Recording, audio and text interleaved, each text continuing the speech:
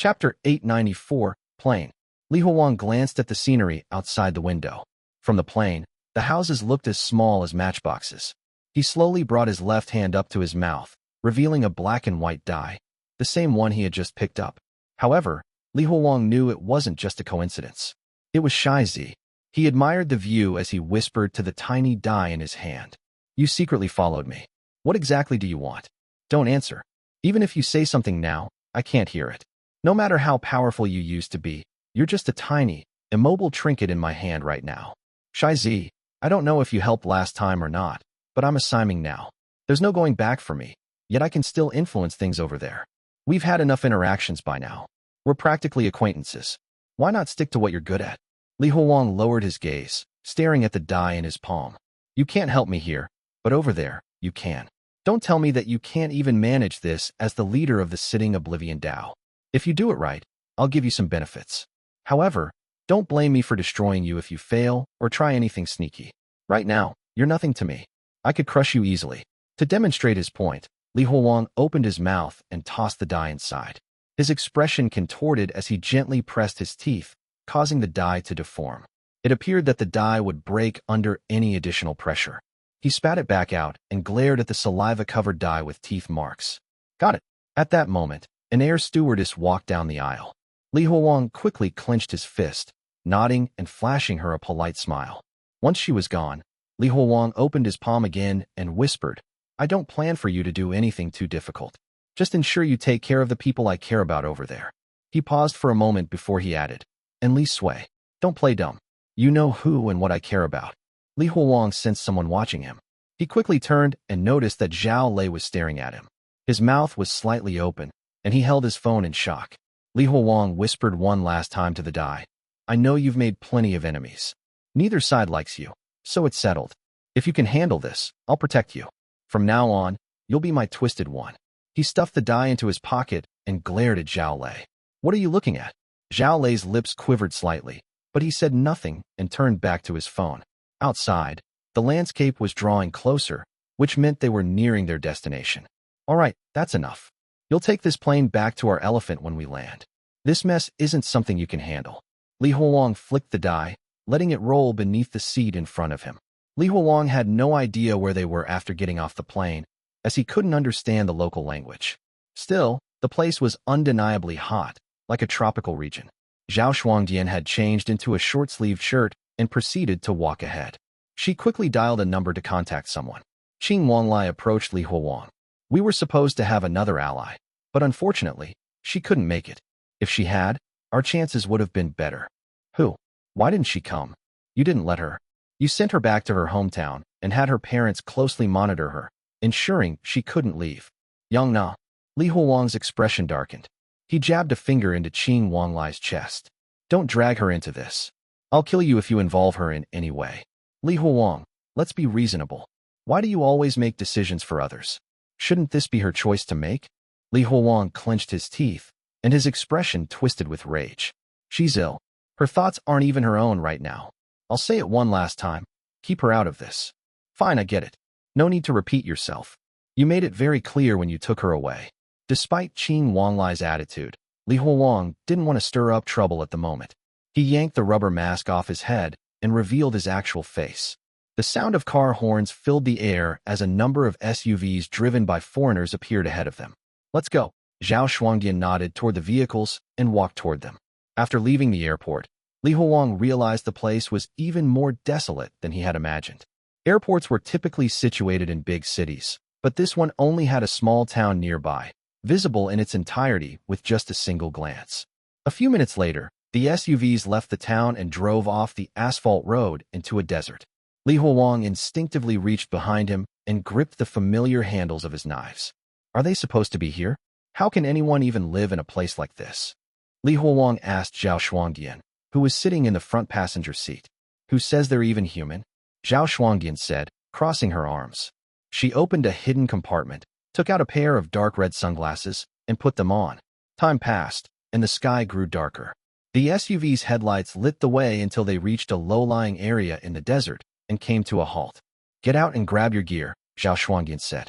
Everyone immediately disembarked and opened the trunk. The group remained serious and focused despite traveling all day with little rest. Li Huang saw Zhao Shuangdian assembling a black sniper rifle. He frowned and drew his 2 knives. Hold on, you get that while I'm stuck with these? Want to trade? Can you even use this? Zhao Shuangdian offered him the rifle, but Li Huang didn't take it. He had never used one before, and an unfamiliar weapon wouldn't be more effective. Li Huang, over here, a voice called out. Li Huang turned towards the voice and spotted Wu Qi and Qin Hongyu, who were unloading a bulky suit and helmet from the trunk of their SUV. Li Huang recognized it immediately. It was his old bulletproof suit. Chapter 895, Strike. Thanks. Li Huang quickly put on the bulletproof vest with their help. It gave him peace of mind since they would soon confront an unknown enemy. Don't thank us. Qing Wanglai was the one who prepared it for you.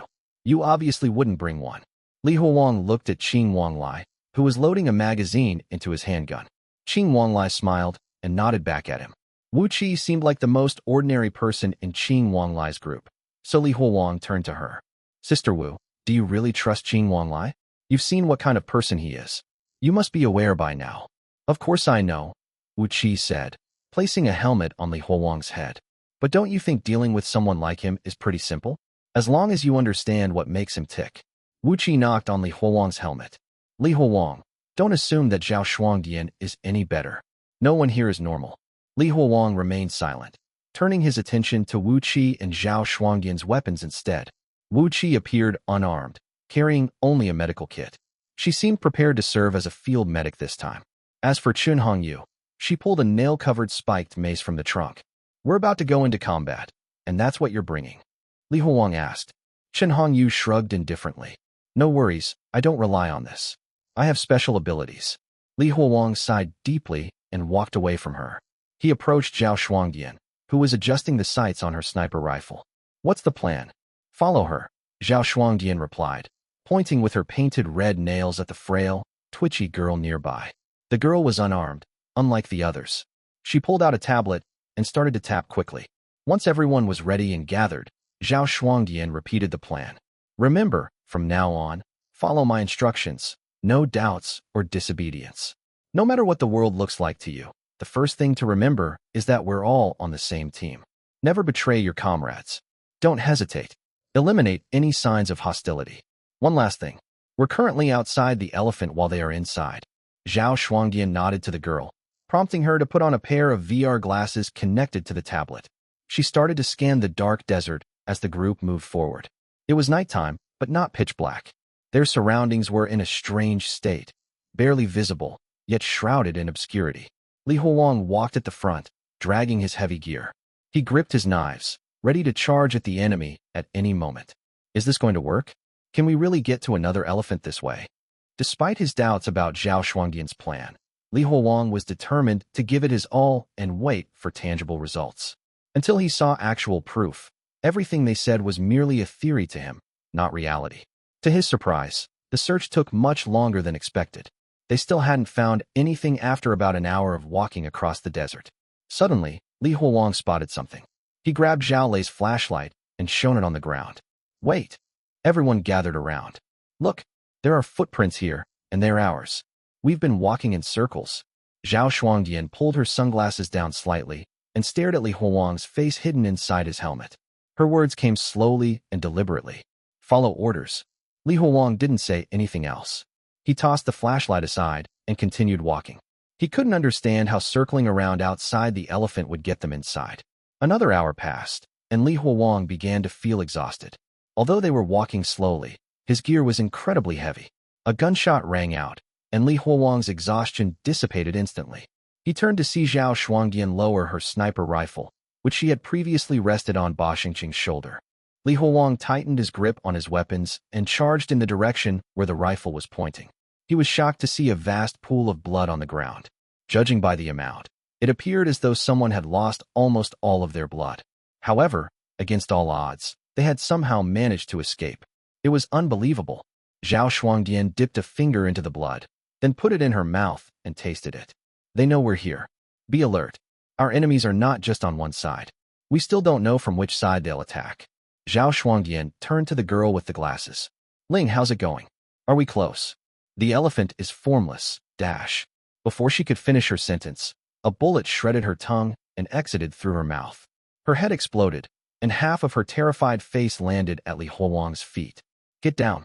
They've got an anti-material rifle. As the girl's headless body fell, everyone except Chun Hongyu immediately dropped to the ground. She was standing in place and channeling her energy. Chun Hongyu, who was concentrating her energy on her dantian, was tackled by Li Huowang. Do you want to die? Let me go? Let me use my power. Li Huowang held Chun Hongyu down while cursing Qing Wanglai in his mind for bringing a useless lunatic with them. Let her go. She can handle it, Qing Wanglai said calmly. Zhao Shuangdian echoed the command, and Li Huowang finally rolled off Chun Hongyu after a moment of hesitation. He lay on the ground and watched as she stood up again, curious about how she intended to solve this crisis. Clack, clack, clack.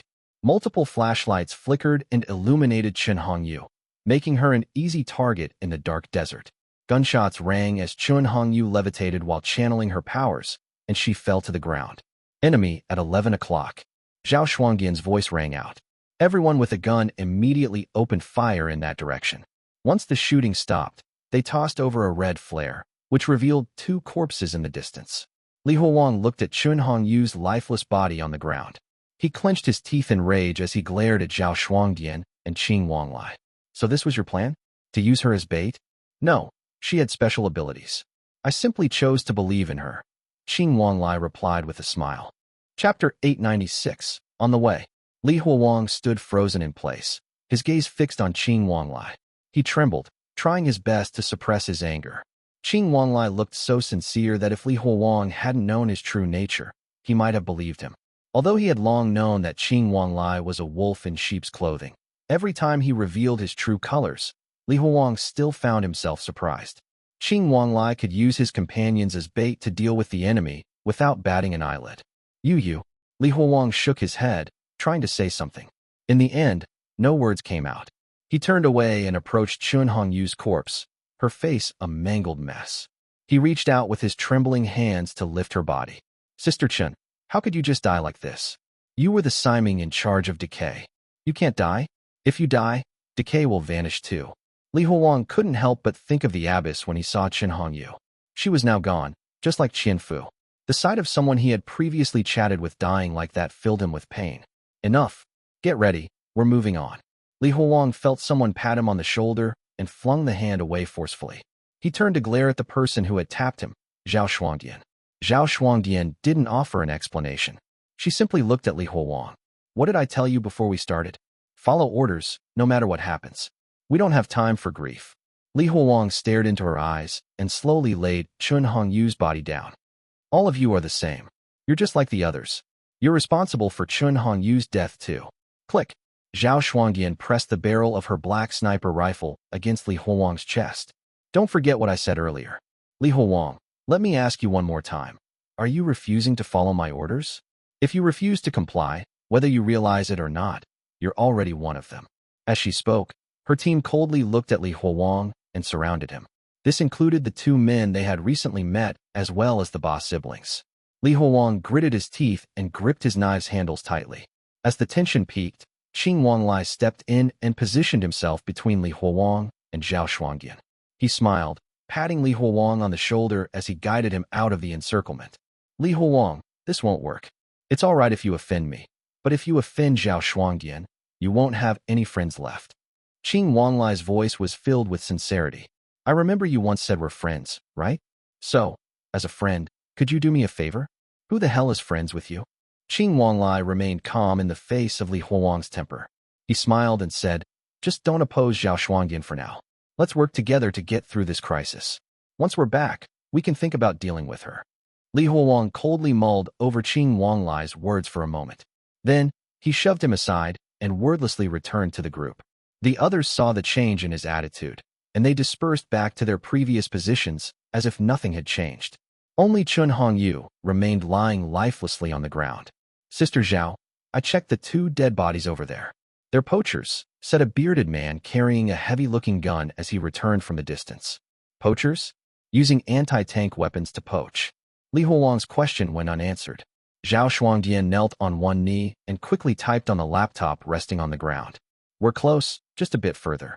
Li Huolong silently walked up behind her and peered at the screen, where a blue 3D wireframe map rapidly shifted with each keystroke. Zhao Shuangdian closed the tablet and stood up. We need to move quickly before their reinforcements catch up. Which way do we go? Donglai asked. Zhao Shuangdian didn't respond. Instead, she looked at Li Huolong. Why are you looking at me? How the hell would I know which way to go? You do know. I have told you that you're special. Lead the way. Her words drew the attention of everyone present. Li Huolong found the situation absurd. I don't even know where we are. How am I supposed to lead you anywhere? You don't need to know. Just trust your instincts. Zhao Shuangdian's reply left Li Huolong speechless. He thought the others would reject this ridiculous idea, but none of them objected. I must have been out of my mind to have trusted you all, Li Huolong muttered, stepping into the dark unknown. The rest of the group followed closely behind. In the pitch-black desert, Li Huolong could only trust his instincts and keep walking. Whether he trusted his instincts or not made no difference since he couldn't see a path anyway. Dawn slowly broke. Despite walking all night, they were still in the same desolate desert. The surrounding landscape hadn't changed at all. Li Huolong shoved past the others and struggled to remove his helmet, which revealed his sweat-soaked face. I'm tired. Let's rest for a bit. He lay down right where he was without waiting for a response. Spending a night stumbling in heavy gear had drained him, especially after their exhausting journey to wherever they were. Wu Qi walked over and handed him a bottle of clear liquid from her medical kit. Drink this. Don't get dehydrated. What is this? Saline solution for cleaning wounds. Li Huolong gulped it down, not caring about the saltiness. His body felt much better after that. Li Huolong sighed deeply and looked at Wu Qi with a complicated expression. Sister Qianhongyu is dead. I know, Wu Qi replied. She took the bottle from him and drank a large gulp. A hint of sadness appeared on her face as she gently patted Li Huolong's sweat-drenched hair. It's okay. Don't be afraid. Sister Wu, I'm not afraid. I just don't understand them, and I don't understand you either. If you can't understand, then don't try to. Just focus on yourself. Empathy can lead to depression. Focus on myself? Li Huolong muttered. He took another big swig from the bottle. He looked around at the barren desert and mumbled to himself. Why is the place where God Yuan Er exists so strange? Is this really the elephant where the Simings live? Chapter 897, Decay. After a short rest, Li Huolong lifted his helmet and resumed walking. Whether it was real or not, they were already halfway there, and he had to continue forward. As the sun rose, the temperature in the desert increased, making it even more unbearable than at night. Everyone's faces showed signs of exhaustion, exacerbated by the fatigue of not sleeping or eating all night. Li Huolong pressed forward in this tired state. By this point, the sun was high up in the sky. Upon noticing something up ahead, Li Huolong and the others stopped. Is that Qianhongyu? Li Huolong froze, looking at the familiar figure ahead. A flicker of joy crossed his face. Could it be true? Does she possess supernatural abilities? Is she really alive? Li Huolong quickly rushed over, slowing down as he got closer. It was indeed Qianhongyu, but she hadn't come back to life. Her body had begun to decay under the intense heat, with large flies crawling in and out of her facial orifices while devouring her corpse. After a day and night of decomposition, Qianhongyu's corpse gave off an overwhelming stench. Although Li Huolong had killed many people, he had never imagined that a corpse could have such a disgusting smell. The smell was so overwhelming that it was almost like an invisible wall, stopping Li Huolong from getting closer. It infiltrated his nostrils, causing his stomach to churn. It threatened to make him vomit everything inside. Even with his helmet on, Li Huolong's eyes stung, and tears flowed uncontrollably. He tried to get closer, but he could not do it. Hey, madman. What's going on? Why did you bring us back here? Ba Nanxu raised her pistol and shot Li Huolong in the back of the head. Li Huolong stumbled forward a few steps, and then turned around furiously. Shoot me again if you dare. Ba Nanxu shot him again. I'm asking you a question. Can you do this or not? You're asking for it. Li Huolong charged at Ba Nanxu while the others quickly grabbed him and pulled him back. Smack. A loud slap echoed as Zhao Shuangdian hit Ba Nanxu across the face. Don't cause trouble. Ba Nanxu paused briefly, then tilted her head and chuckled. She stuck out her forked tongue and licked the air in the direction of Zhao Shuangdian before taking a step back. Zhao Shuangdian ignored her and walked to Li Huolong. Ignore her. I believe in you. You are the most special one. Keep searching. Li Huolong paused for a brief moment, silently paying his respects to the lifeless body of Qianhongyu. Then, he walked around her, determined to leave some marks behind to prevent himself from going in circles again. After a few steps, he stopped abruptly. If the Siming of Decay had died, why hadn't Decay disappeared? Li Huang suddenly turned back, rushing toward Chun Hongyu while enduring the overwhelming stench. As he drew near, a cloud of flies rose from her body. He looked up at the swarm of flies in the air and laughed. I knew it. I knew it. Li Huang, what are you doing? Come back. Get away from there.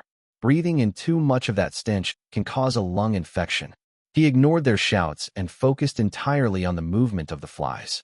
While most of the flies returned to Chun Hongyu's body, a few veered towards the east.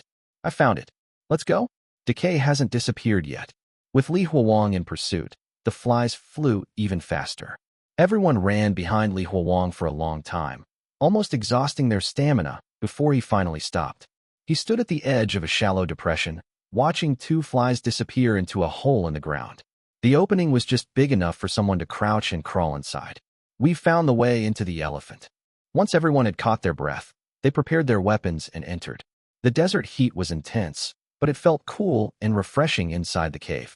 In fact, some shade-loving plants and mushrooms were even growing in the corners. The cave showed signs of human construction. It resembled a tunnel, though narrower than typical ones. After quickly inspecting the structure, Qing Wanglai said, "This is probably part of an ancient Kerez water system. It collapsed over time, which exposed the opening." What's your point? Nothing, just explaining the technical information about the projection in this environment. While Kerez tunnels are generally not wide, they can extend over very long distances. A single tunnel can even be comparable in size to multiple football fields. We should be prepared for enemies. Li Huang did not pay any attention to their conversation. He spotted a gray rat crawl along the wall and couldn't help but smile. His earlier negative emotions faded away. Suddenly, a squeaking sound echoed through the tunnel from the direction where the rat had disappeared. Li Huang's heart sank, and he charged into the darkness. Light a flare. A red flare illuminated the dark tunnel.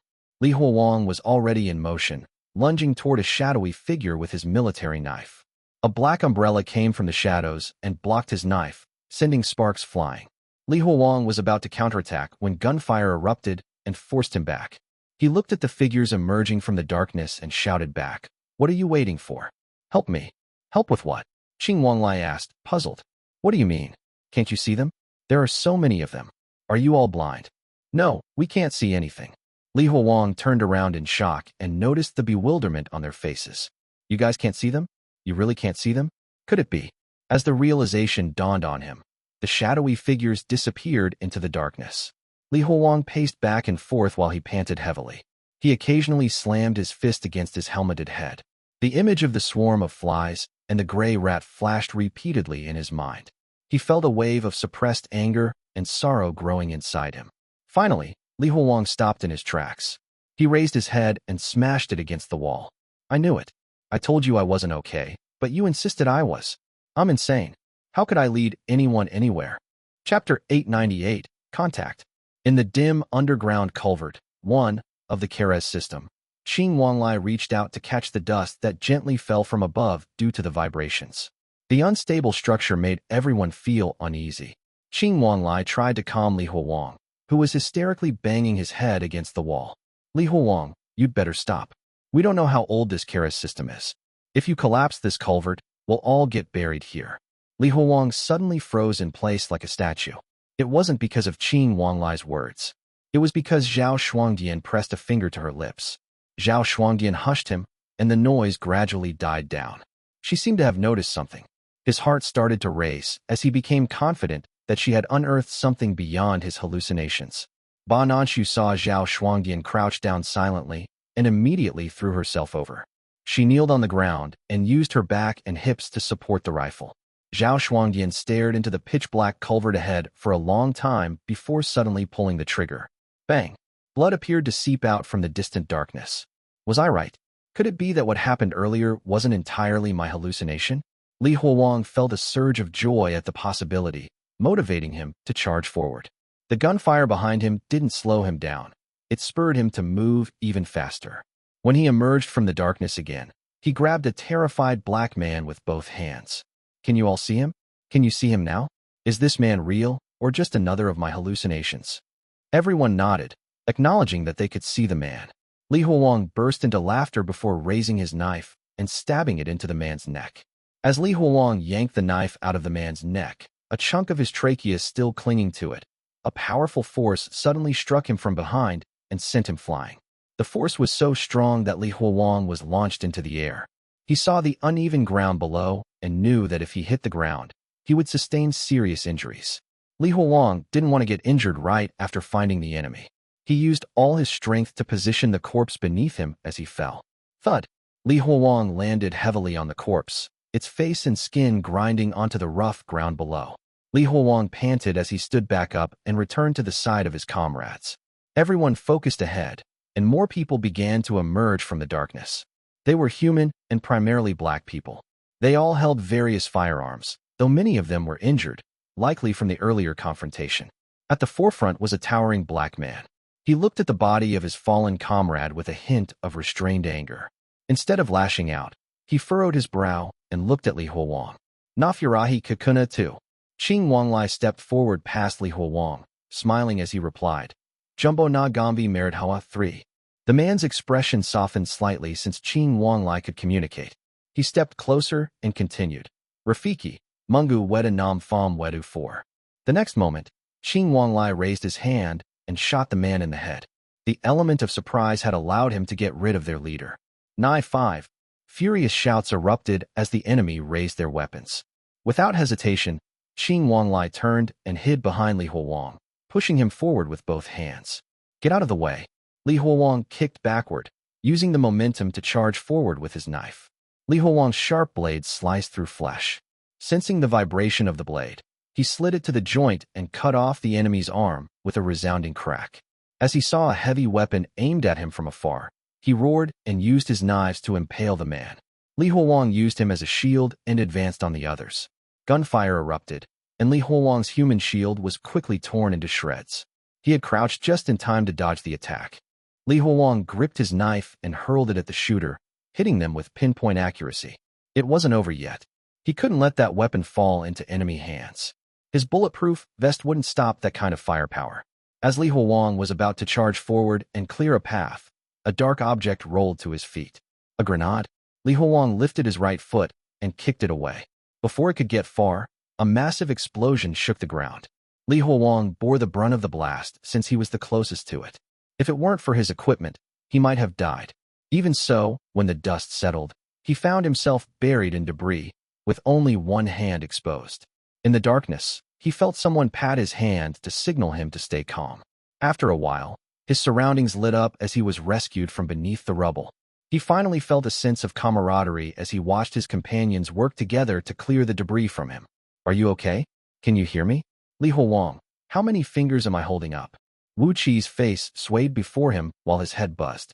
Li Huang turned around and looked at the collapsed culvert, now filled with rubble. There were no more enemies in sight. The buzzing in Li Huang's head subsided a bit, and he could hear Qing Wanglai's voice nearby. Qing Wanglai said, They intentionally did this to block our way and prevent us from getting closer. He took out a compass from his pocket and shook it briefly. But it's fine. This will only delay us. Kara's systems are long, with access points at various intervals. If we follow this direction, we'll find another entrance. All right, let's not waste any more time. Judging by their reaction, we've found the right place. Li Huang, lying on the ground, suddenly reached out and grabbed Qing Wanglai's ankle tightly. 3 pure ones. I've been meaning to ask you this for a while. How come you speak their language? Are you close to them? 1. A structure to channel water past obstacles. 2. Swahili, I'm glad to see you. 3. Swahili, great and wonderful friends. 4. Swahili, friend, our God, and our King. 5. Swahili no? Chapter 899, Culvert. Qing Wanglai chuckled and adjusted the bridge of his glasses with one of his fingers. It's a secret. Qing Wanglai and Wu Qi helped Li Huang stand up. You can communicate with them, so why not try to negotiate and make peace? What do they want? Or do you have some other purpose? If things were that simple, I would have done it long ago. It's too late now. After what happened before, there's no way for us to coexist peacefully. Just then, Wu Qi glanced at Qing Wanglai. Be careful, his ribs are broken. It's fine. This wasn't from the rocks. It was from being smashed by a lunatic earlier. I can walk by myself. Li Huolong pushed them away forcefully and staggered along with the others to leave the area. Although Li Huolong was injured, he seemed more composed than before. He now knew that not everything he had seen was a hallucination. Chen Hongyu hadn't died.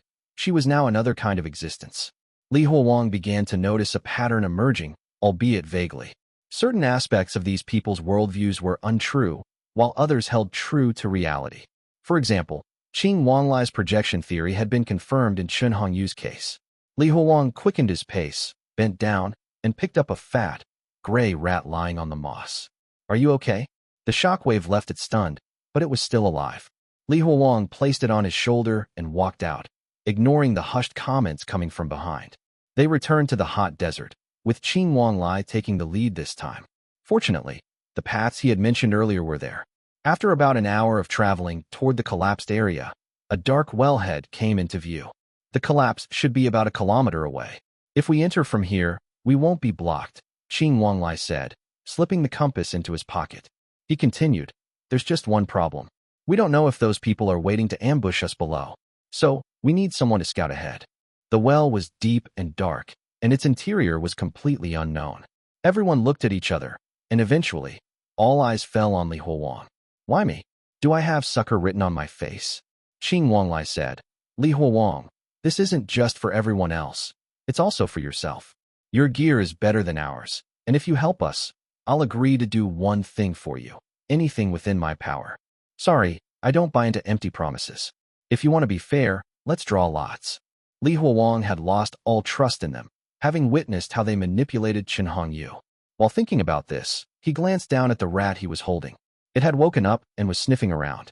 He gently stroked the rat's head, but a look of panic suddenly crossed his face. He hurried over to Zhao Lei and lifted the rat to his face. "Can you see this? Tell me, can you see this rat?" Zhao Lei jumped back, startled. "Yes, I see it. I see it. Li Huolong, what's gotten into you? You're acting crazier and crazier. If you can see it, I know it's not a hallucination," Li Huolong said, gently patting the rat's head and taking a long breath. He paused for a second before walking over to Qing Wanglai and Zhao Shuangdian, who were discussing their next steps. "I can go down and scout the path, but there's something I'll need you to do for me when we return." "What is it?" Zhao Shuangdian asked. "I need you to help me get the prescription meds Donglai gave me regularly." Li Huolong knew he couldn't continue like this, confusing reality with hallucinations. If he was genuinely ill, he needed to keep taking his medications. Although they wouldn't cure him, they could at least help stabilize his condition and prevent further hallucinations. Qing Wanglai and Zhao Shuangdian exchanged glances and nodded. All right. Li Huolong wasted no time. He headed straight to the well. He placed his feet against the sides of the well and peered into the pitch-black darkness below. A cold wind whistled up from within, adding to the sense of danger. "Light a flare." As he reached out to take the flare stick, the rat in his hand suddenly wriggled free and leaped into the darkness below. Li Huolong tried to stop it. However, the rat had already disappeared into the darkness. After a brief pause, Li Huolong shouted, "Sister Chun, how's it down there? Are there any ambushes?" Faint squeaking echoed up from the depths. Li Huolong relaxed his legs and swiftly descended. As soon as he landed, he raised the flare stick high. The bright red light illuminated everything around him. Li Huolong scanned the surroundings, finding no trace of any enemies. He waved the flare stick, signaling for the rest of the group to descend. While waiting for them, Li Huolong said, "Sister Chun, thank you. You don't need to help me next time. I can handle it myself." At that moment, Wu Qi climbed down the rope and looked at Li Huolong with concern. "Who are you talking to?" Li Huolong shook his head and did not offer any explanation. He knew that no one would believe him anyway.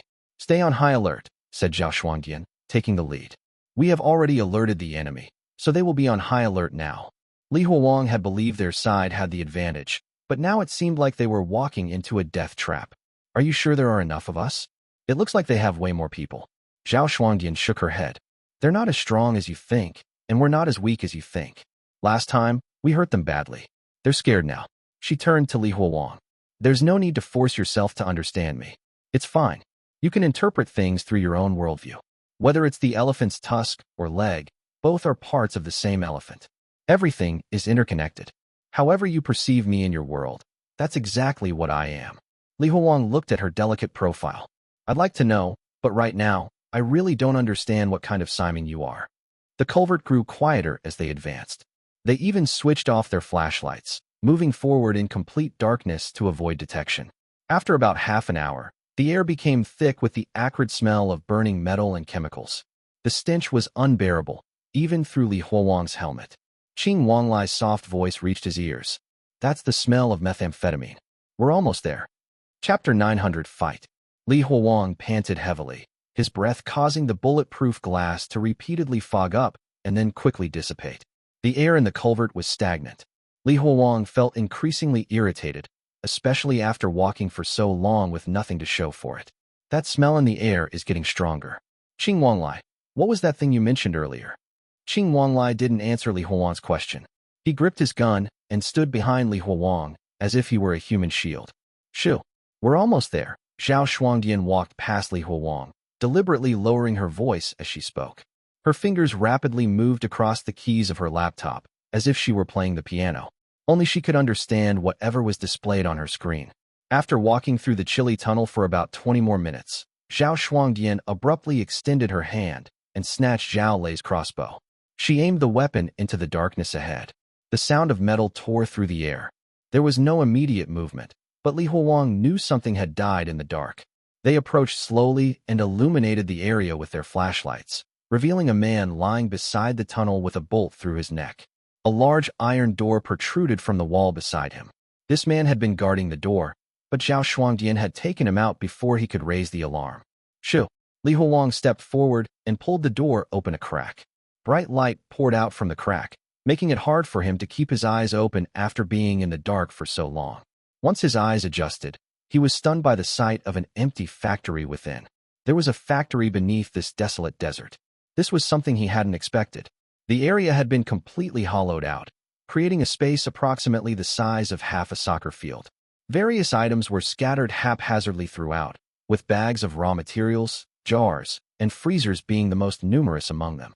In the distance, there was a railway track with several minecarts parked on it, suggesting it had been used for transporting goods. Li Huowang couldn't tell what this factory produced. However, he felt a sense of familiarity, as if he had seen a similar scene on television before. He quickly pieced everything together. This place had been used to produce drugs, and these people were drug lords. It explained why the sentry outside was armed with an anti-material rifle. The factory seemed to be closed.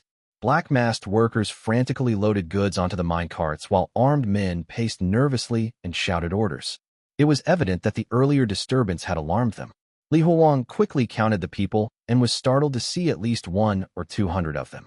He knew that his group was no match for such a large number. The others had also seen what was happening through the crack of the door. Without hesitation, Zhao Shuangdian said, "See that generator? That's their power source.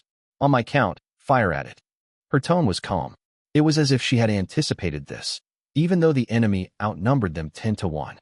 What's the point of charging in? We're sending ourselves to our deaths. Didn't you see their firepower? Li Huowang whispered. He knew that they were outmatched in every way. When Zhao Shuangdian mentioned a counterattack, he initially thought the two sides would be somewhat evenly matched.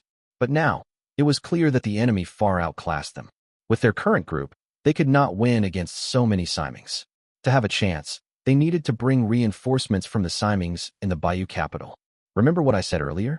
Let me ask you again. Zhao Shuangdian's chilling voice emerged from behind. Are you refusing to follow my orders, Li Huowang? Li Huowang stared intently at Zhao Shuangdian, carefully studying her expression. He could tell that she was being sincere and not joking around. Does she have some hidden trump card I don't know about? It made sense. While she may not value his life, she couldn't be reckless with her own. Even more surprisingly, Qing Wanglai hadn't objected to such a crazy order. Fine, if you're willing to die, I'll be happy to dig the graves, Li Huowang muttered. He stepped aside to allow more guns to point through the door. 4, 3, 2, 1. A rapid burst of gunfire filled the air, causing the once vibrant light behind the door to dim instantly. Li Huowang quickly kicked the door open and charged in. In the pitch-black darkness, Li Huowang couldn't tell friends from foes. Still, he knew that his allies were all behind him, which meant that anyone in front of him had to be an enemy. Whenever he ran into someone in the dark, he decisively stabbed them in the heart. Gunfire suddenly broke out from his left, and a series of bullets painfully struck his vest. Take action. What are you standing around for? Li Huowang shouted. The gunfire intensified, surrounding him from all sides. He felt like he was in the middle of a storm of bullets.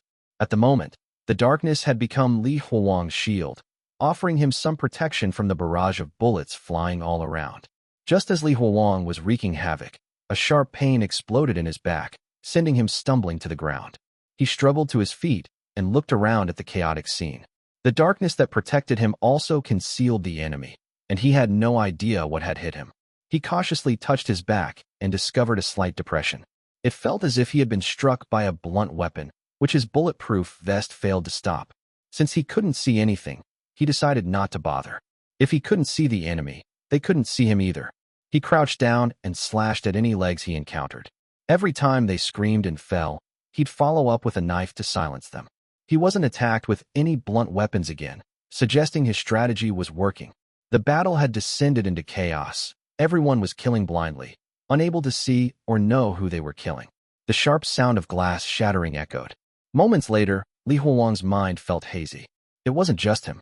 He could hear the sounds of people collapsing around him. Fortunately, his helmet slowed the effects. He reached out and touched a broken test tube. He immediately realized that Donglai had thrown in some anesthetic gas. He had thrown it in without waiting for Li Huolang to move out of the way, aiming to knock out as many people as possible. Damn, Li Huolang fought to stay conscious. Li Huolang ripped off his helmet and drove his military knife into his shoulder blade, using the pain to stay awake. Chapter 901 Big. The intense pain jolted Li Huolang back to a state of partial consciousness, but it wasn't sufficient. As the anesthetic took hold, the pain slowly diminished. He stumbled backward, faintly hearing Wu Qi's voice. Finally, his consciousness slipped away, and he collapsed to the ground. Li Huolang had no idea how much time had passed, but he gradually regained awareness.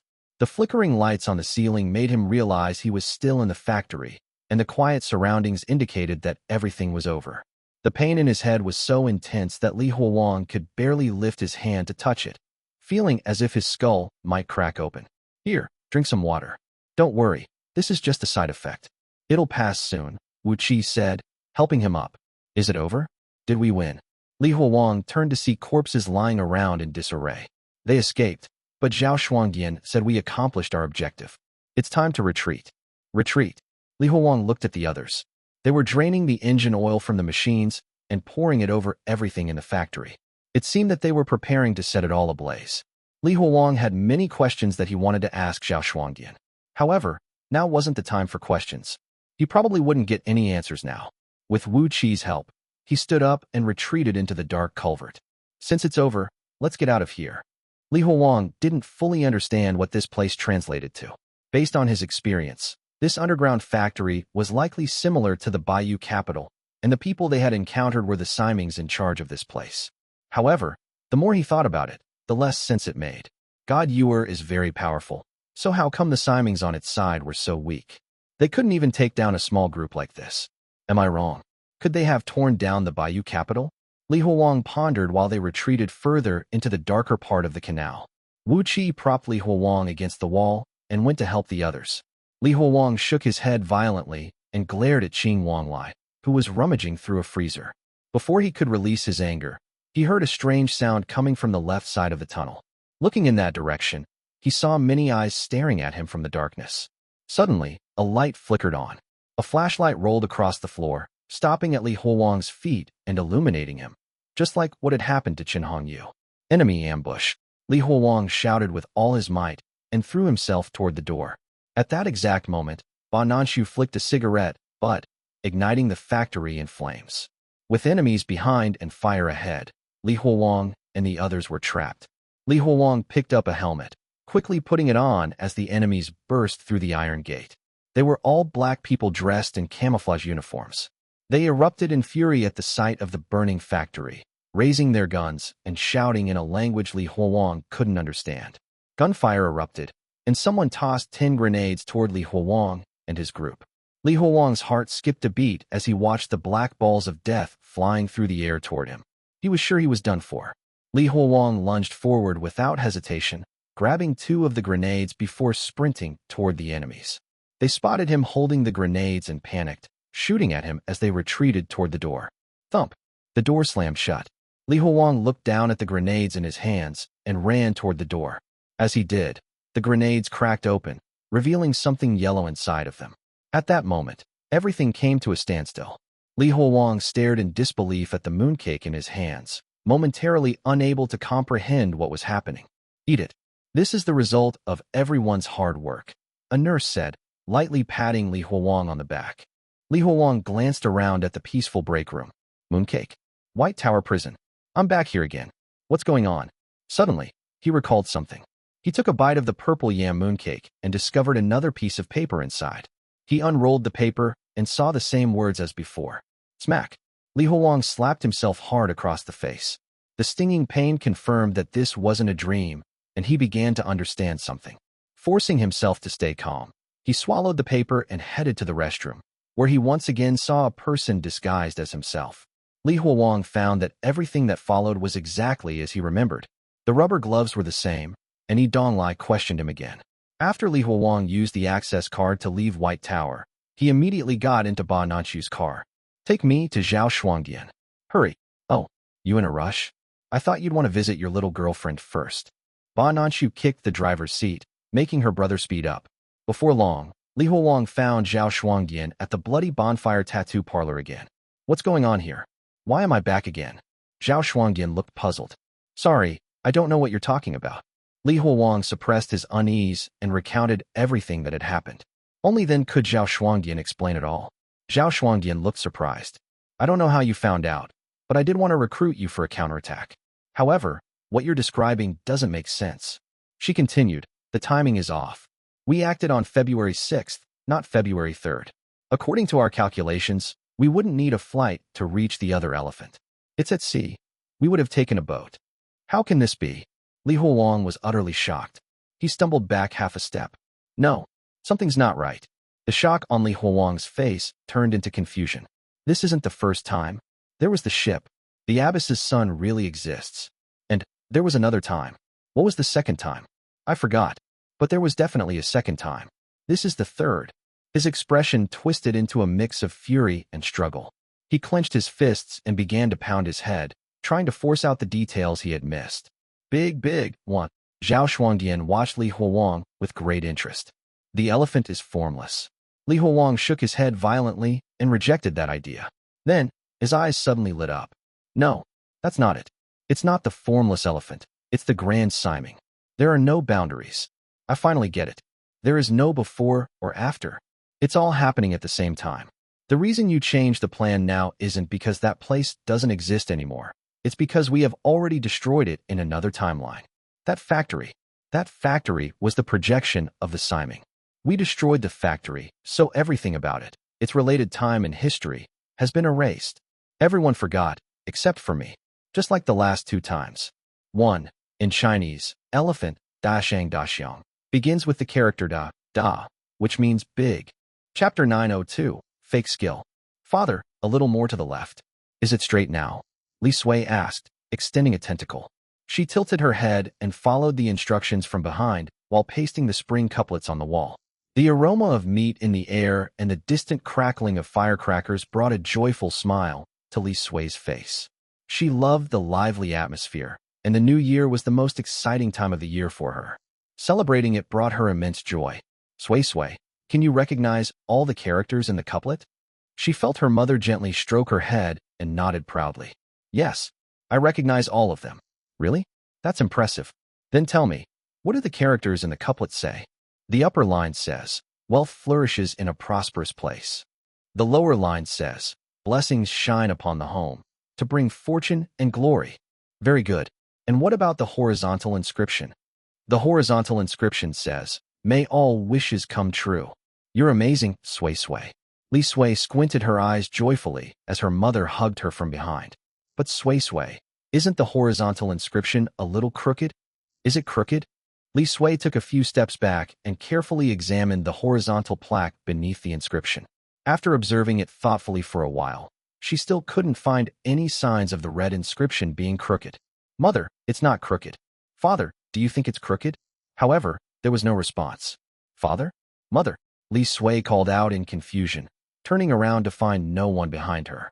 Nobody was there, and at some point, The smell of meat and the sound of firecrackers had completely vanished. She saw two figures, one dressed in white and the other in red, gradually walking away in the distance. Li Sui panicked and struggled to run toward them. Father, Mother, where are you going?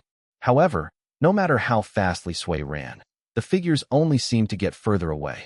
As Li Sui's desperation grew, her human form began to crumble. More than 10 tentacles emerged as she transformed and rapidly moved towards them. Father, Mother, please don't leave me. I promise I'll be good. I won't make you angry anymore. No matter how fast she ran, the figures in the distance stayed just out of reach, eventually disappearing at the far end of the road. Li Sui finally collapsed. She stumbled to the ground, where she sat and sobbed uncontrollably. As she cried, she slowly woke up and glanced tearfully around the cave. She realized it had all been a dream. Several days had passed since she had fallen from the sky, and she still hadn't found the U capital. Li Sui couldn't hold back her sorrow and cried loudly once more. However, crying wouldn't change anything, and she needed to complete her journey. Half an hour later, Li Sui emerged from the stone cave and continued along the path toward U capital. She wasn't sure if she was going the right way, as the road seemed to split off in many directions.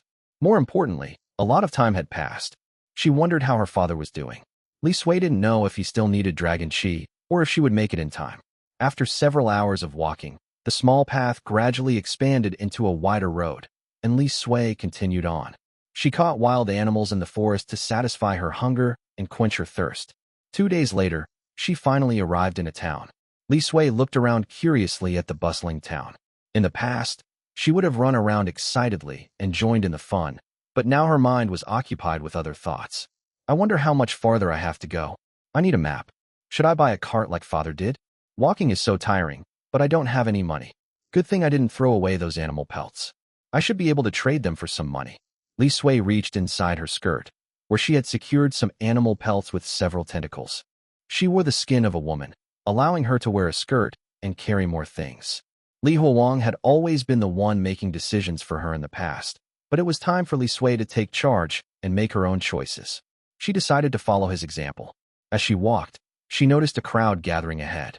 She tiptoed to peek at the scene and saw a few shirtless men performing with spears and staffs. A gong echoed as a boy around 11 circled the crowd. He banged the gong, flipping around and shouting. A little gong spins round and round. Friends from all around, from the south to the north, from the east to the west, we've wandered everywhere, and now we've come to Luoshan. Dear audience, it is said that mere talk is cheap, so today, we'll show you our true skills. Witness the feat of breaking a stone upon flesh. Soon, a long bench was placed in the center of the performance area. A strong man lay down on it while 2 others placed a large stone on his stomach. An old man raised a hammer and approached him eagerly. Hey up! The hammer began crashing down onto the stone. The shocking scene caused some young women in the crowd to close their eyes in fear. The stone shattered with a crack, but the man underneath was unharmed. The crowd erupted in cheers. Feeding off the crowd's excitement, the performers launched into their acts, breathing fire, swallowing swords, and walking on tightropes. Each feat drew a round of applause. Li Sui had initially planned to leave, but she was still a child at heart. She became engrossed in the performances and forgot about everything else. The performers worked tirelessly, putting on a performance that captivated the crowd. The bearded old man sensed the atmosphere was right and signaled to the young boy. The boy lay down reluctantly on the ground and turned his palm upward. The old man stepped on his hand while the boy straightened his legs. He screamed as his hand was twisted and dislocated. The boy ignored the pain, grabbing a bowl and begging for tips from the crowd while dragging his dislocated hand along. Once the collection started, the crowd began to disperse quickly. Only a few compassionate souls remained and tossed a few coins into the bowl. When the bowl reached Li Sui, she thought momentarily and placed a rabbit skin into it. She lingered, hoping to ask the performers for directions.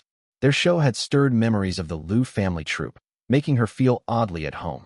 She remembered her father had once asked the Liu family troupe for directions. They were well-traveled and knowledgeable. However, unlike the Liu family troupe, this group of performers did not include any women. Chapter 903, Same Path. Li Sui observed the performers closely, and they returned her gaze. Their eyes widened in astonishment. They had never encountered a girl of such striking beauty. What are you looking at? Never seen a woman. The old man flicked each of them on the head.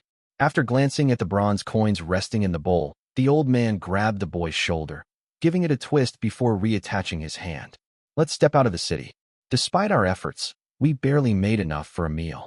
They packed up their belongings and drove their cart out of the city gate, only to notice Li Sui following closely behind them. The younger men in the group immediately became restless, wondering if the girl had taken a liking to one of them. The old man kicked them swiftly and pushed them aside. He clasped his hands respectfully toward Li Sui. Miss, you've seen the performance. It's getting late, so you should hurry back home before your family starts to worry. At the mention of family, Li Sui's expression dimmed slightly. Grandpa, is this road the way to the U capital? Yes, it is. However, there are a few forks in the road along the way. It's not far, but it would take about 10 days on foot. Miss, you're traveling empty-handed. I'm afraid you might not make it, Xuan Pin said before continuing on with his apprentices. But soon after, he saw the girl following them again. Are you also heading to U capital? Can I go with you?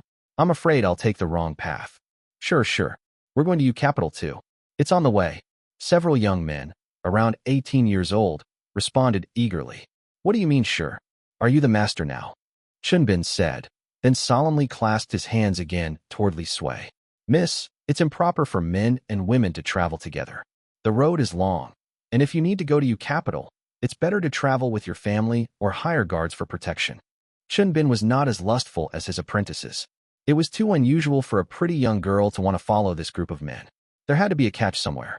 But I can't find my family. Li Sui's voice trailed off as she looked down.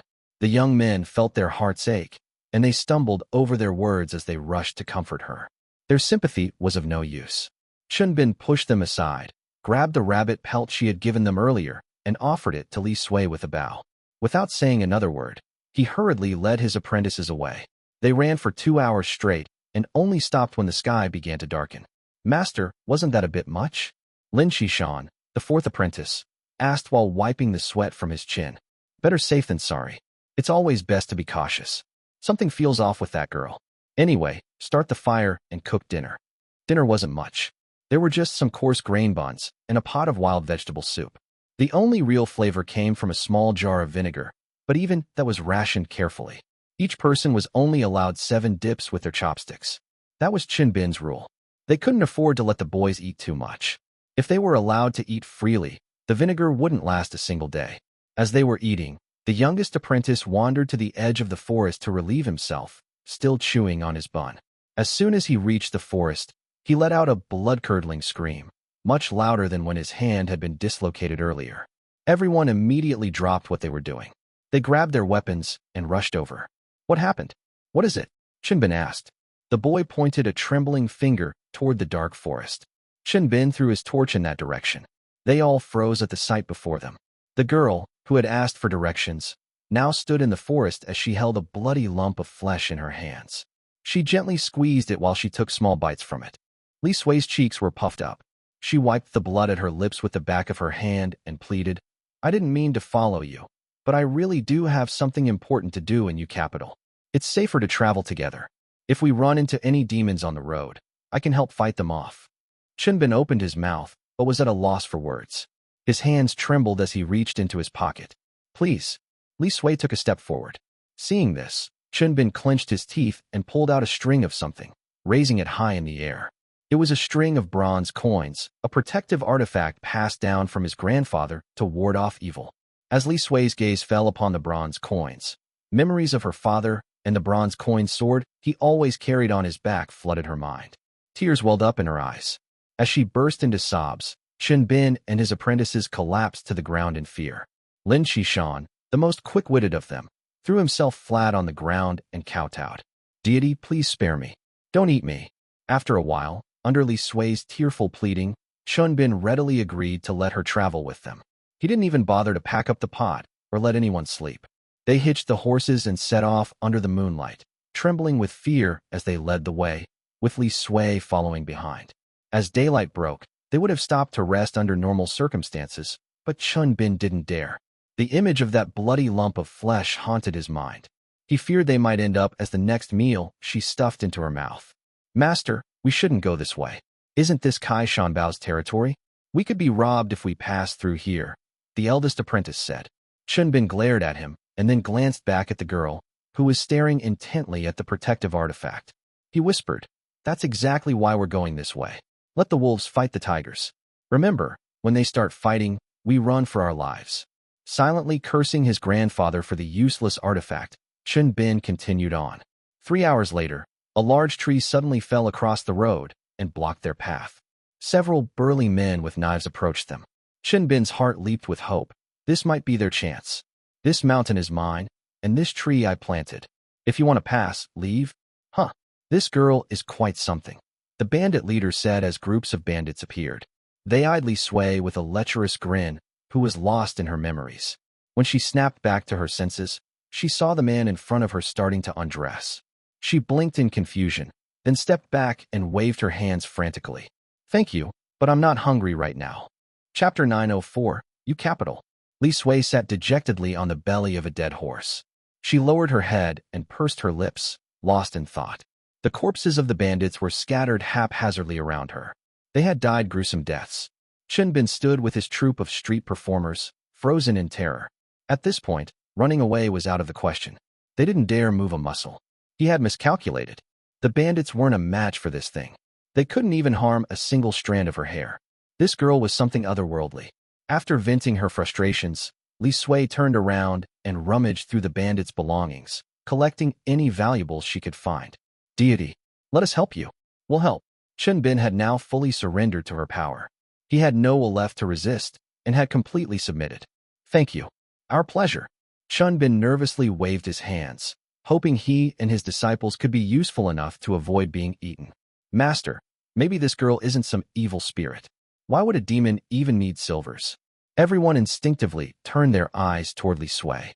Just then, Li Sui lifted her skirt, and a few black, fur-covered tentacles slipped out. The sight caused everyone's faces to pale, and they hurriedly began rummaging through the corpses, desperately searching for money. They were too terrified to think any further. After a while, Xuan Pin nervously held some silver and bronze coins in his trembling hands. He presented them to Li Sui, forcing a fawning smile onto his wrinkled face. "Deity, this is all we found. We wouldn't dare keep a single penny for ourselves. These bandits are here to rob people, so they wouldn't carry too much silver with them." Li Sui pushed the silver back into Xuan Pin's arms and furrowed her brows with determination. "Take me to the U capital. I need to go there." Xuan Pin did not dare to refuse and nodded repeatedly. "Of course. To the U capital. We'll go to the U capital right away." At Li Sui's command, everyone hurried to pack up and set off. They rushed day and night, reducing a 10-day journey to just 7. Their sole purpose was to escape this deity as soon as possible. "Deity, look. We've arrived," Xuan Pin stammered, his lips pale as he pointed at the bustling city gate with trembling fingers. Li Sui saw the familiar gates, and her spirits finally lifted. "Wonderful. I can finally see my father." After enduring so many grievances throughout this journey, she was determined to pour her heart out the moment she laid eyes on her parents. "Oh right. I need to find the Emperor of Great Qi. My father still needs Dragon Qi," Li Sui shouted before dashing toward the city. The U capital was vast and bustling, with shops selling various goods lining both sides of the streets. Li Sui ignored these distractions and headed straight for the imperial city at the center. Before Li Sui could even approach, a group of people blocked her path. Their clothing differed, but they all wore the badge from the surveillance bureau, which Li Sui recognized from playing with her father's badge. She turned around and saw more people closing in behind her. They had surrounded her. A burly soldier stepped forward and spat on the ground before her. "You've got guts, coming to the U capital in broad daylight like this. Do you think we're here just for show?" Li Sui had been monitored the moment she entered U capital.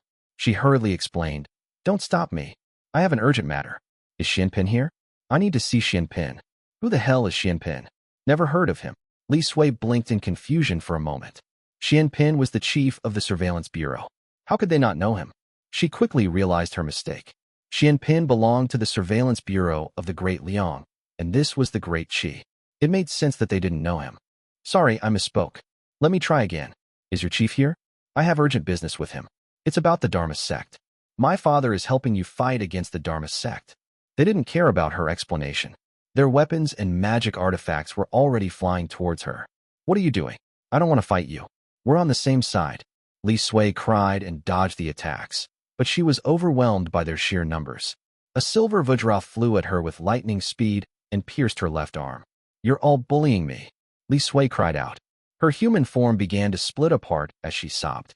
A bloody, dog-like head emerged from beneath her skirt, accompanied by black tentacles that burst out from her clothes and flailed around in all directions. "Don't kill her. Keep her alive. We need to find out who she's spying for." The Surveillance Bureau agents replied as they closed in from all sides. "Understood." A blind nun was the first to strike. Her whisk swept like a steel hook, instantly severing 3 of Li Sui's tentacles and spraying blood everywhere. That was only the beginning. 2 burly men dressed in tight-fitting outfits rapidly stretched a dripping black ink line into a massive net, which they then cast over Li Sui. Li Sui refused to give up. She reached out with her remaining tentacles and attempted to draw symbols on turmeric paper. However, in the distance, a Taoist with a painted face made a hand gesture. All of her talismans burst into flames, reducing them to nothing but ashes. Li Sui couldn't use her talismans without turmeric paper.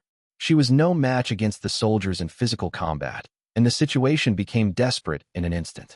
The sharp-eyed Surveillance Bureau members sensed her growing weakness. They quickly tightened the encirclement, determined to finish her off. Whoosh! Her tentacles were sliced off one after another and writhed on the ground. The pain brought tears to Li Sui's eyes, but the attacks didn't stop even as her tears flowed. Now that she had no tentacles left, the soldiers stepped forward and formed a flying dragon formation to charge at her. Their killing intent wrapped around their gleaming sabers. They pierced Li Sui's heart, inflicting a chilling pain. She saw the wall of blades coming toward her and cried desperately, "Get away from me. I want to go home." The next moment, something unexpected happened. It was as if the flying dragon formation had hit an invisible barrier. It completely broke down, and the soldiers were sent flying. These were the Imperial Guards of the royal city. How could their formation be broken so easily? Be careful. This demon still has tricks up her sleeve. Don't let your guard down. Chapter 905, Goodbye. Everyone around Li Sui grew tense. A horn rang out in the distance as more soldiers gathered toward them. Everyone started to prepare their trump cards. A playful, androgynous voice cut in. "Oh, stop it, all of you." The atmosphere gradually calmed down. The crowd parted, and Li Sui saw a man step forward. He had a round face, appeared to be in his 30s, and was dressed in green silk. He looked at the injured Li Sui, twirling a strand of hair by his left temple with his finger. "A black Tai Sui strayed one? Oh my, how interesting. You speak so fluently. It's been 1,000 years since I've seen something like this." Although he looked like a man, there was something feminine about him. It reminded Li Sui of the eunuchs in the palace, but this person seemed even more feminine. "Excuse me, are you a eunuch serving the emperor? Do you know the emperor?" Li Sui thought the emperor of the Great Qi would surely know her father. The person, who appeared to be neither entirely male nor female, snorted and replied, "Not all androgynous people are eunuchs. When I was 6, I did want to enter the palace for work, but they didn't want me because I allegedly wasn't qualified. What could I do? People need to eat. So now I'm just serving as the chief of the Surveillance Bureau." "You're the chief of Great Qi's Surveillance Bureau? Really?" Li Sui became excited. She felt she had finally found someone who could help. "Please help my father. He's in danger." She quickly recounted the entire story to him. The chief of the Surveillance Bureau hesitated for a moment and studied her closely. It all seemed too strange. After some time, he glanced at the chaotic streets around him. He pulled a handkerchief from his sleeve to wipe away his non-existent sweat, then turned down a side alley. "Come with me." Li Sui quickly followed, trailing behind him through the bustling streets. Eventually, they arrived at a small courtyard. It wasn't large, with only a grape arbor, a rocking chair, and a stone table beneath it. This place felt exceptionally quiet compared to the streets outside. The chief of the Surveillance Bureau reclined on the rocking chair, crossed his legs, and squinted as he observed Li Sui carefully, trying to deduce what she truly was. Could she be lying? How could a black Tai Sui know about the great Yong and speak so clearly about it? But if she was telling the truth, how could her father be helping the Simings? That's even more absurd. "Can you send me back to Great Yong? Something urgent is happening there, and my father is waiting for me." Li Sui couldn't wait any longer. "Hold on. You need to explain everything in detail before I can think of a way to help you. Start with the Dharma sect. Did they really wipe out all of the Great Qi?" During their brief interaction, the chief of the Surveillance Bureau recognized Li Sui's naive nature. He took advantage of this and tried to gather as much information as possible. "But my father, your father's in the heavens. What's there to worry about? As the saying goes, one day in heaven is 10 years on earth. Relax, I guarantee your father's fine. Li Sui felt a little more at ease and began to share everything she knew about the Great Qi, the Great Liang, and the Dharma sect. The chief of the surveillance bureau couldn't remain calm. If this was all true, it was too bizarre. Yet, the more he asked, the more credible her answers seemed. Suddenly, he raised his hands and interlaced his fingers. 2 white threads appeared between them. He smiled and said, Li Sui, your face is quite dirty. Let me fix it for you. The 2 crisscross threads slid swiftly across Li Sui's bloody dog-like face, slicing off tiny bits of flesh and scabs with precision. The blood-soaked threads were stained red when they were retracted. The chief of the surveillance bureau collected the threads and thought to himself, not bad, at least she's not from the sitting oblivion Tao. His suspicion eased a little. Li Sui, tell me, when the Dharma sect was causing trouble in Great Qi, what era was it? Era? I don't know. My father never taught me that. Then surely you know the name of the emperor at the time. Yes, I know that. His name is Gao Zhijian. Gao Zhijian. Good name. The chief of the surveillance bureau began to calculate. After a while, he stopped and furrowed his brow. Strange. Why can't I calculate anything? Could it be that the name wasn't based on the 8 characters and 5 elements? Li Sui looked around at the serene environment, hesitating briefly. Sir, may I ask something? The Great Qi was supposedly occupied by God Yuan Er. Why is everything back to normal now? She had been wondering about this ever since she fell from the sky, but there hadn't anyone to ask until now. Now that the Great Qi's chief was before her, she had to ask. As for that, the chief of the surveillance bureau was also a bit puzzled. How could the Great Qi have been destroyed? What kind of natural disaster could have caused that? He continued, don't worry. I'll fetch the Imperial Preceptor of Great Qi to help save your father. Li Sui didn't have to wait long before an elderly man, donning a Nuo opera mask, was brought into the courtyard on a wicker chair. The man's hands were so frail that they resembled bones covered in skin, and his veins were nearly transparent. Before Li Sui could react, the Imperial Preceptor of Great Qi grabbed her hand, and the Nuo opera mask was placed over her dog-like face. Li Sui struggled frantically. After some pulling at the mask, she finally managed to tear it off. Once she pulled it off, she heard the Imperial Preceptor's voice. She's telling the truth, but it's not now. It's 3 sexagenary cycles from now. Li Sui shuddered upon hearing this. She understood what a sexagenary cycle was, having heard Lu Zhuangyuan explain it before. 3 cycles equaled 180 years. She was now 180 years in the past. She didn't know why or how this had happened. All she knew was that she might never see her father again. Li Sui was dazed for a long time before slowly gathering herself. She trembled and tried to comfort herself. It's fine, as long as my father is okay. I have time. I just need to wait 180 years to see him again. As she spoke, tears kept flowing down her face, despite her constant efforts to wipe them off. Li Sui stared blankly at Li Huang. He was anxiously shouting at her as she recalled the memories she had nearly forgotten. Li Sui, I'm talking to you. Are you even listening? Huh? What do you mean, huh? The sky is practically falling, and you're spacing out. Chapter 906, Intelligence. Li Huang scratched his head in frustration. He stared at Xuan Pin before him. He had been explaining for a long time, but it seemed like it had all been for nothing. His temper would have flared long ago if this weren't his daughter. Sui, focus. This is no time to be distracted. The leader of Fengxian's sect has already pried open Padaier's skull. He walked over and grabbed his daughter's shoulders, shaking her forcefully. He had gone through all kinds of trouble to travel to the Tianxin kingdom, and it was all for what was hidden inside Padaier's skull. Is that so? That's great. Let's go then, Xuan Pin replied flatly, as if she were merely going out for a meal. Xuan Pin had finally come to her senses. Li Huang hurriedly led her out towards the surveillance bureau. The surveillance bureau of the Liang kingdom operated underground. On every previous visit, Li Huang feared someone would uncover his true identity as a strayed one. However, things were completely different now. As Li Huang led Li Sui through the streets, everyone they passed bowed their heads and made way for them. The surveillance bureau's prison was located on the lowest level. When they arrived, everyone who needed to be there had already gathered, making the place very crowded. All of the highest officials of the Great Liang were packed into this dark and damp prison. Their attention was fixed on the severed head of Padayer, which lay in a vase on the table. This was the work of the righteous monastery. Padayer no longer needed his body. His head was enough. An elderly Taoist with white hair and a scraggly beard stood opposite Padaier's head.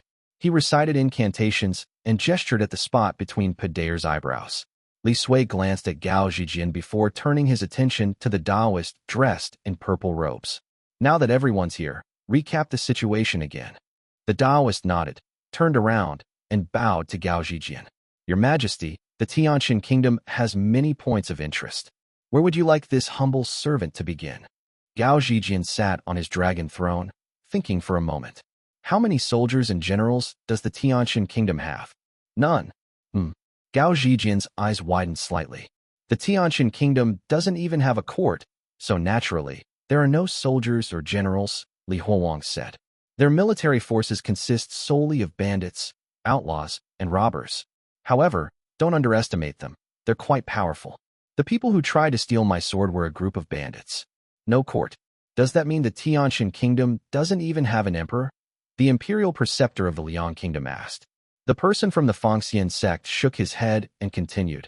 There is no royal family, but the Tianqian kingdom has a patron. From Padaier's memories, I learned that this patron has absolute authority there. No one dares to defy him. And that patron was the one who proposed seeking revenge against Heavenly Mater. A patron? What's this person's name? Gao Zhijian clenched his fists. He would finally know who his opponent was. He is called Zuoqiu Yong. Padayer only caught a glimpse of him from afar. His status was too low to speak with the patron. And how powerful is this patron? Gao Zhijian asked. The Taoist glanced at Padaier's head. Your Majesty, Padayer doesn't know. From what he saw, the patron's strength is unfathomable. He has never shown his full abilities. He must be incredibly powerful. According to Padaier's memories, the entire army of Unspeakable may be under his command. The patron might be a Tuanhuang noble who betrayed the Heavenly Mater.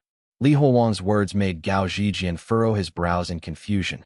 Senior Li, what is this army of Unspeakable you're talking about? And what do you mean by a Tianhuang noble? After giving a brief explanation, Li Huowang continued. Zuoqiu Yong orchestrated everything that has happened. He and his people are the main force behind the current conflict. In fact, it could be said that the entire plan to deal with the Heavenly Mater was his idea. He may not be an emperor, but his authority in the Tianqian kingdom surpasses that of any emperor. Gao Zhijian's face darkened. His enemy this time was someone who could touch the heavenly Daos. If they were to fight, there would be bloodshed on a massive scale, similar to the conflict with the Dharma sect. The weight of this realization hung heavily in the room, not only on Gao Zhijian. The atmosphere grew heavy.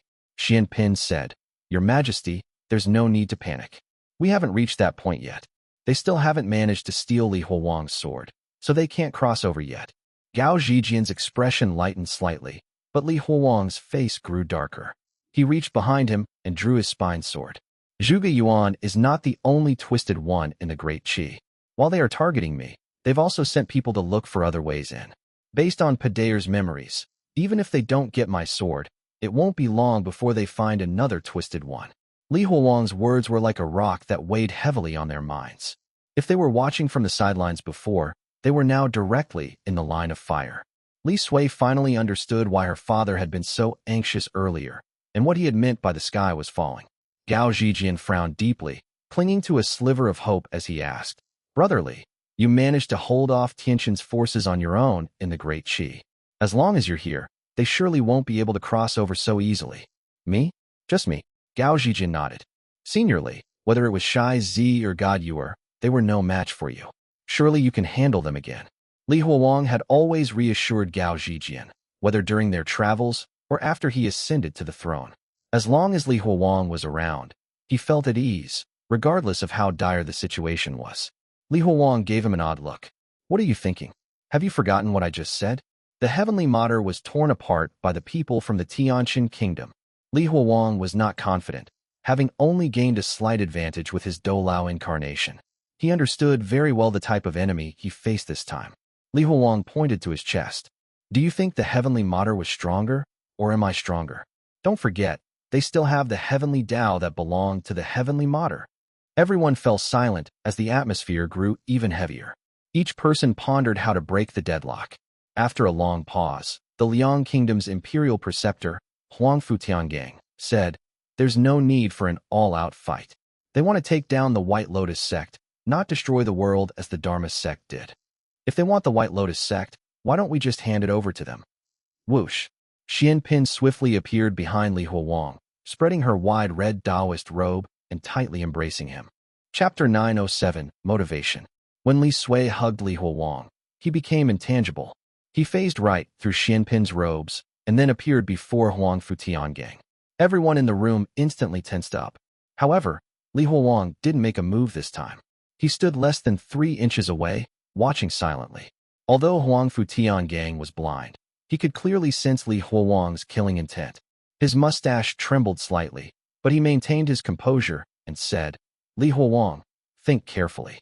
Which is more important, the White Lotus sect or the lives of the people of the Great Qi and the Great Liang? The Great Qi only had a few deaths from starvation, which you found unacceptable. However, if a fight breaks out, at least half of the population of the Great Liang will die, no matter who wins. How is that any better?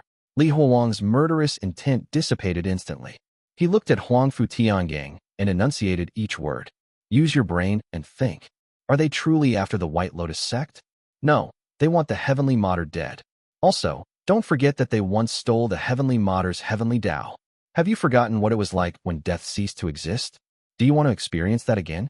If they truly seize the Heavenly Mater's Heavenly Tao, it won't just be death that disappears. Benevolence, one, will vanish too. The thought of a world devoid of death or benevolence filled Gao Zhijian with fear. The Imperial Preceptor refused to relent. If losing the Heavenly Tao of death and the Heavenly Tao of benevolence for a while means we can avoid half the casualties, it's worth it. How many believers are in the White Lotus sect now? How is sending all of them to their deaths any different from losing half the population? You're putting your life in someone else's hands, hoping that they will spare you. Enough, Gao Zhijian said, breaking the heavy atmosphere in the room. Send word to Ho Shu, Si Qi, Qing Qiu, Nanping, and Enshi. Inform their emperors and surveillance bureaus to prepare for a fight to the death. He continued, we can't avoid the calamity.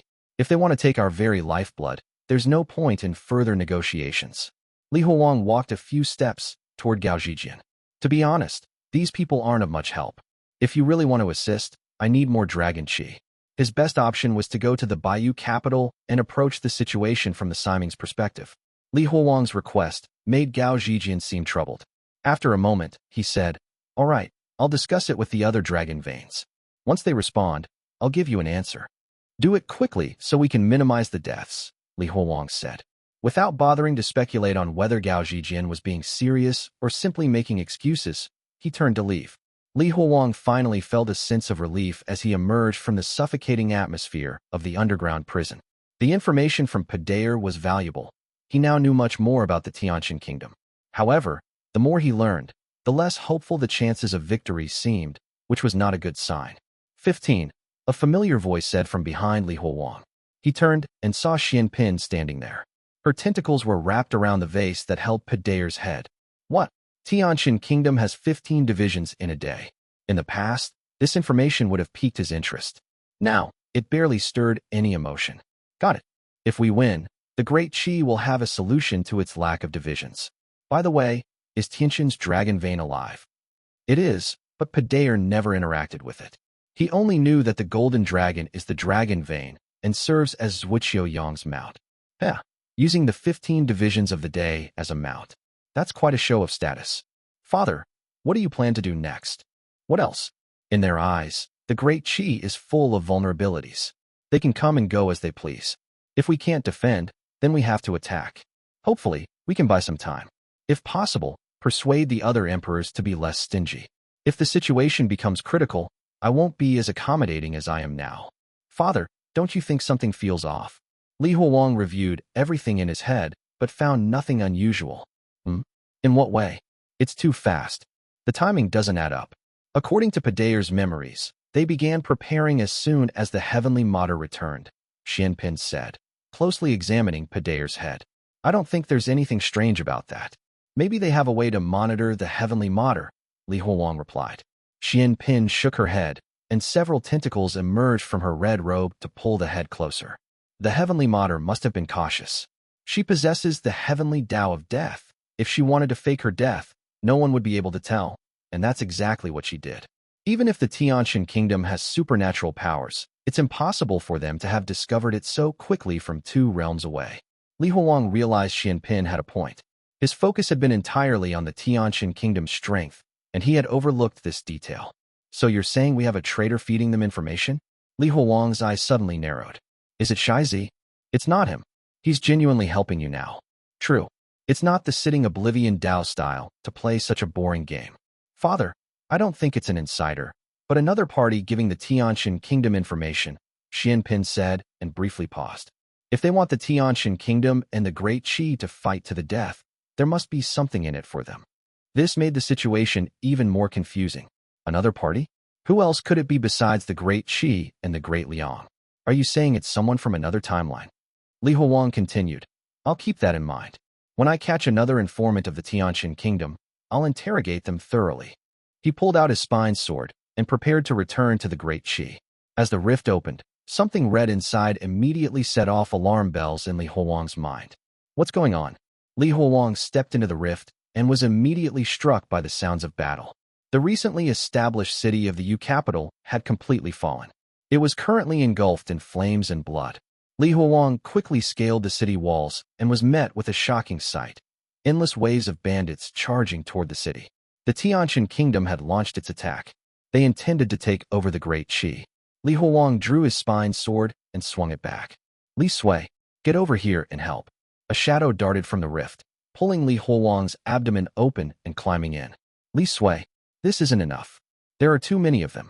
Use your illusions to notify the others in the Great Liang. We need everyone's help. 1. This was previously translated as the Heavenly Tao of Kindness, but benevolence is more accurate. Chapter 908, Fight. Li Huang swung open a rift, slicing through a bandit on horseback and instantly cutting him into several pieces. His internal organs scattered on the ground as he screamed in agony. Li Huang roared, and the ground within dozens of meters around him instantly turned into a swamp, trapping the bandits. Liquid sand and stone filled their mouths and noses, and the swampy land returned to its original form. This was the Yu capital of the Great Qi. The forces of the Tianqian kingdom were launching a full-scale attack, and the entire area had become a battlefield. It wasn't just Li Huang fighting.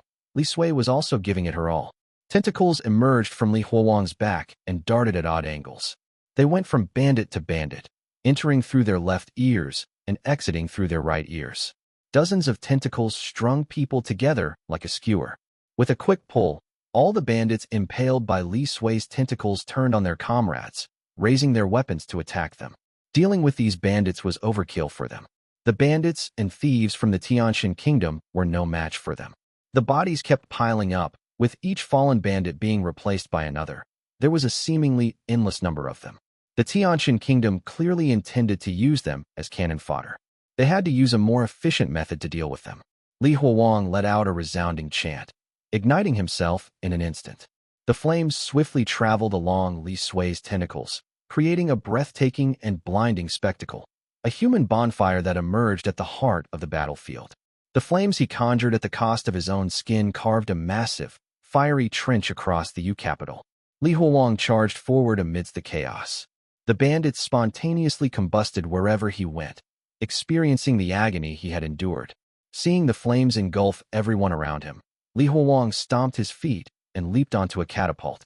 Launch me. Aim for the densest crowd outside the city. Let's see how many can burn. The taut rope was quickly cut with an axe. Whoosh. The catapult launched Li Huang high into the air. Li Sui's tentacles unfurled from his body midair, and Li Huang spread like a blazing net while flying toward the crowd below. As Li Huang was about to land, a rift suddenly opened in the sky. Long, delicate, flowing sleeves emerged from within. They spun rapidly and stripped the flames from Li Huang, gradually extinguishing them. The flames and Li Huang's intense pain were taken away. The army of Unspeakable, who could touch the heavenly Daos, had arrived. You dare come again? Li Huang immediately crossed his legs and prepared the heavenly treasure of deception, 1. However, it seemed the army of Unspeakable had found a way to counter him. The moment they saw him sitting down, the newly opened rifts closed, and the army of Unspeakable retreated to the Tianqian kingdom.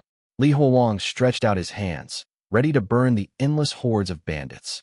However, the army of Unspeakable reappeared through the rifts and suppressed his attack. Their mastery of the Twisted One's abilities was flawless, and Li Huang found himself unable to act. Father, the Surveillance Bureau and the military of the Great Liang have arrived. They're at the altar of the Great Liang right now. Good. I'll go get them. Hold the line here. I'll be right back. Li Huang quickly pulled Li Sui out of his body, stomped hard, and shot toward the altar. The army of Unspeakable was about to give chase, but the illusion of Shangguan Yuding got in their way, constantly multiplying and blocking their path.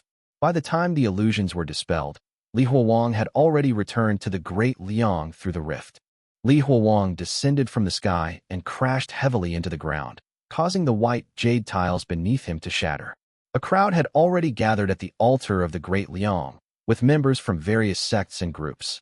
Li Huang recognized a few familiar faces. It wasn't just the chief present.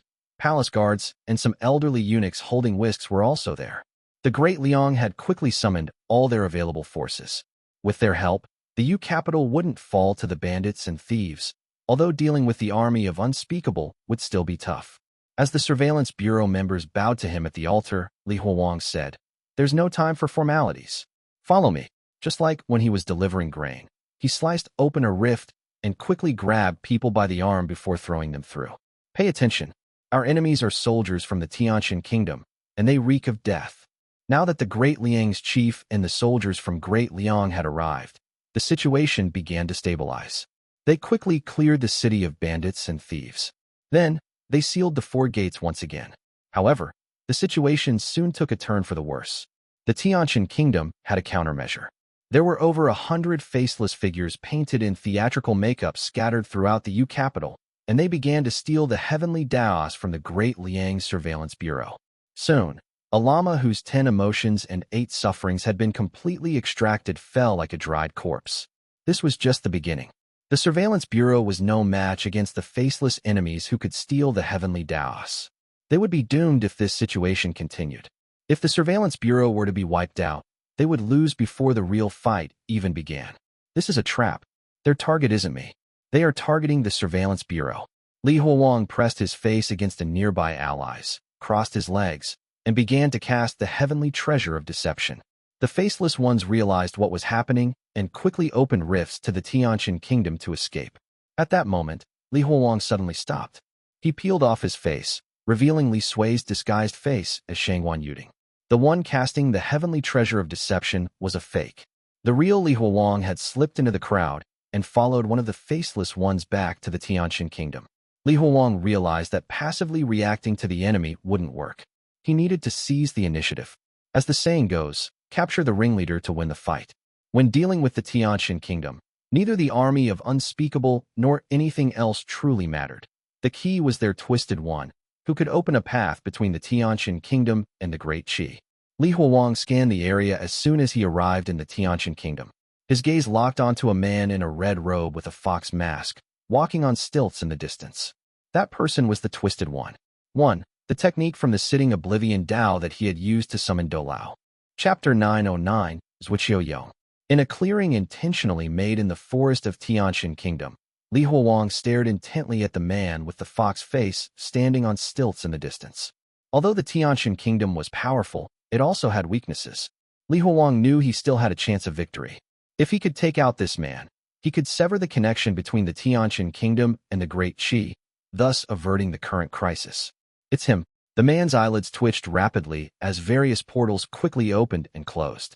Li Huang moved like lightning and dashed towards him. His movement set everything into motion.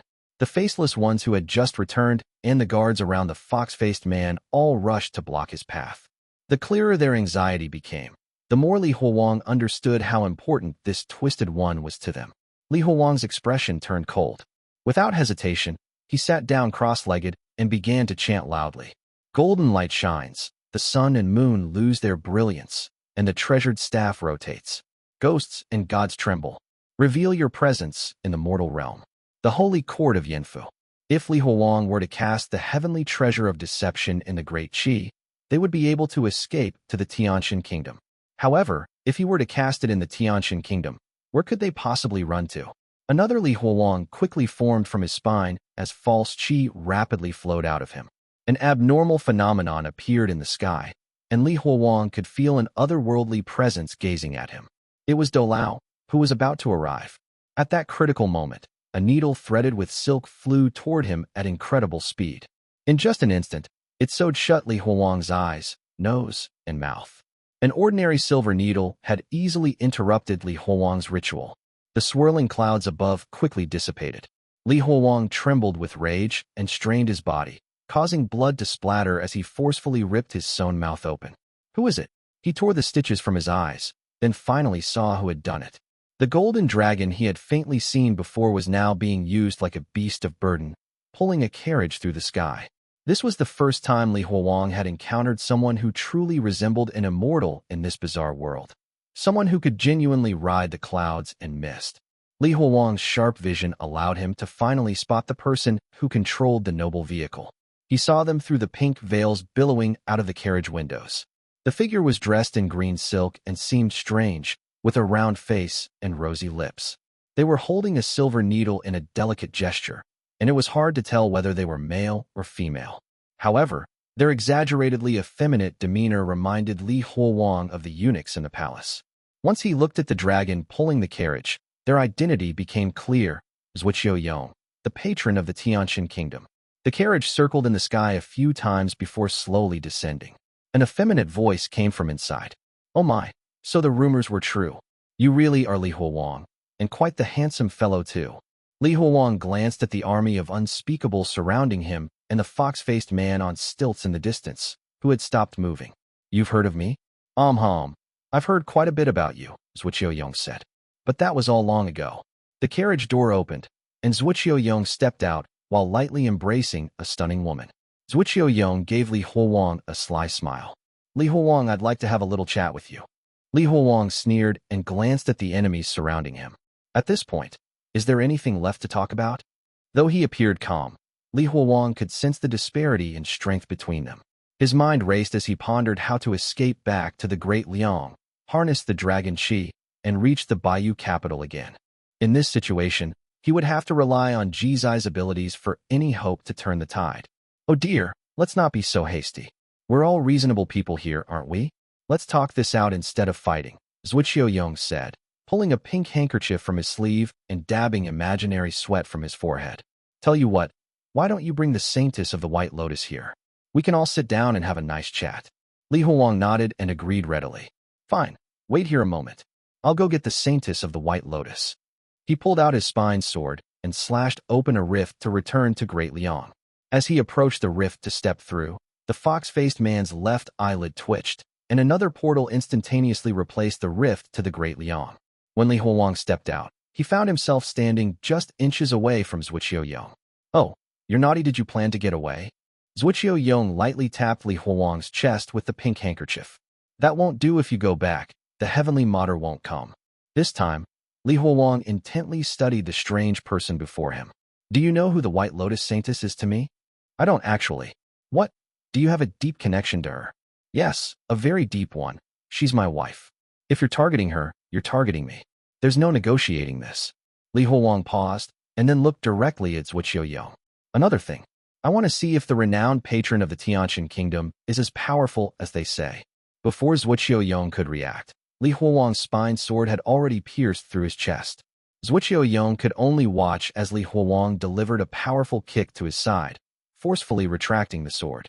Li Huowang took several steps back to catch his balance and looked up again. He was shocked to find there wasn't a single wound on Zuoqiu Yong's body. Not even his worn clothes were torn. Zuoqiu Yong flicked the dust off his robe with a finger, his previously gentle smile gradually fading. "This is quite amusing. Li Huowang, don't be ungrateful. Since you've come to the Tianqian kingdom, neither you nor your sword will be leaving."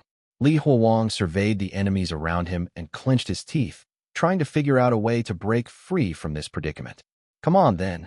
Li Huowang, such big talk. Do you even know what heavenly Tao the heavenly mater lost?" Zuoqiu Yong said, reaching out a hand toward Li Huowang's head. Just before he made contact, he turned slightly to see a large twisted hole appear in the sky to his left. A young girl with a white lotus mark on her forehead emerged from the rift. "Senior Li, we're here to save you." Li Huowang's eyes shrank when he saw her. What kind of game is this Shai Zi trying to play? 1. The author uses both male and female pronouns for Zuoqiu Yong, and it's not entirely clear if it's intentional. We've standardized them to male pronouns for readability, but we may revise them depending on how future chapters go. Chapter 9-10 Growth. Seniorly, are you alright? You're not hurt, are you? Bai Ling Miao said, her eyes covered by a white silk cloth. She hurried to Li Huowang's side, pulling on his sleeve with a face full of worry and concern. Li Huowang opened his mouth to respond, but was unsure what to say. He could tell that this wasn't the real Bai Ling Miao. It was a disguise by Shai Zi, a master of deception. Shai Zi's performance was flawless in every aspect, except for its inability to capture Bai Ling Miao's profound grudge after the death of her entire family. The act might deceive some people, but Li Huowang had already seen through it. Having dealt with the sitting Oblivion Dao for such a long time, he was not easily fooled. Shai Zi knew that Li Huowang had seen through the act, but continued the charade nonetheless. Bai Ling Miao stepped forward and placed herself between Li Huowang and Zuoqiu Yong. She angrily scolded Zuoqiu Yong with a frown and said, "If you want to hurt Senior Li, you'll have to step over my dead body." Zuoqiu Yong stared at Bai Ling Miao, momentarily lost in thought. Soon, a smile crept onto his lips, turning from a faint smirk into full-blown laughter. He slapped his thigh and pointed at Bai Ling Miao as he laughed. "Ha ha, double happiness. Isn't this just perfect? I was worried you'd be hiding somewhere hard to find, and here you are, delivering yourself right to me." The surrounding troops and bandits closed in on Li Huowang and Bai Ling Miao. Li Huowang tightened his grip on his spine sword and glanced at the silver-haired Bai Ling Miao before him. He couldn't figure out Shai Zi's exact plan, but it seemed like he intended to help. Otherwise, from a liar's perspective, why would he walk into a trap to die? Be careful, don't let your guard down. These people can extract everything from inside you, and Zuoqiu Yong might even be able to use the previous heavenly Dao of the heavenly Mater. Li Huowang's warning seemed like it was directed at Bai Ling Miao, but it was actually meant for Shai Zi. "Don't worry, Senior Li. I'm aware. The heavenly Mater has already issued a divine decree and revealed this villain's secrets." Zuoqiu Yong's smile faded, slowly replaced by a touch of anger. "Tough talk. Let's see how long you can keep it up." He waved his pink handkerchief, which instantly dissolved into threads as thin as needles that flew toward Li Huowang. Li Huowang stomped the ground, propelling himself forward towards Zuoqiu Yong. As he passed Bai Ling Miao, he whispered, "I'll hold him off. Hurry and do whatever you came to do." Before Bai Ling Miao could react, Li Huowang had already engaged with the thin threads. Li Huowang swung his sword, creating a rift that collided with the incoming threads. To his surprise, rather than cutting through them, the lines rattled as if they were made of metal. This was a first for Li Huowang. The threads fell like rain, but they didn't hinder Li Huowang in the slightest. His body flickered as he approached Zuoqiu Yong. He had dodged, and only his afterimage had been pierced. Just as they were about to clash, Li Huowang swiftly sank into the ground. His sword rose up from beneath the earth, targeting Zuoqiu Yong's legs. The moment his sword struck, Li Huowang felt the familiar sensation of cutting through flesh. Clang! A sudden force nearly disarmed him. Li Huowang poked his head out of the ground and saw Zuoqiu Yong gently land nearby. He was certain he had severed Zuoqiu Yong's legs, yet he stood unharmed, just as he had after Li Huowang stabbed him in the chest. "Wow, Li Huowang, is this all you've got? I'm starting to look down on you," Zuoqiu Yong said. Li Huowang cast a quick glance at Bai Ling Miao, who was currently locked in a chaotic battle with the surrounding army of unspeakable. He gritted his teeth in frustration. "You filthy eunuch. Enough talk. Let's fight." Zuoqiu Yong remained unfazed by Li Huowang's insult and flashed a condescending smile. "Eunuch? So what? Eunuchs can be emperors and kings. You mortals need descendants because you're destined to die. I, however, won't need heirs once I achieve immortality." He spoke with great pride, as if he were extremely pleased with his own status. "All right, enough chit-chat. Let's get serious now." Zuoqiu Yong lifted his right hand, and only then did Li Huowang notice the white jade finger guards on 3 of Zuoqiu Yong's fingers. They were intricately carved in the shape of dragons and phoenixes, the kind that only noble women in the palace would wear. Zuoqiu Yong raised his hand. Li Huowang swiftly dodged past the direction it pointed. However, before Li Huowang could launch a counterattack, something strange happened. His body, which had been burned by fire earlier, was now rapidly healing. Before he could feel relieved, his body began to change uncontrollably. The hair on his chin, the hair on his head, and even his fingernails started to grow uncontrollably at a concerning speed. Is this the heavenly Tao that the heavenly Mater once controlled? Li Huowang exclaimed, watching as his nails twisted like vines, wrapping around his sword and becoming a nuisance. Pure Yin in solemnity, pure Yang in grandeur. Solemnity emerges from the heavens. Grandeur arises from the earth. When the two harmonize, all things are born, Zuoqiu Yong chanted proudly. He watched as Li Huowang's hair was dragged on the ground, confident he had won. Is this all you've got? Li Huowang shouted with a burst of anger. Every strand of hair and every nail were severed at once, freeing him from their constraints. Li Huowang lifted his sword and charged at Zuoqiu Yong again. However, after only a few steps, pain surged through his hands. A quick glance revealed that his nails were now retracting into his fingers at an alarming rate, leaving his hands bloodied and raw. It wasn't just his nails that were shrinking. Everything that had grown out of his skin was shrinking into his body. Old wounds reopened, and every bone that had ever been broken now seemed to snap back to its fractured state. Chapter 911 Borrow. Everything happened too fast. Li Huowang had barely approached Zuoqiu Yong, yet he was already on the verge of death. Li Huowang looked ghastly. There was no difference between him and a skeleton. This is growth. That bastard holds the heavenly Tao of growth. Li Huowang glared at Zuoqiu Yong with his one remaining eye. I am fine. I am fine. Li Huowang tried to use his truth, cultivation to turn himself back to normal, even if it was for a short period of time. He succeeded. However, Zuoqiu Yong continually stripped away Li Huowang's cultivation of the truth, resulting in the abnormal growth of more tumors and flesh. The strength gap between them was immense. Zuoqiu Yong stood out from the sects he had faced, as they merely relied on a fraction of the heavenly Taos to acquire power. Zuoqiu Yong, on the other hand, used the heavenly Tao itself. He was like a Siming that had descended upon the mortal realm. Even when Li Huowang fought against the Dharma sect Siming, he didn't despair. This was the first time he felt so helpless. He couldn't escape or fight back and had no chance to flip the situation around. Zuoqiu Yong wasn't in a rush. He looked at Li Huowang with interest. Li Huowang, you've caused a lot of trouble. I overlooked your actions in the past because I didn't care. However, that doesn't mean you can continue causing trouble for us without consequences. Senior Li, are you alright? As Bai Ling Miao escaped from the army of unspeakable, she saw Li Huowang getting hurt. She caught him before he could collapse. Then, while supporting his weight, she slapped a piece of Hong Zhong into the back of Li Huowang's skull. A surge of information flowed through his mind, and Li Huowang stared at Bai Ling Miao in shock. Senior Li, what's wrong with you? Don't scare me. Bai Ling Miao's tears drenched her eye covers, her face clouded by intense sadness. Zuoqiu Yong frowned when he saw them.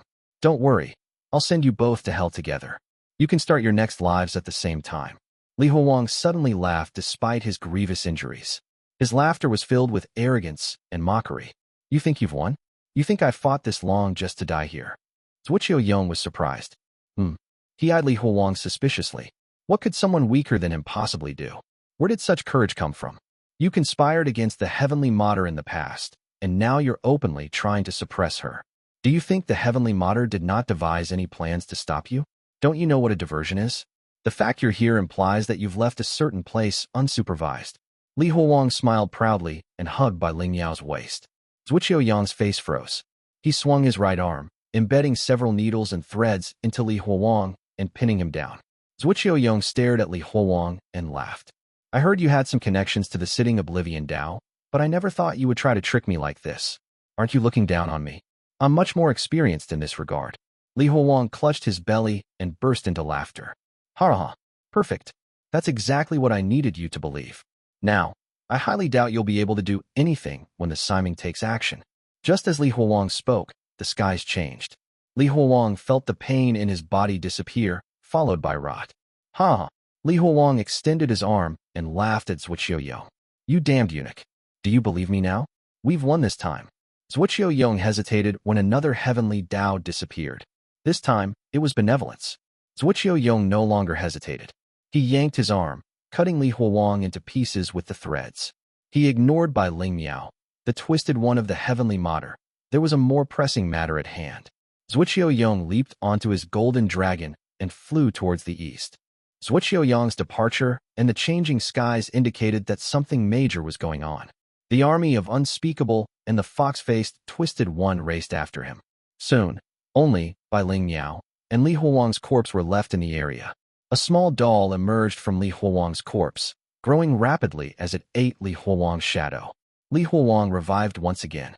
Bai Ling Miao hugged her chest and looked at Li Huolong. Look, they might be able to control the other heavenly Daos, but they cannot do anything to the heavenly Dao of lies. Only the sitting Oblivion Dao can use it freely. No matter how strong they are, they'll still fall for deception. Li Huolong bent down and picked up his spine sword from the pool of blood. We need to go. If Zuoqiu Yong realizes we tricked him with the heavenly Dao of lies, we'll be trapped here forever. The heavenly Mater didn't do anything at all. It was just a ruse to scare Zuoqiu Yong away. In fact, Li Huolong didn't know what Zuoqiu Yong was afraid of.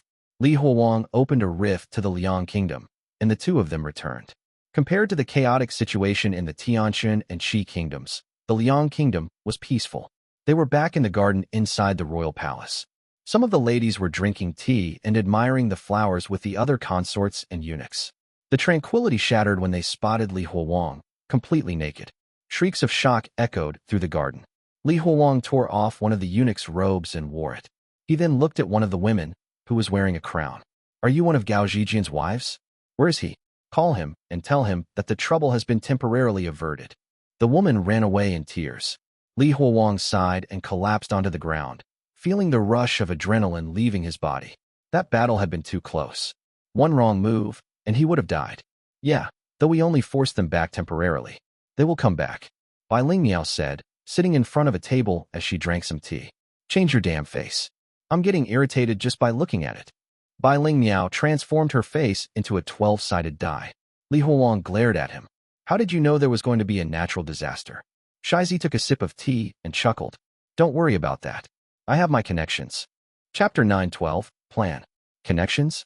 Li Huolong stared at Shai Zi, feeling a strange irritation blossom in his heart. You're still hiding things from us despite the war? What's going on with the natural disaster? What else do you know? Shai Zi chuckled. Hong Zhong, what good would it do to tell you?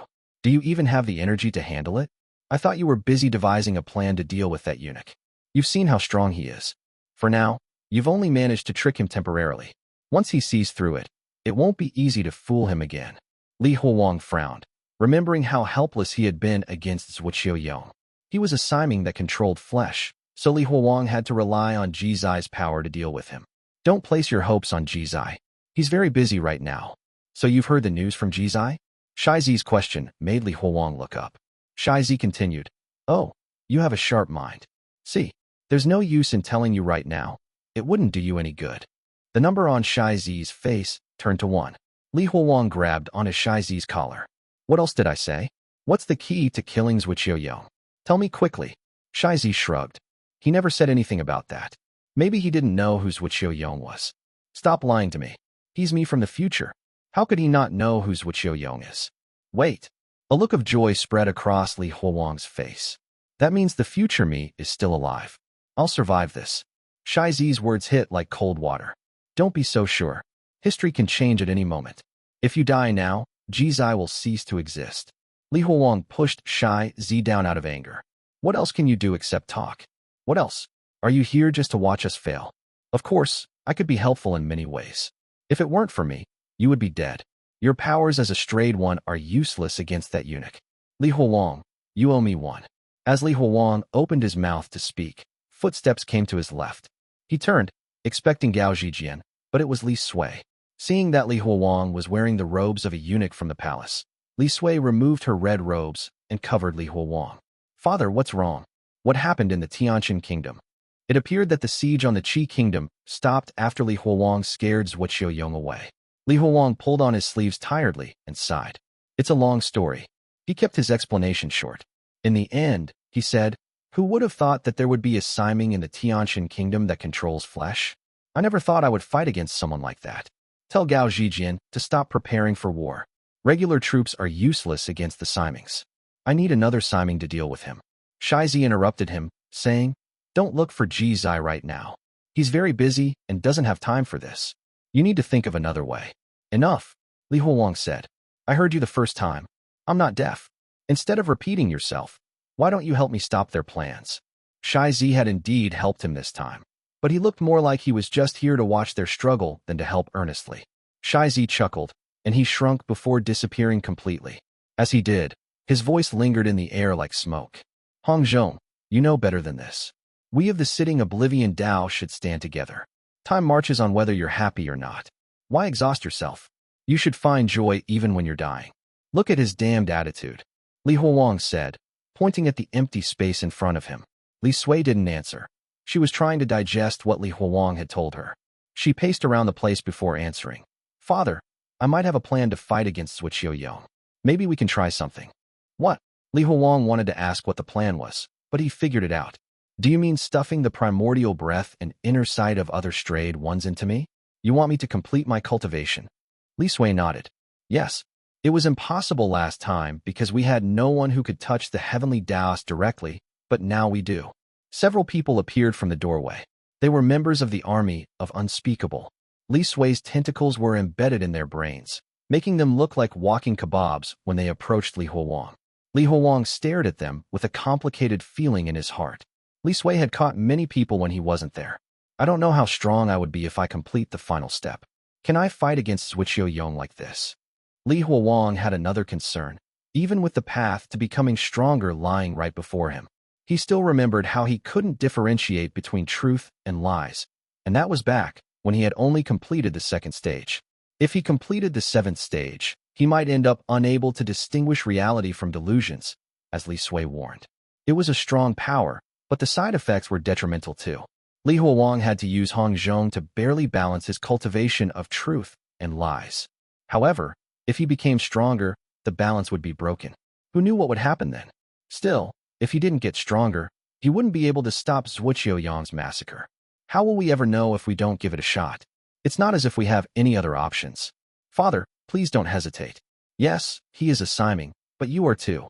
I know what you're worried about, and I understand the possible side effects. To get around that, all we need to do is kill Shai Zi when the time is right.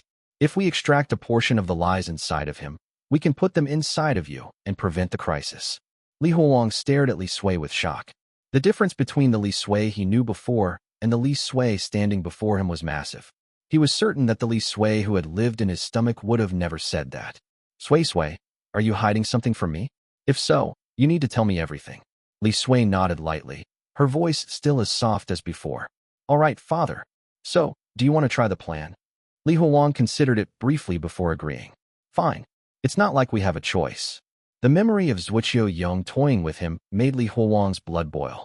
Bloodlust leaked out of him. Come, let's see who's stronger. Chapter 9:13 Trust. Crunch. Chen Hongyu munched on a bag of chips loudly as she watched TV. She glanced to her side and noticed Qing Wanglai, Zhao Shuangdian, and Li Huang talking incessantly. Why is he going crazy again? She asked. Zhao Lei had been furiously tapping on his phone, but he paused to look at Li Huang. He's saying that he can reset the flow of time and is trying to convince them. Chen Hongyu was surprised. I thought his special power was conjuring things out of nothing. When did he get an upgrade? How come I didn't know about it? Zhao Lei remained silent, his attention still fixed on his phone, though he couldn't help but hear Li Huang's words. I'm telling the truth. I know it happened. I was there. Why don't you believe me? That factory is the Siming, and everything about it disappeared when we killed it, even your memories of it. Qing Wanglai whispered to Zhao Shuangdian when he noticed Li Huang's excitement. Soon, Zhao Shuangdian nodded. Even though they said nothing, Li Huang could tell what they were thinking from the looks they were giving him. He'd seen them before. Are you thinking that I've gone crazy? I'm not ill. Li Huang paused. Well, maybe I am, but they're just hallucinations. They can't erase everyone's memories of the Siming. Qing Wanglai raised his hands and patted Li Huang. All right, Li Huang, don't be hasty. We said nothing about your illness. It's just that this is very difficult for us to understand. Li Huang took 2 steps forward and glared at Qing Wanglai. What's there to understand? The factory is a Siming's projection. Once the Siming perishes, everything about it disappears. A Siming has no past or future. They merely exist, and everything about them is erased once they cease to exist. It also explains what Zhuge Yuan had written on his fan. Who's Zhuge Yuan? Why is there a new character? Wu Qi asked in confusion. With a cigarette in her hand, Ba Nanchu looked at the excited Li Huang, her face etched with irritation. What's a Siming? Did you call us here to show off how crazy you are? I understand. I think I know what he is trying to say, Donglai said, clearing his throat. He's talking about his own world. It seems like he just grasped a very important rule within it. TSK, do we need you to explain that? Isn't it the same as him becoming crazy again? Xiangshou said, exhaling her cigarette smoke toward Li Huang. Li Huang replied, shut up. I'm doing my best to understand everyone's world, so you should try to understand mine too. This is important. It will change how we will fight our enemy. You're right, but you did say time itself was reset. I think that's a bit too far-fetched, even within our world, Zhao Shuangdian said, highlighting the inconsistency in Li Huang's narrative. I've studied the worlds of other people, and none of them have claimed that their timelines were reset. Is what you perceive the truth? This is not the first time I've experienced it. It's the third. I only realized what was happening after the third time. Li Huang was still in the middle of explaining when Zhao Shuangdian cut him off. Okay, we get it. No need to go into more detail. So, just to clarify, you're confirming that you'll be collaborating with us on the 6th of next month, right? That's not the point. What I mean is, yes or no? Yes. Li Huang felt that his words were ineffective. Even if he continued explaining, he was sure they wouldn't believe him. Fine, we will stop here today. I have a meeting later. Feel free to contact me on WeChat if there's anything else. Zhao Shuangdian passed a smartphone to Li Huang before exiting Donglai's mansion with the rest of them. Oh, you are leaving now? Are you not staying for a meal? Donglai is great at cooking, Wu Qi said. Zhao Shuangdian reached for the door. No need. I'm on a diet and don't eat lunch. We'll see each other next month. Wait. Zhao Shuangdian frowned and turned to Li Huang. He had called out to her to stop her from leaving. Your weapon is a sniper rifle, isn't it? The hall fell into silence, save for the sound of the television. Zhao Shuangdian froze, and Li Huang smiled. The timeline had been deleted, resulting in a different outcome. None of them remembered anything except for Li Huang, who still retained all memories from the deleted timeline. Li Huang smiled confidently. You never told me about it before. Can you guess how I knew about it? Zhao Shuangdian immediately turned to Donglai. Did you tell him? Donglai's smile disappeared as he shook his head. No, I never told him anything about you. Just as Donglai finished speaking, Li Huang revealed more information. That's not all I know. I also know that you have a companion called Ling. She used a computer to lead us through a route. Her face occasionally twitched, which made me believe she was sick. The words of Li Huang shook Zhao Shuangdian's confidence while strengthening his own. In a normal timeline, Li Huang wouldn't have known any of this. Yet here he was, aware of things he shouldn't have known. This indicated that Li Huang was telling the truth, and Zhao Shuangdian's actions proved it. Li Huang said resolutely, I'm not lying. I experienced all of it. It actually happened. Wait for me. Zhao Shuangdian exited the mansion and returned after a while. This time, she had a laptop with her. She turned on the laptop and quickly typed something on it. Li Huang realized that she was serious and trusted him now. Chapter 9:14, Idealism. Here, take a look at this. After spending quite a while on her laptop, Zhao Shuangdian showed the screen to Li Huang. Li Huang felt his head swimming when he saw a complex mathematical formula. What is this? I don't understand any of it.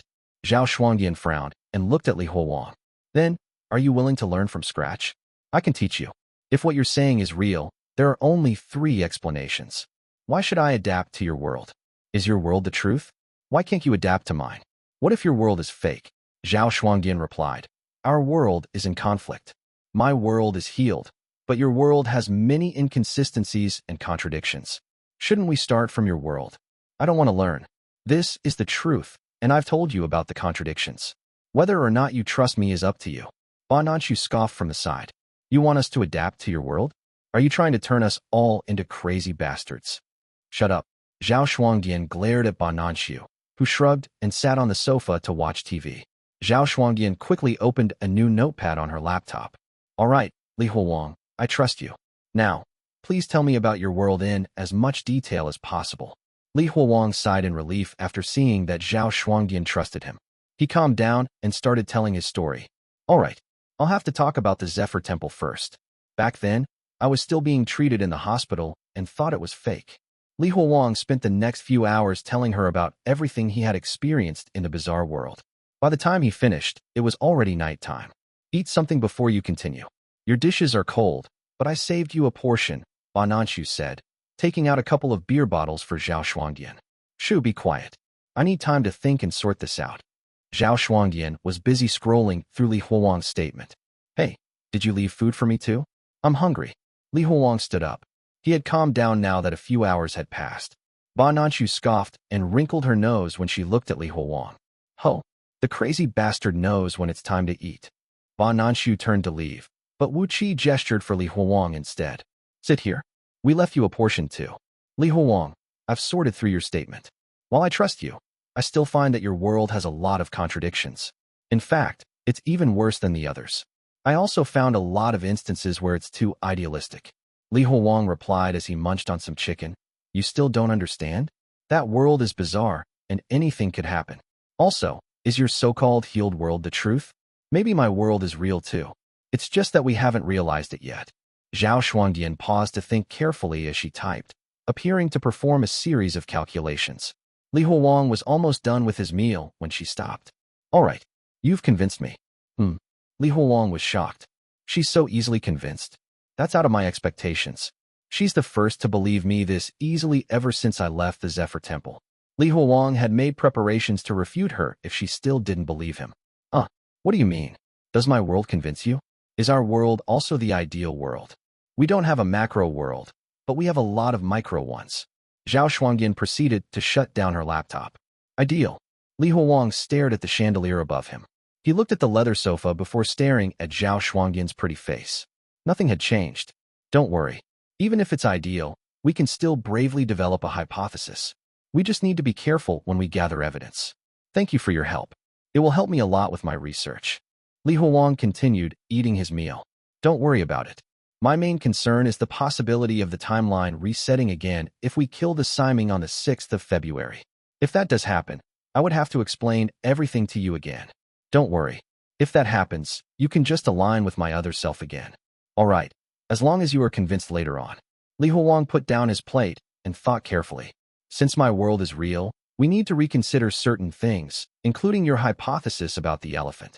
Maybe the elephant isn't divided into separate parts, but rather drawn on a single piece of paper. The tusk, legs, and nose could all exist on this one sheet along a single timeline. This would explain why we can resolve our crisis by jumping to another elephant's tusk. And if we want to deal with a problem on the nose of the elephant, we need to reset the timeline by going back to the original elephant. This is plausible and a reasonable hypothesis. But, is the elephant still alive by this point? Li Huowang asked, shoving the rest of his meal into his mouth. It's still early to say that. We need more evidence. But no matter what, I have to thank you for your story, Zhao Shuangdian said, and turned to leave. However, Li Huowang stopped her again. I don't care how many hypotheses there are. Just how much longer do we have to continue this? I'm exhausted. I can't answer that. We now have a new variable. If you want to end it quickly, you need to find a way to help us. She turned to leave once more. This time, Li Huowang did not stop her. Li Huowang had finished his meal, yet he remained seated at the table, his empty plate before him. He was lost in thought. Although he understood that part of the world was real, it didn't help him. His situation was still as troublesome as ever. If Zhao Shuangdian was right, it meant that the Simings on the other elephant were still lurking around and staring at them. If he couldn't deal with them once and for all, he would forever be labeled as a patient with a mental illness. He didn't want that. He had finally learned more about the world, and he wanted to live normally. Chapter 9:15, Living Together. Even though Li Huowang had found answers to most of his questions, he was still in deep trouble. Still, he could see his issues in a different light. Li Huowang swore to fight back to his last breath. Isn't it just God you are and Sir Arrogant Stone? Come on then. You succeeded last time, but don't you dare think your schemes will work again. No matter how many Simings he had to kill, or how many times the timeline reset, Li Huowang would persevere until he accomplished his goal. He had no fear of death, let alone failure. Just then, a fresh bowl of food was placed in front of Li Huowang. It was a steaming bowl of white rice topped with fried eggs and tomatoes. Looking up, he saw Wu Qi had brought it over. Thank you, but one serving is enough for me. Who said it's for you? I need you to give it to someone else. This left Li Huowang perplexed. He was sure everyone had eaten. Also, why was he the one who needed to deliver the food? Who was it for? Your girl. She's still upstairs right now. Did you forget that you have a girlfriend? Yong Na. Li Huowang realized that Yong Na was still at Qing Wanglai's house since the timeline had been reset. He had originally come here to bring her back. I meant to tell you earlier, But you were talking nonstop with Qing Wanglai and Zhao Shuangdian. I didn't even get a chance to interrupt you. I don't want to pry too much into your relationship, but your girlfriend seems off. She doesn't have an appetite. See if you can get her to eat the meal, or I might have to sustain her through IVF. Thank you, Wu Qi. Li Huowang felt a weight on his chest when he remembered how Yang Na had been acting. He took the bowl of food and walked up with a heavy heart. Yang Na was still in the third room. Li Huowang opened the door and saw her in the bed at the corner of the room. She looked malnourished and disheveled. Nana, are you hungry? Let's eat first. Li Huowang carefully lifted her up and set her down next to the table. Yang Na held onto his wrist tightly, as if she was afraid that he would escape. Huowang, is that you? She then noticed Li Huowang's empty eye socket. She touched his face gingerly. Huowang, where is your eye? Why is it missing? I'm sorry, is it because of me? Did I cause it? No. Li Huowang carefully held her hands and checked her scarred wrists. No, it's not because of you. Don't worry about it. You did not cause any harm to me. I'm the one who harmed you. I'm relieved to hear that. But seeing you with just one eye, it breaks my heart. Yang Na suddenly smiled without any warning. Huowang, I trust you. I really do. No matter what you say, I will trust you. I am the heavenly Mater, and I'm a Siming, just like you. Yang Na's words pierced Li Huowang's heart, causing a searing pain that he couldn't shake off, despite having gone through it before. Li Huowang tried his best to conceal his expression. He didn't want her to think she was hurting him. He forced the most genuine smile he could. That's good. That's good. This time, Li Huowang decided not to send her back. Since the timeline would reset again, he wanted to make Yang Na as happy as possible. He regarded it as a dream, one that he could wake up from at any moment. Unlike him, everyone else in his vicinity would soon forget what transpired. Yang Na snuggled against Li Huowang's chest dreamily as she mumbled, Huowang, I am the heavenly Mater. I am a Siming. I can help you now. I won't drag you down anymore. You are not dragging me down. You can help me too. Nana is the best. Come now, let's eat first. Li Huowang comforted her like a child as he took a spoonful of rice and placed it close to her mouth. He slowly fed her and saw that she was slowly becoming better. Li Huowang was relieved to see that she was eating. Huowang, don't worry about me. It's not your fault. I feel much better, and I can move now. She tried to push him away so she could stand up, but Li Huowang held on to her. That's fine. Let's just rest for tonight, since it's already quite late. We can talk more tomorrow. After finishing his meal and comforting Yang Na, Li Huowang took the empty bowl and left the room. As he exited, he noticed Qing Wanglai standing before the door. He had been waiting for him. Li Huowang clenched his fist upon seeing Qing Wanglai's smiling face. However, he ultimately released his grip. Do you want to stay here tonight?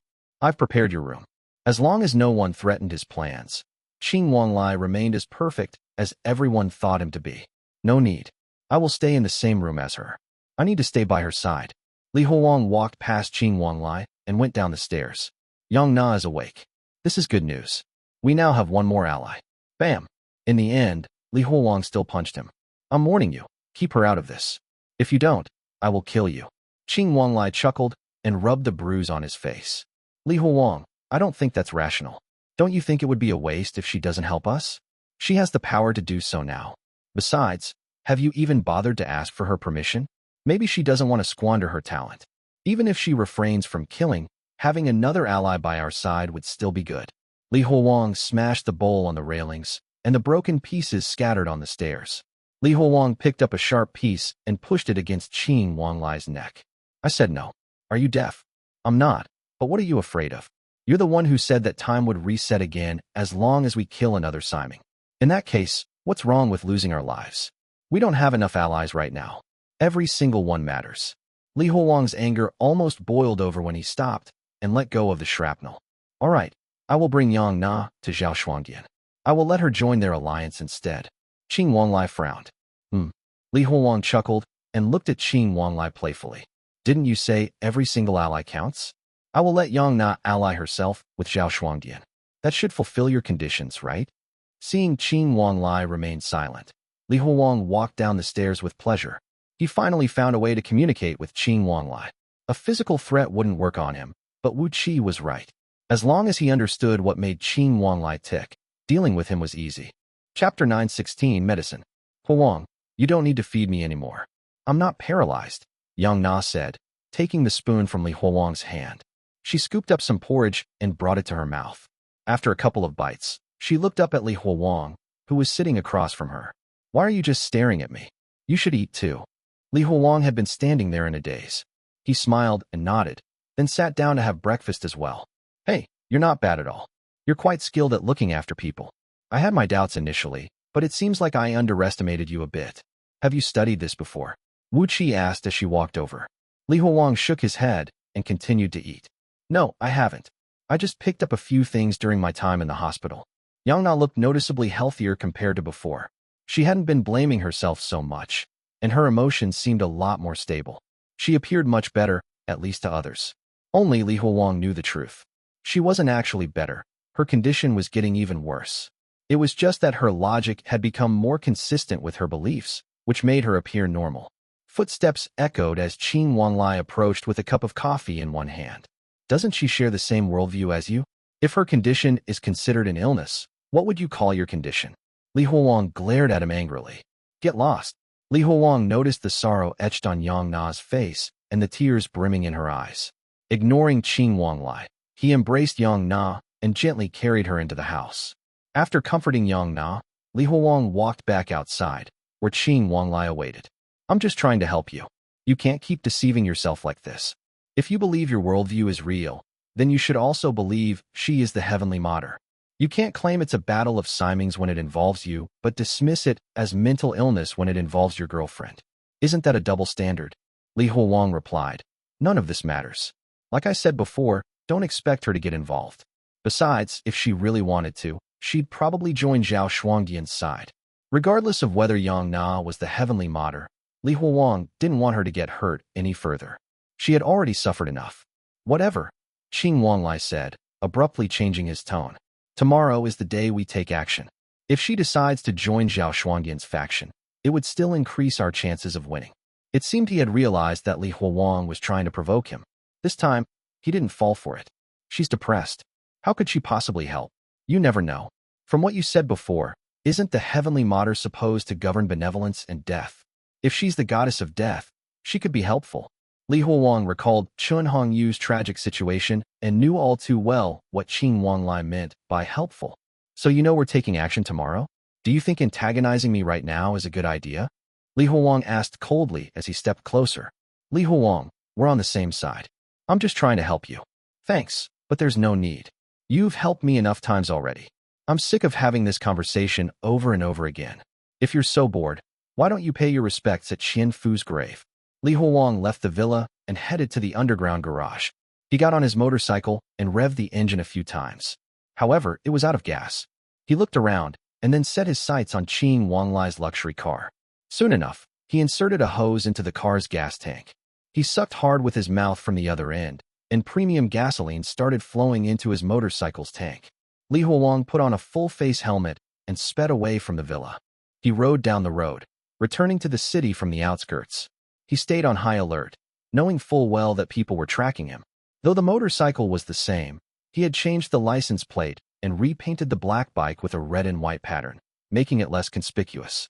1. Li Huolong wasn't taking such a risk for a casual ride. He was out to get some medicine to treat his hallucinations. The plan was set for tomorrow, and he had no way of knowing the kind of projection the Siming would throw at him. He had to find a way to deal with his hallucinations before the battle started, or they would be a huge problem during the fight. Zhao Shuangdian had forgotten about the deal they had made before time was reversed, but she didn't go back on her word when Li Huolong reminded her. She said she'd figure something out. In the pedestrian street, Li Huolong looked up at the bloody bonfire tattoo parlor run by the Ba siblings. He pushed open the door and saw Ba Nanshu lounging on the sofa with her legs crossed. She was tattooing her own neck with a tattoo gun. The shop was dead quiet, and there was no business today. We're closed. No tattooing today. Where is the medicine? Li Huolong asked, his lips pressed tightly together as he walked over. It's in that bag on the table. The label will tell you the dosage and how often to take it. Li Huolong picked up the bag and opened it to check the bottles and jars inside. Most of the medications were familiar since he had taken them before. His rough assessment suggested that Zhao Shuangdian hadn't tricked him. You're free, so why don't you just deliver it to me? Don't you know it's inconvenient for me to be out right now? Ba Nanshu scoffed. You've got some nerve. Why would I deliver it to you? Have we slept together? Li Huolong paid no attention to her. He swiftly unscrewed the medicine bottles and peeled off the foil seals before taking the daily prescribed dose. He couldn't stand the feeling that everything he saw could be a hallucination. After taking the medication, Li Huang was unsure if the hallucinations had stopped, but he did feel worse physically. He couldn't concentrate well, his reactions were sluggish, and sweat broke out across his skin. You alright? If you're gonna die, do it outside. Don't die in my shop. Li Huang shook his head forcefully, grabbed the bag, and then headed for the door. I'm fine. Medications for mental illness always have side effects. I'll adapt. Whether it was an overreaction or not, Li Huang could clearly see figures walking past him, only to vanish just as quickly. He took a seat on the steps outside and took a long rest. After some time, he started to feel more at ease and the afterimages faded away. With that, he hopped back on his motorcycle and set off for home. He kept his speed down since he didn't want to risk an accident. He made his way cautiously from the city to the outskirts. Now that he had handled one of his problems, he felt a bit better. Life would be much simpler if all problems could be solved as easily as this one. As he was nearing home, a car suddenly swerved into his path, sending cold sweat down his spine. 1. The Ross describe it as less conspicuous, but we think it makes more sense as more conspicuous. Chapter 917, Order. Li Huang was furious at suddenly being stopped like this. Are you trying to crash into me? Learn how to drive. Li Huang saw the car door open and was shocked to see who the driver was. Dr. Donglai from the White Tower Hospital. He never expected to see his attending doctor in a place like this. Did you really think I wouldn't notice someone snooping through your medical records? Donglai explained. It was clear that he had been secretly following him. Li Huang gripped the handlebars of his motorcycle and quickly scanned his surroundings, wary of any orderlies who might suddenly appear to drag him back. Stop looking around. It's just me today. I want to talk, Li Huang. I'm genuinely curious. How did you escape from the White Tower Hospital? That's a maximum security facility. Donglai was eager to learn how Li Huang always managed to break free, no matter how tight the security was. This wasn't the first time he had escaped. How did I escape? I had help. How so? Because everything that happened was real. None of it was just a hallucination. Dr. E, you're a good doctor, but you're wrong about this. Terribly wrong. Li Huang said with conviction. Donglai responded to Li Huang's outburst with a simple smile, showing no signs of being bothered. His focus remained on bringing Li Huang back, curing him, reclaiming his own reputation, and regaining what he believed he deserved. Do you truly believe that? Would you say the same in front of your mother? Donglai raised his phone, and Sun Xiaoqin, Li Huang's mother, appeared on the screen. She was crying and had visibly aged. Huang, where are you? Please come back. I beg you. Seeing your eye like this breaks my heart. Li Huang's headache intensified. His face contorted in agony as he gripped his head tightly. Donglai approached with the phone in hand, but the screen went black with a soft pop. Damn it. Why now? Donglai cursed and angrily tapped the phone. When he noticed that Li Huang had stopped struggling, he tossed the phone aside and composed himself. Li Huang, no matter what you've been through, remember one thing. You are ill. All your logic, all the bizarre things you've experienced, might just be your delusions. No, you're wrong. Terribly wrong. Li Huang shouted. Come with me. I'll show you what's real. As absurd as it seems, it's the truth. He grabbed Donglai and dragged him toward Qing Wanglai's villa. He wanted to prove that the people he had encountered were real. As they hurried along, Li Huang incoherently recounted everything he had experienced to Donglai. Huh? You think killing Simings will let you reverse time? Does that even sound believable?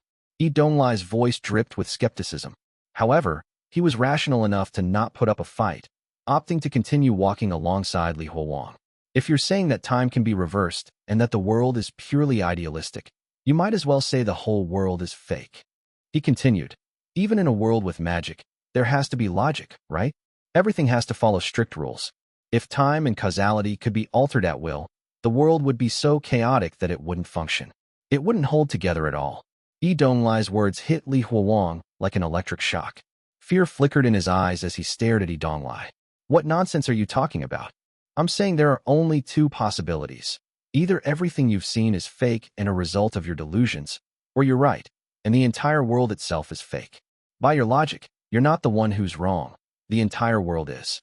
Li Huang, which possibility do you think is more likely? Li Huang clenched his teeth, and Donglai adjusted his glasses with a confident smile. Just as Donglai was about to continue, a test tube dropped in front of him, shattering on the ground and spilling its contents. The next moment, Donglai blacked out. Qing Wanlai stepped forward and stood over the unconscious Donglai. Don't let order come near us. Their presence will destroy everything. His expression was serious, devoid of his usual friendly smile. I told you that order won't help you. Even if you don't believe in me or Zhao Shuangdian, you need to believe in yourself. Qing Wanlai knelt and searched Donglai's belongings. He found a recording device and multiple tracking devices. Donglai had clearly come prepared. We need to move up our plan. Order is closing in. Let's get through customs first. Li Huang glanced at Donglai, propped him against a wall, then got on his motorcycle and sped away. Perhaps due to Donglai's earlier scare, Li Huang felt more mentally stable than before. If nothing else, his headache had disappeared. Leaving ahead of schedule wasn't a problem for Li Huang, but he couldn't leave Yong Na alone. Someone needed to take care of her. Fortunately, Zhao Shuangdian stepped in to help. I can have my nanny take care of your girlfriend for a while.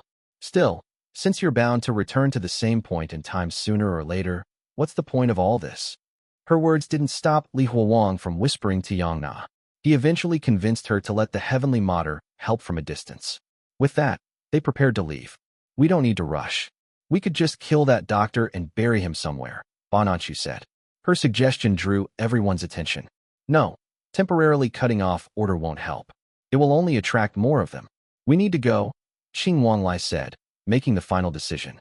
Everyone got into the car and went to the dock. Li Huang was lost in thought, thinking about everything that had happened, including Donglai's words. Zhao Shuangdian's voice broke through his thoughts. Li Huang, regarding what you said about reversing time, I have another theory. Have you heard of parallel worlds? Maybe you're not reversing time. Maybe the people you interacted with were in a different parallel world. Perhaps due to some event, maybe a Siming's death or something else, you were pushed into another parallel world. As such, you met new versions of ourselves, and everything started over. Chapter 918, Accident.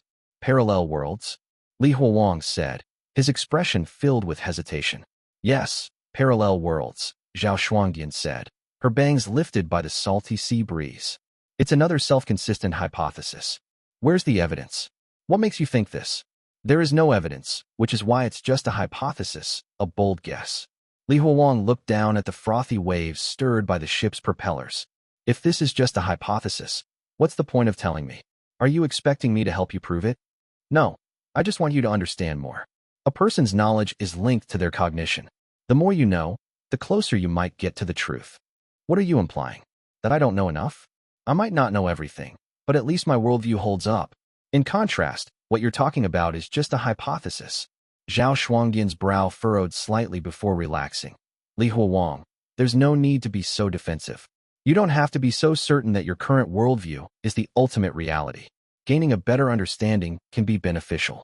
So you're saying that even if I showed you evidence, you'd still believe my world isn't real? Why does it have to be black and white? The world itself isn't necessarily divided so clearly between right and wrong. Can't you consider the possibility that the world we glimpse, the real world of the elephant, isn't singular but rather exists in a strange, entangled state? Zhao Shuangdian said, trying to reason with him. What are you really trying to say?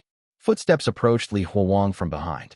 What she means is that maybe the actual world that projects all of us resembles Schrodinger's cat, existing in a state of both being alive and dead until the box is opened.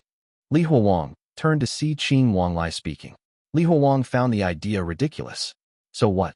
According to you, we're in this world, existing in a state of both being and not being. No, that's not what I meant. Let me think about how to explain it, Qing Wanlai said and rubbed his nose. Forget it. No need to explain. You guys can keep thinking about it. Just don't drag me into it. It's just confusing me, Li Huang said. He turned and walked away from the deck. He didn't want to further complicate his worldview by listening to their nonsense, which only made his mind more chaotic. The Greater Siming has no future, no past. The heralds of the Simings come into existence as the Simings come into existence and get erased as the Simings are erased. This was the secret that Zhuge Yuan had previously exchanged with Shanji Guanko. He already understood what it meant and had the evidence to back it up, so he was convinced that this was real and would help him achieve his goal. That was enough. Since the death of the Simings could sever the cause and effect, it was better to have it continue to be severed. Once all the Simings were eliminated, he could finally heal himself and reintegrate into society. His worldview was sufficient for now. and he didn't really care about what this world was really like. Li Huowang began to search the ship while sorting his thoughts. What are you looking for? Ba Xingqing asked as he watched Li Huowang lift a lifebuoy and glance at the floor. I need to check if Shai Zi has followed us. Last time, Shai Zi had shown up unexpectedly. He wasn't sure if it would happen again. Shai Zi won? This isn't a gambling ship. Where would Shai Zi come from? You wouldn't understand even if I explained. Instead of wasting time, why not help me look? This time was different from the last. Li Huowang couldn't find any dice anywhere on the ship. Did it really not sneak along this time? Has Shai Zi backed off? This thought crossed his mind briefly before he shook his head and headed toward the cargo hold. He had searched the entire ship except for that. Li Huowang knew he needed to take Shai Zi seriously. This wasn't easy to deal with, and he must have his own agenda since he even dared to get involved in the Battle of Simings. If he wanted it to help him, he had to keep a firm grip on it. He needed to ensure he could find it any time, anywhere, and take its life at any moment. When he entered the cargo hold, Li Huowang was surprised to find cargo containers along with several cars tied down, which resembled an underground garage. Could Shai Zi be hiding here? Li Huowang crouched down and carefully inspected every detail. As he looked under one of the cars, he suddenly felt like someone was watching him. However, no one was there when he quickly stood up to check. Is someone there? His voice echoed in the hold, but no one responded. Then, he hesitantly asked, Shai Zi? Is it you? Li Huowang took a few more steps forward, then stopped suddenly. He raised his head slightly and sniffed the air. His face darkened. He quickly pulled out his phone and dialed for Zhao Shuangdian on the deck. Hey, I'm in the cargo hold. You and Qing Wanglai need to come down. I have something to discuss with you. After a short while, they arrived along with everyone else. What's going on? Qing Wanglai asked. You're asking me? Shouldn't you first explain what you've done? Li Huowang turned his head and looked at the cargo containers secured to the floor. Nana, come out. I know you're here. After a few seconds, the front of a large container opened like a door. Yang Na was pouting and had her head down. She walked over to Li Huowang and grabbed his clenched fist. Care to explain? What's going on? Li Huowang asked the two of them sternly. I told you I didn't want her involved, yet you still went against me? He continued. In that case, I might as well quit. You all do your thing, and I'll go by myself.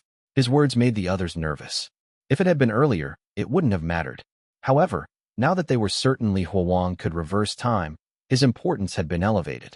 Huowang, it's not their fault, Yang Na anxiously said, pulling at his hand as she tried to explain. I snuck aboard by myself because I wanted to help you. She quickly noticed that Li Huowang wasn't listening. Did you two knowingly let another Siming tag along? You expect me to believe you didn't notice? That's nonsense. I may be crazy, but I'm not stupid. Ji Zai. Yang Na suddenly raised her voice. Ji Zai? As the heavenly mater, who governs death and benevolence, who are you to forbid me from joining the battle of the Simings? 1. Shai Zi is the Chinese word for dice. Chapter 919, Festival. When Yang Na called Li Huowang Ji Zai, he froze as if struck by lightning. At that moment, Zhao Shuangdian approached and whispered, honestly, she finally found something she wants to do. Just let her do it. You can see how much better she's doing now. Do you really want her to go back to how she was? Curled up at the foot of the bed, consumed by thoughts of ending her life? And don't worry about her safety. Since everything will eventually rewind, what's there to fear about her safety? Yang Na said, you are a Siming, and I am a Siming too. I am not your object. I don't need your protection. This concerns the fate of all Simings in the Baiyu capital. I can't run away from this. Look at me. I am a Siming who governs both death and benevolence. Yang Na's voice gradually softened. Huowang, in the past, I wronged you. Let me be of some use, please. It's the only way I'll feel better. Otherwise, I'll always feel like I'm the one who caused you to end up like this. If I hadn't called the police then, you wouldn't have. Yang Na choked with emotion. Li Huowang embraced her, his hands softly smoothing her hair. His words got caught in his throat several times before he finally managed to speak with forced cheerfulness. Okay. Ji Zai welcomes the return of the heavenly mater. With you on our side, the opposing Simings won't stand a chance. He continued to hold Yang Na and turned coldly toward Zhao Shuangdian and Qing Wanglai. Then, he took out his phone and sent both of them a message. Fine, you guys win. You used Yang Na to achieve your goals. But don't forget, the initiative is no longer in your hands, it's in mine. Especially the next time the timeline rewinds, and you guys know nothing. Next time, I want to see if I can deceive you by mixing truth and lies when I tell you I can reverse time. Will you two be able to tell the difference? Here, does your father look like this? I made this clay figurine. Li Sui's gaze remained fixed on a lantern nearby, her mind lost in thought. A lifelike clay figure was then presented to her, capturing her attention. The figure portrayed a person in red robes, whose face was concealed by a bronze coin mask. They also had a spine sword on their back. Yes, that's my father. Li Sui excitedly grabbed the chopstick handle at the bottom of the figure, unable to let go. She missed her father terribly, and even a clay figure was enough to provide temporary comfort. Zuoqiu Yong smiled and shook his head. Ah, you're just like a child. That boy Li Huang sure knows how to raise a kid. Remember, I'm called Zuoqiu Yong. From now on, just call me Auntie. I'll remember, Auntie. Weren't you going to take me to Great Qi? Ah, you little kid. Zuoqiu Yong poked her forehead teasingly. I heard you like festivals, so I brought you here to have some fun. There's no need to stay cooped up in the house all the time. What's the rush to go to Great Qi? We still have 180 years to wait. We can talk after the festival. Li Sui nodded and laughed innocently. You're right, Auntie. I have so many years before I can see my dad again. After a brief pause, Li Sui seemed to think carefully and then shook her head. Wait, no? I don't need 180 years. My dad looks like he's in his 20s. In 150-odd years, I can go find the newborn him. I'd advise against it. If you interfere and your dad doesn't get captured by Dan Yangzi, he won't eat you to suppress his hallucinations. You could mess up the cause and effect, and you may not even learn how to speak again. Li Sui was frightened by this and nodded quickly. I won't go looking for him early. I won't mess things up. A good girl. For today, stop thinking so much and just have fun. Li Sui nodded once more, her gaze filled with longing as she looked at the clay figure cradled in her hands. Auntie, now that I have my father, could you also make 2 mothers for me? Sure. Come with me. The clay figurines shop is over here. By the way, you have 2 mothers? Your father sure is lucky. Really? But I don't think my father has been fortunate. He's had a hard life these past years. When they arrived at the clay figure shop, the old man quickly molded 2 figures according to Li Sui's description. In no time, a white-haired girl with 2 torsos was crafted. Lastly, Zuoqiu Yong had him make a figure of Li Sui herself, allowing the family of 4 to be together. Once the figures were finished, Zuoqiu Yong took Li Sui to a temple fair. They solved lantern riddles and enjoyed the night market. By late evening, Li Sui had played to her heart's content. She held on to Zuoqiu Yong's hand as they headed home. She looked at the 3 lifelike clay figures in her hands, then carefully buried them in her tentacles. Auntie, you're such a good person. Oh, what are you saying, kid? I'm a chief, after all. Being a good person is a requirement for this job. As she spoke, Zuoqiu Yong gently patted Li Sui's head. Ah, you poor child. What an irresponsible father you have, abandoning you in this distant place, not even bothering to search for you. From now on, I'm your family. If you ever need anything, just look for me. I'll help you. In 180 years, I'll tell my father how good Annie was to me. I'll let him know Auntie is a wonderful person. All right, I'd love to meet the guy who raised an evil spirit as his daughter. The 2 continued to chat as they walked, and they eventually returned to the surveillance bureau in Great Qi. Li Sui was sent back to her room to rest, while Zuoqiu Yong went to his residence. Though the surveillance bureau were underground, his personal chambers as the chief were lavish and grand. He walked through the corridor and entered his treasure room. He glanced at the treasures hanging from the beams, then kneeled at a low table and tapped his finger on the brush holder thrice. A small monkey, about the size of an infant's fist, crawled out, knelt by the inkstone, and quickly started to grind ink. Once the ink was ready, it lifted a calligraphy brush with great effort, then offered it to Zuoqiu Yong. Zuoqiu Yong expressionlessly took the brush and carefully recorded everything Li Sui had mentioned today. After he finished, he tossed the brush to the little monkey, who was sneakily licking the ink. Then, he pulled out a few pages of notes he had written days before and began to organize them. Anything that happened 180 years from now could contain vital information, and even the smallest detail could be valuable. At the very least, being able to foresee the future was an enormous advantage. Chapter 920, Xuan Pin. Zuoqiu Yong carefully examined the document, reading everything Li Sui had said. When he reached the part where the Great Qi was completely destroyed by God Yuan Er, and the entire Great Qi was engulfed in that strange liquid, his brows furrowed slightly. A catastrophe in the Great Qi 180 years from now. Could it be that even the Great Qi's surveillance bureaus couldn't prevent it? I need to start planning for the future. After thinking deeply for a moment, he reached for the pen from the ink monkey. He circled the section and continued reading. He circled the information that he found useful. However, since these were all events 180 years in the future, there weren't many points worth circling. Soon, he discovered a passage describing how a Twisted One had exchanged a fan with the Shangji Guanko, and his eyes lit up with interest. Although he had heard tales of the Shangji Guanko, he had always dismissed them as mere legend. He hadn't imagined that finding it would involve feng shui practices. This was a valuable item. If one could trade enough secrets, this thing would be far more useful than any divination method. If my guess is right, this Zhuge Yuan must be the Twisted One of the three pure ones. Otherwise, no ordinary person could have found the Shangji Guanko so easily. Zuoqiu Yong couldn't help but feel pleased. After so many years of bad luck, he had finally stumbled upon something valuable. I can't let her leave. I need to find a way to keep her here. The fewer people who know about this information, the more valuable it is. The next morning, Zuoqiu Yong brought breakfast to Li Sui as soon as she got out of bed. Here, eat up. This lamb bone stew is quite tasty, Zuoqiu Yong said with a warm smile, placing a bowl of meat and bones in front of Li Sui. Thanks, Auntie, Li Sui said. Her skin split open from the middle, and a faceless dog head emerged from within, gnawing on the bones with a crunch. Li Sui had discovered that Auntie seemed to know exactly what she liked to eat, and was always willing to take her to festivals. She really liked her. In the past, no one took care of you. Hearing how pitiful your situation was broke my heart. From now on, Auntie will look after you, even if your father doesn't take care of you, Zuoqiu Yong said, affectionately patting Li Sui's dog head. Li Sui nodded vigorously, her mouth stuffed with food. Auntie, when are we going to the Great Liang? Zuoqiu Yong pretended to feel hurt. What? Don't you like staying with Auntie? Li Sui quickly shook her head. No, I love staying with you, Auntie. I just want to see the Great Liang. All right, I'm just teasing you. Eat up, and then I'll take you to Great Liang's chief. The Great Liang's chief is called Xuan Pin, right? He has 6 arms and likes to wear red Taoist robes. I've already contacted him. Trust, Auntie. Would I lie to you? Li Sui nodded eagerly and gulped down the lamb bones as quickly as possible. She was eager to meet Xuan Pin. Li Sui had never expected that she would still have acquaintances 180 years ago.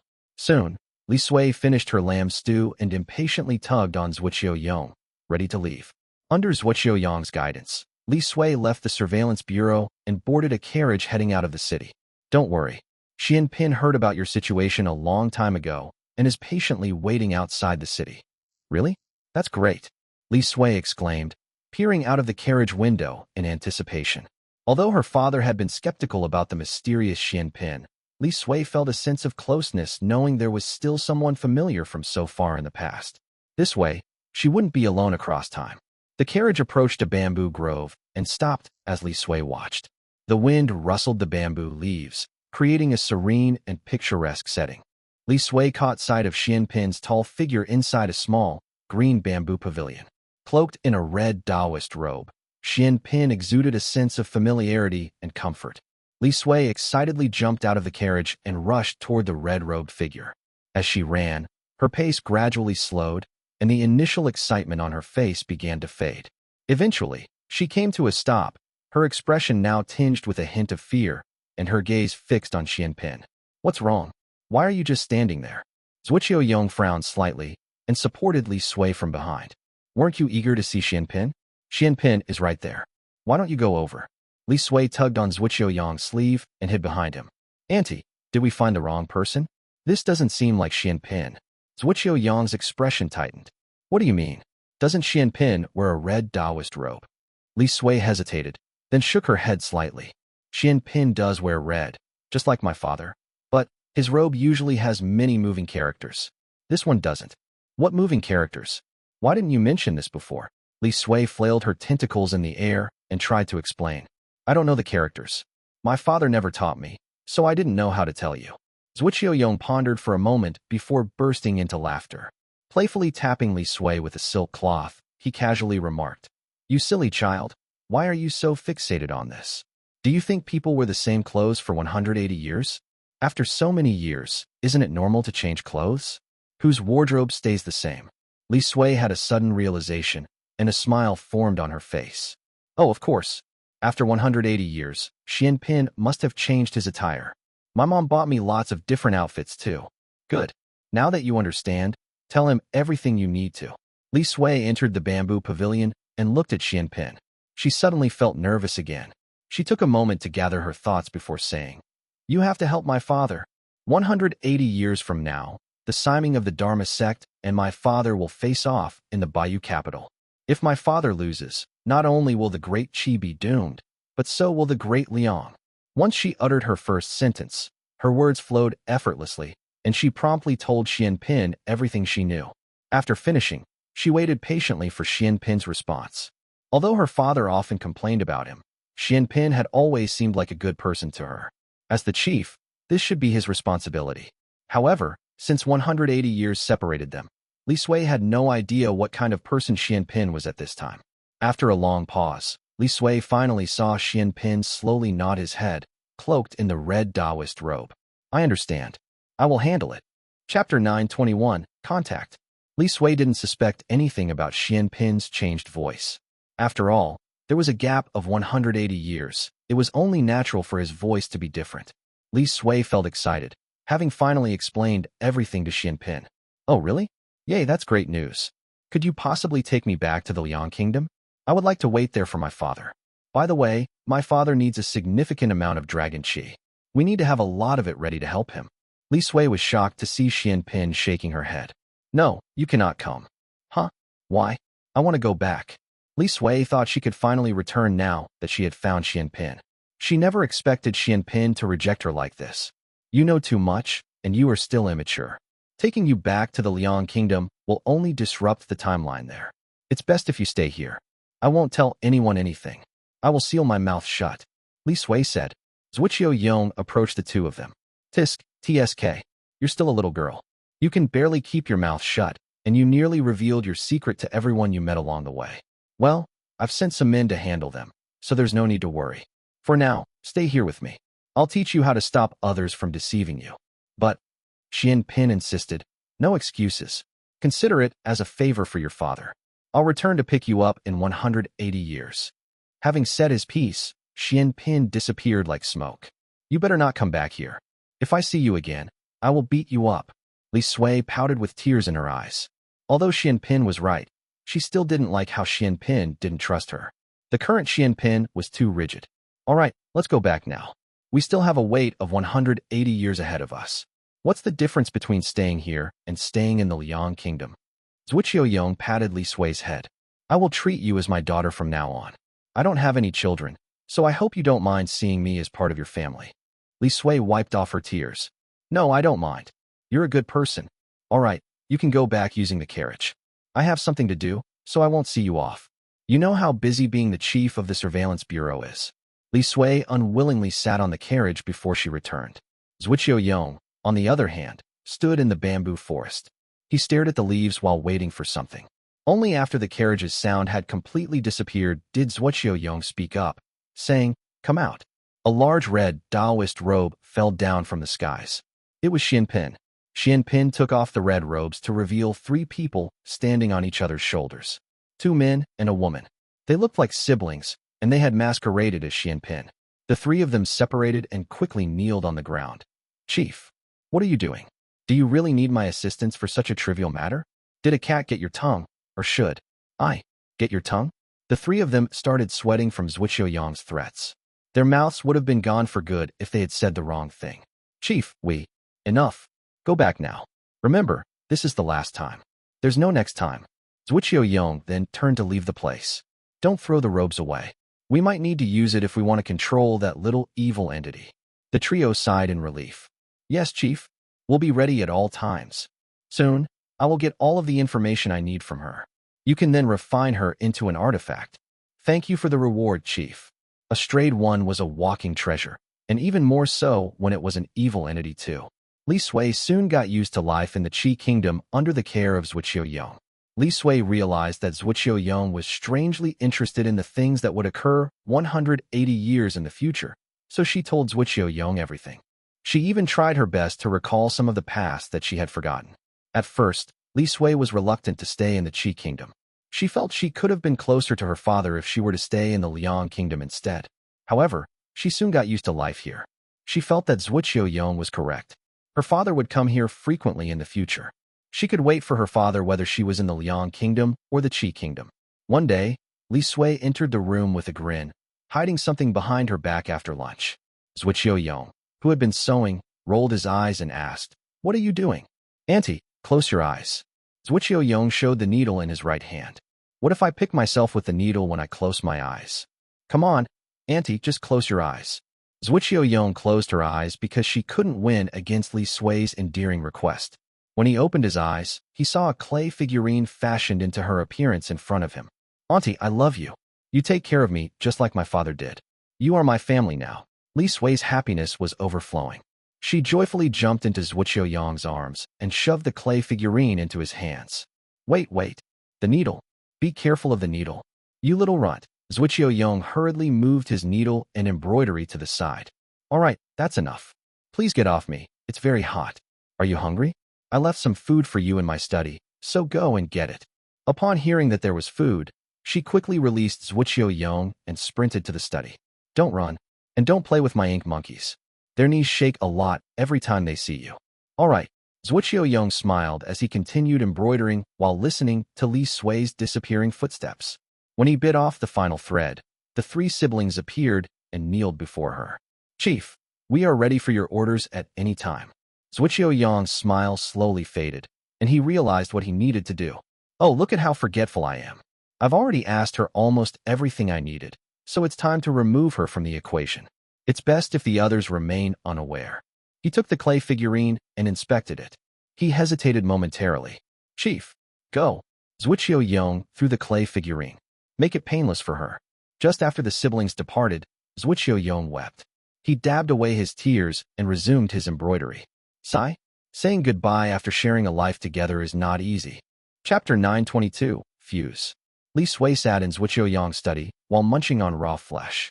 She was also toying around with the ink monkeys sleeping inside the brushes. She looked at the three figurines that Zuoqiu Yong had made for her and touched them. "Father, don't worry. I'm fine here. Auntie is a good person, and she takes good care of me. I will wait for you to come back." 180 years is, how many months is that again? Li Sui set aside the raw flesh and attempted to count the months with her tentacles when, out of nowhere, the lanterns in the room were snuffed out. In an instant, the room was engulfed in darkness. "Huh? What's going on?" Li Sui had barely reacted when she felt her neck going cold. The next second, Princess and Ping's head flew high up in the air. Several tentacles sprouted out from her neck, but someone in the dark knocked Li Sui away. The bloody dog skull sprouted out beneath her skirt. Sensing the impending danger from the dark, Li Sui panicked. Auntie, help. Someone's trying to kill me." However, Zuoqiu Yong didn't respond, even though he was just in the room beside Li Sui. "Oh no, why isn't Auntie here? Is there danger? I need to escape with him." Ban Luo Jiedi, Mo Alwan Luo Ren Li. A complex mantra resonated through the air. Li Sui's head throbbed with piercing pain, as if something were digging its way into her mind. She tried to retaliate, but her enemies came prepared. Li Sui couldn't see anything in the darkness. She didn't even know who was attacking her. "Auntie, help me." Li Sui used the last of her strength to escape the study. Just as she had almost reached the door, the entire study room extended. The door, which had been just inches away from her, was now positioned on the horizon. Simultaneously, a wave of intense pain emanated from her back, making Li Sui involuntarily freeze up. She reached out to her chest only to discover a massive hole. "I cannot die. Father still needs me." Li Sui's tentacles surged out from her tattered body. However, in a matter of moments, she sensed a force pulling at her tentacles from all directions. The sound of tearing flesh filled the air as Li Sui was ripped apart, leaving the study silent once again. Li Sui was powerless against the three siblings. They had learned everything about Li Sui's powers. "Brother, is that thing dead?" asked the sister. The lanterns in the study lit up, revealing the three siblings standing around. The eldest brother grumbled to his younger brother, saying, "Why did you tear it to so many pieces? Don't you know how much pure lifespan we can get if we sell that thing?" The sister tried to break them up. "Brother, let's stop fighting and clear up this mess. This is the chief's study, after all. Should we ask the chief to come and see?" "No need. The chief is too kind and doesn't want to see the mess here. The eldest brother took out a burlap sack and shook it. Li Sui's flesh, which had been scattered all over the room, was vacuumed into the bag. The three of them exited the study and bowed to the room where Zuoqiu Yong was. Then, they quickly left. They exited the chief's residence with wide grins on their faces. They had scored big this time. This is something the chief has given to us. We can't let the others know, especially Zhang Tude. Let's scatter first. We can meet up at the old place outside of the city. The youngest brother appeared irritated. It seemed he had a grudge against Zhang Tude. I don't believe he would take our stuff so openly. He's so arrogant, thinking that he's the one in control of the surveillance bureau. No need to be angry with him. We are still the chief's closest aides. Soon, we'll be the ones ordering him around. Let's disperse for now. The other two nodded. They each chose a different exit and left.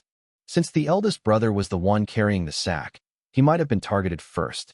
To avoid this, he opted for the most inconspicuous route available and reached their rendezvous point by nightfall.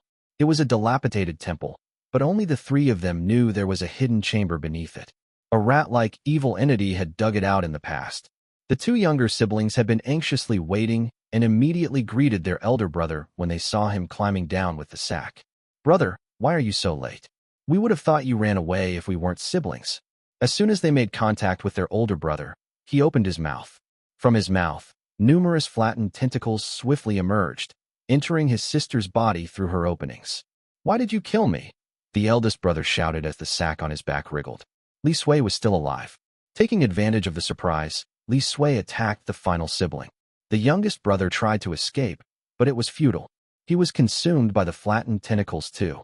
After resolving everything, the eldest brother gently placed the sack on the ground, revealing a large hole in his back. Li Sui had poked a hole in the sack and extended her tentacles through it to take control of the eldest brother's body. The latter didn't even realize that Li Sui had completely spread her tentacles into his body. The eldest brother was now dead, and Li Sui had taken over his body as a new host. Li Sui controlled the broken body to dump out the sack's contents. Bloody pieces of her previous corpse fell out. She sucked the shadow of her dismembered corpse, filling and engorging her flattened tentacles once more. Li Sui controlled her new body to search for her previous body. Amidst the fragments of her former body, she discovered wrinkled, curled human skin, her father's skin doll. It was a life-saving treasure Li Huang had given her. He had once told her that after Bai Ling Miao, he was the one who worried about her the most. Her father's concern for her had saved her life. Li Sui cried as she controlled her new body. She continued to look around and finally found the three clay figurines. She grabbed them and clinged onto them tightly. "Father, why is Annie trying to kill me? I liked him so much. He said that I was part of his family. Was he lying?" The future version of Li Huang did not have the answer. Li Sui did. As she assimilated the memories of the eldest brother with hers, she slowly let go of her naivety and found the apparent contradiction in her memories. It was Xuan Pin.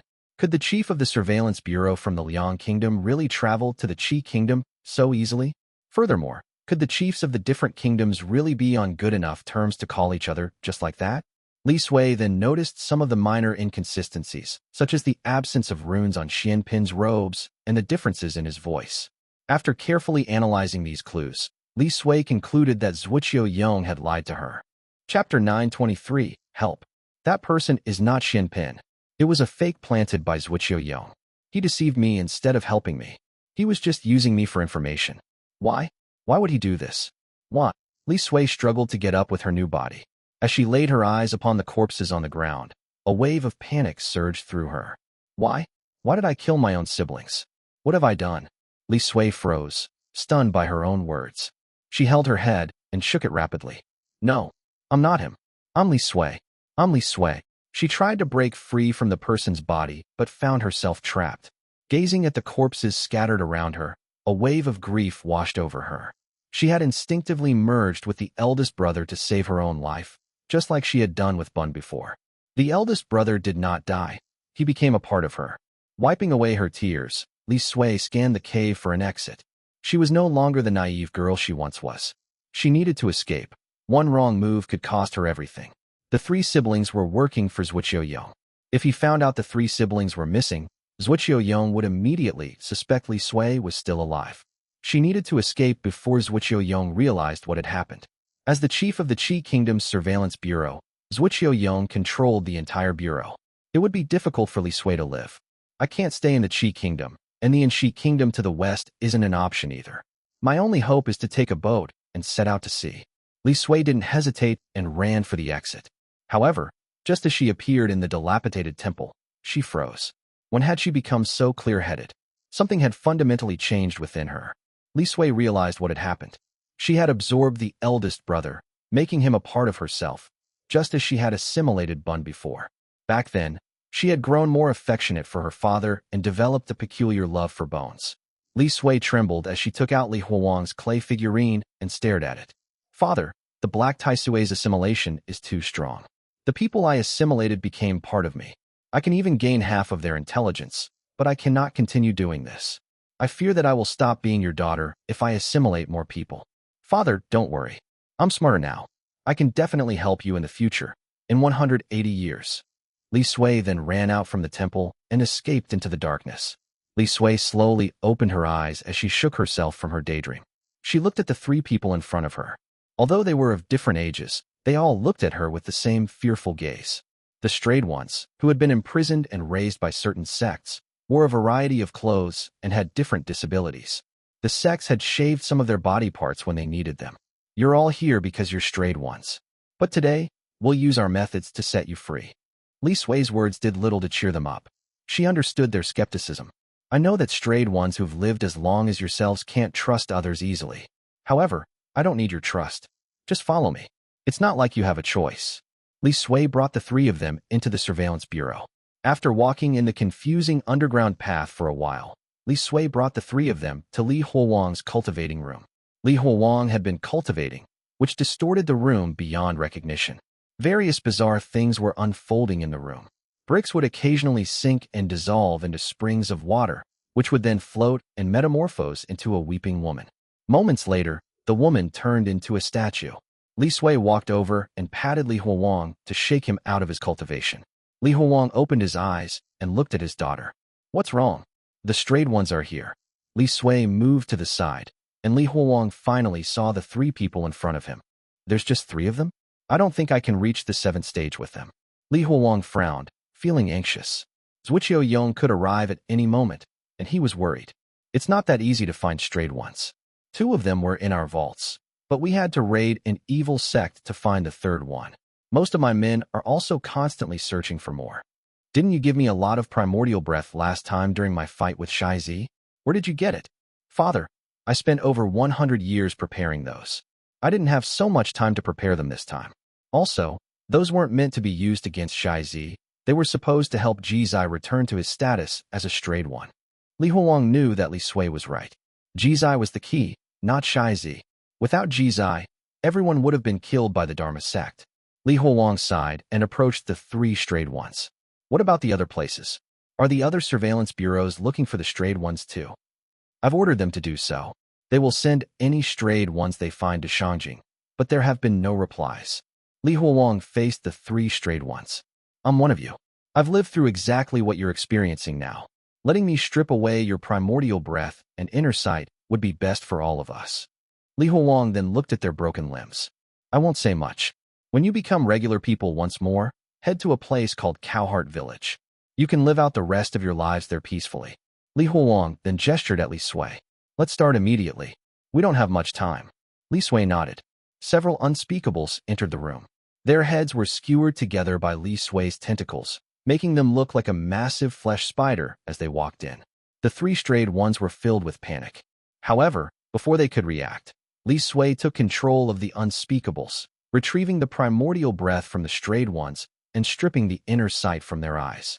After the 2 things had been extracted from their bodies, the 3 strayed ones became skinnier, as if something had stolen their vitality. The unspeakables shoved the primordial breath and inner sight into Li Huang, and everything around him started to change uncontrollably. His thoughts were manifesting around him without his control. Li Huang felt everything around him crumbling and turning into a manner. He carefully sat down and began controlling the inner sight he had just obtained, using it to push the primordial breath toward his 7th chakra point. Chapter 924, Cultivation. The 7 chakra points were the root chakra, sacral chakra, solar plexus chakra, heart chakra, throat chakra, third eye chakra, and finally, the crown chakra. This was the method to cultivate the truth Donglai had given him. Strayed ones could cultivate truth because of the primordial breath inside their body. Whenever Li Huolong used his inner sight to push the primordial breath into one of the 7 chakra points, his control over the cultivation of truth increased. When Li Huolong controlled the root chakra, he could temporarily turn a stone into an apple. When he controlled the sacral chakra, he could turn the ground into water and even twist arrows to miss their mark. When he controlled the solar plexus chakra, he could conjure fire out of nowhere and turn someone into mud with just a glare. When the inner sight and primordial breath from 3 different strayed ones entered his body, he started pushing his primordial breath toward the next chakra point. With more inner sight, he could move more of his primordial breath.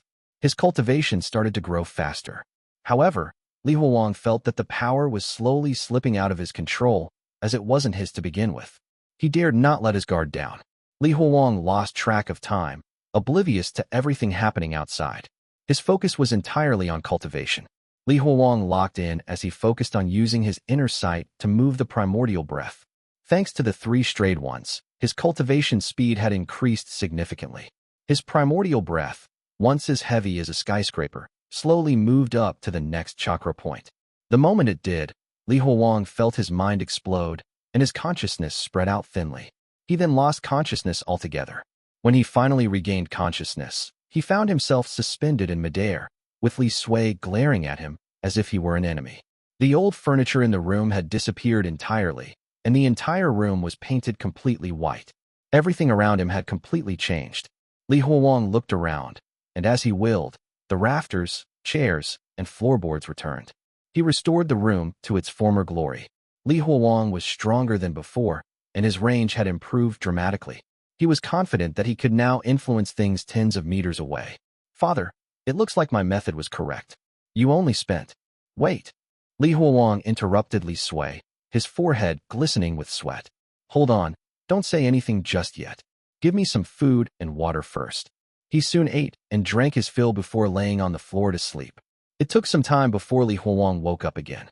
This time, he felt much better. He explained, in the future, don't tell me how long I've been out after cultivating. If it's too long, I might actually starve to death.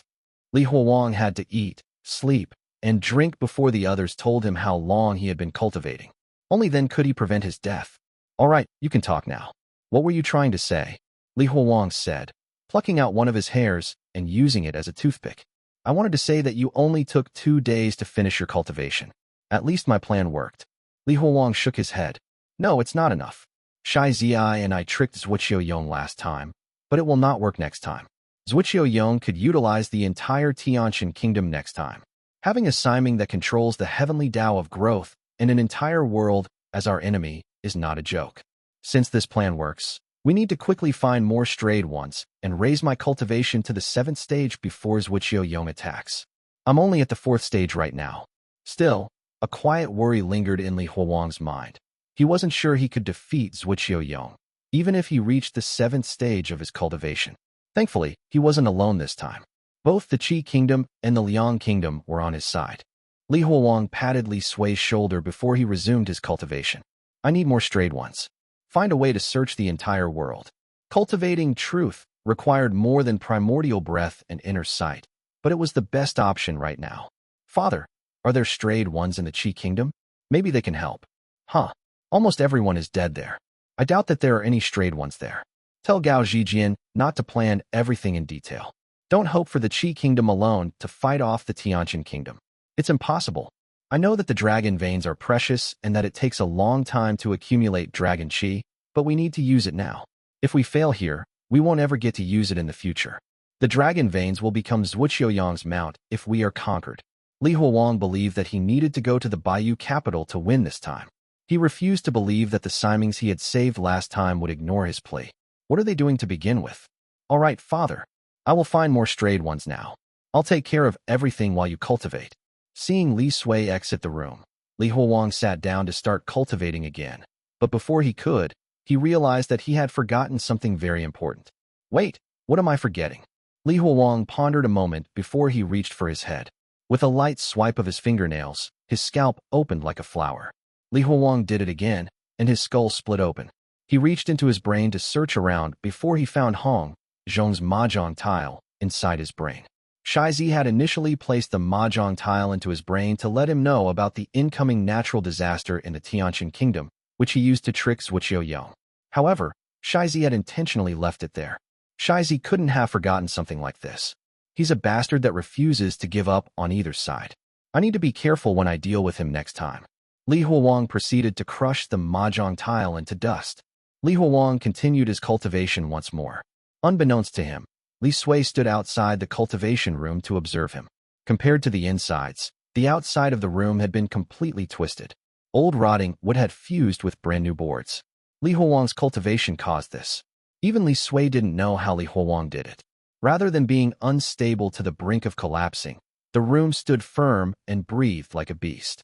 Tell the others to evacuate this region. Don't leave anyone behind. This was only the 4th stage. Who knew what would happen when Li Huang reached the 7th stage? Xuan Pin didn't want the entire surveillance bureau of the Liang kingdom to be destroyed by her father before the fight even began. One of the pillars beside Xuan Pin answered, "Yes, Chief." Chapter 925, important. Just as Xuan Pin nodded, she looked up. She floated and passed through the ground before reaching the surface. Li Sui greeted by Ling Miao and asked, "Mother, why are you here?" "I've ordered the entire White Lotus sect to find strayed ones. They are scattered everywhere, and we will soon have the information we need." "Thank you, Mother." Now, everyone in the Liang kingdom was searching for strayed ones.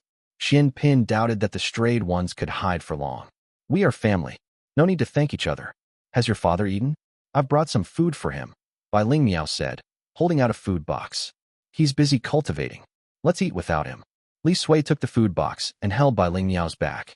She guided Bai Ling Miao to the rooftop of the surveillance bureau. When Li Sui opened the box, she noticed it was filled with Li Huang's favorite dishes. One of Li Sui's arms sprouted out from her robes. She took a pair of chopsticks and picked up a winter melon before eating it. "Mother, is there something you need to discuss with father?" Bai Ling Miao smiled as she tucked some of her hair behind her ears. "I've heard about the situation in Tianqian Kingdom. Your father must be worried, right? I understand him, and I know he will try to handle it all by himself. I came to tell him that the Heavenly Mater is sending a signal to stop him from being so rash. If the Tianqian Kingdom were coming already, the Heavenly Mater would not sit idly." "Oh, has the Heavenly Mater given out her sacred decree?" Li Sui replied. Bai Ling Miao shook her head. "No, but it's better than before. I'm certain that the Heavenly Mater will soon help us." "That's good news. I'll let father know." Li Sui ate her meal, enjoying the stir-fried meat with chestnuts. "This is delicious." "Is that so?" Sui, if you like it so much, I will bring you a portion next time." Bai Ling Miao tried to pat Li Sui's head, but she soon gave up after seeing how tall Li Sui was. "Mother, do you want to stay with father forever?" Bai Ling Miao's smile slowly disappeared. "Why are you asking that? I just want to make it clear. You can't keep dragging this. We can talk more next time. The Tianqian Kingdom is knocking on our doorstep. We don't have time for this now." Bai Ling Miao stood up to leave. "You always run away when we bring this up." Shangguan Yuding's illusion floated from beneath the tiles, stopping Bai Ling Miao from leaving. Shangguan Yuding displayed a paper filled with words before Bai Ling Miao. "What? What is this?" Bai Ling Miao took several steps back when she saw the familiar names. "These are the names of the Bai family and their sins. We've recorded their every transgression and the names of the people they've killed. A disciple of Moongate recorded this, so their information is accurate." Xuan Pin put down her bowl and approached Bai Ling Miao. Shangguan Yuding smiled, and her illusion floated into the large red robes. "Mother, you're kind. You even became the head of the White Lotus sect to protect it from being oppressed. Don't you think that those who have committed such heinous sins should be executed? According to your teachings, do you think your family could enter the Heavenly Mater's void home?" Bai Ling Miao took another step back out of shock. Her voice trembled. Sui, what are you trying to do?" "Nothing. I've tried advising both sides, but both of you refuse to give up on one another. As your child, I just want to help you get over your trauma and see if we can repair your relationship." Bai Ling Miao found herself pursing her lips as she read about the lives that her family had taken, the words written in red ink. She struggled to reconcile her warm memories with her family and the contradicting cold words on the paper. "Mother, as the saintess of the White Lotus sect, I know that you would not give your family special treatment, especially after they've committed such atrocities. Bai Lingmiao's eye cover was wet with tears. She shook her head rapidly. Li Sui approached and hugged her. Her red robes wrapped around Bai Lingmiao like a warm blanket. Mother, let it all go. Father did the right thing, and so did you. It's not either of you that's wrong. It's this world. If you want to do something for your family, let's work together to change the world and prevent such a tragedy from happening again. Feeling the warmth enveloping her, Bai Lingmiao broke down. Her tears overflowed, tears as Li Sui held her tightly. Li Sui extended her 6 arms and hugged Bai Lingmiao, holding her close. She gently stroked her back, offering what comfort she could. Though Bai Lingmiao had grown stronger, Li Sui saw through her facade. She was barely 18, far too young to bear such crushing weight. Since her father wasn't exactly reliable, Li Sui had to do it herself. After a while, Bai Lingmiao pulled away from Li Sui's embrace. Sui, thank you. However, we should focus on the Tianqin kingdom first, rather than my relationship with your father. Why not? We're not like father, stuck thinking of one thing at a time. We can do both things at once. Bai Lingmiao shook her head and pulled off her white silk eye cover, wiping away her tears. Sui, you don't get it. The issue between me and your father, it's not important. It's just a relationship. Whether we stay together or split up, it means nothing. What truly counts are the lives of everyone in this world. Sui, I'm not the only one thinking of this. Your father is thinking about this too. It's just that he hides everything in his heart and does everything on his own. He tells no one about it, but I understand him well. Xuan Pin froze. Her voices slowly superimposed on each other until returning to Li Sui's own voice. But this is important to me. I just want the both of you to live better. Bai Lingmiao covered her eyes again and smiled before extending her arm into the darkness of Xuan Pin's red robes. Sui, don't worry. We will be fine.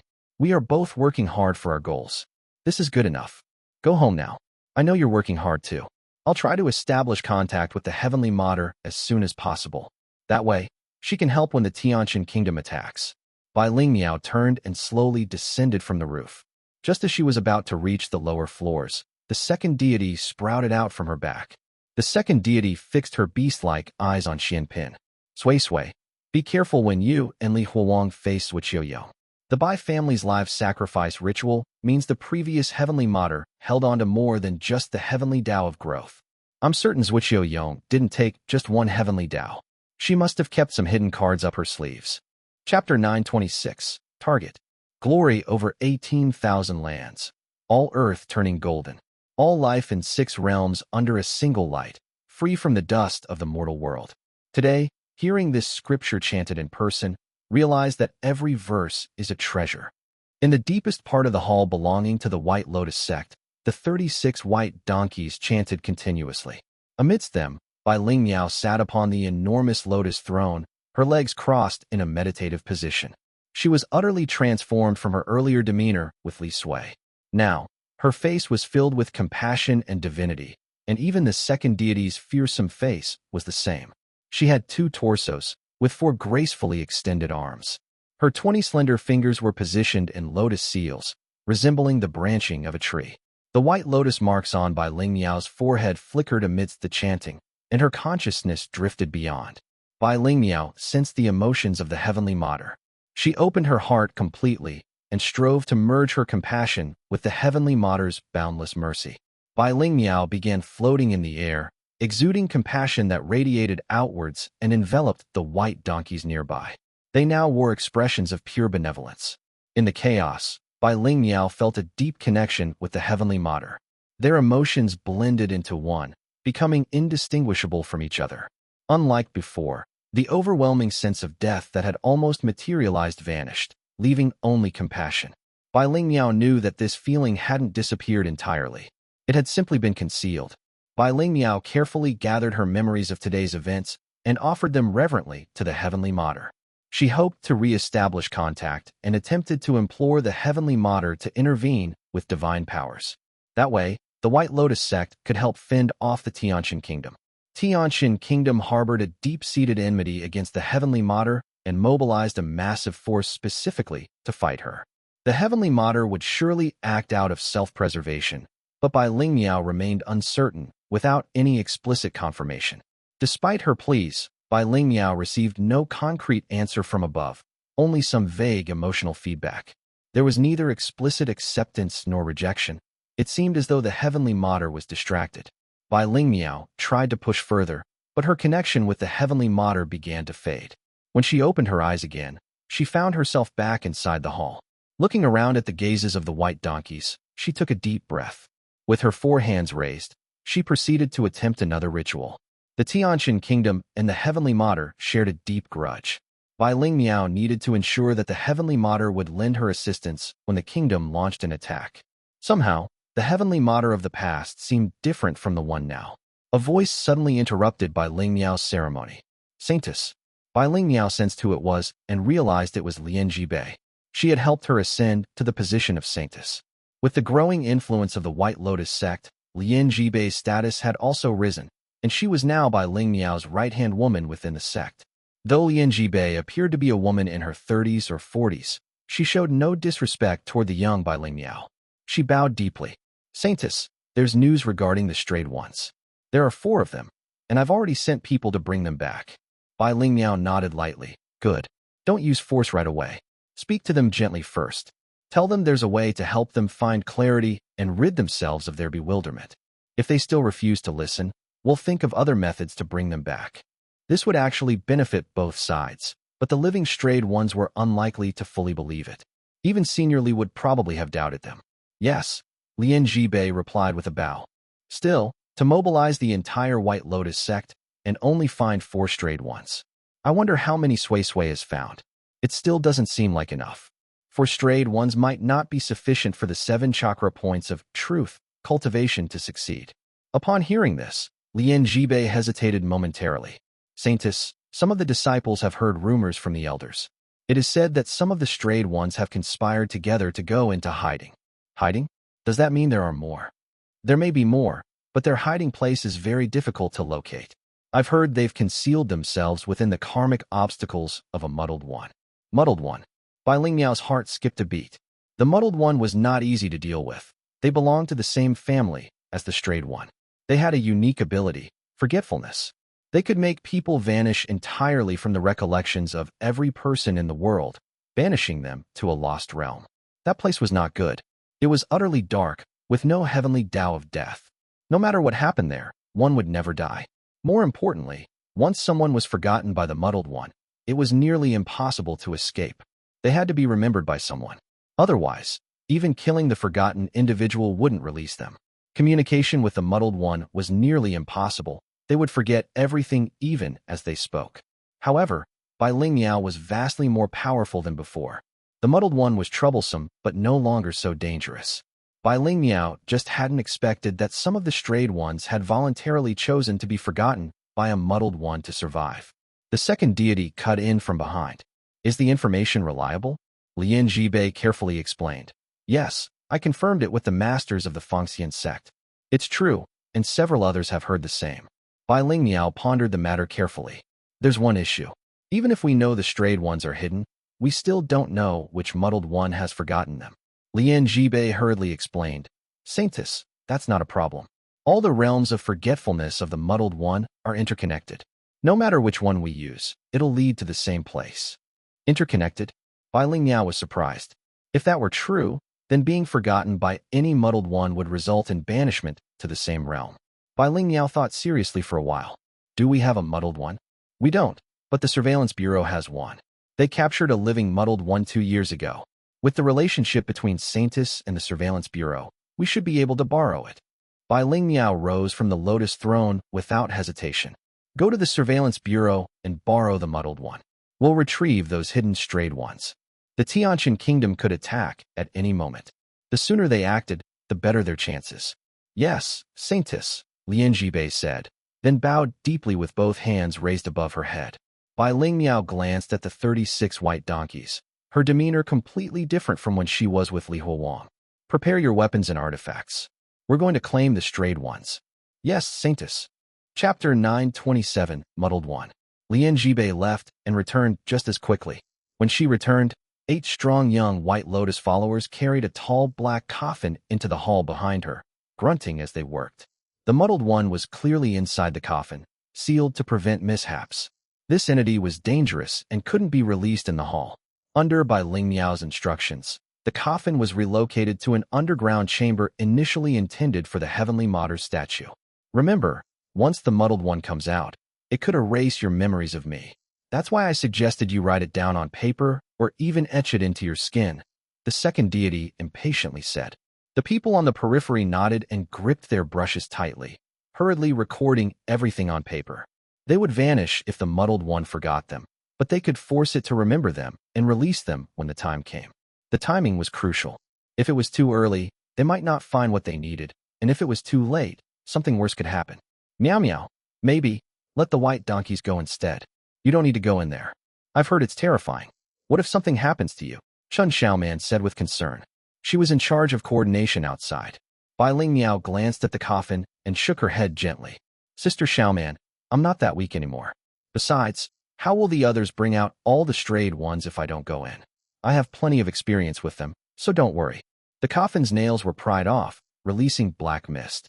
As the lid fell open, a man with a large birthmark covering half his face emerged, crawling out in tattered clothes.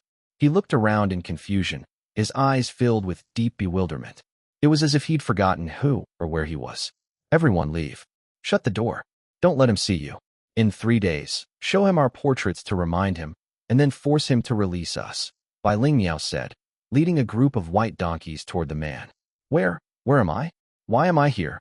The Muddled One asked Bai Ling Miao. Bai Ling Miao walked before him and carefully observed him. She ensured her reflection appeared fully in his eyes, then placed a red veil over his head. When the Muddled One removed the red veil, the surroundings were empty, and his face showed no surprise. He had completely forgotten about Bai Ling Miao and the white donkeys. Where am I? Why am I here? He circled in confusion and repeated, Where am I? Why am I here? By this time, Bai Ling Miao and her group had already left the dark room. However, the outside of the hall and the entirety of Xiangjing had transformed. The sky hung in pitch blackness, and everything was caught between being visible and invisible. Large sections of buildings had crumbled, creating a desolate and bleak atmosphere, as if the great Liang had already fallen. This was the world of those forgotten by the Muddled One.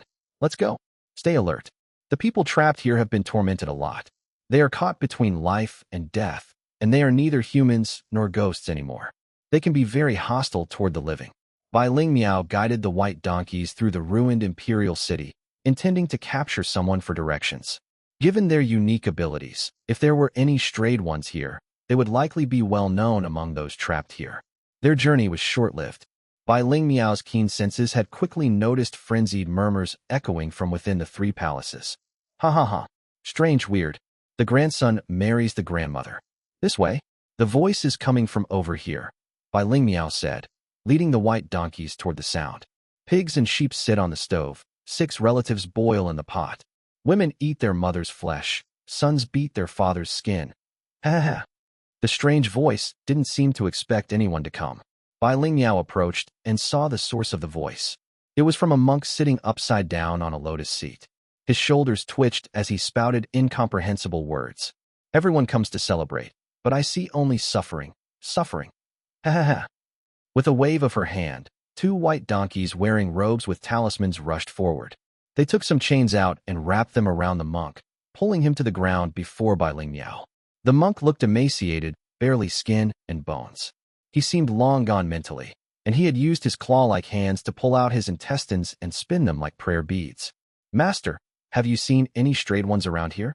If you can help me, I'll free you from this agony after it's over, Bai Ling Miao said. The monk ignored her enticing reward and continued his gibberish, saying, Pigs and sheep sit on the stove. 6 relatives boil in the pot. Women eat their mother's flesh. Sons beat their father's skin. After several more attempts, the second deity said, It's no use. This guy's completely mad. Who knows how long ago he's been here? She continued, If we want any real answers, we'll have to find someone who ended up here more recently. Bai Ling Miao didn't reply. She quickly retreated into the safety of the white donkeys. Be careful. There are a lot of people coming from behind the ruined temple. The tattered curtain of the temple was ripped open as a swarm of bloated, naked figures with bloodshot eyes surged toward them. Men and women were amongst them, all driven mad by their endless torment in this forgotten world. They became even more frenzied when they saw Bai Lingmiao's face, throwing themselves at her with reckless abandon. Formation: protect the Saintess. The white donkeys, possessed by various spirits, easily held the crazed attackers at bay. However, even decapitating them didn't stop them. There was no death here. It was unlike the world outside, where the heavenly Tao of death had vanished. The people here were still consumed by madness and a desire for slaughter. A voice suddenly called from outside. "This way. Hurry.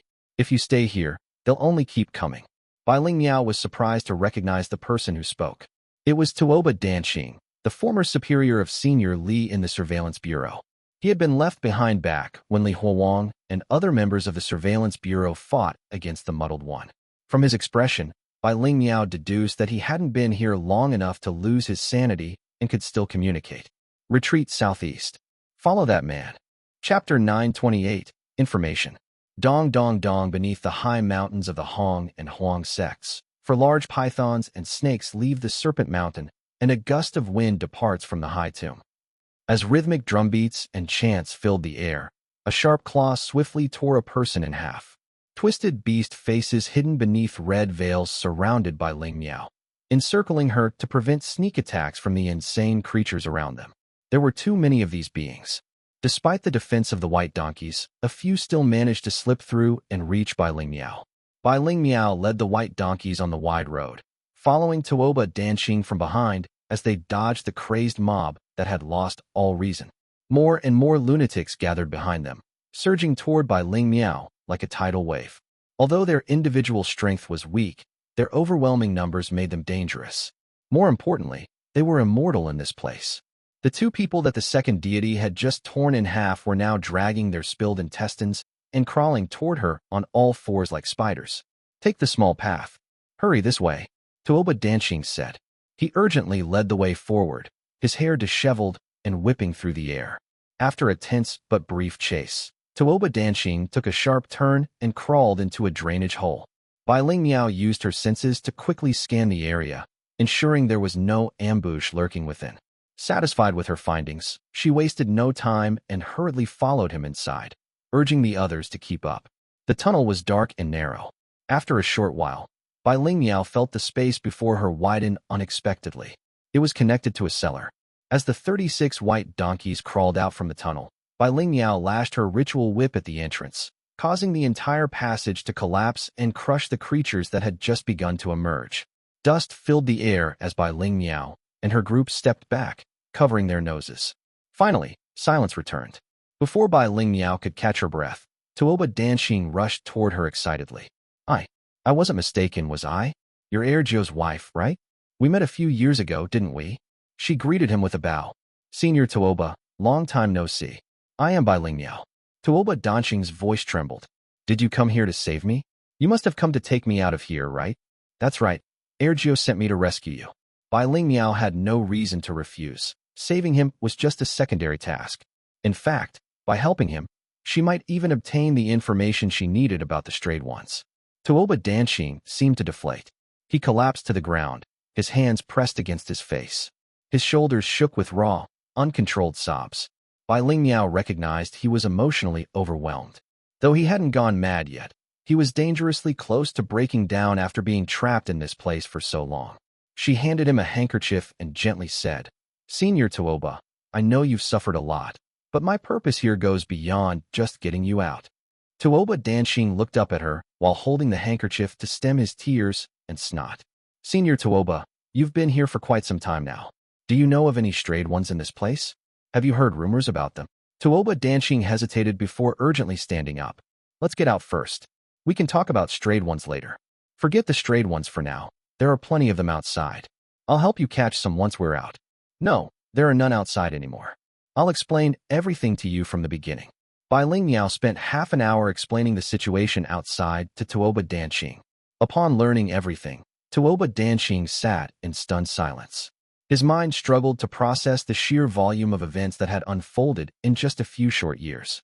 In short, to defend against the Tianqian Kingdom's attack, we must find the strayed ones. "Do you understand, Senior Tuoba?" Bai Lingmiao asked, her tone growing more serious. Tuoba Danqing had calmed down now. He nodded. I understand. It's not that I don't want to help, But after all these years in this damned place, I honestly don't know where to find strayed ones here. Tuoba Danxing quickly changed his tone when he saw Bai Lingmiao's expression change. Wait, don't worry.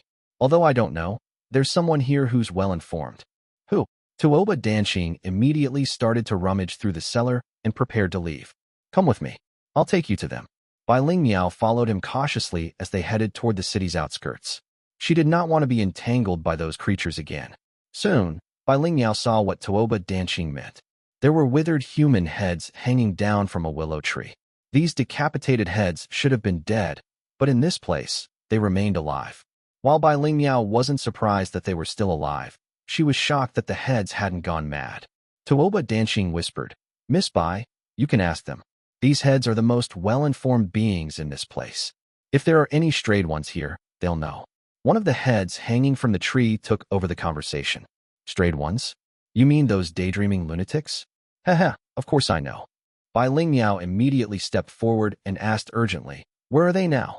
The heads on the tree burst into laughter, filled with mockery and glee. Bai Lingmiao couldn't tell if it was the heads laughing or the enormous tree itself. The white donkeys quickly formed a protective formation around Bai Lingmiao. They scanned the surroundings in case the laughter attracted other threats. Finally, the laughter subsided. Why should I help you? What's in it for me? How about this? Give me the heads of half of the 36 people behind you, and I'll tell you. It's been so long since I had any new company. Bai Lingmiao's refusal was firm. No. The heads slowly turned away. No? Fine. Then search on your own. I won't be helping. The white donkeys gathered around and said, Saintess, we are willing to offer ourselves. Silence. This is not your decision to make, the second deity said. Bai Lingmiao frowned in deep thought for a moment. My subordinates are human. I will not use them as bargaining chips. However, I can offer something else in exchange for your information. In this wretched place, other than new heads for amusement, I need nothing else, the heads retorted without looking back. No, you do need something. I can offer you death. All the heads turned to face her at once. What? You think you can kill me? I'd love that, but this place has no death. True, there's no death here, but that doesn't mean the twisted one of the Siming of death can't grant you death. Bai Lingmiao finished speaking and then gently reached up, plucking a human head from the tree as though she was picking a fruit. Chapter 929, Contact. Transcend the three realms. Break the cycle of reincarnation. Bai Lingmiao gently brushed her slender fingers over the top of the head, causing it to close its eyes forever. A slight smile curled on its lips, signaling its liberation from this infernal prison. Bai Lingmiao gently cradled the dead head, then turned to the willow tree again and asked, Can I exchange this for information? Yes, absolutely. The voices from the tree chimed together, anxious that Bai Lingmiao might change her mind if they didn't respond quickly enough. Everything that existed here was willing to trade anything for the eternal peace of death. In this realm of karmic obstacles, death was deemed the most precious thing. The strayed ones are in the east. There's a river to the east. Not far, just 30 miles. After crossing the river, follow the mountain path into the large mountain. Once you're in the mountain, you'll likely find them. There's around a dozen of them. They're not easy to deal with. The heads competed to share information about the strayed ones, and Bai Lingmiao's heart brimmed with joy upon learning that there were 12 of them. She realized coming here had been the right decision. We've told you. Now kill us. Quickly. We want to die. Don't go back on your word. If you don't let us die, we will haunt you forever. The heads began falling from the tree like hailstones, rolling around Bai Lingmiao's feet like a pack of puppies begging for food. As Bai Lingmiao's hand brushed over their heads, they quieted down, and their faces showed serene smiles. Tuoba Danxing stood and watched from nearby. There was a deep longing in his eyes. Over the years, he had always yearned for death. Day and night, he had endured starvation and the torment of hunger, yet he couldn't die. Death would free him from all suffering. It was an enormous temptation for him. However, just as he was about to approach Bai Lingmiao, he shook his head violently and turned away.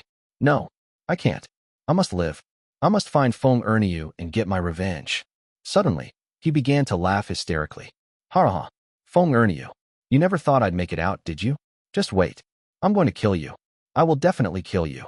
As the heads gradually died, the once lush willow tree quickly withered, eventually turning black and splitting apart. Bai Lingmiao now understood that the heads hadn't gone mad. The tree itself was alive. The heads were merely tools for it to speak. After finishing the deal with the heads, Bai Lingmiao and her companions set off to the east. They made swift progress with a clear goal and reached the river the heads had mentioned in less than 1 day. The calm waters were marked by a lonely floating bridge, with a sign beside it that read Bridge of Oblivion. 1. Bridge of Oblivion? Bai Lingmiao pursed her lips, leading the others across the floating bridge with increased vigilance. Much to her surprise, nothing happened as they safely crossed to the other side. Ahead of them loomed the massive mountain, home to the group of more than 10 strayed ones. The dark mountain loomed like a sleeping giant, exuding an overwhelming sense of oppression. A gravel path extended from Bai Lingmiao's feet and led deep into the mountain. Be careful, it's over 10 strayed ones. If they go mad, it'll be quite a show. Bai Lingmiao nodded in agreement as they made their way into the mountains. She thought about Li Huowang and how other sects had kept him under control. As soon as they entered, Bai Lingmiao had the white donkeys call out into the forest to assure the strayed ones that they had no ill intentions. Everyone, come out. I can help you escape this endless torment, whether it's the torment of the strayed one or the muddled one. She wanted to make it clear she had no hostility and sincerely wanted to make contact with them. She didn't plan to treat the strayed ones like others had, perhaps because Li Huowang was a strayed one. She believed they were still capable of reason. A win-win situation didn't require tricks. Any sensible person would know how to choose. After walking about 2 miles on the gravel path, they were stopped by a disheveled woman. She hoarsely rasped at Bai Lingmiao, saying, "Go back." Her attitude made Bai Lingmiao clench her fists tightly inside her sleeves. "We're here to help you. Don't be afraid. I'm here to help you." Bai Lingmiao took a step forward. "Get lost," the woman roared, and the ground suddenly swelled. A massive boulder rolled toward Bai Lingmiao and her group, causing the earth to shudder as it moved. The white donkeys quickly stepped forward. All 36 of them squatted simultaneously, sending the boulder flying away with a mighty heave. They stopped in their tracks as they were about to surround the female strayed one. It was not because of fear, but because another 10 people had appeared beside her. These people varied in height and gender. They were dressed in ragged clothes like beggars. The white donkeys remained on high alert. These were strayed ones, capable of creating something from nothing. It was rare to see 10 of them gathered together. Every single one was priceless. "Miss Bai, maybe we should retreat. These strayed ones might have already gone mad. Let's go back and plan this carefully," Tuoba Danqing said. "We're not mad." Bai Lingmiao looked up. There was a dark-skinned man with bone rings in his hair who was clearly from Xiangshou. He was the leader of the strayed ones. "If you're not mad, then why are you acting crazy? Can't you understand? Come with us. We know how to get out. Or do you plan to stay here forever?" The second deity shouted. The strayed one from Xiangshou retorted. "Go out? For what? To be hunted like rats by humans. We can remove the primordial breath inside you. You can live like normal people," Bai Lingmiao said. Normal people? So we went through all this suffering just to become ordinary people. Bai Lingmiao grew anxious. "If you don't leave, will you stay here forever? There's no death here. What do you intend to do here?" "What do we intend to do? We want to become the 10 kings of hell." Bai Lingmiao and her companions were stunned into silence, unsure of how to respond. The strayed one from Xiangshou pointed to the ground. "Do you think this is just some random place? This is the Underworld. It only looks like this because nobody cares." He continued, "As long as we become the new kings of hell, we will join the ranks of immortals." 1. In Chinese mythology, Meng Pe is the goddess of oblivion. She serves soup on this bridge to make people erase their past lives before they are reborn.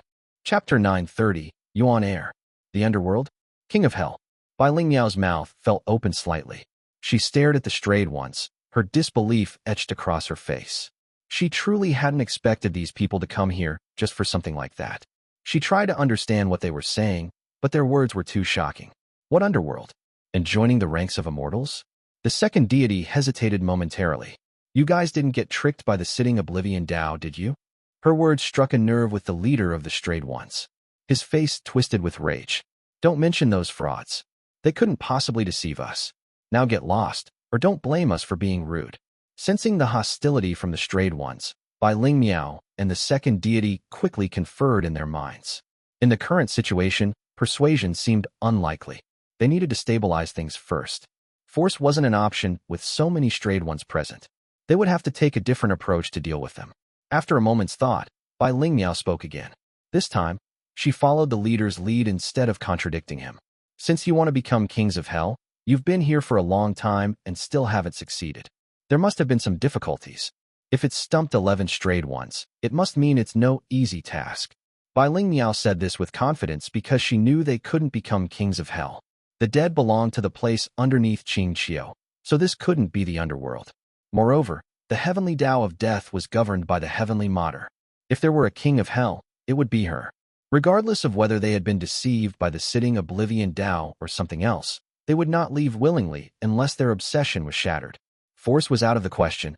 It was no simple task to subdue 11 strayed ones. How about we strike a deal? We help you overcome your difficulties and help you become kings of hell. In return, once it's done, you come out with me. Think of it as a favor to me. We don't need you.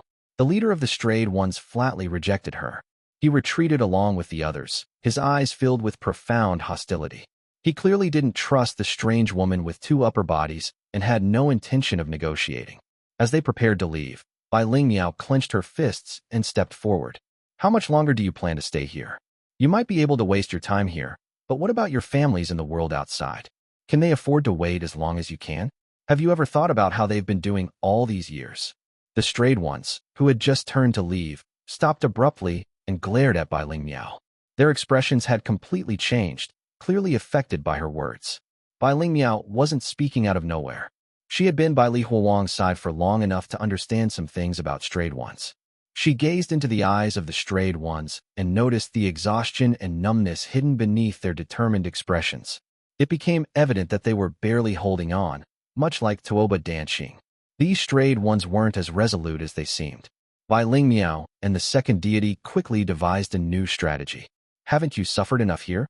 After all these years, I know you must have regrets. You had no choice before, so you were forced down a dark path. However, you have a choice now. Look at how we're dressed. We voluntarily came in here just yesterday. If we could come in, we can certainly leave. Let me help you. I can take you out of here and remove your primordial breath. That way, you'll never have to suffer from bewilderment again. Once you're no longer strayed ones, you can live the life you want. And you don't need to worry. Even though strayed ones are immensely valuable, the 11 of you together are far beyond our abilities. The second deity chimed in. Exactly, give it a try. What do you have to lose? It's better than wasting away here. Bai Lingmiao's encouragement gradually eased the tension, and everyone's attention shifted to her. Yuan Er saw the shifting expressions of the strayed ones and realized things couldn't continue like this. If they continued listening to her, their unity would falter. Don't trust her. She's lying. She might even be with the sitting oblivion Tao. Once we become kings of hell, we'll control the world over there too. Bai Lingmiao replied. Is that really true? Is that just your own belief? Or do others think that as well? How can you be so certain that everyone wants to become a king of hell? And how can you be sure that becoming the king of hell will allow you to control the underworld of the other world? Have you ever seen a soul from the other side? She continued, why are you forcing your own beliefs on others? Can't you listen to their thoughts? Or do you see them as mere tools for your own gain? The second deity added, and you're so confused that you doubt whether this world even exists, so how can you be so sure of what you say? Bai Lingmiao's words were sharp and unrelenting, making Yuan Er's face darken. He couldn't kill her. Making a move would only sow further division among his companions. Enough. I won't let her keep leading us down this path. Yuan Er said, waving his hand. Fine. You don't believe me, right? Well, come along and see for yourself. We've encountered difficulties, and if you help us solve them, we'll help you in return. After years of fruitlessly searching for a solution, Yuan Er doubted that this young woman could truly help. Whether she made him a king of hell or died trying, it was a win for him either way. We have a deal. Bai Lingmiao stepped forward resolutely. Yuan Er cast a quick glance at the other strayed ones before turning around and starting to ascend the mountain. Come with me. Bai Lingmiao nodded and followed. She wasn't concerned about the strayed ones turning against her. They wouldn't discard another option without a good reason. Besides, without the heavenly Tao of death, they couldn't kill her even if they tried. As they walked up the rocky path, Yuan Er casually explained their predicament. To become king of hell, we need to obtain the Book of Life and Death, but it's hidden in the Underworld Palace. However, the Underworld Palace is extremely dangerous. We arrived with hundreds of people, but only 11 remain. Bai Lingmiao's voice rose in surprise. Hundreds of strayed one. Not all were strayed ones. Some were patrons, some servants, some family. And where are they now? Dead. Bai Lingmiao shook her head slightly. That's impossible. This place has no heavenly Tao of death. No one can die here. Yuan Er sneered and said, when the king of hell calls for you at midnight, no dares live until dawn. The book of life and death is in the hands of the judge. Once the judge writes your name, no heavenly Tao can save you. You will be dragged into the 18th level of hell. Yuan Er smirked. Now, do you still want to continue? Chapter 931, Underworld. The book of life and death. Could it actually call for someone's soul? Bai Lingmiao doubted Yuan Er's words. If that was the case, that meant the Underworld Palace was real. Despite Yuan Er's apparent confidence, Bai Lingmiao remained skeptical. If Yuan Er was telling the truth, then where would the heavenly Mater, who controls the heavenly Tao of death, be positioned? Ultimately, the second deity voiced the questions that lingered in Bai Lingmiao's heart. Is it really the Underworld Palace? Of course. If not, I wouldn't have allowed you to help us. It's not only the palace, but also the 18 layers of hell. Do you know what we're stepping on right now? It's the Yellow Spring Road 1. Tuoba Danxing was taken aback, his gaze shifting downward to the stone path beneath his feet. He glanced around, questioning whether his presence here was a mistake. Afterward, there was silence as they pressed on. The group remained vigilant, keeping their senses sharp as they advanced. The road was long, but it still had an end. Soon, a pitch-dark cave appeared in front of them. On both sides of the cave, a couplet caught the eye. Only you can decide when to harm others. This applies to all three worlds in the land of the living. The Underworld Palace had never let anyone go. There was another couplet at the top. You are here. The cold wind blowing out from the cave made everyone tremble. Noticing Bai Lingmiao's shocked gaze, Yuan Er chuckled. This is the door to the Underworld. What's wrong? Do you dare to enter? Bai Lingmiao checked the couplets and shook her head lightly. This isn't the door to the Underworld. If it was, the couplet is wrong. There's no such thing as punishment in this world. She led her followers into the cave. It was filled with stalactites and stalagmites resembling little demons. Green smoke rose out of nowhere and enveloped everyone's legs. The dark road led everyone deep into the cave. The cave was also very spacious, making Yuan Er's voice echo. Continue downwards, then. We've cleared almost everything around the entrance. Our true enemies are in the Foam Capital. The Underworld Palace is inside the Foam Capital too. They continued walking and saw several corpses and skeletons on the ground. Clearly, they were the people who had previously followed the strayed ones. It seems like they were telling the truth. Something really did grant them death. Bai Lingmiao frowned and put her guard up as she continued to walk forward. They were unsure of how long they had walked, but they were certain they had arrived at Foam Capital when a colossal wall dotted with glowing green lights appeared from the depths of the darkness. In contrast to the strange black holes that Li Huawang had described, the Foam Capital that Bai Lingmiao encountered seemed real. At the very least, it was a city. At that moment, accompanied by the pounding of everyone's hearts, the massive metallic door emitted a deep groan as it swung open. Green smoke spewed forth as beings walked out of the city. Lie down. Don't let them see you. Upon hearing Yuan Er's words, the second deity twisted and forced Bai Lingmiao onto the ground like a prowling beast. Through her beast-like eyes, Bai Lingmiao saw strange, emaciated people walking out in rows. Each person held a broken yellow lantern and wore tattered robes. They were incredibly tall, with their shoulders disappearing into the darkness above. It was clear that the strayed ones feared those beings. They didn't even dare to breathe until the giants had left. What are those? Asked Bai Lingmiao. A strayed one with an unruly beard answered her question. Those are the soldiers of the Underworld Palace. Haven't you heard of them before? Are they strong? Why are you afraid of them?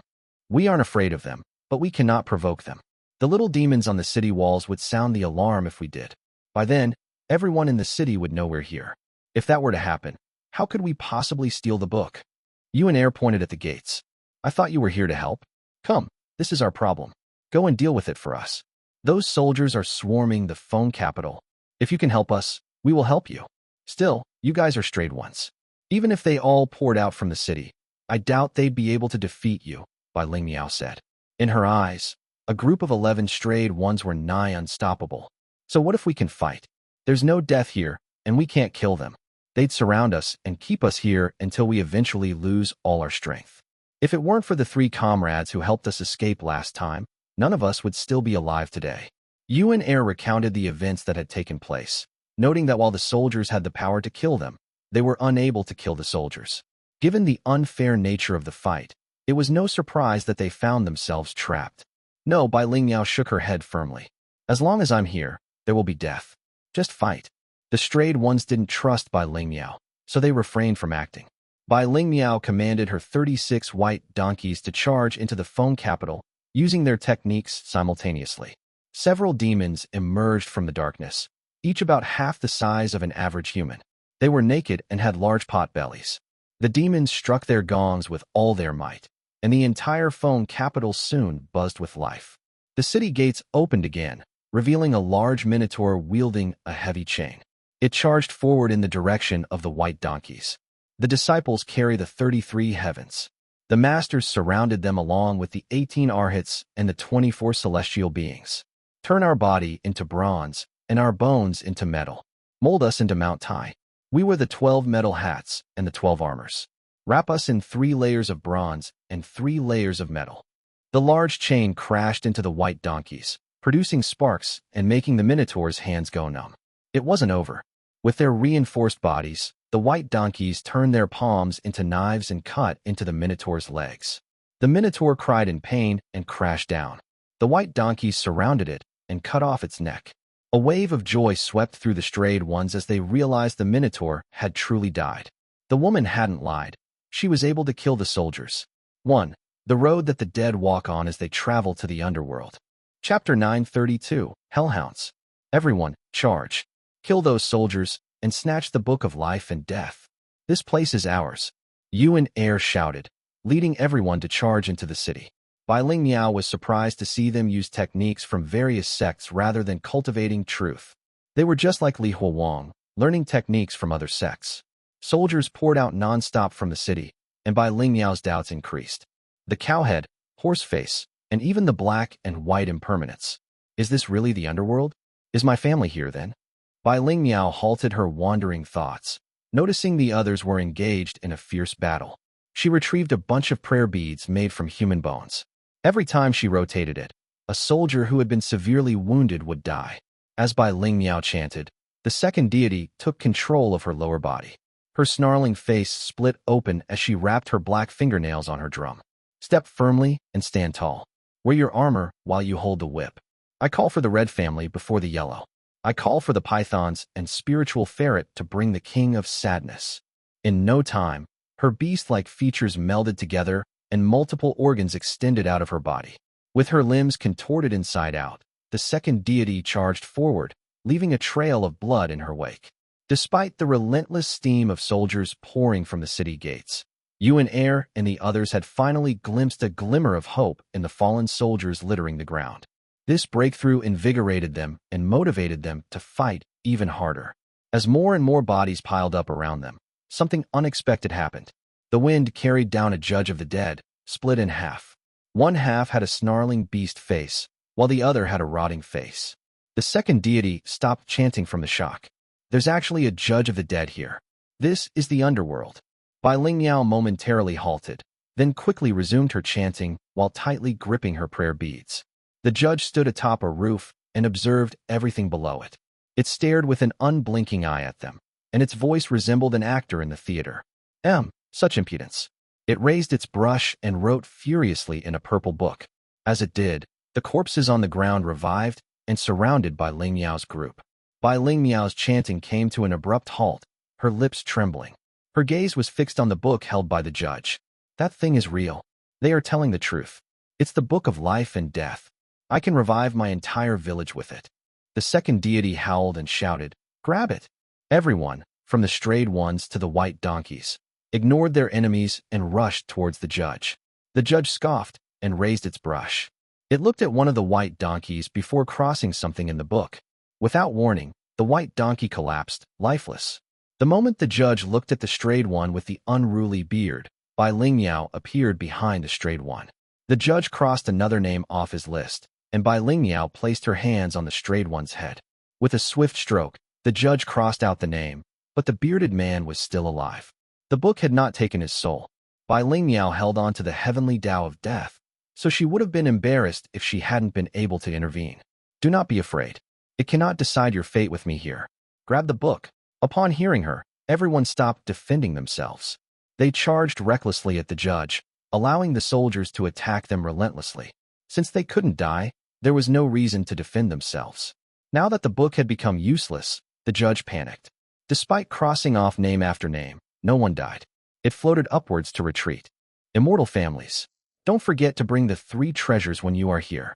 Find the immortal shackling chains, the horse saddle, and the soul imprisoning bottle. Toss them towards the enemies to stop them from fleeing and escaping. The sound of the drumbeat paused as the second deity raised her drum whip and swung it towards the judge floating in the air. Then, she made a pulling motion downwards. The judge fell down, as if it were truly bound by something. The judge tried to get up, but it was too late. The white donkeys had already hurled their saintess into the air, sending her soaring toward it.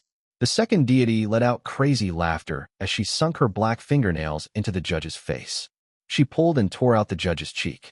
As the second deity attacked, Bai Lingmiao held onto the Book of Life and Death and pulled it hard. She wept with joy as she held the Book of Life and Death in her hands. Though it was slightly larger than she was, its weight didn't matter. She could finally bring her family back to life. Her triumph lasted only a single moment. The soldiers began retreating like a tide as another judge floated down with another Book of Life and Death. Moments later, a second judge appeared and floated down, then a third, and so on, until there were 9 judges before her. Bai Lingmiao clutched the Book of Life and Death against her chest, her voice trembling with shock. What's happening? Yuan Er approached her while leading the other strayed ones. There are 10 palaces, so naturally, there are 10 judges. Don't you know that? Who told you that there are 10 judges? My grandmother. Everyone in my village says that. How could you not know that?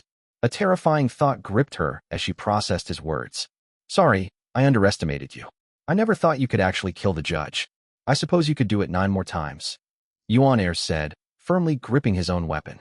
The second deity heard Bai Lingmiao's question in her heart and immediately warned Yuan Er. We can deal with 9 judges, but we cannot deal with the Hellhounds of the Underworld Palace. Hellhounds. Chapter 933, Strayed Ones. Hellhounds. Yuan Er asked, dumbfounded. Yes, Hellhounds. We obtained that information from the archives of the Surveillance Bureau. Regular people wouldn't know about this, the second deity said. It has 3 heads and devours the souls of people. None of us will survive when it appears. The second deity suddenly turned and stared into the darkness with fear. Look, it's appearing. The Hellhound is coming. As the strayed ones stared into the darkness with fear, a Hellhound emerged from the black fog. It was rotting and emanating the air of death, striking fear in everyone's hearts. When Bai Lingmiao saw the Hellhound appear out of nowhere, she understood everything. She looked at the Book of Life and Death in her hands with despair. She released her grip. The book slipped from her fingers, tumbling to the ground with a soft, devastating thud. She's lying, Bai Lingmiao said. What? Bai Lingmiao pointed at the Hellhound with her trembling fingers. There's no such thing as a Hellhound here. It's just something she made up. Have you not noticed that the things she's making up are becoming reality? Bai Lingmiao closed her eyes and clasped her head in pain. There's no underworld. There's no Book of Life and Death. You were all deceived. The dog, the book, this entire place. You created it all. You are all strayed ones. Whatever you think is real will become real. If you think that this is fake, then everything will disappear. Her words were like a beating hammer that struck their hearts. A wind blew past, and the bodies of the 9 judges slowly turned translucent. No one died, even as the judges continued to cross out names on the books. Soon, they disappeared in front of them. The judges weren't the only ones disappearing. The soldiers, the city, and even the Hellhound disappeared. Bai Lingmiao looked at the disappearing Book of Life and Death and cried. Her tears stained her eye mask, and they dripped onto the ground. The second deity felt irritated, but in the end, she sighed and turned around to give Bai Lingmiao a gentle hug. The 2 of them shared the same body, bearing the burden together. Bai Lingmiao sobbed. I thought it was real. I thought I could revive them using the book. Now, it feels like they died again in my heart. I understand. I know. Don't be sad. Be happy for a bit. See, we get to take back 11 strayed ones. The second deity couldn't do much except lick the tears off Bai Lingmiao's cheek with her snake-like tongue. Bai Lingmiao's heart felt like it was being torn apart. However, she quickly composed herself, remembering the dire situation outside. She took a deep breath before speaking. Let's go out. We can help you escape your suffering. You won't be stuck between two worlds anymore. No matter who deceived you before, I'm sure no one will trick you again once you become regular people. The strayed ones found themselves uncertain about what to do next, as their years of perseverance turned out to be nothing more than dreams. They silently trailed behind Bai Lingmiao. They walked back out and saw that the entrance to the Underworld and the Yellow Spring Road had disappeared. They had confirmed everything. A lone strayed one couldn't accomplish it all, but the presence of all 11 was enough to achieve this. What exposed this as a sham was that none of the 11 strayed ones knew what the Underworld looked like. They had simply fabricated it based on hearsay. They returned to the place where Bai Lingmiao had originally come from. However, Bai Lingmiao stopped in front of the underground chamber. Wait here. I will chant and conduct the ceremony right now. Once it's done, the exit will appear. We can use the exit and get out from the Muddled One's karmic obstacle. Bai Lingmiao sat down and started the chant. The rain of Murderous, the red spider lilies, and the sandalwood fragrance that pleases the hearts. Everything is but karma. The earth is pure and serene. At that time, the four assemblies were all joyful, their bodies and minds at ease, experiencing what had never been before. A light between the eyebrows illuminates the east, and the 18,000 worlds appear golden. Her chanting caused the space before her to quiver, with two different forces colliding. As she continued to chant, the vibration grew stronger and stronger. Once she completed her chant, the sound of shattering glass filled the air. Right before her, a circular hole materialized, leading to the main branch of the White Lotus sect in Xiangshou. As soon as everyone went into the hole, it disappeared. The second deity was confused and intrigued. I didn't know that the Lotus Sutra of Wondrous Dharma had such power. I remember it was used to calm one's heart. Bai Lingmiao shook her head and looked at the 11 strayed ones behind her. It doesn't matter. This will work as long as they trust me, especially since we have 11 strayed ones. Bai Lingmiao had learned a lot about strayed ones from spending so much time with Li Huang. She made sure none of them suspected her words. Since they could construct an entire underworld, forming an exit would be a piece of cake. Miao Miao, you're back. How did you get out? Chun Xiaoman's voice rose in shock as she guided a group of White Lotus sect devotees to encircle Bai Lingmiao. Bai Lingmiao didn't want to talk much and shook her head, her voice tinged with exhaustion. Put the Muddled One back in the coffin. I'll take the Muddled One and the strayed ones to the surveillance bureau. Bai Lingmiao was about to say something else when she turned around and saw Tuoba Danqing struggling painfully on the ground. She rushed to help him up, horrified to see his muscular frame withering at an alarming pace. He was rapidly turning into a skeleton. He's dying from hunger, the second deity said. The consequences of prolonged starvation within the Muddled One's karmic obstacle were becoming horrifyingly clear. Tuoba Danqing was fundamentally different from the 11 strayed ones. If they believed they weren't hungry, they wouldn't feel hungry. Chapter 934. Expected. I cannot die. I cannot die. Feng Erniu. Tuoba Danqing grappled weakly on the ground, his emaciated arms clawing desperately at the earth. Death was not an option, not now, not when he was so close. Feng Erniu had been the one to trap him within the Muddled One's karmic obstacle. For all this time, Tuoba Danqing's mind had been consumed by thoughts of revenge. Now, he was finally out, but he was going to die soon. Tuoba Danqing refused to succumb to his fate. However, he didn't have much time left. All he could do was say his last words. Bai, Madam Bai, tell my son that he must never join the surveillance bureau. Bai Lingmiao watched Tuoba Danqing with deep concern. Don't worry. You won't die while I'm here. She made a lotus seal with a single hand before lightly tapping Tuoba Danqing's forehead. A black lotus appeared briefly on his skin. Tuoba Danqing felt his body stop decaying. While he hadn't revived, he also hadn't succumbed to death. It seemed as though he was suspended in a state between life and death. You are neither dead nor alive. I can only maintain you like this for 20 years or so. You should seek the masters from the righteous monastery before coming to find me again. Tuoba Danqing looked at himself, shocked by Lingmiao's powers. He never thought Ergio's wife would be so powerful. The only people he knew with similar abilities were the llamas from Xiangshou. He recalled she had once been barely qualified as a shaman. What could have possibly transformed her so drastically in these past few years? What's wrong with him? Yuan Er said, leading the other strayed ones. Bai Lingmiao's heart raced as she heard footsteps approaching from behind.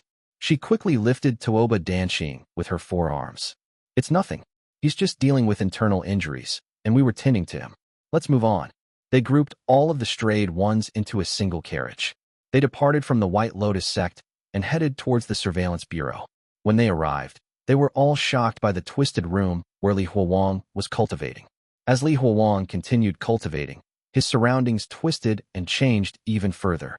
You're here. Xuan Pin floated out from the ground. Tuoba Danqing fell onto the ground limply and kneeled when he saw the big red robes. I greet the chief. He was very nervous. He didn't have the qualifications to approach Xuan Pin in the past. Xuan Pin remained silent after glancing at Tuoba Danqing. Instead, she pushed open the door to Li Huowang's cultivation room. Come, follow me in. The room wasn't any better. Various scenes and objects swam around Li Huowang. He also flickering in and out of existence. Wait for a moment. I'll go wake father up. It's actually a bit difficult right now, even for me. Xuan Pin phased past the floating motorbike and approached Li Huowang. Father? Tuoba Danqing froze in place. He felt that his world was crumbling. He recalled that Ergio was supposed to be his underling. How did he make the chief call him his father? After working for the surveillance bureau for so long, Tuoba Danqing had seen many bizarre things. However, this was the first time he had encountered something like this. If the chief of the surveillance bureau addressed Ergio like that, what should he call him then? While Tuoba Danqing was wrestling with his thoughts, the people from the surveillance bureau brought in 8 more people with yellow talismans placed on their foreheads. Bai Lingmiao knew those were the 8 strayed ones the surveillance bureau had hunted down. The palace, the surveillance bureau, and the regular people had been hunting for strayed ones. Even so, they had only managed to find 8. Unless more of them were born, there were no remaining strayed ones. Li Huowang frowned when he opened his eyes and saw the group of strayed ones in front of him. There's so many of them this time. With that amount of strayed ones, Li Huowang could strive for the next 2 chakra points. Yes, Mother helped us a lot. Li Huowang looked at Bai Lingmiao. Both of them nodded at the same time. Li Huowang then saw someone familiar. He was Tuoba Danqing, emaciated beyond recognition. If it weren't for the prayer beads on his arms, Li Huowang never would have recognized him. Without waiting for Li Huowang to say anything, Tuoba Danqing stumbled over. Brother Ergio, where is Feng Erniu? Where is he? Who's Feng Erniu? Li Huowang had never heard that name before. It's the Ji Xiang who has ordered us to go hunt the Muddled One. That damned bastard that used the abacus. Oh, I remember him. He's dead. His wife is dead too, Li Huowang said plainly. He ignored the frozen Tuoba Danqing and approached the strayed ones. Time is short. Let's start now. The other strayed ones became agitated upon seeing Li Huowang approach, but they relaxed when they realized that other strayed ones were still alive even after losing their primordial breath and inner sight. The woman had not lied to them. They could live properly from now on. Feng Erniu is not dead, Xuan Pin whispered to Li Huowang as she stuffed the primordial breath and inner sight into Li Huowang. Li Huowang gritted his teeth, controlling the external primordial breath and inner sight. Feng Erniu is still alive? I thought his death had been documented. It was to fool you. You were fighting against us last time, remember? Umph, what a bunch of sly old foxes. Don't tell Tuoba Danqing, or they will fight to the death. Both of them are very vindictive. Xuan Pin nodded as she controlled the unspeakables. This time, they reached for the strayed one with the unruly beard. Once they touched him, Xuan Pin realized that something was off. Confused, she asked, "Why don't you have any primordial breath?" The man chuckled and tore off his face, revealing the Lan Huan Mahjong tile. That's because I'm from the sitting Oblivion Dao? Huh. Staring at the strange Mahjong face, the second deity growled. I knew it. There was no way all 11 strayed ones would randomly want to become the kings of the underworld. The strayed ones instantly surrounded the poor bastard. You bastard. They ripped him apart, tearing him in bits and pieces. However, Lan Hua didn't stop his laughter, even in his last moments. Chapter 935, Truth. No one had thought the sitting Oblivion Dao would infiltrate an entire group of strayed ones. After Bai Lingmiao informed him about the origins of the strayed ones, Li Huowang organized his thoughts. The sitting Oblivion Dao hid 10 strayed ones in the Muddled One's karmic obstacle. They were probably trying to accomplish something, but we reaped the fruits of their labor instead. Xuan Pin nodded but corrected him. Father, this is Shai Zi's way of helping us. What? Him? Help us. 10 strayed ones hiding in the Muddled One's karmic obstacle. I doubt that the regular folks of the White Lotus sect could discover such a hidden resource. No one would have learned about it if Shai Zi hadn't disclosed it. Li Huang wasn't in a hurry to absorb all the primordial breath. He meditated on the strange events. Is he the one who revealed the information to us? I have a bad feeling about this. Father, you don't need to be suspicious of him all the time. Things are different now. He wouldn't be able to win against us even if he tried. He's not that stupid. Li Huang nodded. Frankly, I would feel more at ease if he had some hidden agenda. I was worried that Shai Zi was genuinely trying to assist us. He continued, it's quite troubling. Just how dire must our circumstances be for even our enemies to extend a helping hand? Li Huang pondered momentarily before tossing his spine sword into the darkness of Xuan Pin's robes. While I'm cultivating, help me check on the Qi Kingdom. Send some men if you need to. Don't let the Tianqian Kingdom attack it. Let me know the moment they attack the Qi Kingdom. All right, Li Sui said as she extended several tentacles from her robes, tightly grabbing onto the spine sword. Li Huang looked at the remaining strayed ones and took a deep breath. Come, let's continue. We need to reach the 7th stage before Zuoqiu Yong comes here. As Li Huang absorbed the primordial breath and inner sight of the strayed ones, he started to deform uncontrollably. Veins bulged on his forehead, and his brain expanded to the point of imminent rupture. Li Huang waved his arm, urging them to leave despite his pain. Leave? Run as far away as you can. Bai Lingmiao and the others quickly exited the pulsing room. Once outside, Yuan Er and the others turned to Bai Lingmiao with grateful expressions. Thank you, Miss Bai. We were deceived a lot of times in the past, but now we finally found someone trustworthy. Bai Lingmiao shook her head. Don't worry about it. The White Lotus sect focuses on accruing good karma, so we merely did the right thing. Do you have any other plans? Yuan Er and the others exchanged glances, uncertain of what to do next. Why don't you head to Cowheart village? My people are there. It's a good place to stay while you figure out what to do. Thank you, Miss Bai. You are a real living bodhisattva. At that moment, a powerful suction force emerged from the cultivating room, drawing everyone uncontrollably towards it. Just as abruptly, the force vanished, replaced by a thunderous explosion that threw them into the air. What was once an underground room had been transformed. Li Huang's cultivation had violently displaced the earth, ripping away the ceiling and exposing a vast expanse of the sky. Bai Lingmiao turned in the air and landed safely on the ground. Save them. Take them and distance yourself from Senior Li. Fortunately, each person present had their own cultivation techniques. They all survived, even though they had been sent flying into the air. Still, the aftermath was not without consequences. The blast impacted the room to the left, a repository of histories and ancient records. The books and scrolls lay scattered on the ground. Bai Lingmiao stood at the crater's edge and looked down to see what had happened.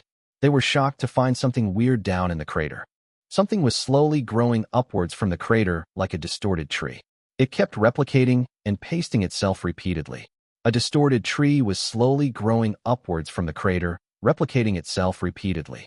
The tree had flesh, blood, grass, flowers, wood, and various other things that Bai Lingmiao could not identify.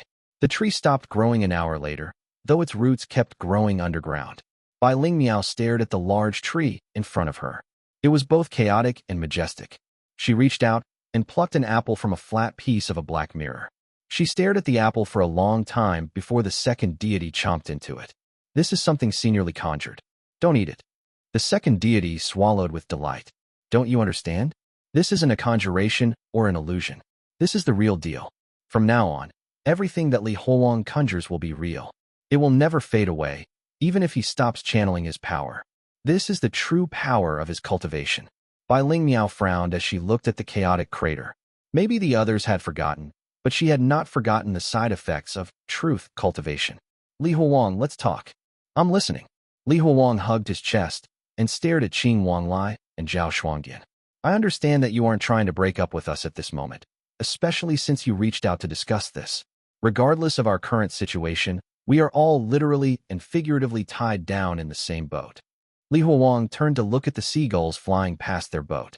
He wasn't worried. They should be the ones worrying. Once the timeline reset, he would be the only one to retain his memories. By then, Li Huang would be in control of the situation. Of course, since they were in an alliance to fight against a common enemy, Li Huang would still tell them about his ability to reset the timeline. However, he planned to mix false information with real information. No one would be able to tell the difference. We understand what you're thinking, but you must also know where we're coming from.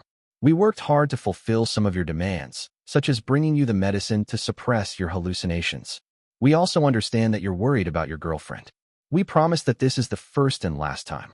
We will not bring your girlfriend next time. We can even share some of our secret codes with you. This way, you'll quickly prove your ability to reset the timeline the next time it happens, and we won't bring your girlfriend along then. Li Huang looked at them silently as they talked. At the same time, Yong opened the door and entered the room. She sensed the tension in the room and realized that the negotiations were going poorly. She bowed apologetically to the two before tugging at Li Huang's sleeve, urging him to step outside with her. However, Li Huang remained still. Yong had to drag him out by force. Li Huang was confused. Why are you helping them? Can't you see that they are using us? I'm finally sorting out the relationships between us Simings. If you don't want to be used by them, you need to use them instead. The wind on the sea blew through Yong's hair, causing it to flutter wildly. I'm not helping them. I just want to help you. It's better to have another Siming, after all. Huang, I know you're worried about me and don't want me to risk my life, but you need to think ahead. What if all of you died because I wasn't here? Would I really be able to defend the entire Baiyu capital by myself? Chapter 936, Desert. Li Huang was momentarily stunned by Yong's words. He wanted to argue, but soon realized she was right. If Ji Zai, Bahui, the 3 pure ones, the 5 Dhyani Buddhas, Do Lao, and the others were unable to win, then the enemy must be extraordinarily powerful. The Heavenly Mater could not defeat them either, and his current attempts to keep her out of the conflict were ultimately meaningless. Something isn't right. Li Huang shook his head vigorously, attempting to clear his thoughts from her perspective. His head began to throb slightly. It's not like that. You don't have to worry about any of this. You can just leave, go home, and get better. You're not the Heavenly Mater. Nana, you're just ill. Yong looked confused. Get better? Are you saying I'm mentally ill? If I am, what about you? Are you saying you're also mentally ill? Are Ji Zai, the Simings, and everything else just figments of your imagination? While speaking, Yong reached out and gently held Li Huang's hand, her eyes filled with concern. Huang, you have to decide whether the Simings are real or not. You can't claim that I'm mentally ill while believing the Simings are real for you. But, Li Huang frowned, standing still with pursed lips. Yong burst into laughter. She embraced him, wrapping her arms around his waist and planting a kiss on his lips. Then, she turned around, cupped her hands around her mouth, and shouted out into the deep blue sea, releasing everything she had bottled up inside. She raised her scarred wrists with joy, letting the sea breeze gently rustle through her hair. At that moment, she let out a burst of passion and energy that suited her age. I've decided not to commit suicide anymore. Since I'm in charge of death, I will deliver death to our enemies. Whether it's a Siming or a greater Siming standing in our way, we'll kill them without mercy, whatever they might be. Li Huang looked at her as she smiled. He wanted to say something, but couldn't find the right words. Compared to her past self, Yong seemed much happier, as if she had let go of many of her burdens. After thinking for a long while, Li Huang sighed deeply. He opened his arms and hugged her tightly from behind. All right, let's deal with them together. Let them come. Let them taste the consequences of messing with us, the Simings of the Baiyu capital. After saying that, he pulled out a military knife from behind and handed it to Yong, then guided her hand to grip it firmly. The best defense was a good offense. Since there was no way to avoid it, the only option left was to do everything possible to eliminate those who wished them harm. Li Huang heard a knock on the metal door. He turned around, still holding by Ling Miao, and saw Zhao Shuangdian. The coordinates are almost set. It's time to discuss our strategy. Li Huang's expression gradually became serious. He led by Ling Miao into the cabin. A tablet displayed a map of the ocean. Zhao Shuangdian rapidly moved her fingers to zoom in on the map. There was a miscalculation before. I originally thought it was on the island, but it turns out it's underwater. Underwater? Do you mean we'll have to dive this time? Exactly. The environment is extremely harsh this time. Although we've prepared diving suits, everyone must be very careful. Under the deep sea, huh? Li Huang furrowed his brows, his gaze fixed on the deep sea map displayed on the tablet.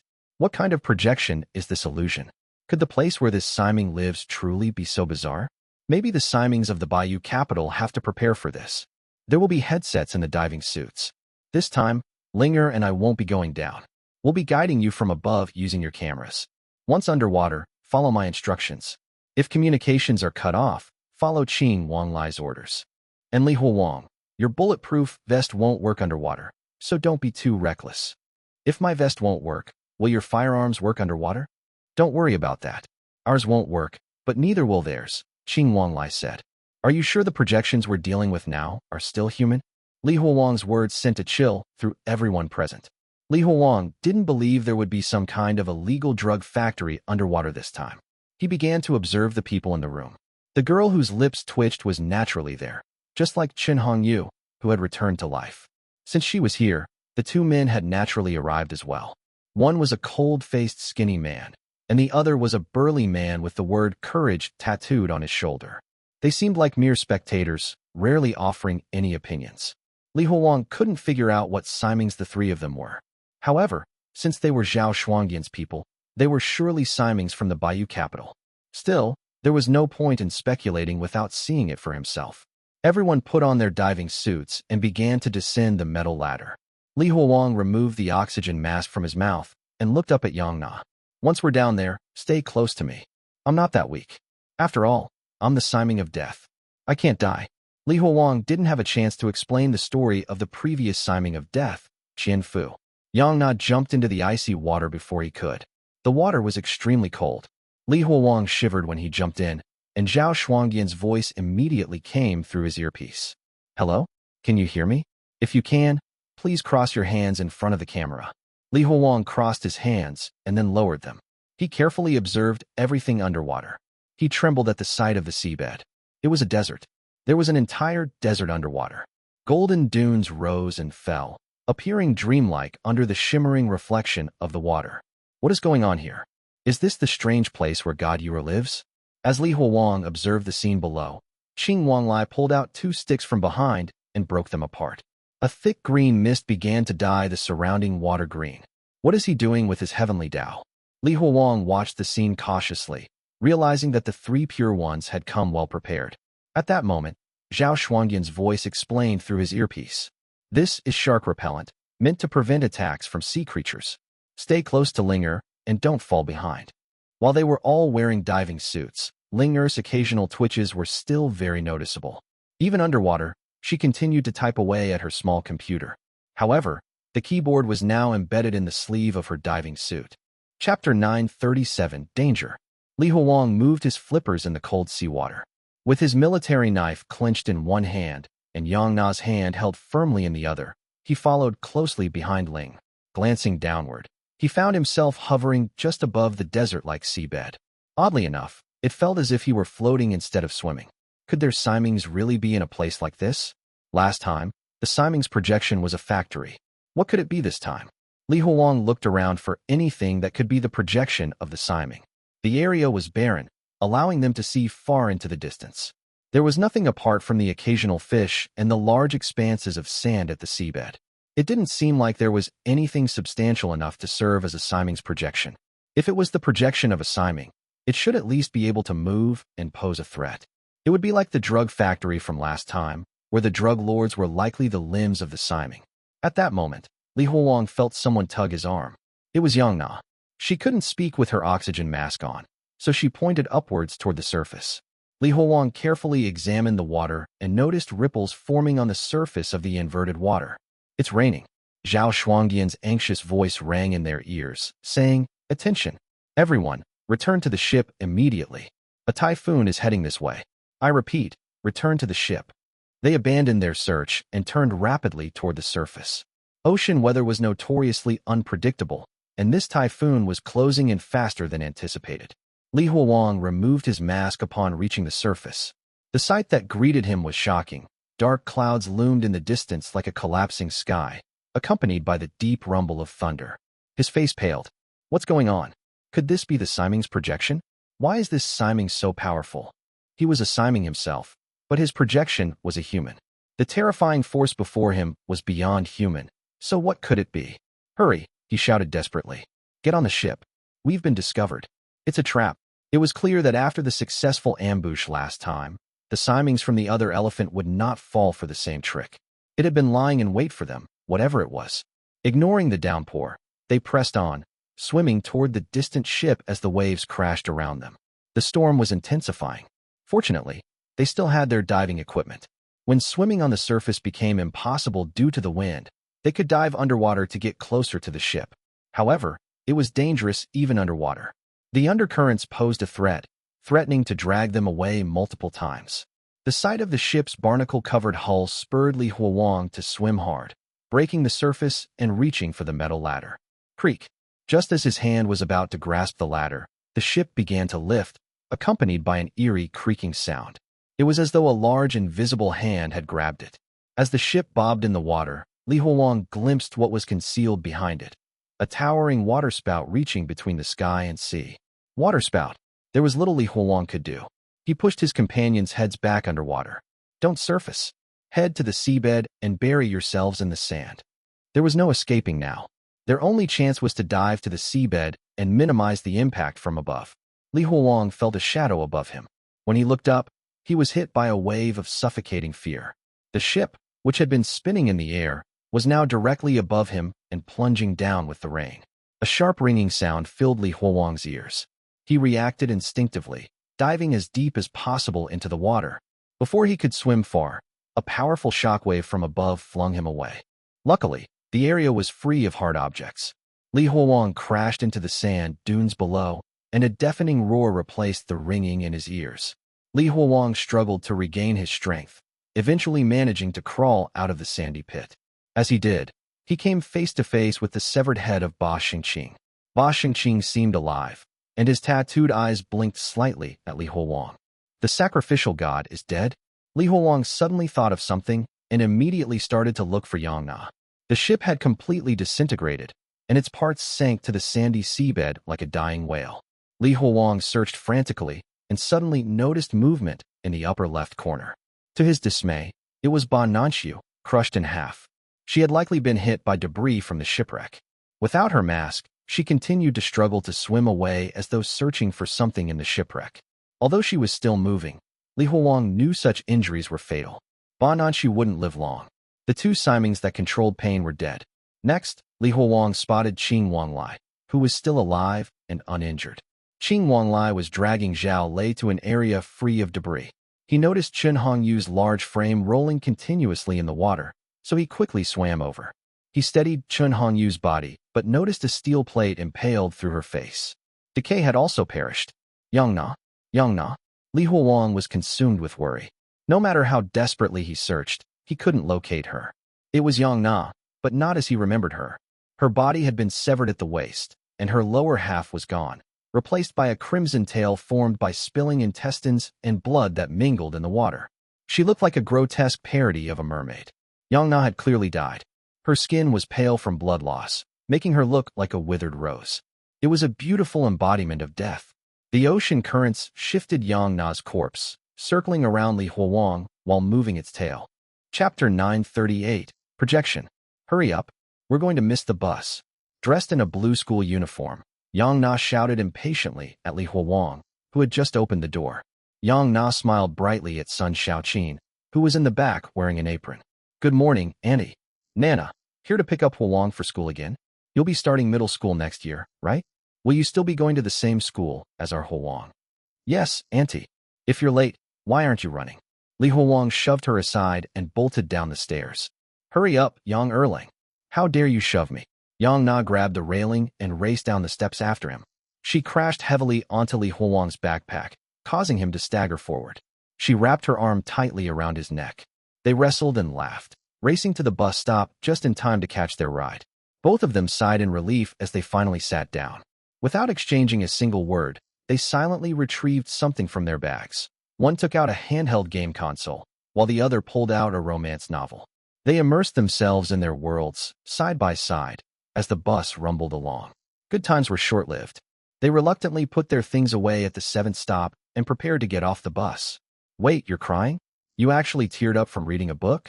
Ha ha, Li Huowang said, noticing Yong Na's reddened eyes. Yong Na hooked her right arm around his neck and gave him a swift knee to the stomach. You don't understand. The novel is touching and well-written. It's about two people who have a crush on each other but ultimately miss their chance. It's easily one of the top 5 stories in my heart. Clutching his stomach, Li Huang stood up. What? If they liked each other, why didn't they just say so? That's just stupid. I'm never going to be like that when I grow up, he quickly added. At that moment, their eyes met. Yang Na blinked and pointed a finger at his nose. Oh, did you just say a bad word? I'm telling the teacher. She turned and ran, with Li Huang chasing after her. While watching her run, he couldn't help but notice her smile, the dimples on her cheeks, and the radiance of her grin. It dawned on Li Huang that Yang Na, who had played with him since childhood, was actually very beautiful. As the years passed, Li Huang noticed how Yang Na became increasingly beautiful. Little did he know that the most beautiful moment would come after her death. Yang Na's lifeless body was completely severed in two. Her long hair spread out in the icy sea water, its beauty so stunning that it shattered his heart. Yang Na was dead. The girl he had grown up with was dead, just like that. Nah. Li Huang's mouth opened in despair as seawater flooded into his throat, making him cough violently. Clutching the oxygen tube between his teeth, he rushed forward, his tears streaming down his face. He grabbed Yang Na's half-body, hugging her tightly to his chest. His mind buzzed as he felt the coldness of her skin against his own. His heart throbbed with pain, but it felt as if the rest of his body had ceased to exist. No, I refuse to accept this reality. I won't accept it. I am Zai, and I control bewilderment, truth, and lies. I am a Siming. I am a deity. If I want someone to live, they must live. Li Huang desperately grabbed onto the mermaid's tail and tried to shove it back into Yang Na's body. She would come back to life if he could stuff it back. He could fix her. However, the tail was very slippery. It slipped away with the current every time he grabbed it. He reached out and wrapped a strand of intestines around his arm, but a huge force knocked him several meters away. A porcelain toilet came crashing down right where he had been standing, narrowly missing his head. Wuqi had saved him. Then, she gave him a hard slap to snap him out of it. Qing Wanglai floated over and glanced at Yang Na's corpse. He grabbed her by the neck and tossed her aside. Li Huang yanked on the intestines and pulled her corpse back toward him, holding it tightly in his arms. His eyes filled with fury, and he raised his knife toward Qing Wanglai. It's all your fault. You caused all of this. A voice rang in his ear, causing Li Huang to freeze. Is this really the time for infighting? Don't forget you can still rewind. His congested mind cleared, and reason returned. He trembled as he gently stroked Yang Na's snow-white cheek. It's okay. It's okay. I'll bring you back. I'll bring you back. As long as I kill this Siming, I can bring you back. He looked up at the sea above him. The surface was in chaos. Waves crashed at an alarming speed, churning the waters into a violent frenzy. From underwater, it looked like a view from the sky, a boiling tsunami consuming the water's surface. Li Huang kicked his flippers and swam toward the surface. When his head emerged, a massive wave hit him and disoriented him. He broke through the surface once again and finally caught sight of the Siming's projection. Beneath the pitch-black sky, his view was filled with towering waves and a swirling water spout. It felt as though he was about to confront the entire world, not just a Siming. This was nothing like the last Siming's projection. At that moment, Qing Wanglai appeared beside him and pulled off his oxygen mask. There's nothing we can do in this situation. Whatever that projection is, it's far more powerful than us. He continued. The most sensible choice now is to retreat. Leave this sea. Li Huang lowered his head and kissed Yang Na's forehead. His eyes were filled with obsession and determination. It's okay. No matter what this projection is, I will kill this Siming. I will kill him. Li Huang raised his knife, pointing it at the dark clouds above. Did you hear me? I'm going to kill you. I will give up everything, even my own life, to kill you. Crack.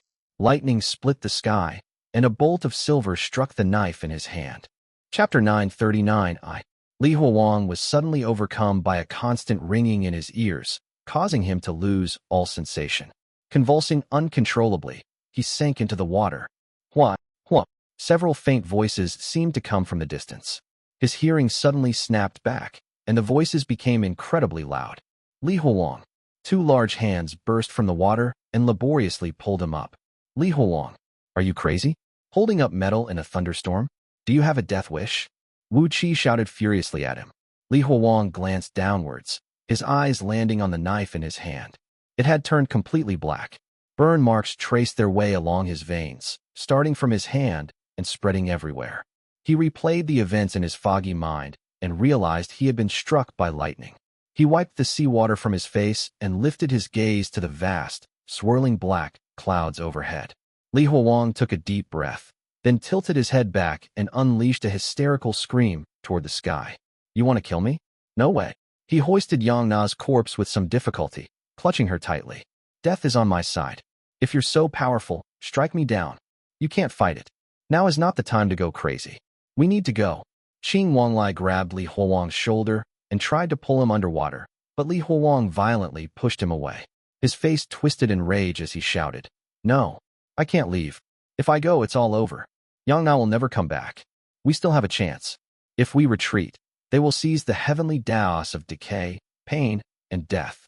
It will be the end for us if we let them. Zhao Shuangdian's voice echoed in Li Huang's ears. Li Huang, I understand how you feel, but you need to look around. This time, the enemy is a spiraling rain band. It's nothing like the factory we faced the last time. You can destroy a factory, but how can you destroy a typhoon? It isn't even alive. It has no life. How could you kill something like that? Li Huang's rage subsided.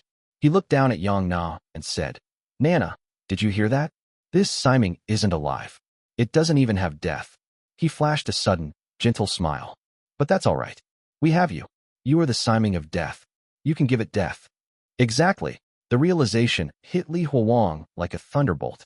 Disregarding the raging waves, he grabbed Yang Na and plunged underwater, rushing toward the distant waterspout. Even as he got close, the fierce winds prevented Li Huang from breaking through the surface.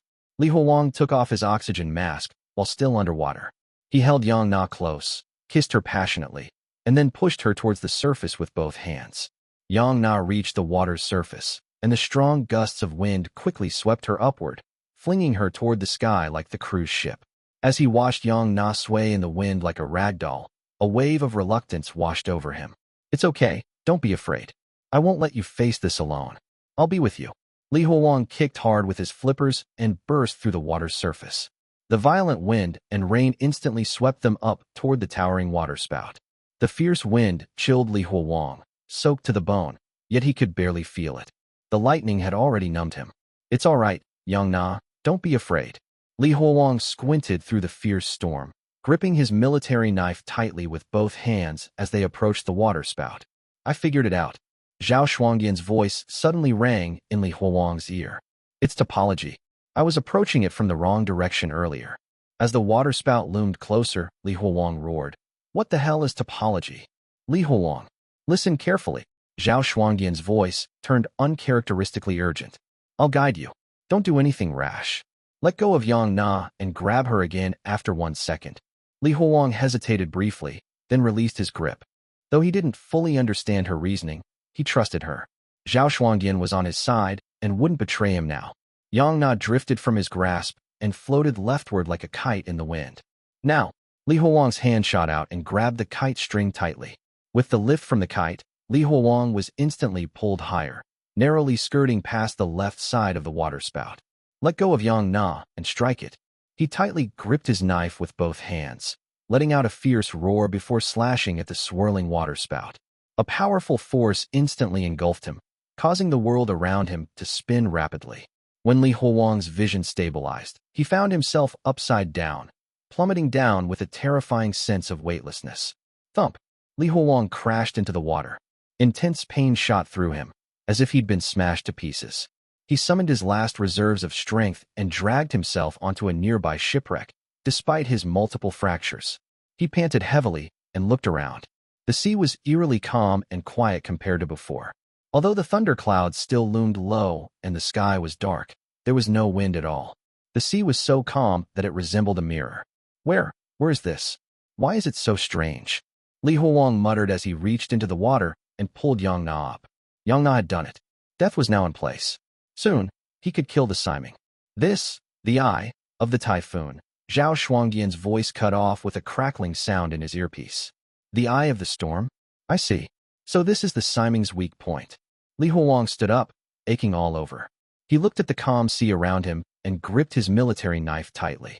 Then, he plunged it into the water with all his might. However, nothing changed. He had merely made a small splash. Li Huang froze and stood still in confusion. He climbed back onto the shipwreck and looked around blankly. In the distance, Black clouds loomed like towering mountains, pressing ever closer. Chapter 940, Death. Li Huang gazed at the distant black mountains, realizing the eye of the typhoon was approaching. If he could not resolve the situation before the mountains arrived, everyone with him would likely perish. Isn't this the eye of the typhoon? This should be the Siming's weak point, right? If it isn't, why would Zhao Shuangyan send me here? Li Huang jumped into the water and frantically slapped the surface with all his strength. However, no matter how many times he struck the water, the surface always returned to its original state. No, something's wrong. This has to be the place. It's just that I'm too weak to hurt it. A trace of despair arose in Li Huang's heart. His enemy's weakness was right before him, but he still couldn't kill his enemy. The gap between them was too big. Could it be that I'm about to lose? His expression hardened with unwillingness as he glanced at Yong Na's pale face. No, there must be a way. I can find a way. They can't be that strong. If they were that powerful, we would have lost the last time. These projections are fake. They're bluffing. As Li Huang frantically searched for potential counterattacks, he suddenly focused on the black scar that spread along the veins of his arm. An idea flashed in Li Huang's mind. He climbed back onto the wreckage of the cruise ship. Lightning trembled in the clouds above him, roaring like a beast. He took some time to calm himself down.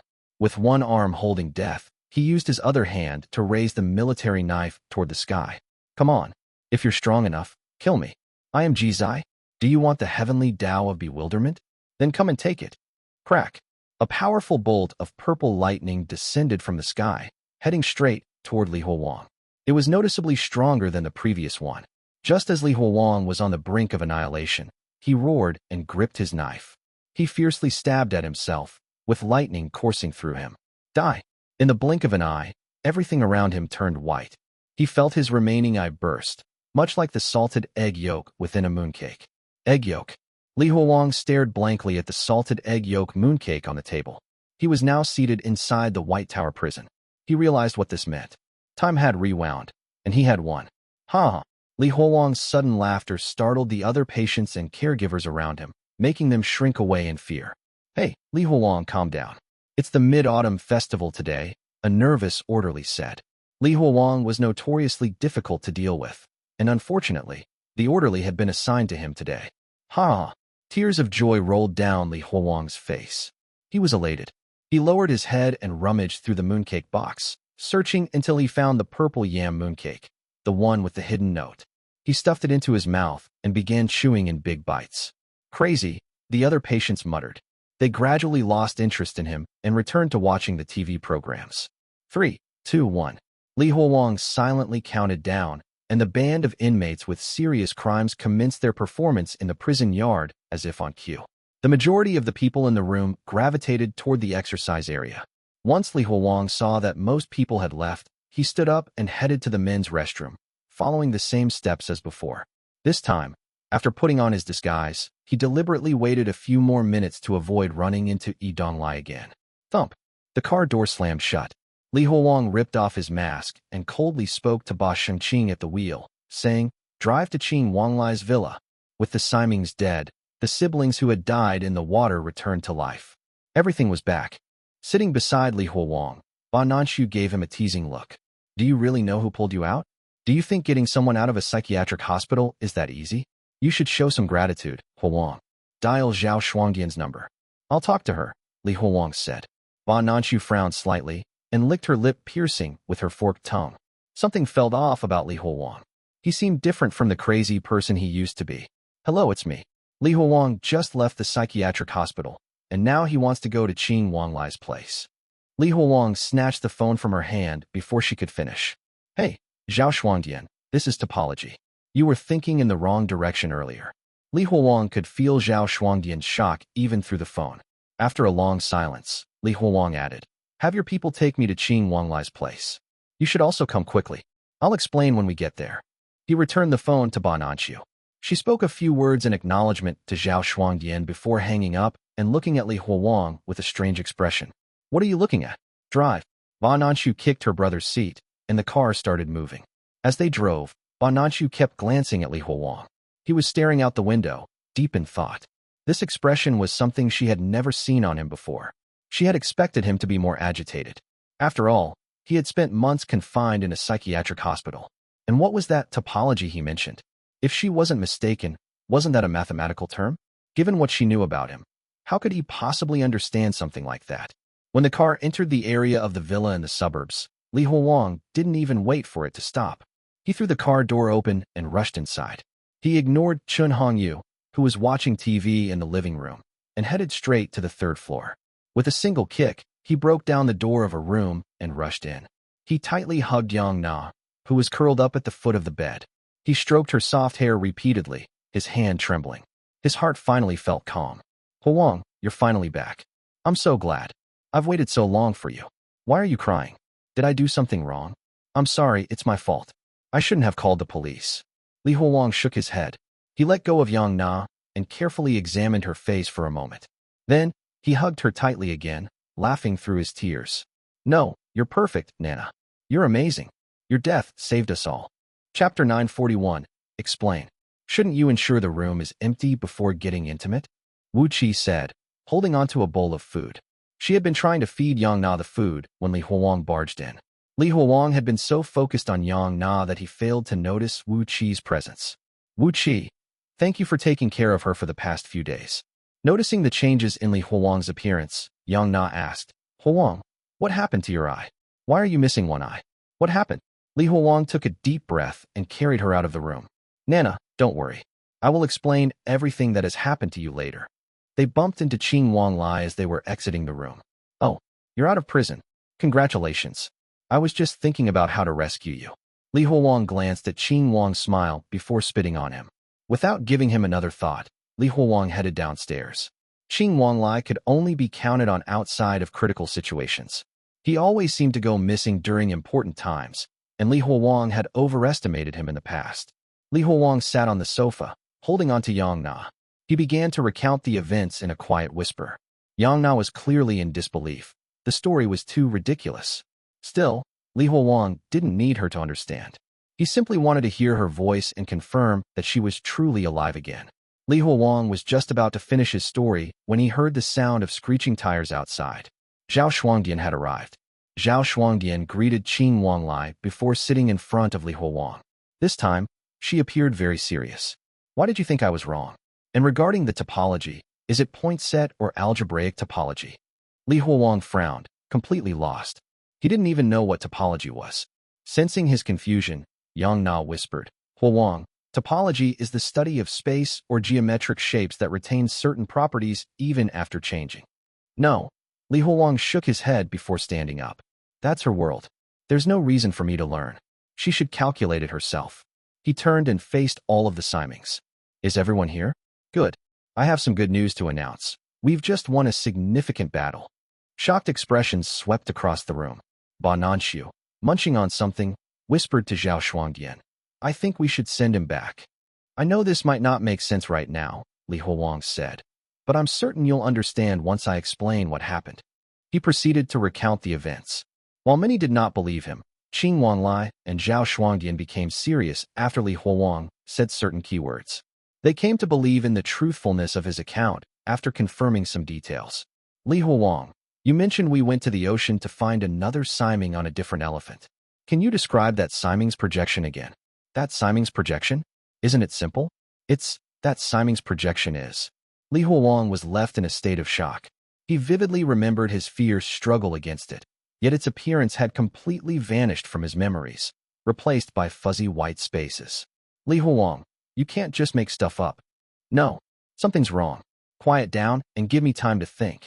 Li Huang scratched his head furiously, pacing around the hall. He analyzed the differences between the different encounters. Ultimately, he looked at Yang Na. I understand now, he exclaimed. The Siming has completely disappeared from my memories, which means Yang Na must have killed it for good. I think I found the rule for it. To kill them, we must destroy every trace of their existence, not just their flesh.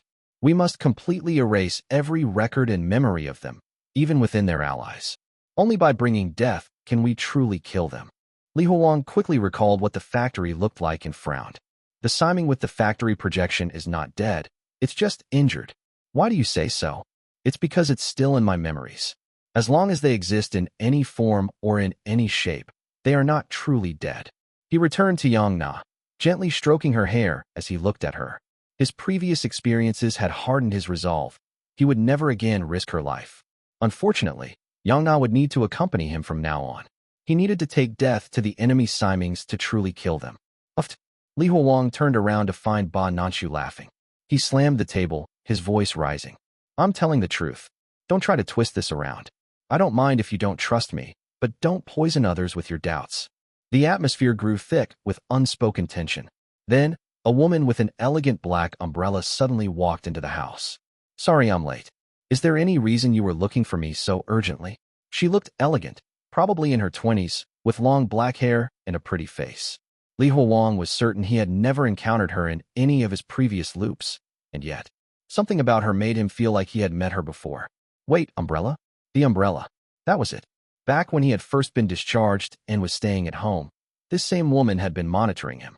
The Simings from the other elephant were no longer just defending, they were launching a counterattack. Chapter 942, Cultivating the Truth. Li Huang sat cross-legged on the cushion, slowly cultivating. He used his inner sight to guide his primordial breath toward the final chakra point slowly. He had much more primordial breath now, having absorbed a substantial amount of primordial from other strayed ones. If the initial amount of primordial breath within him could be compared to a cloud, the present amount would be akin to the size of a mountain. The primordial breath within him felt incredibly heavy. Slowly pushing that much primordial breath through his chakra points required a lot of effort. He tried pushing it for a long time, but the primordial breath didn't seem to move at all. A lot of time passed before Li Huang opened his eyes. He couldn't help but feel frustrated since he was still stuck at the 6th chakra point. While he had made a lot of progress thanks to the primordial breath of other strayed ones, he was now stuck at the final part. He glanced around, unsure of how much time he had spent cultivating. Still, he didn't want to know. It'd be bad to immediately learn that he had cultivated for a very long time. Li Huang waved his arms, and several waiters showed up with many dishes. They carried braised fish, chicken stewed with potato, seaweed soup with ribs, and a large rice bucket. Li Huang devoured the food with astonishing speed. He hadn't conjured it himself. Li Sui had arranged it. Knowing Li Huang's tendency to go hungry, she had prepared it in advance to ensure he wouldn't starve. Li Huang didn't dare think about how long he had been cultivating. He was already at the 6th stage, so he knew how deadly his thoughts could be. These days, he put a lot of effort into avoiding random thoughts. One wrong move, and he could turn them into reality. Now, the things he conjured would endure perpetually instead of disappearing once he ceased thinking about them. Seniorly, have this instead. I put some lard in it. Li Huang grabbed the bowl of rice and started eating it. Thank you. He looked to the left listlessly, and the sound of a performance came out of nowhere. Wind blowing stars, shining bleakly the people are shouting the mountain is rumbling the sounds of murder cover the lands we travel far until it is dark. The Lu family troupe, which was supposed to be long gone, had unexpectedly reappeared, performing exclusively for Li Huang. Lu Zhuangyuan showed up on stage, and cheering could be heard everywhere. There were the voices of Abbess Jing Xian, Ji Lin, Gao Zhijian, Lu Zhuangyuan, Zhuge Yuan, and the various people who had been his illusions in the past. Li Huang didn't realize that his surroundings were now filled with people, like a crowded shop. The voices irritated him. As his irritation grew, his surroundings started to shake and tremble. Bam! Li Huang smashed the bowl onto the table angrily. Enough! Scram! Everything around him turned white. Li Huang grabbed his head and panted. He had power now, but he could not fully control it.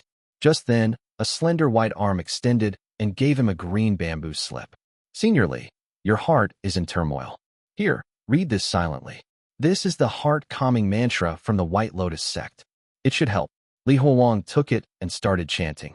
Snow freezes everything, and all is still. The heart is calm and gazes in serenity. The heart and spirit are one, while the energy follows. Remain undisturbed even during unending changes. Free from delusions, anger, lust, desires, possession, and abandonment. Free from actions and self. As he chanted, Li Huang's breathing started to calm down. He wasn't sure if it was a natural effect of the mantra or not. Seniorly, your truth, cultivation requires unparalleled mental fortitude and spirit. I've asked the Surveillance Bureau to look for anything that could help you. Li Huang shook his head while massaging his temples. No, what I really need at this moment is to become stronger and reach the 7th stage. I have this nagging feeling that I am still too weak to confront Zuoqiu Yong. The threat of Zuoqiu Yong invading their world was more pressing than his mental state. Meow meow, are there still any strayed ones? I need more primordial breath. Even though Li Huowang wasn't sure about how much more he needed, he had confidence that with 10 more strayed ones or so, he could reach the 7th stage. Bai Ling Miao shook her head. There aren't any left. It's unlikely we'll find any others for now. The Surveillance Bureau has sent people overseas to search for hidden strayed ones. However, even if they do find one, it will take some time for them to return. Li Huowang sighed, aware that everyone had done their best.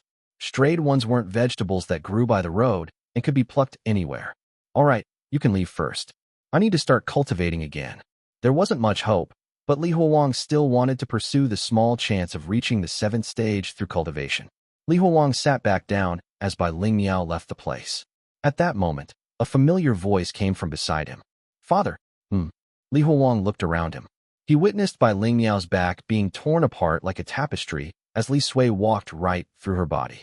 Li Huowang then realized that the Bai Ling Miao he had been talking with was indeed real. However, he had created her with his imagination. She was not the original Bai Ling Miao. Li Huowang took out the heart-calming mantra from his robes and slammed it onto the table. The bamboo slip popped like bubbles and disappeared without a trace. The fake Bai Ling Miao disappeared too. Although he had figured something like this would happen, he never thought it would be so frustrating. Li Sui refrained from asking about his weird actions and instead delivered crucial news. Father, they are here. The Xiangshou kingdom is moving. Li Huowang felt his back going cold. Are you sure? Zuoqiu Yong is moving. Li Sui nodded. Yes. The Qi kingdom is getting ready for war. The natural disaster in the Xiangshou kingdom is ending, so I think they finally have the time to deal with us. Chapter 943, Zuoqiu Yong. Unfortunately, not everything went as he had planned.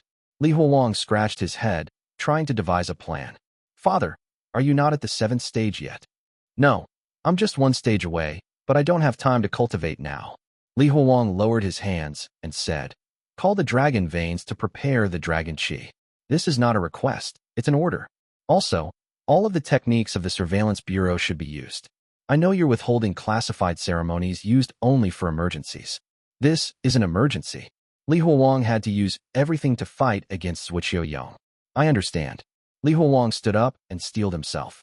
I'll have to fight, even though I've only reached the 6th stage. Let's go confront Zuoqiu Yong. Just as he lifted his leg, the world around him shifted. He teleported to the Qi kingdom almost instantaneously. He could now travel between the Liang kingdom and the Qi kingdom at will as long as he thought he could. Bodhisattva Zhuge is back. Bodhisattva Zhuge, you are finally back. Bodhisattva Zhuge has not abandoned the Qi kingdom. As the people from the Qi kingdom kneeled in worship, a lot of false Qi entered his head. Li Huowang looked around until he found Chandu, the person responsible for managing the place when Li Huowang himself wasn't there.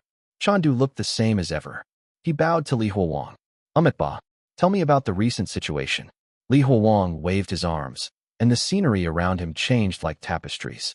They were now back in the garden of the righteous monastery, surrounded by yellow walls, green roofs, and tall green trees. The 3 of them sat down on a stone stool to talk. Chandu sighed deeply. Benefactorly, the Qi kingdom is very unstable now. There are too many spies from the Xiangshou kingdom. I've tried to figure out how to deal with them, but it's futile. I fear that the Qi kingdom will fall if the Xiangshou kingdom attacks now. The spies infesting our cities would rebel, forcing us to split our forces. I never intended for the Qi kingdom to fight to its last breath, Li Huowang said. You mentioned that the Xiangshou kingdom is on the move. What are they planning? Li Sui answered instead. They found a twisted one that will allow them to travel between the Liang kingdom and the Qi kingdom. What? They found it. Yes, and they can now travel directly from the Xiangshou kingdom to the Liang kingdom. Though everything seemed calm, Li Huowang understood why Li Sui had woken him up. The situation was dire. No one knew what the Xiangshou kingdom would send into the Liang kingdom. No, we can't simply be on the defense. We need to disrupt their plans.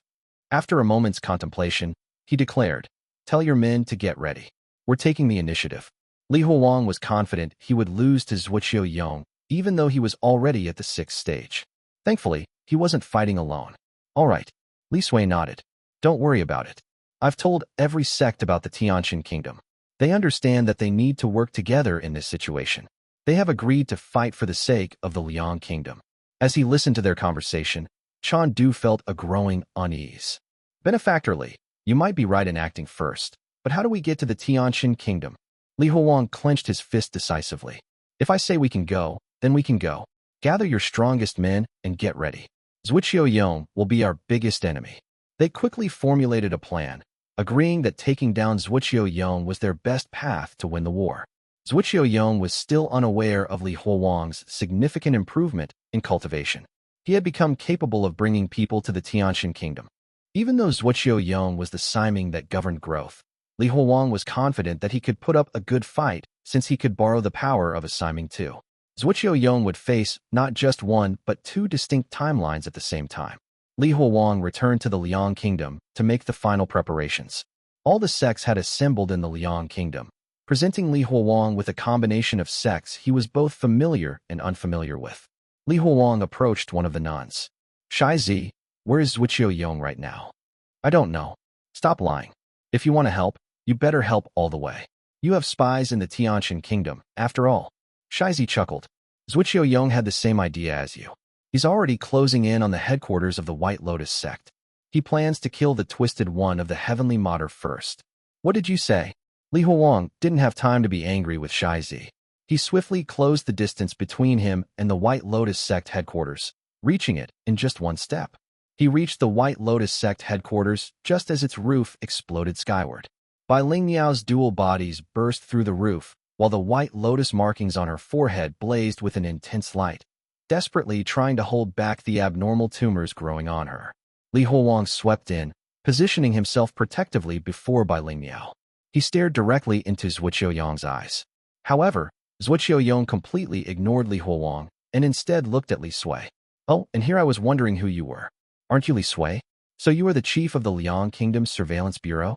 Auntie, long time no see, Li Sui said, her voice calm. Li Sui, do you like red a lot? It's very tacky. My father likes red, so I'm just following his example, Li Sui replied, moving to stand beside Li Huang. Zuoqiu Yong fished out a silk handkerchief to wipe the sweat off her forehead. So you want to fight me this time? I spared you last time when you were trying to stop me from taking some of the Qi Kingdom's dragon veins. I will kill you for real this time. Li Huang felt a surge of anger due to their conversation. You damned eunuch. Are you ignoring me? Yes. Without another word, Zuoqiu Yong launched himself toward Bai Lingniao. The Twisted One of the Heavenly Mater was his sole objective. Bai Lingniao did nothing. She simply chanted and made seals with her hands. Wall.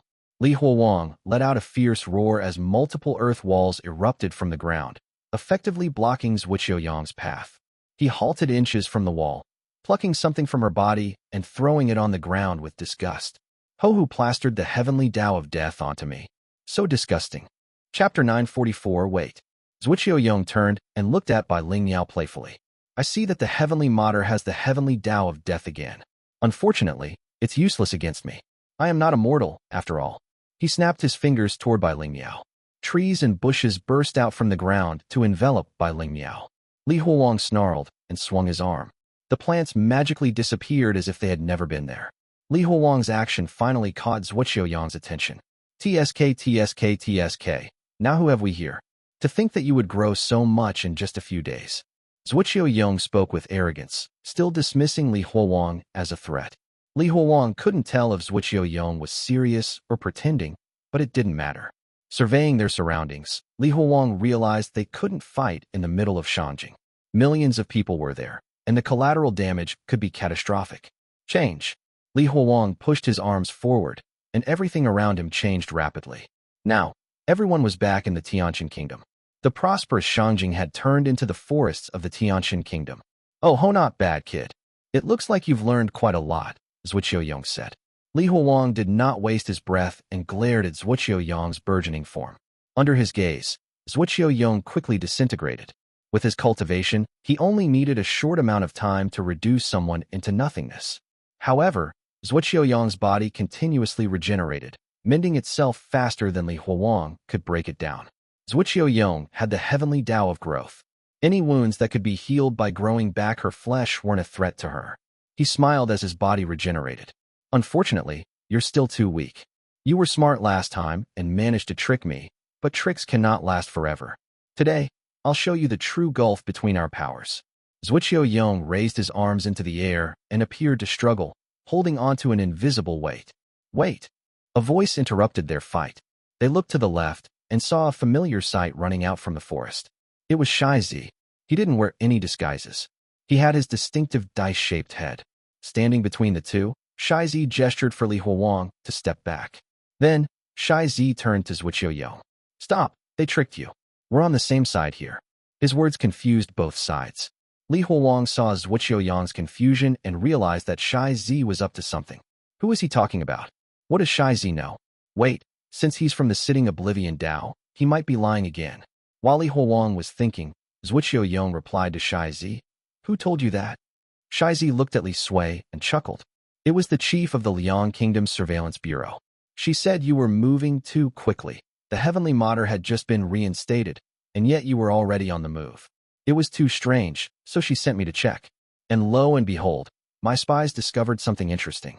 You somehow caught wind of the news when the Heavenly Mater had yet to be reinstated. You were making preparations long before the Heavenly Mater had been reinstated. Who would be kind enough to warn you that your enemy is about to be resurrected? Have you considered what their goal might be?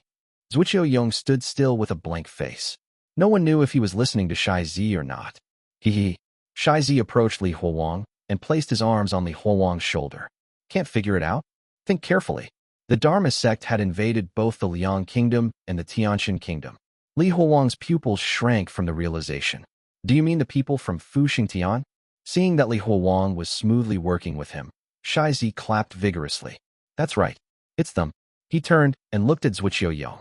No matter how dire our current situation, it pales in comparison to the threat from Fuxingtian. Surely you can see that we're still on the same side here? Fuxingtian tried to attack us last time, but failed. They are still trying to invade us. After learning about your old history with the Heavenly Mater, they sent some people to secretly sow discord among us. Zuoqiu Yong, don't let them deceive you. They are playing dirty this time. They are disguising their men as ours and trying to make us fight each other. Zuoqiu Yong's expression remained unreadable, while Li Huang's mind was overwhelmed with the influx of information. Could it be true? Did Fuxingtian plant the seeds of discord between us months ago? Was the previous fight between the Simings just the start, not the end? Li Huang tried to calm himself down, knowing better than to take Shai Zi's words at face value. Wait, this could all be another of Shai Zi's schemes. Maybe it's just a ploy to prevent Zuoqiu Yong from making the right decisions. Shai Zi was presenting everything as if it were the absolute truth, but when had Shai Zi's words ever been that straightforward? They had always appeared to be truthful. Li Huang understood the sitting Oblivion Dao. No matter how truthful their words might seem on the surface, one could never let down their guard. Regardless, Li Huang realized the wisest course was to play along, at least for now. Shai Zi, are you telling the truth? Li Huang asked. Shai Zi nodded vehemently. Even his expression looked serious. It's true. You should know that I never lie. Fuxingtian's fight with us isn't over yet. The Simings at the Baiyu capital are still fighting hard. The fight began a long time ago. Chapter 945, Fight. Zuoqiu Yong. While I don't know much about your past grudges with the Heavenly Mater, we currently face a much bigger threat. Are you still planning to fight with us? Do you not realize what the priority should be? The Heavenly Mater is fighting against the Simings from Fuxingtian. If we were to disturb the Heavenly Mater today, we would interrupt their fight. If our Simings lose, are you confident in fighting against Fuxingtian alone? And remember, the Heavenly Mater is risking her life alongside the other Simings. If you kill her now, you'll be sabotaging their efforts as well. What do you think the Simings will do to you once their fight is over? Shai Zi laid out the stakes, attempting to persuade Zuoqiu Yong by mentioning the benefits and risks. If Li Huang had been in Zuoqiu Yong's position, he might have trusted Shai Zi and verified the news before attacking the White Lotus sect. Still, Li Huang knew that his own thoughts didn't matter. Zuoqiu Yong's decision was the key. Zuoqiu Yong stood silently, fiddling with his pink handkerchief as if weighing his options. While he contemplated, Li Huang approached Li Sui. Sui, is Shai Zi really following your orders?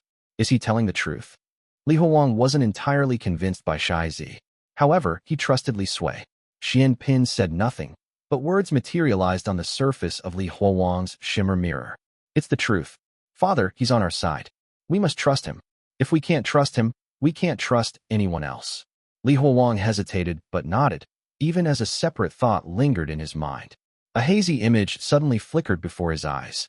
He saw himself holding something in his arms, chasing after a yellow blur. What is that? Li Huang pressed his head and murmured. I can't have random thoughts, not now. The more he fought to calm down, the more his thoughts spiraled. A lot of things began to pop around him. Huh. A heavy metal ball appeared in his hand, and he smashed it against his head repeatedly. Blood ran down his face, and his skull was visibly dented. Li Huang only stopped when Bai Lingmiao intervened, trying to stop him.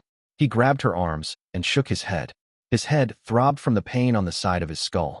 It's fine. I'm feeling better now, Li Huang murmured. To regain clarity, Li Huang resorted to the most primitive method, Bahui's pain. He refused Bai Lingmiao's help and stood up alone. He looked at Zuoqiu Yong, observing his every movement. Li Huang couldn't afford to make any mistakes, not now. Finally, under Li Huang's watchful gaze, Zuoqiu Yong made his move. He pouted and sighed before looking at Shai Zi. Little Shai Zi, your argument is compelling. I even hesitated. However, why should I trust someone from the sitting Oblivion Dao? Besides, Zuoqiu Yong paused, a white cloud forming beneath his feet as he began to levitate. Do you really think you have the standing to talk with me about this? None of you can stand as my equals. I've fought tooth and nail, from the Qi kingdom to the Tianqian kingdom, so that no one could speak to me without kneeling. Bam! A massive pressure descended upon Li Huang, causing his legs to sink into the ground. Zuoqiu Yong smirked at the sight. Only the Simings are worthy of opposing me. Who are you to try to stand in my way? Zuoqiu Yong took out a spine sword from his sleeve and swung it lightly. The scene around them warped, and they were suddenly back in Xiangjing. Xiangjing was now in chaos. The army of Unspeakable and the bandits from the Tianqian kingdom were searching for something within the city, killing anyone from the White Lotus sect without mercy.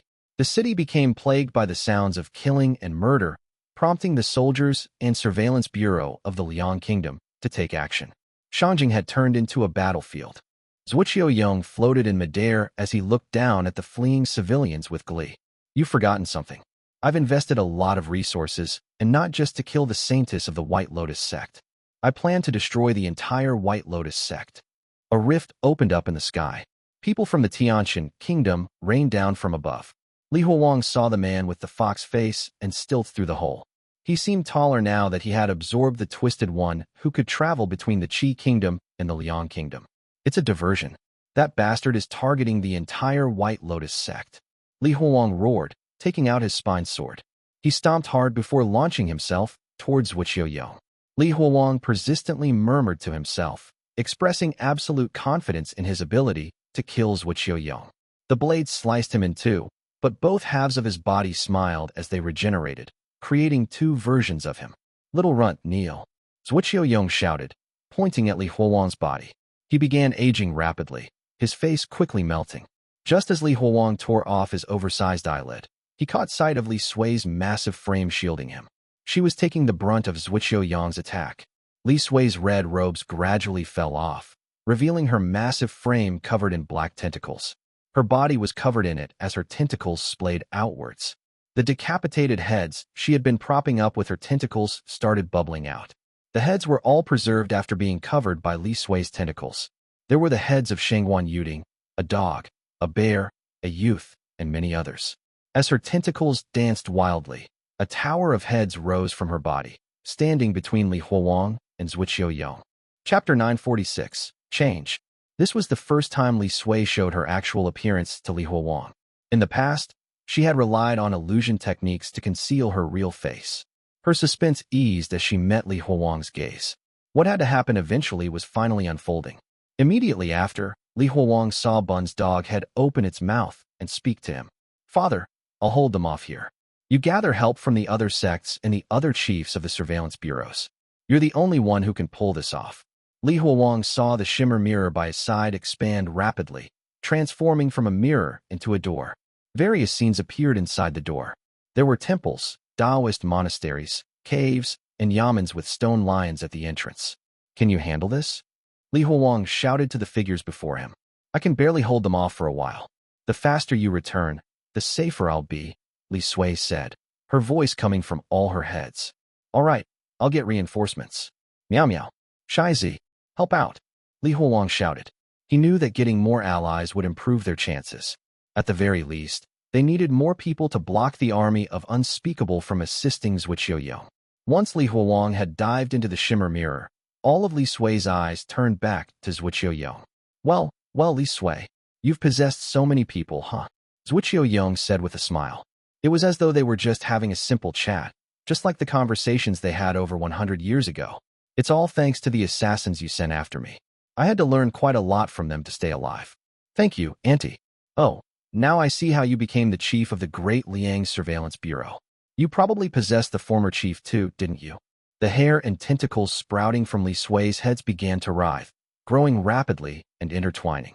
If the monstrous growth couldn't be stopped, Li Sui would soon turn into a tangled mass of flesh. I had no choice. Besides, he thought he could control me. Perhaps he succeeded. And it wasn't just one chief. I had to devour two to escape from you. Without waiting for a response, Li Sui began chanting with all her mouths, weaving complex gestures with her countless tentacles. The voices overlapped endlessly. She raised her tentacles towards the sky. Steal the heavens. The next moment, the once bright and sunny sky became pitch black, as if Li Sui had literally stolen the heavens. The entirety of the Great Liang was engulfed in total darkness, and the battle between both sides stopped. Humph, just a little trick. Zuoqiu sneered. Li Sui, is this all you've learned after possessing so many people? The black sky split open, and a beam of sunlight shot through like a lamp, illuminating both Zuoqiu and Li Sui. Li Sui, we still care for you. How about this? Stop now, and I'll adopt you as my daughter, Zuoqiu said, his voice softening unexpectedly. Auntie, you taught me many things. Your first lesson was to never trust anyone's words too easily. The ground beneath Zuoqiu cracked open, and black tentacles wrapped with various heads shot out, quickly surging toward the two Zuoqiu. They wrapped around both of them, but didn't tear them apart. Instead, they burrowed into their flesh. Since simple attacks were ineffective, Li Sui planned to absorb Zuoqiu like she had absorbed the others, making Zuoqiu's flesh part of herself using her power as a black Tai Sui. The next moment, Zuoqiu's gaze focused slightly. Li Sui's tentacles withered and turned into dried skin. This trick was not worth even mentioning to Zuoqiu. Li Sui, I'm giving you face here. If you don't accept my respect, then you'll have to endure my punishment, Zuoqiu said, her voice raspy.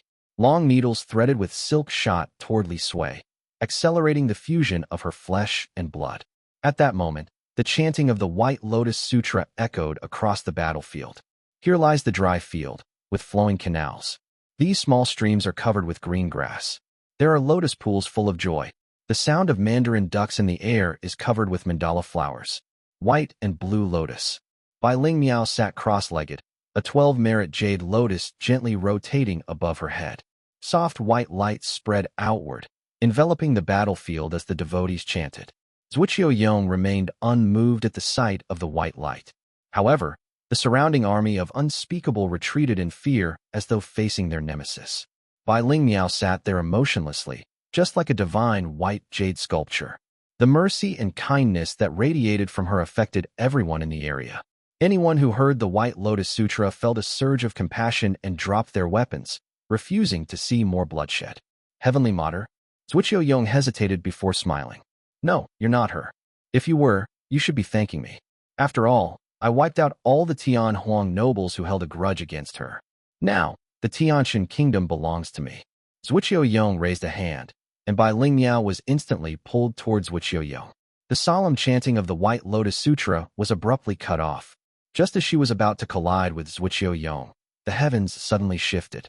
A beam of light shot down from above towards Zuoqiu. Zuoqiu looked up and saw two vast seas of yin and yang occupying the skies, one black and one white. Donglai had arrived. Zuoqiu glanced to the left and noticed that Li Huang had returned. He was sitting cross-legged and chanting the heavenly treasure of deception. It doesn't take long to bring a few reinforcements, Li Huang said. He stood up and looked at Zuoqiu in the distance. Behind him, experts from different sects hurried towards the chaotic battlefield, lending their aid to stabilize the crumbling Shanjing city. The reinforcements included members from various sects as well as chiefs from other countries. They understood the interdependent nature, of their various countries. The idiom literally means that without the lips, the teeth feel cold. It illustrates the interdependence between the lips and the teeth. Chapter 947 Death. As Li Huowang arrived with reinforcements, the precarious situation began to stabilize. This was atop the manifestation of Donglai, summoned by Li Huowang's vast false qi and the heavenly treasure of deception technique. With Donglai's appearance, the ground began to ripple like water, and everything in the world became increasingly abnormal. Under Li Huowang's efforts, the enemy forces quickly diminished. Donglai, I am Ji Zai. Li Huowang shouted furiously toward the black and white ocean above. I know what happened up there from Shai Zi. Since you're allied with the heavenly Mater, and this person here wants to kill her, you should know what to do as an ally. It was unclear whether Donglai understood Li Huowang's words or simply reacted to Zuoqiu's hostility. The Taiji diagram that filled the sky began to spin as countless heavenly daos of lies rained down on Zuoqiu. Zuoqiu chuckled, even though suspicion continued to grow in his heart. He was unbothered despite internally questioning whether his army of unspeakable would betray him. Looks like you still don't understand what you're facing. I knew you'd try this tactic. Attack. At Zuoqiu's command, the soldiers of the Tianxin Kingdom in Xiangshou City dragged up the White Lotus sect followers and tied them up like livestock. They did not even show mercy to pregnant women. Throats were slit, and their bodies were buried at various points within the capital. There were tens of thousands of victims, and they looked like random piles of graveyards. However, they were actually prepared to assist Zuoqiu. Bai Lingmiao sensed the death and despair of her devout followers. Her eyes, hidden behind her white veil, shrank in horror. Rage and murderous intent surged within her, but soon turned into despair and grief. She shouted out in pain to release her emotions. Her family had suffered similarly, and she hated them as much as she hated her inability to forget them. It's an exorcism. Be careful. The second deity loudly warned everyone. I'm not sure what he's doing, but this large-scale exorcism array is definitely related to the feng shui and luck of the land. We'll handle it. We're going to stop them. We're going to kill them. Bai Lingmiao wept as she charged towards Zuoqiu's army of unspeakable, who were maintaining the array. As she moved, the White Lotus sect followers in the city also mobilized. The trees outside rustled ominously.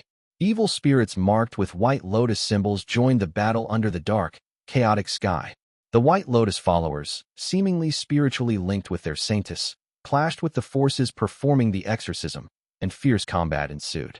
However, despite the resistance, the corpses that surrounded Zuoqiu formed a vast exorcism array that covered the entire capital. The feng shui immediately shifted in favor of Zuoqiu. The doubts and lies were erased from his mind. If the heavens were said to belong to Donglai, the earth now belonged to Zuoqiu. Even the powerful Donglai could do nothing against him. Zuoqiu slowly looked up at the black and white Taiji diagram above. What are you? A Siming defeated by mortals dares to challenge me. In the next moment, two versions of Zuoqiu, one black and one white, stepped on clouds and floated toward Donglai. Li Huowang didn't give up and followed closely behind. The three forces clashed fiercely between heaven and earth. Whenever Li Huowang attempted to restrain Zuoqiu with his truth, cultivation, inexplicable obstacles thwarted his efforts. The White Lotus followers were dismantling the exorcism array, but Zuoqiu's purpose had already been achieved. A strange displacement in time and space occurred, and water began to pour from the black and white oceans above.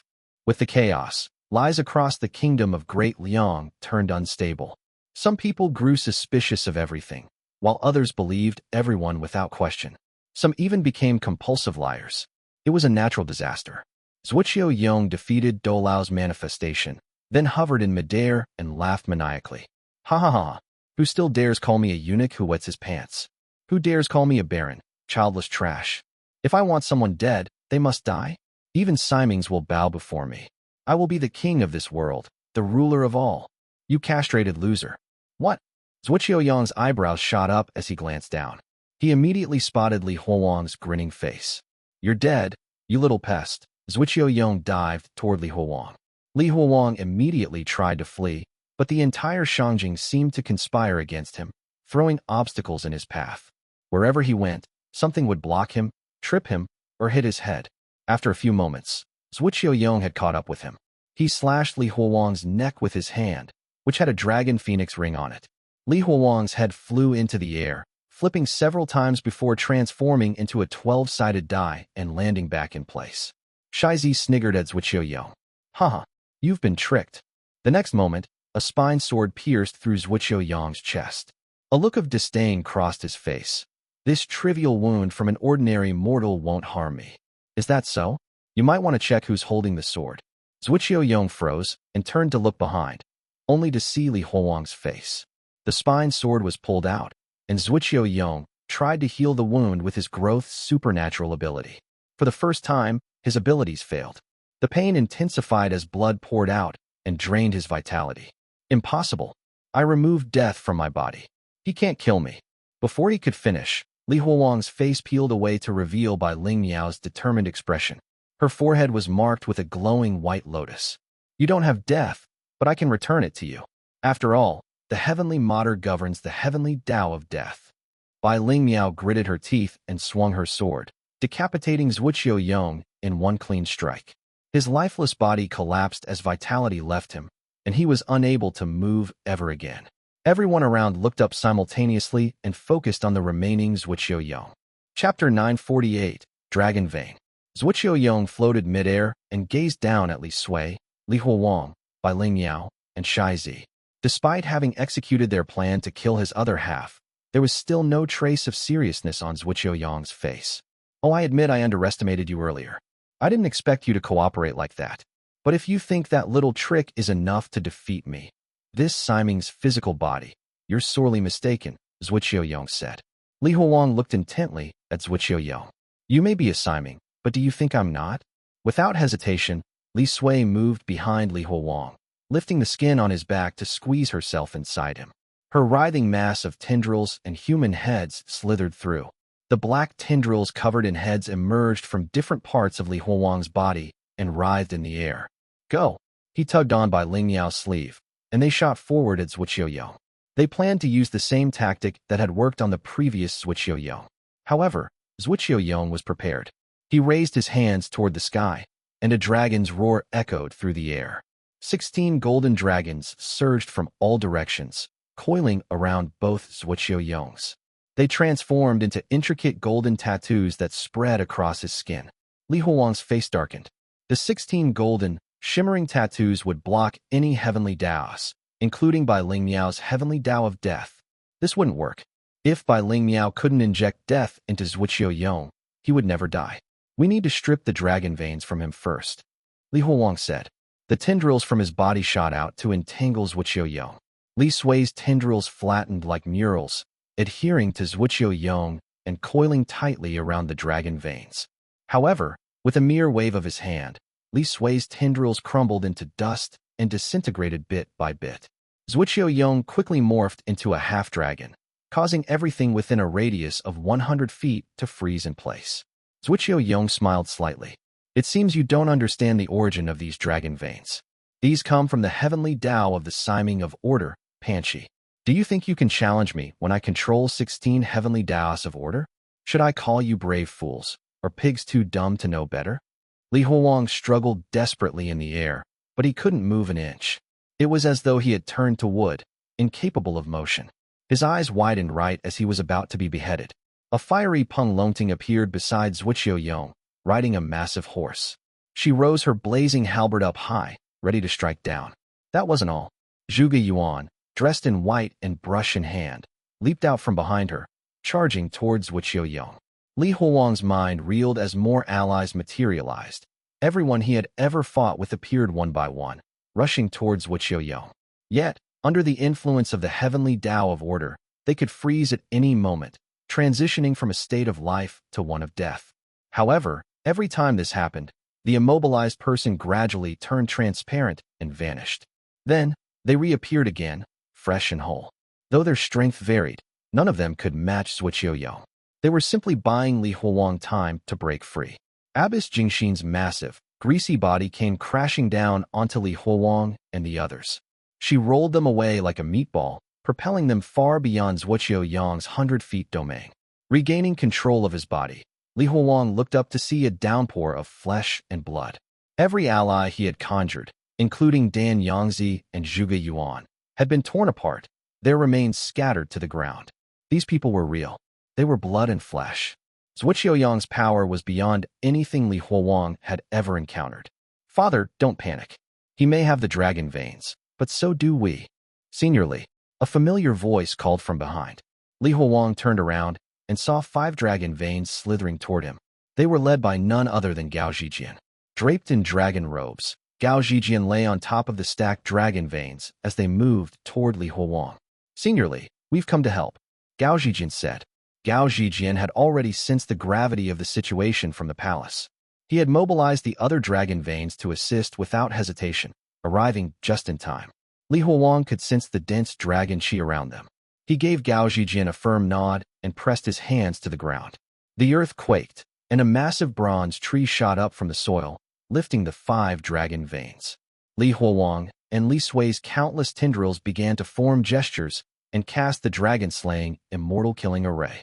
2 dragon horns sprouted from Bai Lingmiao's forehead, while scales appeared and shed from Li Huang's skin. Even the heads on Li Sui's tendrils grew dragon whiskers. Zuoqiu smirked, stepping closer. Well, I never imagined the dragon veins of the great Liang would be so close to you. Li Huang exhaled deeply, and 2 puffs of white steam escaped from his mouth. He raised his right foot and took a step towards Zuoqiu, followed by another step.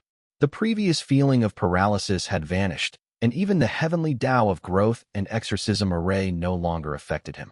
Now that we both have the heavenly Tao of order, I guess it's down to a head-on clash. Li Huang gritted his teeth. He raised his fist high, the tendrils mirroring his motion. And it seems like I have more people on my side, Li Huang said. Countless figures materialized around him, his new allies. He had successfully attained all 6 chakra points, and in doing so, he had truly accomplished his objective of turning his thoughts into reality.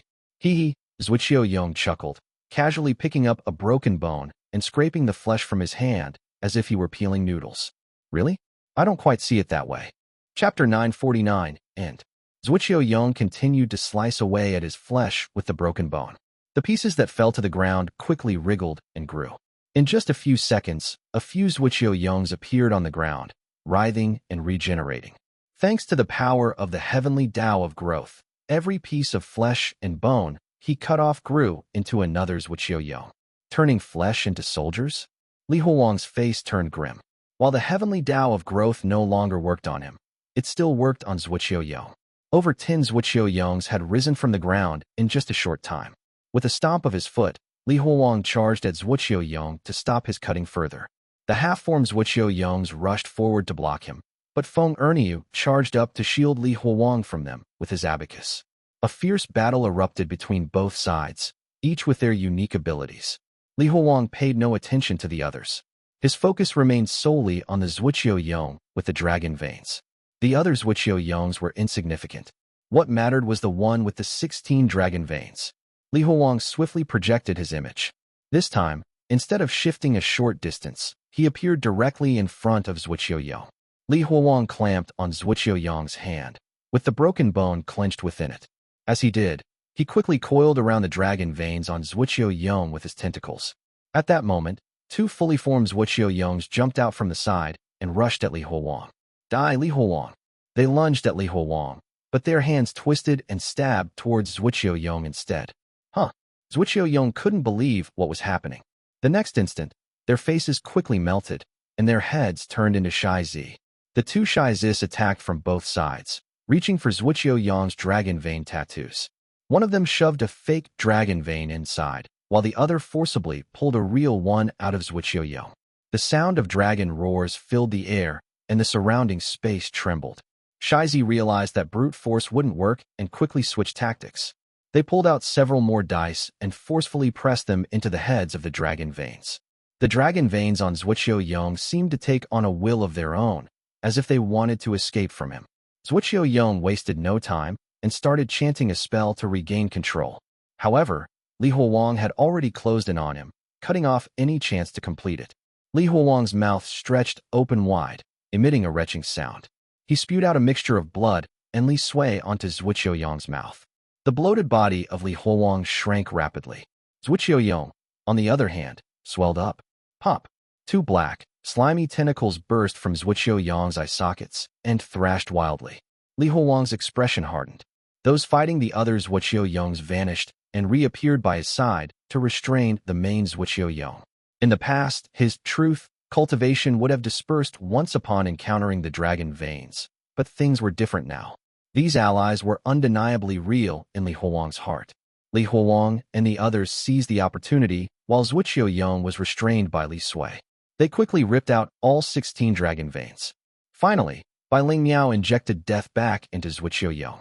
The chaos in Shangjing City stopped. The Twisted One closed the passage from the Tianxin Kingdom to the Great Liang. The weakened Tianxin forces retreated under the onslaught of the Great Liang soldiers, who had returned to aid in the defense. The dragon veins lay pinned to the ground as Li Huang gazed at them, exhaling deeply. With these dragon veins, the sky of the Great Qi could finally survive. After all the turmoil, there would be some peace. I didn't help for free. I want one of those dragon veins. I made a deal with your daughter, Shai Zi said, walking over to Li Huang. Li Huang wiped the blood from his face. He looked at Shai Zi, his gaze filled with a multitude of emotions. Why did you help?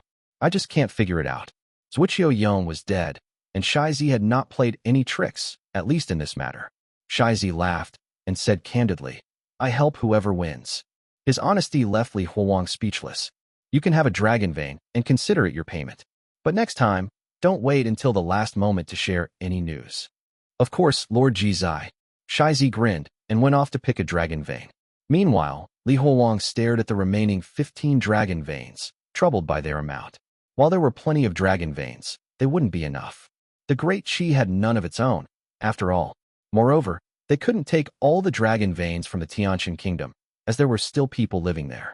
If they took everything, the people of the Tianxin Kingdom would face the same disaster the Great Qi had just experienced.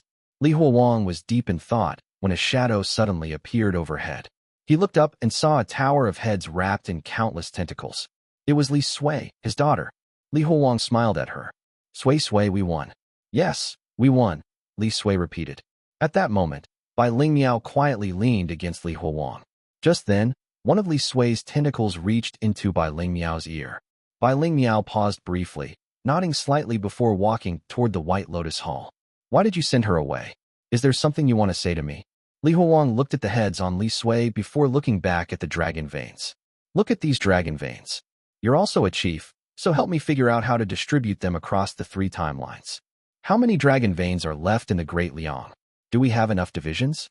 Do we need to restore it to 11 dragon veins? And what do you think is the minimum number of dragon veins needed to maintain the first timeline? Thump. The tower of heads slammed down in front of Li Huang, interrupting his train of thought. Father, seeing me like this, don't you want to ask anything? Li Huang's heart trembled. He looked at the heads and opened his mouth, but no words came out. He didn't know where to begin. Li Huang and Li Sui, father and daughter, stared at each other in silence. Finally, Xuan Pin broke the silence. I'm sure you've already guessed, even if I don't say it out loud. Let's talk later. The city is in chaos right now, and there's no time for idle chat, Li Huang said, turning to leave. However, a single sentence from behind stopped him in his tracks. Father, I'm afraid I haven't been your Li Sui for a long time now. Chapter 950, Xuan Pin. Li Huang trembled at Li Sui's words. He lifted his head again, looking at the figure of Li Sui before him. After a moment, his trembling hand reached out, finding Shangguan Yuding's head amidst the tower of heads. Li Sui had inhabited many different bodies, but this was the one Li Huang was most familiar with. He opened his arms and held Shangguan Yuding's head, trembling as he looked at her delicate face, recalling all the moments they had shared when Li Sui was by his side. As the face in his memories overlapped with the head before him, Li Huang's breath turned a little erratic. He gently hugged his daughter. Don't talk nonsense. You're my daughter. I know you've changed a lot, but you're still Li Sui. You might be a little different now, but that's called growing up. Look at me. I'm not the same Li Huang I used to be either. People change. As Li Huang finished speaking, all the heads before him began to speak in unison. Their voices overlapped, creating an eerie, resonating echo. Li Huang, stop lying to yourself. Li Sui once tried not to possess others. She wanted to remain as Li Sui until you came back. But it's been 160 years. She knew nothing. All she had was the possessive instinct of a black Tai Sui. Li Huang's breathing quickened, his voice rising in desperation. No, my daughter isn't dead. Your name is Xuan Pin, and my name is Yong. You wear a red Taoist robe, and I wear a red Taoist robe too. You are my daughter. Slowly, The heads of Xuan Pin shook in unison. Li Huang, I'm not Li Sui anymore. I didn't tell you until now because I was afraid you wouldn't be able to handle it. 160 years is a long time. Li Sui wanted to live long enough to see you again. But to do that, she had to possess others, using their abilities and memories to survive. And when she possessed others, they also possessed her. This was the path she chose. She remembered that her father was still up in the heavens, needing dragon chi to survive. She had to stay alive until that moment, no matter the cost. Black tentacles drilled into Li Huang's ears, and images flooded his mind. It was Li Sui, her back hunched, still bearing Shangwan Yuding's face. Candlelight flickered, casting shadows over the weary and numb side of her face. Please, I beg you, Li Sui said, clad in a red Taoist robe. She kneeled on a cushion and bowed deeply to two white-bearded old men. The old men were strange, with deformed limbs and blind eyes. One of them was even on a basket, carried by a fool with a deformed head. Are you sure you want this? Our seas of consciousness are vast. If we merge with you, you may cease to exist, becoming nothing more than our vessel. Li Sui's numb expression flickered slightly. She tore off her robe and revealed her hunched back, covered with a mass of human heads. I'm not myself anymore. I don't even know if I'm still Li Sui. It had been a long time since she had fallen from the sky, and a lot had occurred during that time. Tears fell from her face. She didn't want this. She had truly hoped to wait 160 years and return to her father's embrace, but it hadn't turned out that way. My lord, I'm willing to be your vessel as long as you promise me one thing. When my father ascends to the heavens, you must bring enough dragon chi to save him. As her memories blurred, the past became harder to recall. Li Huang's situation was her only lingering concern. She feared that if she continued to possess others, she would forget this as well, leaving no one to help her father. She had to prepare for that possibility, ensuring that she wouldn't forget her mission. Li Sui thought of many solutions and eventually found one from the chiefs. It was a win-win. Don't worry, it is our duty as chiefs. We won't stand by idly. Also, Zuoqiu Yong will no longer be a problem once we possess you. If she dares to come to the Great Liang, we'll ensure she never returns. Li Sui gradually disintegrated, her form breaking apart as countless tentacles enveloped the two chiefs before her. Please, when you see my father, tell him I miss him dearly. I miss him so much, but I can't quite remember what he looks like. When the black Taisui's possession was complete, the red robe was donned, and Li Sui was gone. Now, Xuan Pin stood before Li Huang. Li Huang took a half-step back as the tentacles withdrew from his ears. An overwhelming sense of unfamiliarity washed over him when he looked at the figure before him. He may have tried to deceive himself before, but the truth was undeniable now. Li Huang could no longer look away from the reality before him. The tentacles withdrew from Li Huang, leaving him standing alone, lost, and empty inside. He wanted to cry, to release all the bitterness within him, but no tears came out. The overwhelming emotion built in his chest, suffocating him. After a few moments, Li Huang's eyes turned bloodshot. With a trembling voice, he shouted, "Then why couldn't you just keep pretending? Why? Why does this always happen to me?" Xuan Pin remained calm despite his agitation. "You saw my true form, so it was about time to tell you. Besides, I'm not from the sitting oblivion Dao. My acting isn't that good. You should have noticed the difference between me and the Li Sui you knew. Li Huang, there are some things that you can't avoid forever. Li Sui is dead. Now, there's only Xuan Pin, the chief of the Great Liang." Veins bulged on Li Huang's forehead as he stared at Li Sui. No, you are Li Sui. You must be Li Sui." Li Sui's appearance began to change. The multitude of heads gradually faded away, leaving only the heads of Shangwan Yuding and Ban. However, with a wave of her tentacles, Xuan Pin quickly reverted to her true form. "Li Huang, it's useless. I'm a strayed one too. Your cultivation doesn't work on me." The broad red Taoist robe drifted slowly over Xuan Pin, enveloping her. "I once possessed two chiefs. To be precise, they willingly allowed me to possess them. They wanted to merge with my power, and they succeeded. The will of those two chiefs was incredibly strong, overpowering all other influences, including Li Sui. Now, they are who I was, not Li Sui." The cold, indifferent Xuan Pin Li Huang had first encountered stood before him once more. Li Huang clutched his chest and cried out in anguish. His daughter was dead. Li Sui was gone. "Father, can I eat this? Father, I'll help you. Father, I'm so scared. Can I stay inside you forever?" Chapter 951, Siming of Flesh. After explaining everything to Li Huawang, Xuan Pin felt a wave of relief wash over him. He had been preparing for this moment for a very long time. Turning around, he saw that the White Lotus sect members had surrounded them, forming a barrier to prevent anyone from overhearing their conversation. Bai Ling Miao had given these instructions, but she herself wasn't too far away. She had clearly heard their conversation. She was sobbing, but at least she knew everything now. Xuan Pin wouldn't need to repeat himself. That's all. Now let's talk about how to assign the dragon veins. Once their private matters had been sorted out, Xuan Pin started to talk business. The Dharma sect destroyed a lot of dragon veins, so the Liang kingdom must take some to replenish them. Still, we will naturally consider the other places in need of them. The Liang kingdom will only take 2 since Shai Zi already claimed 1. Now, the Qi kingdom and the Tianshan kingdom can take the remaining 12. We can split them evenly and keep 6 dragon veins for each timeline. Although having only 6 daily divisions is very little, it's alright. At most, they will have to live their days a little faster. Fu Xingtian is closely watching us, so getting more people on our side is critical now. Xuan Pin's words fell on deaf ears. Li Huawang was still lost in despair over losing his daughter. He didn't hear what Xuan Pin had told him at all. Li Huawang clutched his chest, overwhelmed with intense pain. Xuan Pin quickly reached behind him to take the spine sword. He didn't want to waste any time. However, Li Huawang tightly held onto the sword. He looked at Xuan Pin with reddened eyes. No, there's still a chance. Li Sui isn't dead yet. She just became a part of you. She's still inside your body. Li Huawang repeatedly said that Li Sui was still alive, trying to convince himself. Since possessing other people is what made her become what you are today, all I need to do is find a way to make her regurgitate the people she possessed over the years. That way, she can revive. I know I can do it. I am Ji Zai, the Siming in control of the heavenly Tao of bewilderment. Xuan Pin sighed. Li Huawang, stop lying to yourself.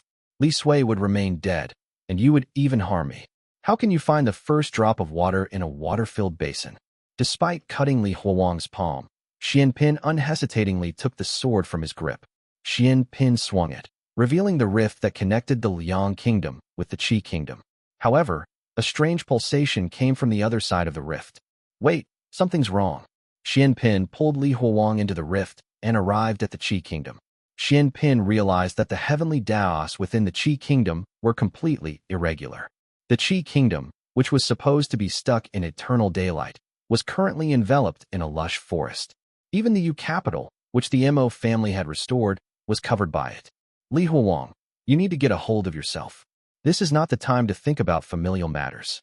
Something is very wrong. Li Huawang took a deep breath and calmed himself down. Zuoqiu Yong is dead, and he was the Siming that controlled the heavenly Tao of growth. It's only natural that there's a natural disaster right now. He didn't want to give up so easily. He had to rescue Li Sui once more, no matter what. The problem was that he didn't have a plan at the moment. No, this is not a natural disaster.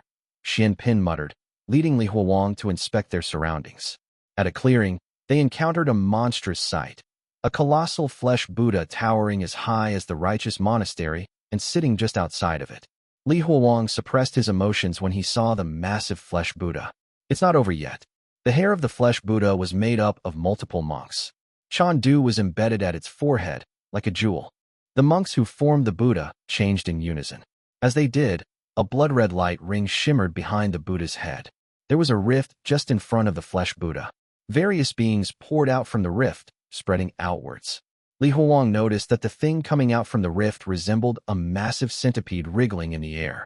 Li Huawang could sense that the sudden appearance of a forest was a result of the heavenly Tao of growth emanated by the rift. As the chanting continued, the verses of the chant became actual flesh. The fleshy words wrapped around the rift like a chain in an attempt to seal it shut. The righteous monastery was trying to seal the rift shut, but the being behind it clearly didn't want them to do so. Suddenly, a single large eye appeared behind the rift and glared at Li Huawang. Its appearance affected the entire Qi kingdom. Everything, both living and dead, started to grow uncontrollably. The fleshy mantra burst open, and the rift expanded.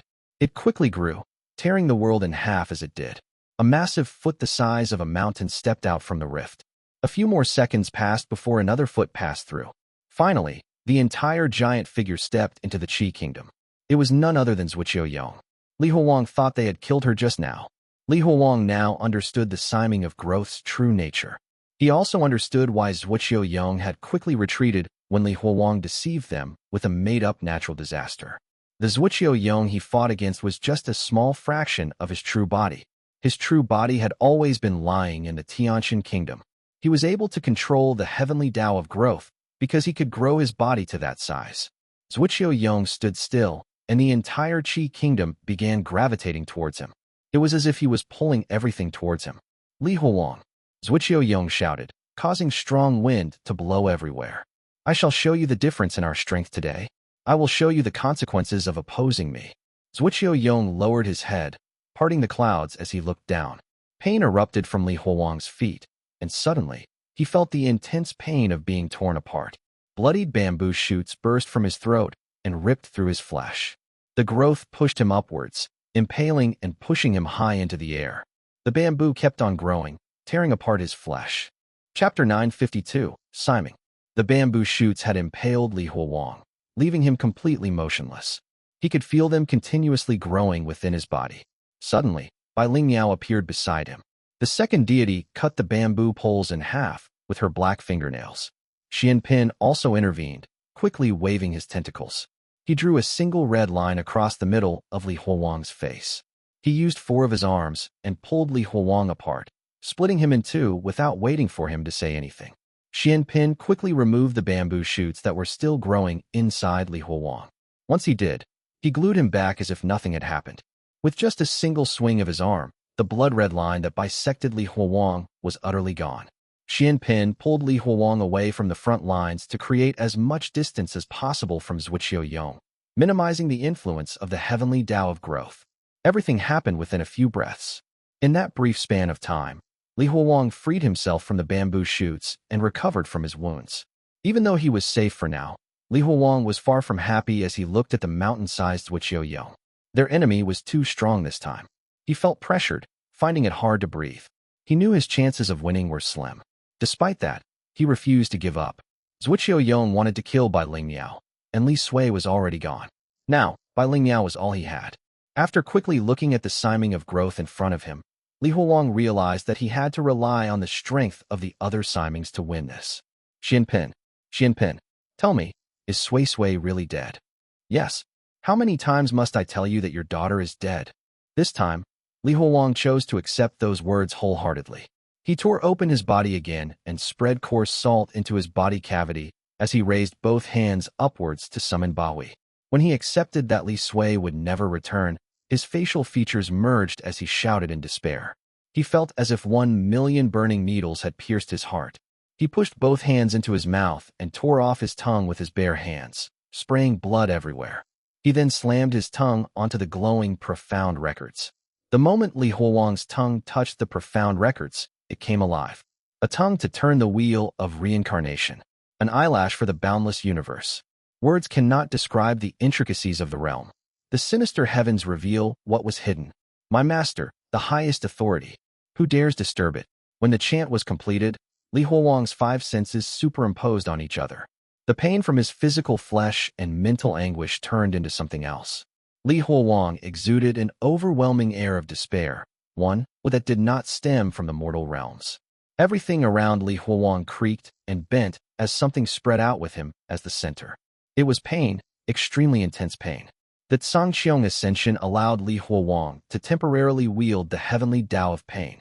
The plants growing on Li Huang's body howled in pain and tried to distance themselves from him. Any immobile living beings caught by the Xiangshou ascension tried to kill themselves due to the overwhelming pain. Death seemed a better option than enduring their torment. He looked at Zuoqiu Yong in the distance and raised his head in pain, meeting the gaze that was staring back at him from the heavens. Baiyu, come down. Come down and help. I was the one who saved Baiyu capital last time. All of you owe me. Just as Li Huang spoke, the gaze disappeared. Baiyu had only temporarily given him the heavenly Tao of pain. It did not want to help. Shit. Li Huang did not want to give up. He felt the massive amount of false qi in his body and tried to use it to summon Donglai. To defeat Zuoqiu Yong, he had to call down a Siming no matter what. Zuoqiu Yong moved before Li Huang could finish his chant. As he did, Many mini Zuoqiu Yongs sprouted from his body and burrowed into the ground. The more Zuoqiu Yong's clones burrowed into the ground, the more control he held over the world. He was gradually turning the ground itself into his flesh. The mountain-like foot stepped down. Li Huolong's chanting voice and an entire mountain range disappeared. Zuoqiu Yong thought he had won. However, he suddenly felt an intense pain coming from the base of his legs. It was as if he had stepped on a needle rather than a person. The pain began to creep upward, affecting his calves. Despite the bone-breaking pain, Zuoqiu Yong remained relaxed. Ha ha ha, Li Huolong, are you that weak? You're done now. Numerous bone spikes grew on Zuoqiu Yong, traveling downwards before stabbing Li Huolong, who was currently embedded inside his flesh. However, Li Huolong was still performing the Xiangshou ascension. He could not die. He did his best to push his physical pain into Zuoqiu Yong. That Xiangshou ascension, which had been extremely strong in the past, had become useless. Zuoqiu Yong's body was too large, and Li Huolong had too little pain.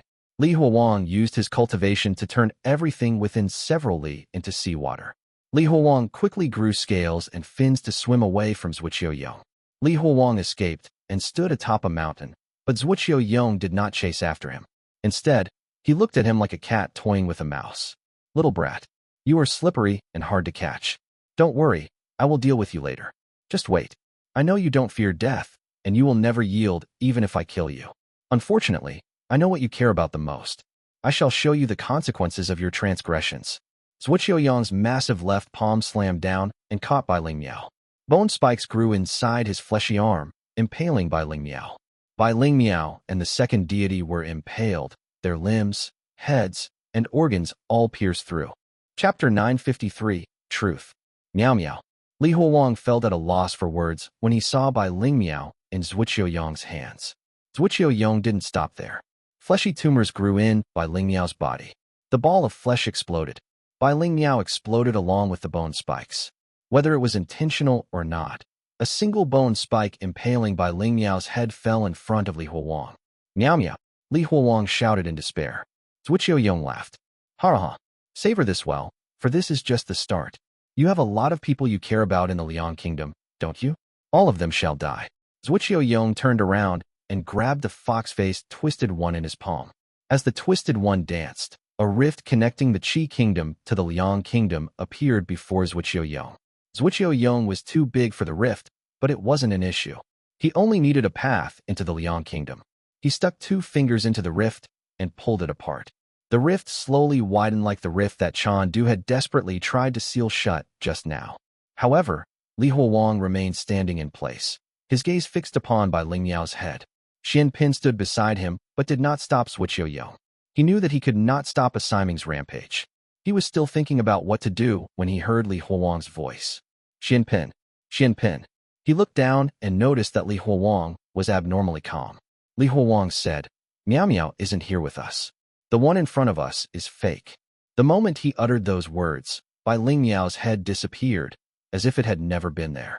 I used the sitting Oblivion Dao's methods to buy us some time, Li Huolong explained, staring intensely at Zuoqiu Yong's back.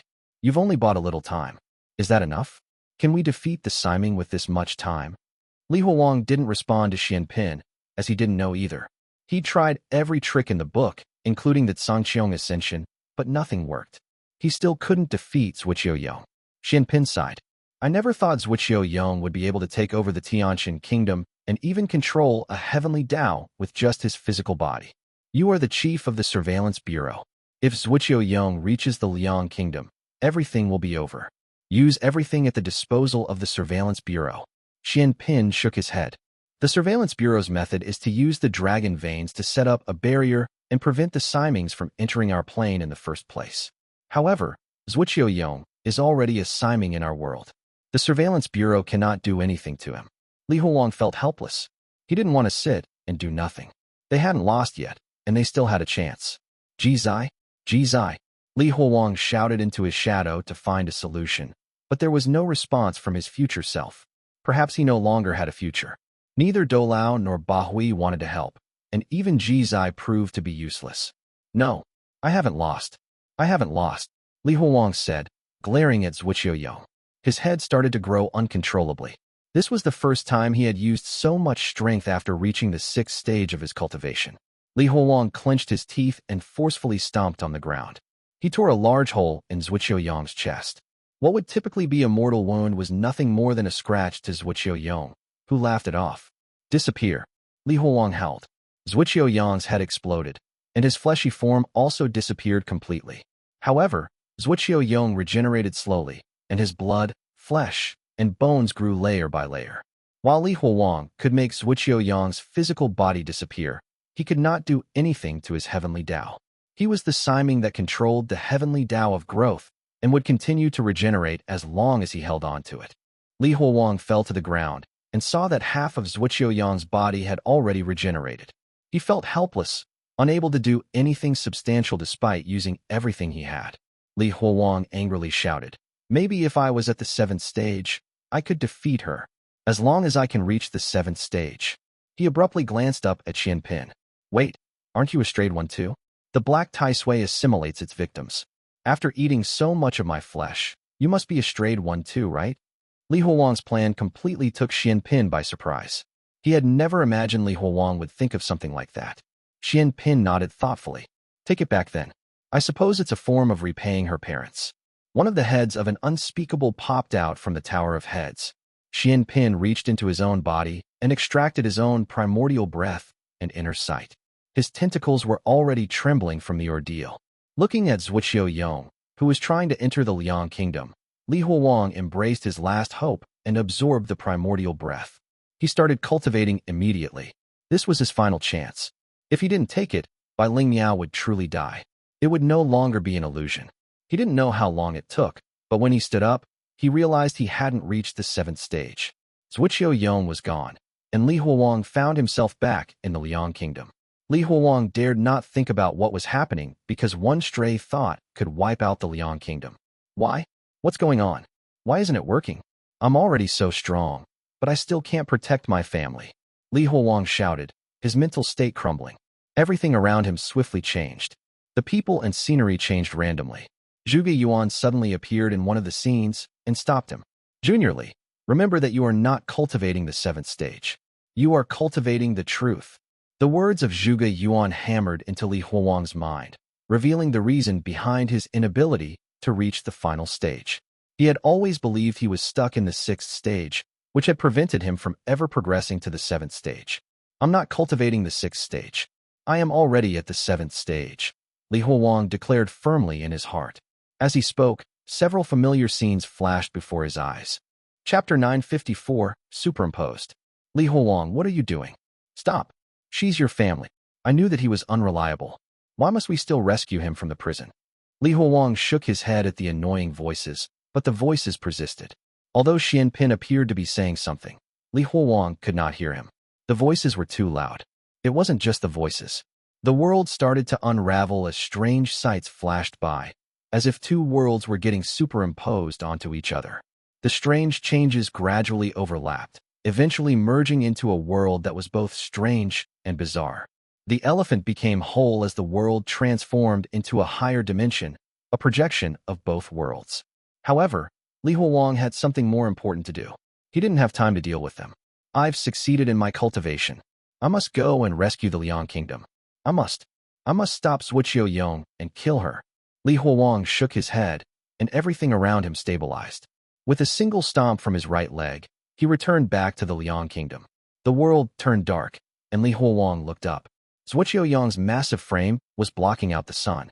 Zuoqiu laughed maniacally as he crushed the hull of the White Lotus sect. The snapping of bones filled the air as the people inside were crushed to death.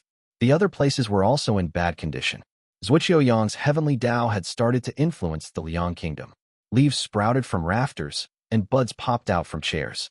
Everything in the Liang Kingdom was slowly turning into a forest. It only took minutes for a seed to bud, grow, bloom, bear fruit, and wilt.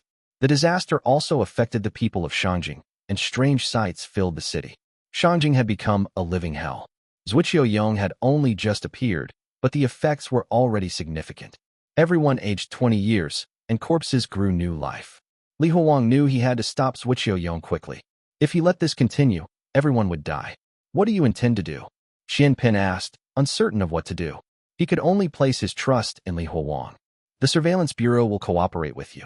Li Huang remained silent, his attention fixed on Zuoqiu Yong, who was trying to catch Bai Ling Miao. There was a single thing in his mind, to kill Zuoqiu Yong. Li Huang shouted, grabbing his weapons and stabbing them into Zuoqiu Yong.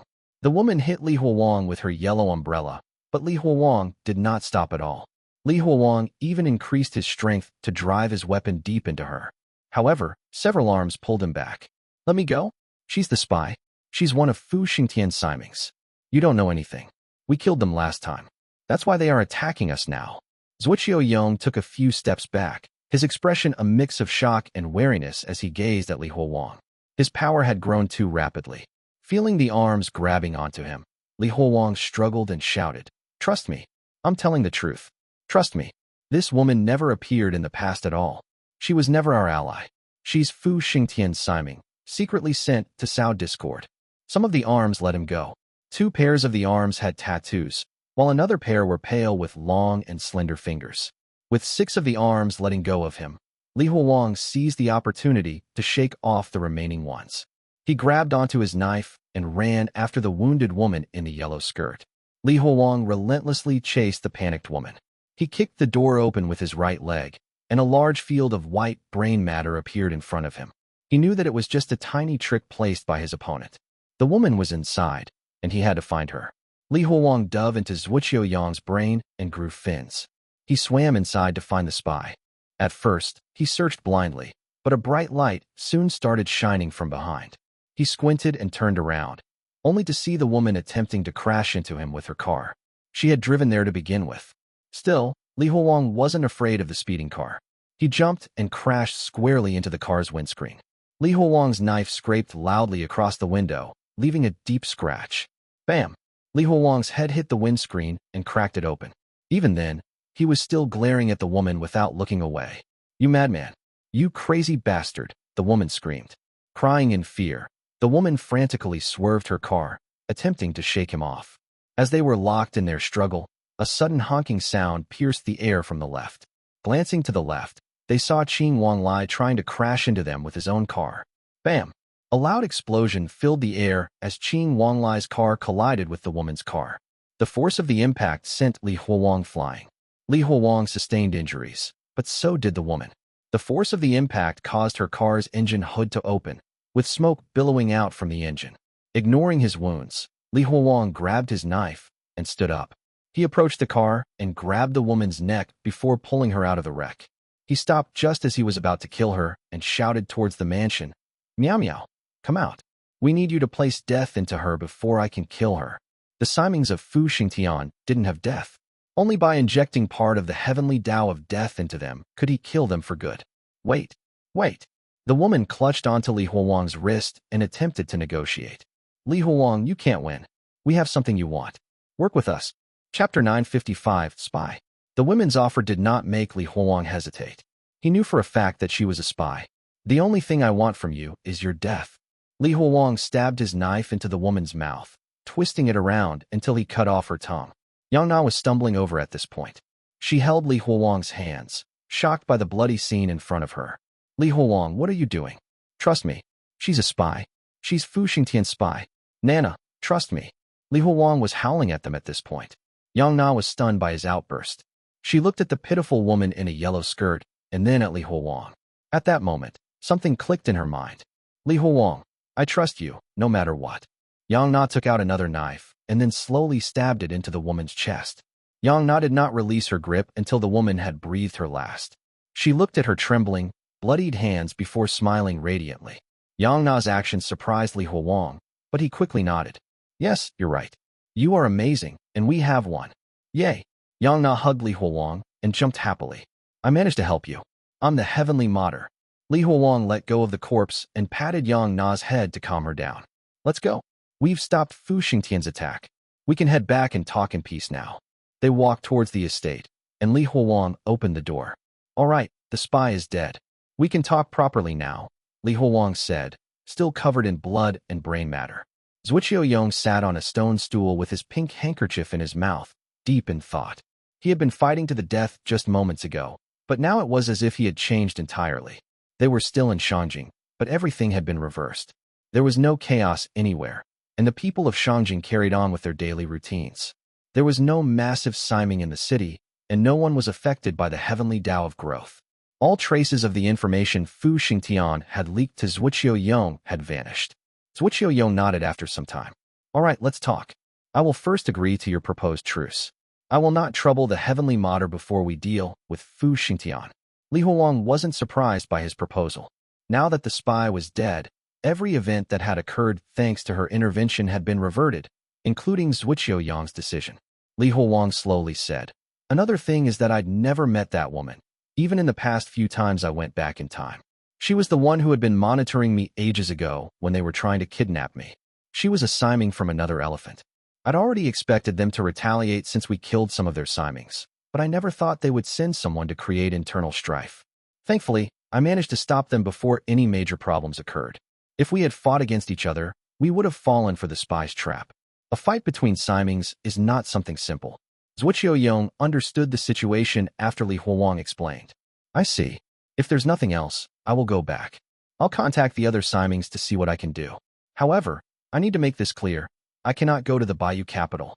I can't help at all if they are fighting up there." "I understand. Qing Wanglai was right, but I never thought that you siblings would actually trust my words." Li Huang stood up to send Zuoqiu Yong away, but Shai Zi appeared from far away, slowly approaching them. "That is, he's an ally and also has a lot of information. Let's see what he has to say." Li Huang's words made Zuoqiu Yong stop. Shai Zi bowed to Li Huang before approaching Zuoqiu Yong to whisper something. Before Shai Zi said a single word, a strange, iridescent black liquid erupted from his head, splashing onto Zuoqiu Yong's chest. No one had anticipated Shai Zi's betrayal. Neither Zuoqiu Yong nor Li Huang reacted in time. It was too late. The tar-like substance grew rapidly on Zuoqiu Yong's body. "Shai Zi, what are you doing?" Li Huang immediately chopped Zuoqiu Yong's head off. However, Zuoqiu Yong's regenerated body still had the strange tar. "What am I doing? Didn't I tell you that I would help the winner?" Shai Zi quickly retreated as he said, "I was telling the truth. I think that Fu Xingtian will be the winner, huh? Hongzhong, did you believe me? Did you actually believe that I was helping you?" Shai Zi held onto his stomach and laughed. "Ha ha, you actually believed me. Ha ha." Shai Zi raised his head, looking at the skies as he laughed. "Zai, did you really think I would care about that little offer? Too bad the other party's offer is much better." Li Huang shook with rage. He leaped up and grabbed the dice on the table. He glared at the dice in his hands. "Shai Zi, I think you've misunderstood. I wasn't trying to turn you into my ally. I was threatening you. If you don't do as I say, I will kill you." Li Huang threw the dice into his mouth and bit down forcefully, leaving teeth marks on the dice. He bit down harder, shattering the die and releasing a silvery liquid. Chapter 956. Changes. "Hey, what are you doing? Are you crazy? Why are you biting the dice? That's a dice used for cheating. There might be mercury in it." Shen Hongyu sprinted over and shoved her hand into Li Huang's mouth to take out the dice. "Quick, spit it out and rinse your mouth. Liquid mercury is deadly. Are you trying to kill yourself?" Wu Qi said, quickly grabbing a carton of milk from the fridge and giving it to Li Huang. Although everyone tried to stop Li Huang, he refused to stop. He bit so hard that even his gums were bleeding. He had to kill Shai Zi today at all costs. "Huh. There's something interesting happening again," Ananchu said, looking at the others frantically, trying to save Li Huang while her brother scrolled on his phone. While everyone was panicking, Qing Wanglai walked over and gently held Li Huang's shoulder before punching his stomach hard. Bam! The strong impact sent Li Huang flying. Even the cracked dice flew out from his mouth. Qing Wanglai hastily picked up the cracked dice, holding it in his palm. "Li Huang, don't be irrational. You still have us no matter what you are encountering." He took the milk from Wu Qi and gave it to Li Huang. "Here, drink the milk. The protein in the milk will absorb the liquid mercury. This isn't a joke. You could die from this." Li Huang smacked the milk away, glaring at the dice in Qing Wanglai's hands. Li Huang tried to grab the dice, but Qing Wanglai didn't let him, fearing that Li Huang might put it in his mouth again. "Shai Zi, do you think you can do anything just because you have a new backer? A siming will always be a siming. You will only become their pawn." Shai Zi was still smiling despite his grievous injuries. "That's rich coming from you. Everyone needs to have a dream, right? Rather than being a dice thrown by others, I want to become the one throwing the dice. To live without dreams is to be as good as dead. Also, I would rather collaborate with someone other than you. Don't forget how untrustworthy and crazy you are. Even Zhuge Yuan did not trust you. Die! Li Huolong roared, tearing Shai Zi apart. However, Shai Zi's head rolled on the ground with no hint of fear. Li Huolong, I'm afraid you're out of time. Look, Zuoqiu Yong is dying. Li Huolong turned around. An iridescent tar-like substance had replaced Zuoqiu Yong's body. Li Huolong recalled the source of the liquid, Fu Xingtian. In the past, it had enveloped the Qi kingdom, causing everything to die there. Oh no, it's not trying to kill just Zuoqiu Yong's clone. It's trying to kill the massive original body of Zuoqiu Yong too. Now that the spy had been dealt with, Zuoqiu Yong was his ally. If anything happened to him, his fighting forces would be reduced significantly. Li Huolong quickly made a portal connecting to the Tianqian kingdom. Before he left, he looked at Shai Zi's head hesitantly. The situation was dire, and Shai Zi could not be left alive. Li Huolong made a quick decision and threw his spine sword onto the ground. Without waiting for it to touch the ground, Li Huolong used his cultivation and turned the spine sword into another Li Huolong. Kill Shai Zi for me. Li Huolong briefly instructed his clone before running into the Tianqian kingdom. Once there, Li Huolong knew something was wrong. There was a massive hole in the sky, and something had clearly fallen there. Damn it! Li Huolong made haste and shortened the distance between him and the ground beneath the hole. Soon, he saw the dark skies and felt the ground shake. Li Huolong steadied himself and witnessed the immense body of Zuoqiu Yong tumbling down with a resounding crash. There were millions of holes in Zuoqiu Yong's body. His face was almost completely gone, covered by dense black holes like a seedless lotus pod. The sight was astonishing. Despite his massive size, Zuoqiu Yong trembled uncontrollably as if a plague had hit him. Time and again, Zuoqiu Yong tried to get up, but to no avail. Zuoqiu Yong had held on to the heavenly Tao of growth, so minor wounds shouldn't have harmed him, but the holes didn't heal and were instead spreading. Zuoqiu Yong's body was not the only thing riddled with them. The surrounding leaves, trees, stones, and soil were gradually being covered by the holes, as if they were contagious. It wasn't just simple holes. Something was hiding within them. Fu Xingtian had clearly come prepared, and this was their backup plan. After their spy had been dealt with, they immediately sprung into action. Li Huolong didn't bother with the overall situation. He dove into Zuoqiu Yong's left ear. He was relieved to find that there weren't any spies on his brain. Thankfully, that Siming is really dead. At least Zuoqiu Yong won't help them. Li Huolong burrowed out from his head and stood on Zuoqiu Yong's face to examine the holes in it. If he was right, the holes fell from the skies. As it turned out, there were indeed beings residing in those holes. They resembled ovoid organisms, and their bodies were fleshy and repulsive, with numerous folds of meat. Long hairs were growing from between the folds of flesh. On closer inspection, Li Huolong realized that they weren't hairs. They were dark antennas, or maybe even young hair. The strange iridescent tar-like liquid seeped out as it contracted and expanded, gradually covering Zuoqiu Yong's massive frame. Chapter 957, Attack. Zuoqiu Yong's massive body lay beneath the sky of the Tianqian kingdom. Li Huolong saw him struggling to get up with his mountain-like body. As the holes in his body squirmed, he lost control and crashed onto the ground again. Are they Shai Zi's backers? Are the weird things another Siming? What kind of heavenly Tao is it controlling? How is it that strong? Li Huolong's shock deepened as he witnessed Zuoqiu Yong's intense struggle. Though he didn't fully grasp what was happening, one thing was clear. The incredibly tough Siming who governed the heavenly Tao of growth, Zuoqiu Yong, was being thoroughly suppressed by the enemy. The beings that fell from the hole in the sky were incomparably stronger than Zuoqiu Yong. Donglai. This isn't a coincidence. Li Huolong shouted urgently. Fu Xingtian's Simings already had a backup plan. They immediately sprung their backup plan the moment their spy died. Don't think that you are smarter than them. Since we can enter their elephant, they can enter ours too. Prepare yourselves for their counterattack. Li Huolong prepared to fight back. He didn't know what those things were, but since he had completed his cultivation of the truth, they should be powerless in front of him as long as they had a physical body. Closing his eyes, he raised his arms to seal the gaping hole in the sky. But before he could act, a raspy, ancient voice interrupted him. Who goes there? Li Huolong turned to his left and saw an old beggar. The beggar was holding a broken wooden bowl and standing with a cane. The beggar, with a broken left leg, hobbled toward Li Huolong.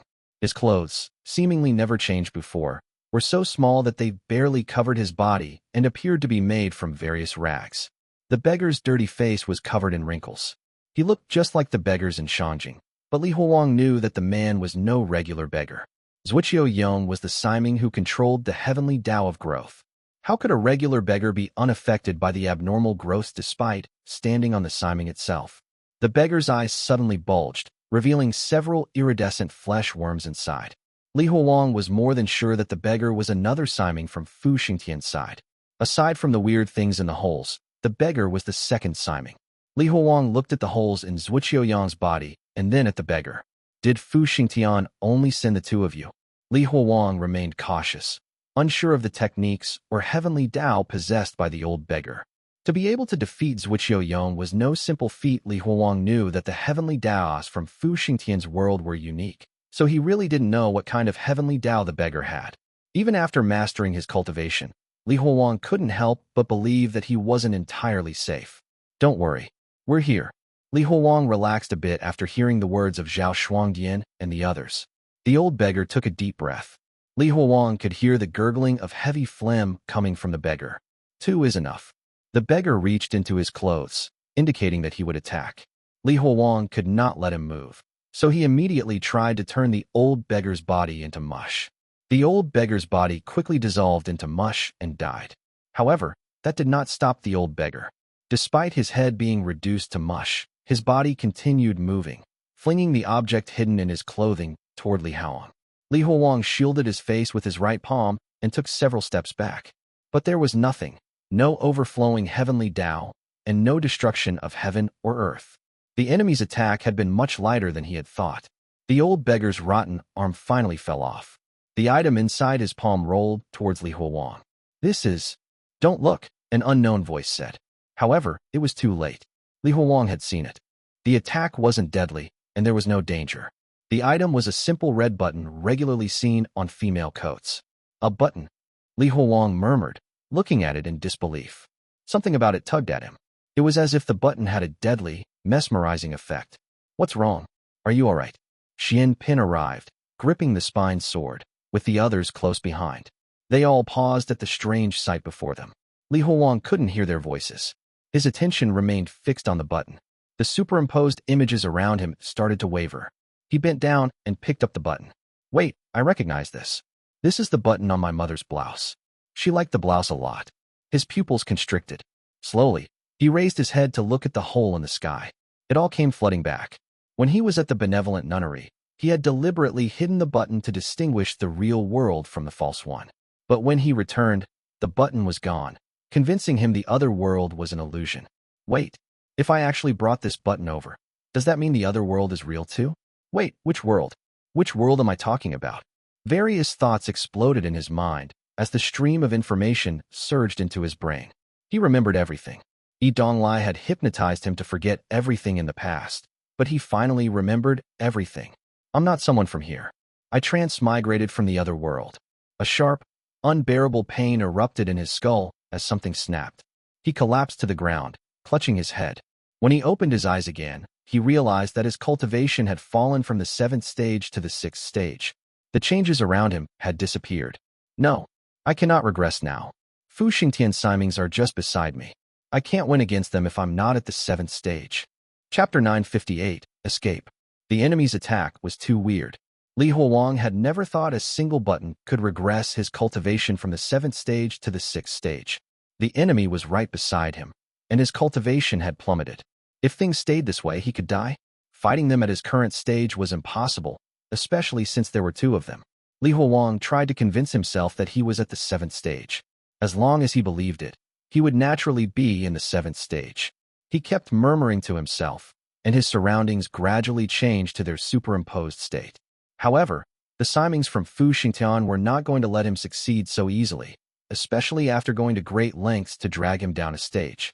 While Li Huang was trying to bring his cultivation back to the 7th stage again, a finger-sized black hole appeared on Li Huang's head. Soon, the black hole spread like a plague. In mere moments, tiny black holes covered his entire head.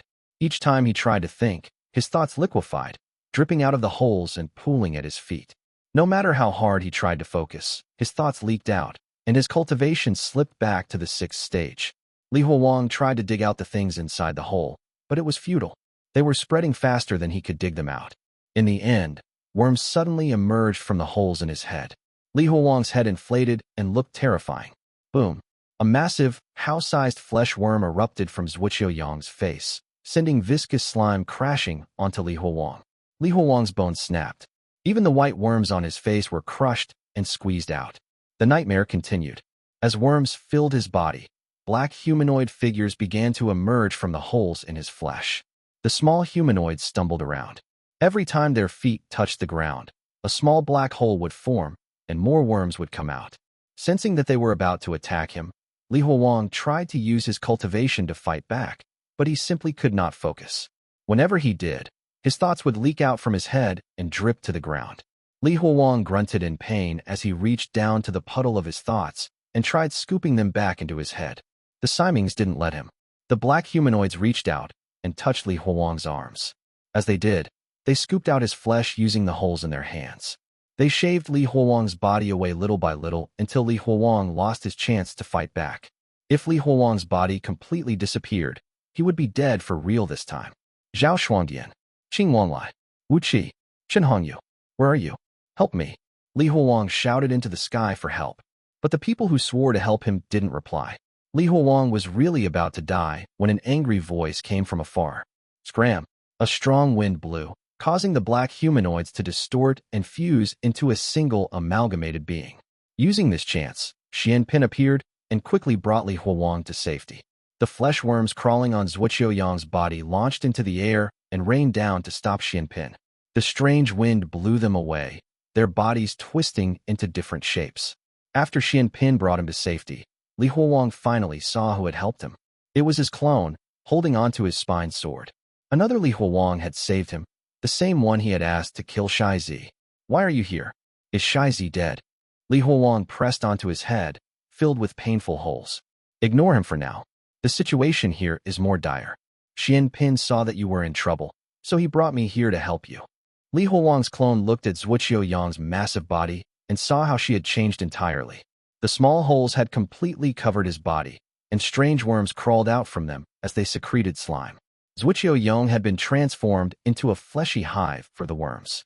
While the two of them were speaking, Zuoqiu's massive mountain-like body collapsed, and uncountable worms fell off it and charged toward them. Anything the worms touched was dyed with the strange, iridescent liquid. They weren't just attacking Li Huang. They were trying to devour the Tiantian kingdom too. Help me remove the worms in my head. I can't reach the 7th stage with them on my body. The clone glared at the worms, but no matter how hard he tried, the worms continued to pour out incessantly. His cultivation was useless here. Allow me. Xuan Pin waved his right arm and cut off Li Huang's head, which was riddled with holes.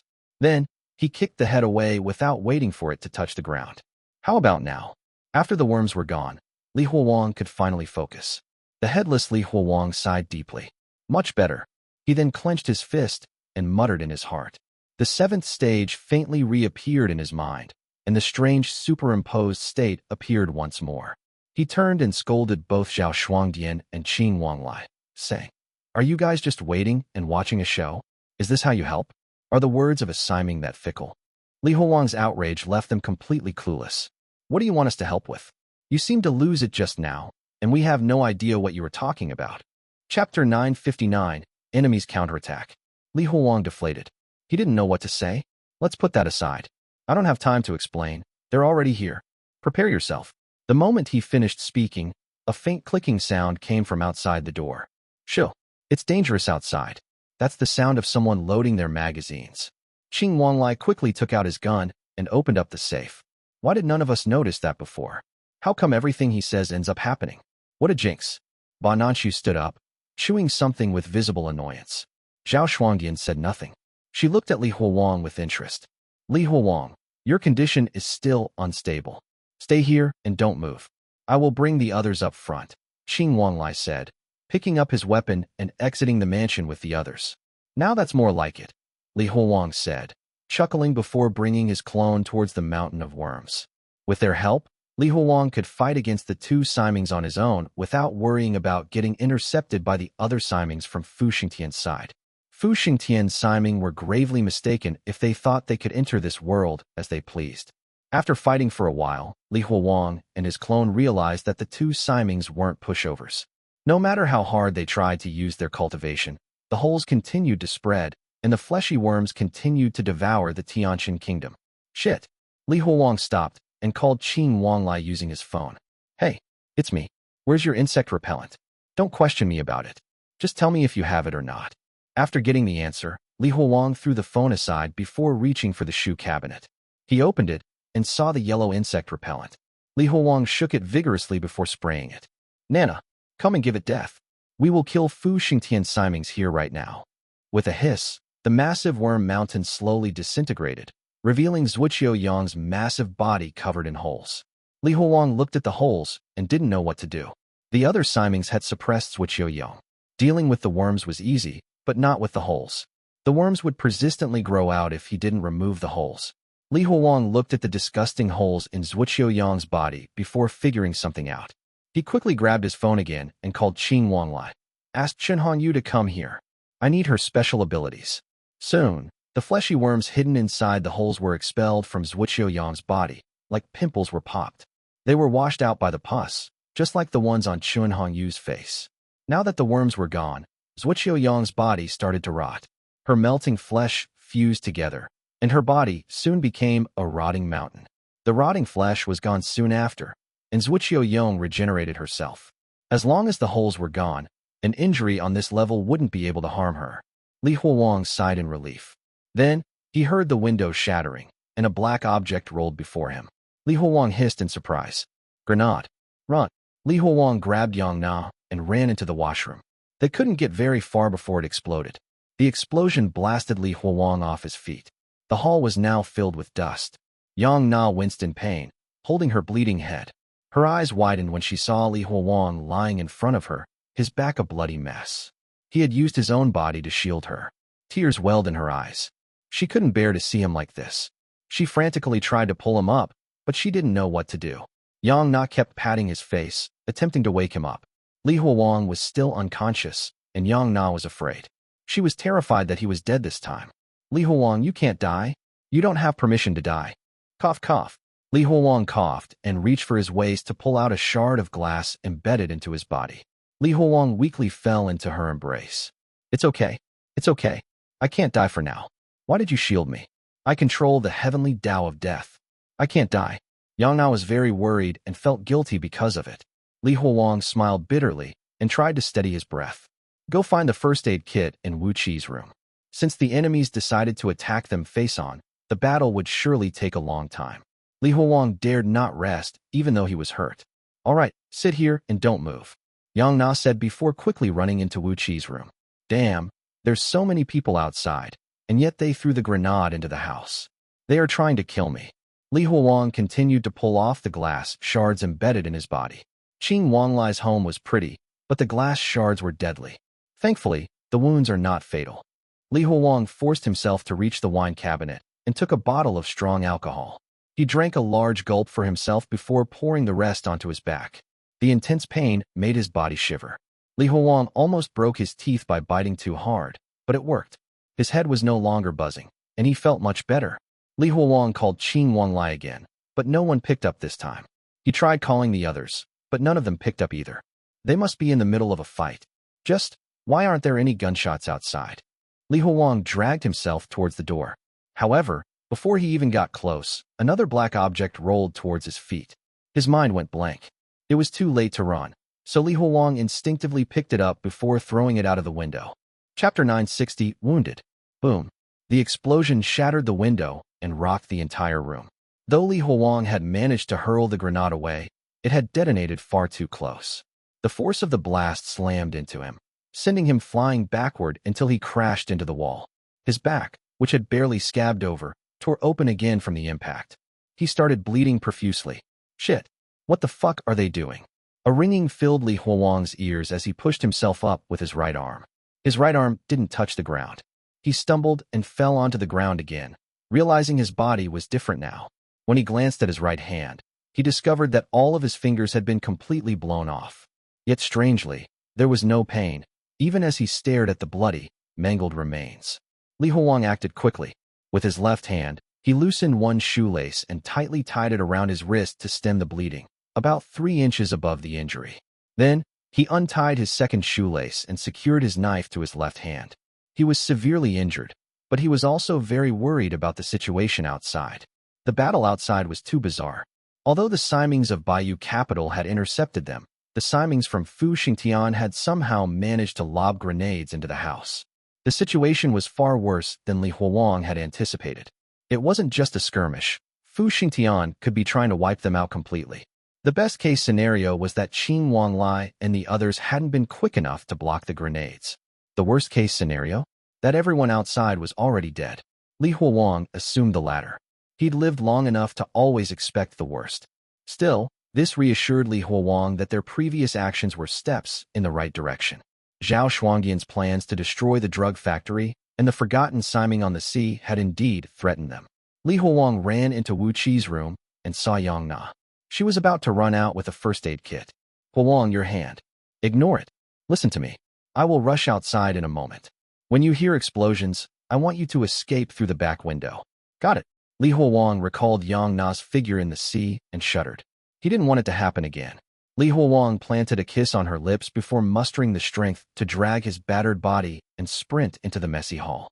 His hearing slowly came back, and he was soon able to hear the sounds of fighting up ahead. He sighed in relief. His side hadn't been completely wiped out yet. Fu Xingtian's Simings had attacked them in their own home. There was no point in overthinking the situation, so Li Huawang ran outside and hid in a bush. He soon located the source of the sounds. Li Huawang noticed that most of the enemies were hidden in the bamboo forest, so he stealthily approached them from behind. As he was about to attack one of them, his scalp tingled. He bent down and narrowly dodged a bullet. There are hidden sentries. Li Huawang rapidly located the shooter and ran toward him. Before the shooter could fully reload, Li Huawang chopped off 3 of his fingers. He stabbed mercilessly at the shooter's stomach, but the enemies had anticipated his attacks and prepared stab-proof vests. Li Huawang's knife didn't manage to wound the shooter. Li Huawang and the shooter fought viciously in the bamboo forest. Li Huawang had lost an arm, while the shooter had lost 3 fingers. The shooter tried to disarm Li Huawang, but Li Huawang had already tied the knife to his hand. Neither was able to harm the other. Seeing an opening, Li Huawang swung at the shooter's exposed neck. But the Siming grabbed the blade with gloved hands, stopping at inches from their throat. They grappled viciously until, suddenly, a knife pierced through the shooter's neck from behind. The shooter looked down with shock before slumping and dying. As the shooter fell to the ground, Li Huawang looked up and saw Yang Na covered in blood in front of him. She was panting, her knife still dripping with blood. She had stabbed the Siming from the back and saved Li Huawang. Yang Na steadied herself before smiling. I am the heavenly martyr. I cannot run. Without me, you cannot kill them. She then looked at Li Huawang and said naturally, Zai, stop getting distracted. They are fighting so hard outside. You need to help them. Li Huawang was indeed distracted. Yang Na's figure seemed to shift, blurring into a different entity. Bam! The sound of a gunshot snapped him back to reality. He pulled Yang Na down onto the ground. Follow me. All right, Yang Na replied without a hint of fear. In fact, she was excited due to Li Huawang's apparent encouragement. Li Huawang took note of everyone's location. It was clear that their enemies came prepared. They were all in places that were easy to defend, and they coordinated well. Fu Xingtian's retaliation was fierce. To destroy the Baiyu capital, they used 15 Simings in total.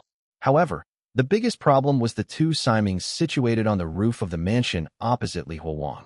They could just lie down on the roof and shoot continuously, so Qing Wanglai and Zhao Shuangdian struggled to return fire. Their predicament forced them to remain passive. Li Huawang called Qing Wanglai again. It's me. Yang Na came out to help. This place isn't safe. I need you to create a diversion at 10 o'clock. I'll try to deal with the snipers on the roof across us. Stop bullshitting me. 3 ancient ones. Let them destroy your home if you dare. Li Huawang hung up. Chapter 961, Exchange. Li Huawang lay low in the bamboo forest, using the stalks as cover while waiting for Qing Wanglai to make his move. Time crept by, and the pain in Li Huawang's injured hand grew sharper and harder to ignore. Yang Na, gripping the enemy's gun, noticed something was wrong with him. What's wrong? Are you all right? I can bring you out of here for now. Li Huawang shook his head and slammed his broken arm onto the ground. The intense pain shook him up. No, I can't trust them. If we lose now, the Baiyu capital is finished. Where could we even escape to if it's destroyed? Li Huawang got closer to Yang Na to shield her a little. Don't worry, it just hurts a little. I won't die as long as you're here. Seeing her concern, he forced himself to reassure her, as if his wounds weren't serious. Besides, my hand will return as long as we kill Fu Xingtian's Simings. However, he wasn't truly confident. He wasn't sure which of Fu Xingtian's Simings had been responsible for the events leading to his broken arm. Yang Na's face brightened. And what about your eye? Will it grow back if we win? Li Huang froze momentarily before touching his empty eye socket. I don't know. Maybe. Yang Na nodded happily. Yes, it will return for sure.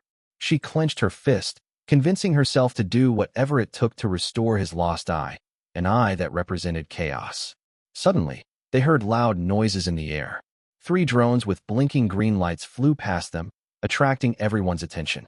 Li Huang felt a surge of joy. The 3 ancient ones have made their move. He quickly rolled on the ground while dialing them on his phone.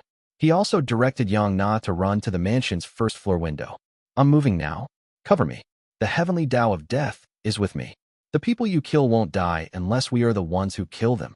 Gunshots whizzed past the sky and shot down the drones, but it was too late. Li Huang and Yang Na already reached the mansion. Li Huang gripped his knife tightly before breaking the glass window and jumping into the darkness. It was both dark and dirty. It appeared that renovation works had stopped halfway. Li Huang heard the sound of gunshots coming from above. He gripped his knife even more tightly as he slowly approached the stairs. As adrenaline coursed through his veins, the pain in his body faded, and his senses sharpened. They were about to reach the upper floors, but the sound of approaching police sirens suddenly cut through the air. We need to move faster. The rules are here. He refused to accept that things would end right then and there. Li Huang made haste and found the attic. He climbed up and saw an open window. The 2 shooters had climbed through the window to reach the roof. He steeled himself and slowly approached the window to launch a surprise attack on the 2 Simings. He had just raised his head when he touched a strand of almost invisible line. It broke on contact, and he immediately shouted, "There's a trap." Just then, the sound of a gunshot rang out. The bullet shattered a part of Li Huang's skull, and he flew backward from the impact. Thankfully, Yang Na was there to grab him, stopping his fall.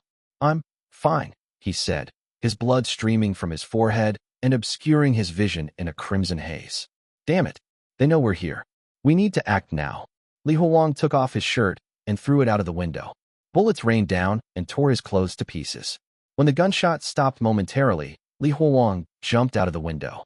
Through his bloodied vision, he saw a blurry figure. Without hesitation, he drove his knife into their neck. Warm blood soaked the shoelace on his arm, and the shooter collapsed. He had finally killed one of them. Li Huang swiveled around to find the second person, but no one else was on the roof. Just then, a wire suddenly looped around Li Huang's neck. The other shooter was trying to choke him. Struggling desperately, he heard a gunshot, and suddenly, the wire slackened. Yang Na had taken the shot. Li Huang sighed in relief now that the 2 shooters were dead. He pulled the wire off that had been partially embedded into his neck and started coughing. The 2 shooters are dead now. Qing Wanglai and the others should be able to fight more easily now that the pressure is gone. Li Huang walked toward the edge of the roof. As he thought, Qing Wanglai and the others were having an easier time now that the shooters on the roof were gone. The sirens were getting closer, but at the very least, the Simings from Fu Xingtian hadn't achieved any notable results. Their ambush had failed. Li Huang looked down, wiping the blood from his eyes. He was getting ready to help them below. Suddenly, someone pushed him off the roof. Li Huang waved his arms around until he caught onto the drain pipe on the roof. If not, he would have fallen onto the ground. "Nana, be careful. There's one more person." Just as Li Huang shouted, he caught sight of the person above him. It was an old beggar with a rod. Bam! The old beggar hit Li Huang's hand, cutting it up with the sharp edges of the drain pipe. Li Huang refused to let go. The old beggar reached into his pockets to bring something out. Li Huang tried to climb up, but his other arm was broken. He didn't have the strength to pull himself up. In the final moments, his blood once again obscured his eyes, casting his vision in a crimson hue. Li Huang saw Li Sui, dressed in red Taoist robes, standing between him and the old beggar. Li Huang shouted urgently, Sui, what are you doing? Go away. Run away." The chief of the surveillance bureau heeded the orders of Xuanqiu, commanding Nanjingzhong to oversee the heavens and manage the Simings. Xuan Pin's red robes flew high in the air, revealing his true form. The surveillance bureau was established for the sake of this very day. All of Xuan Pin's heads chanted in unison. The standards of generals and ministers cannot be questioned when it is difficult to attain righteousness. It may be found among the immortals and Simings, in the suffering of the mortal realm, or in the uprightness of those ascending to immortality and divinity.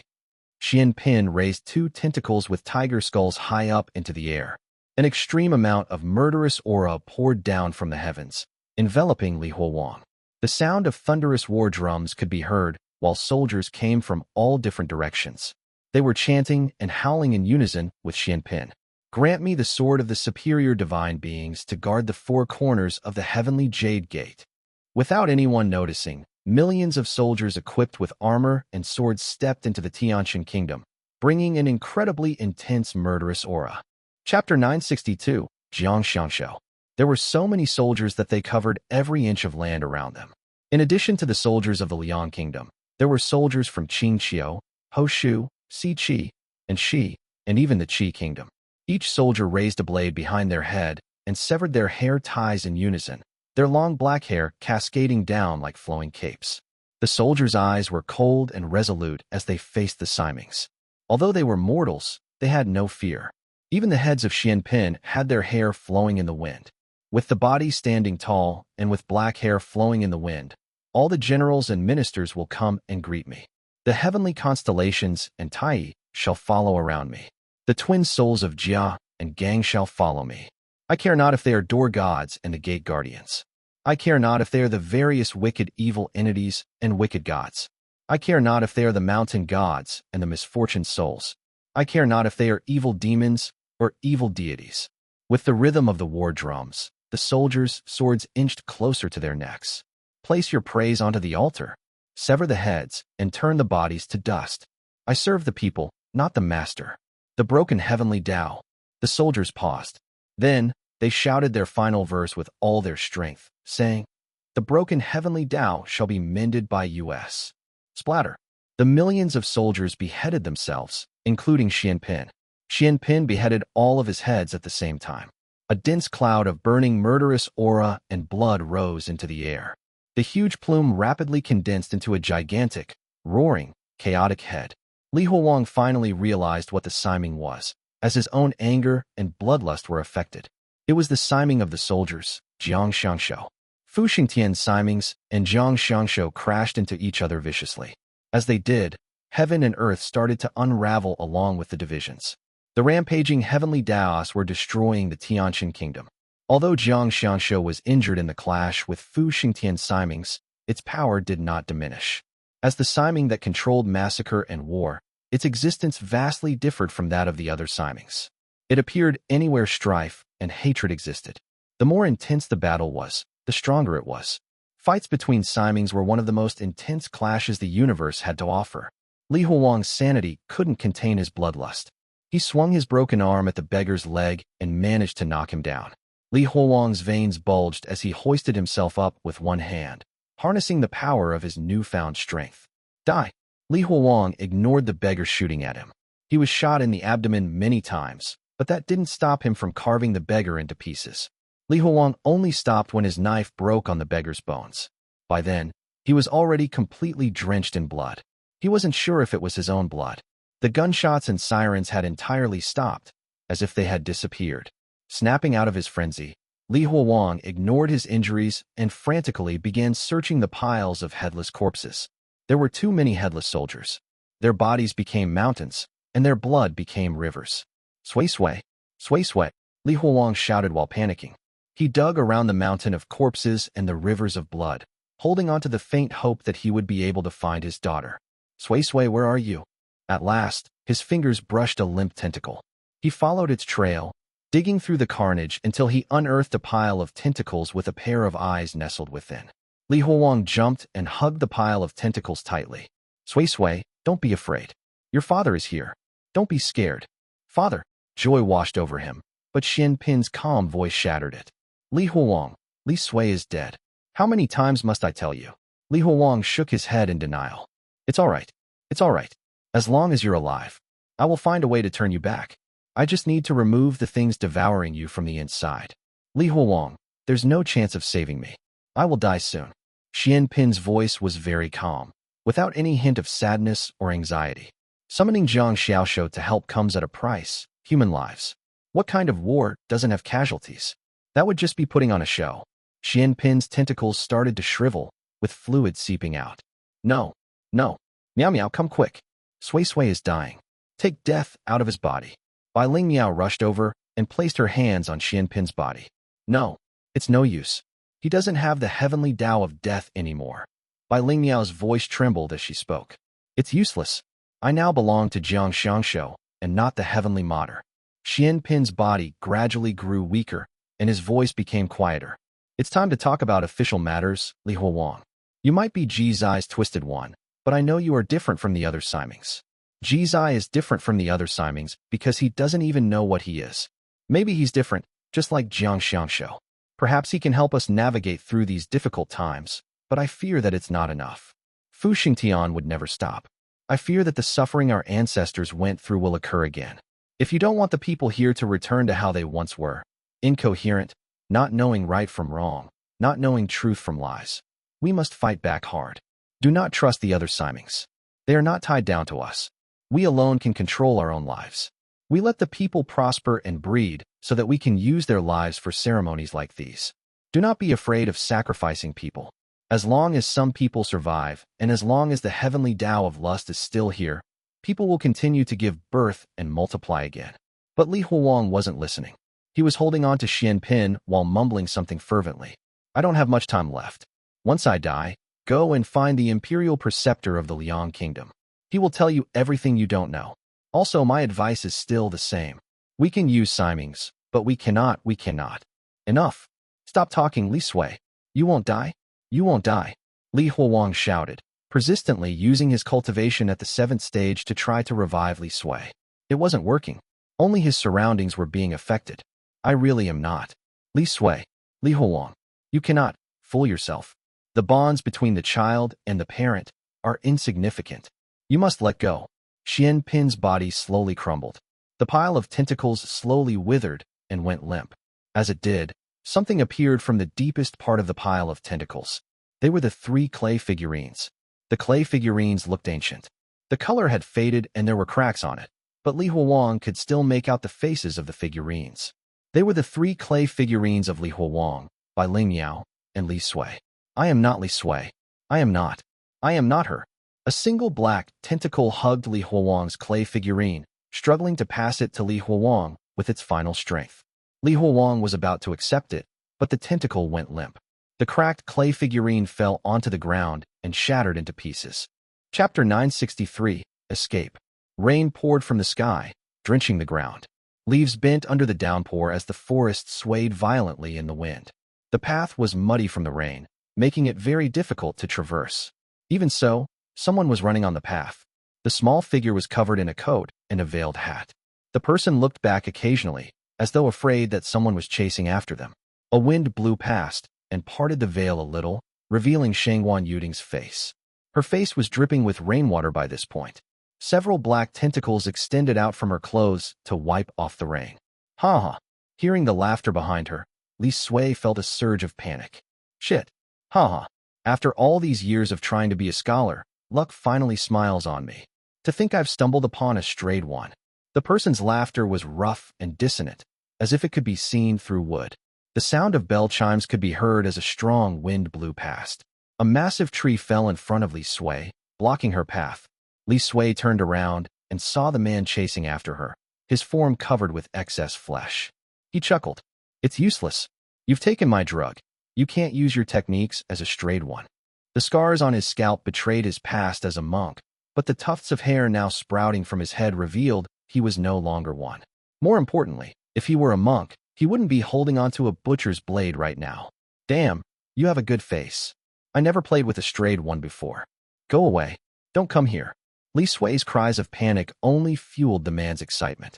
With a flash of steel, he cut both of Li Sui's arms off. Blood flowed out as she cried in pain. Ha ha. Shout louder. The louder, the better.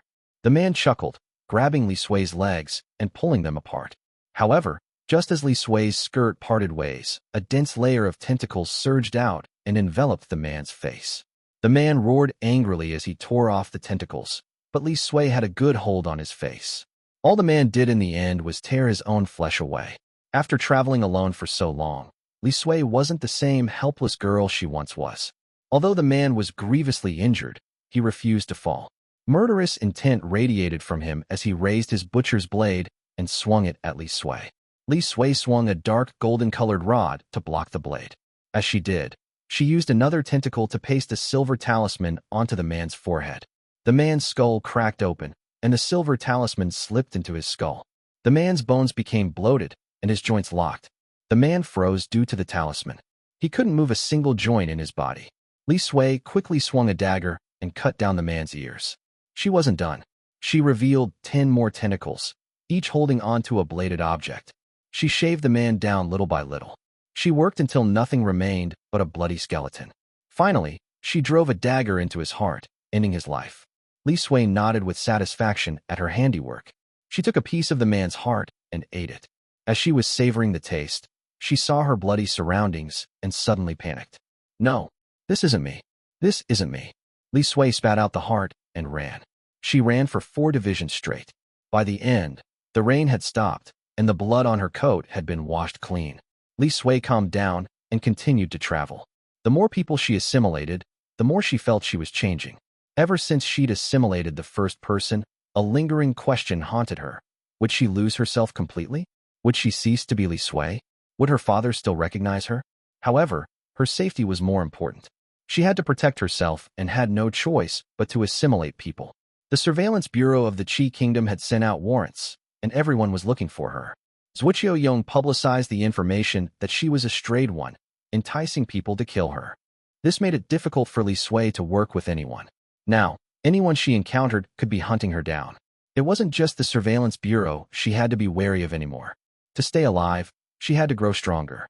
Assimilation was her only path. By taking their memories, she could glean information about the Bureau's movements.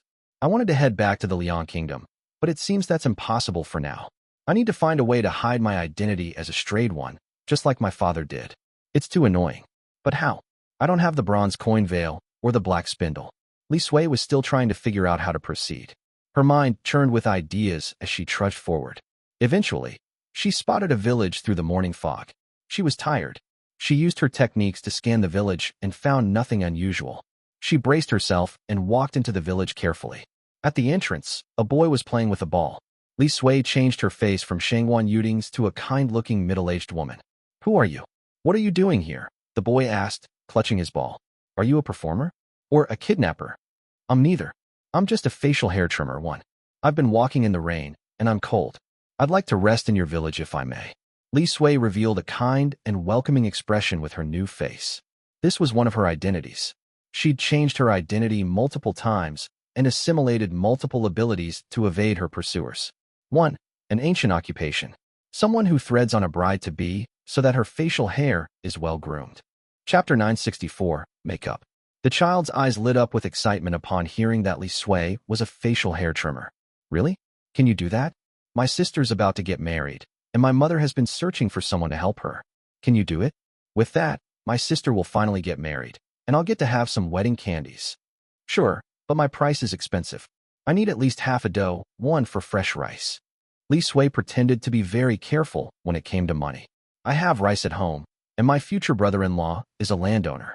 He has a lot of rice in his house. Come with me. Still holding his ball, the child brought Li Sui to his house.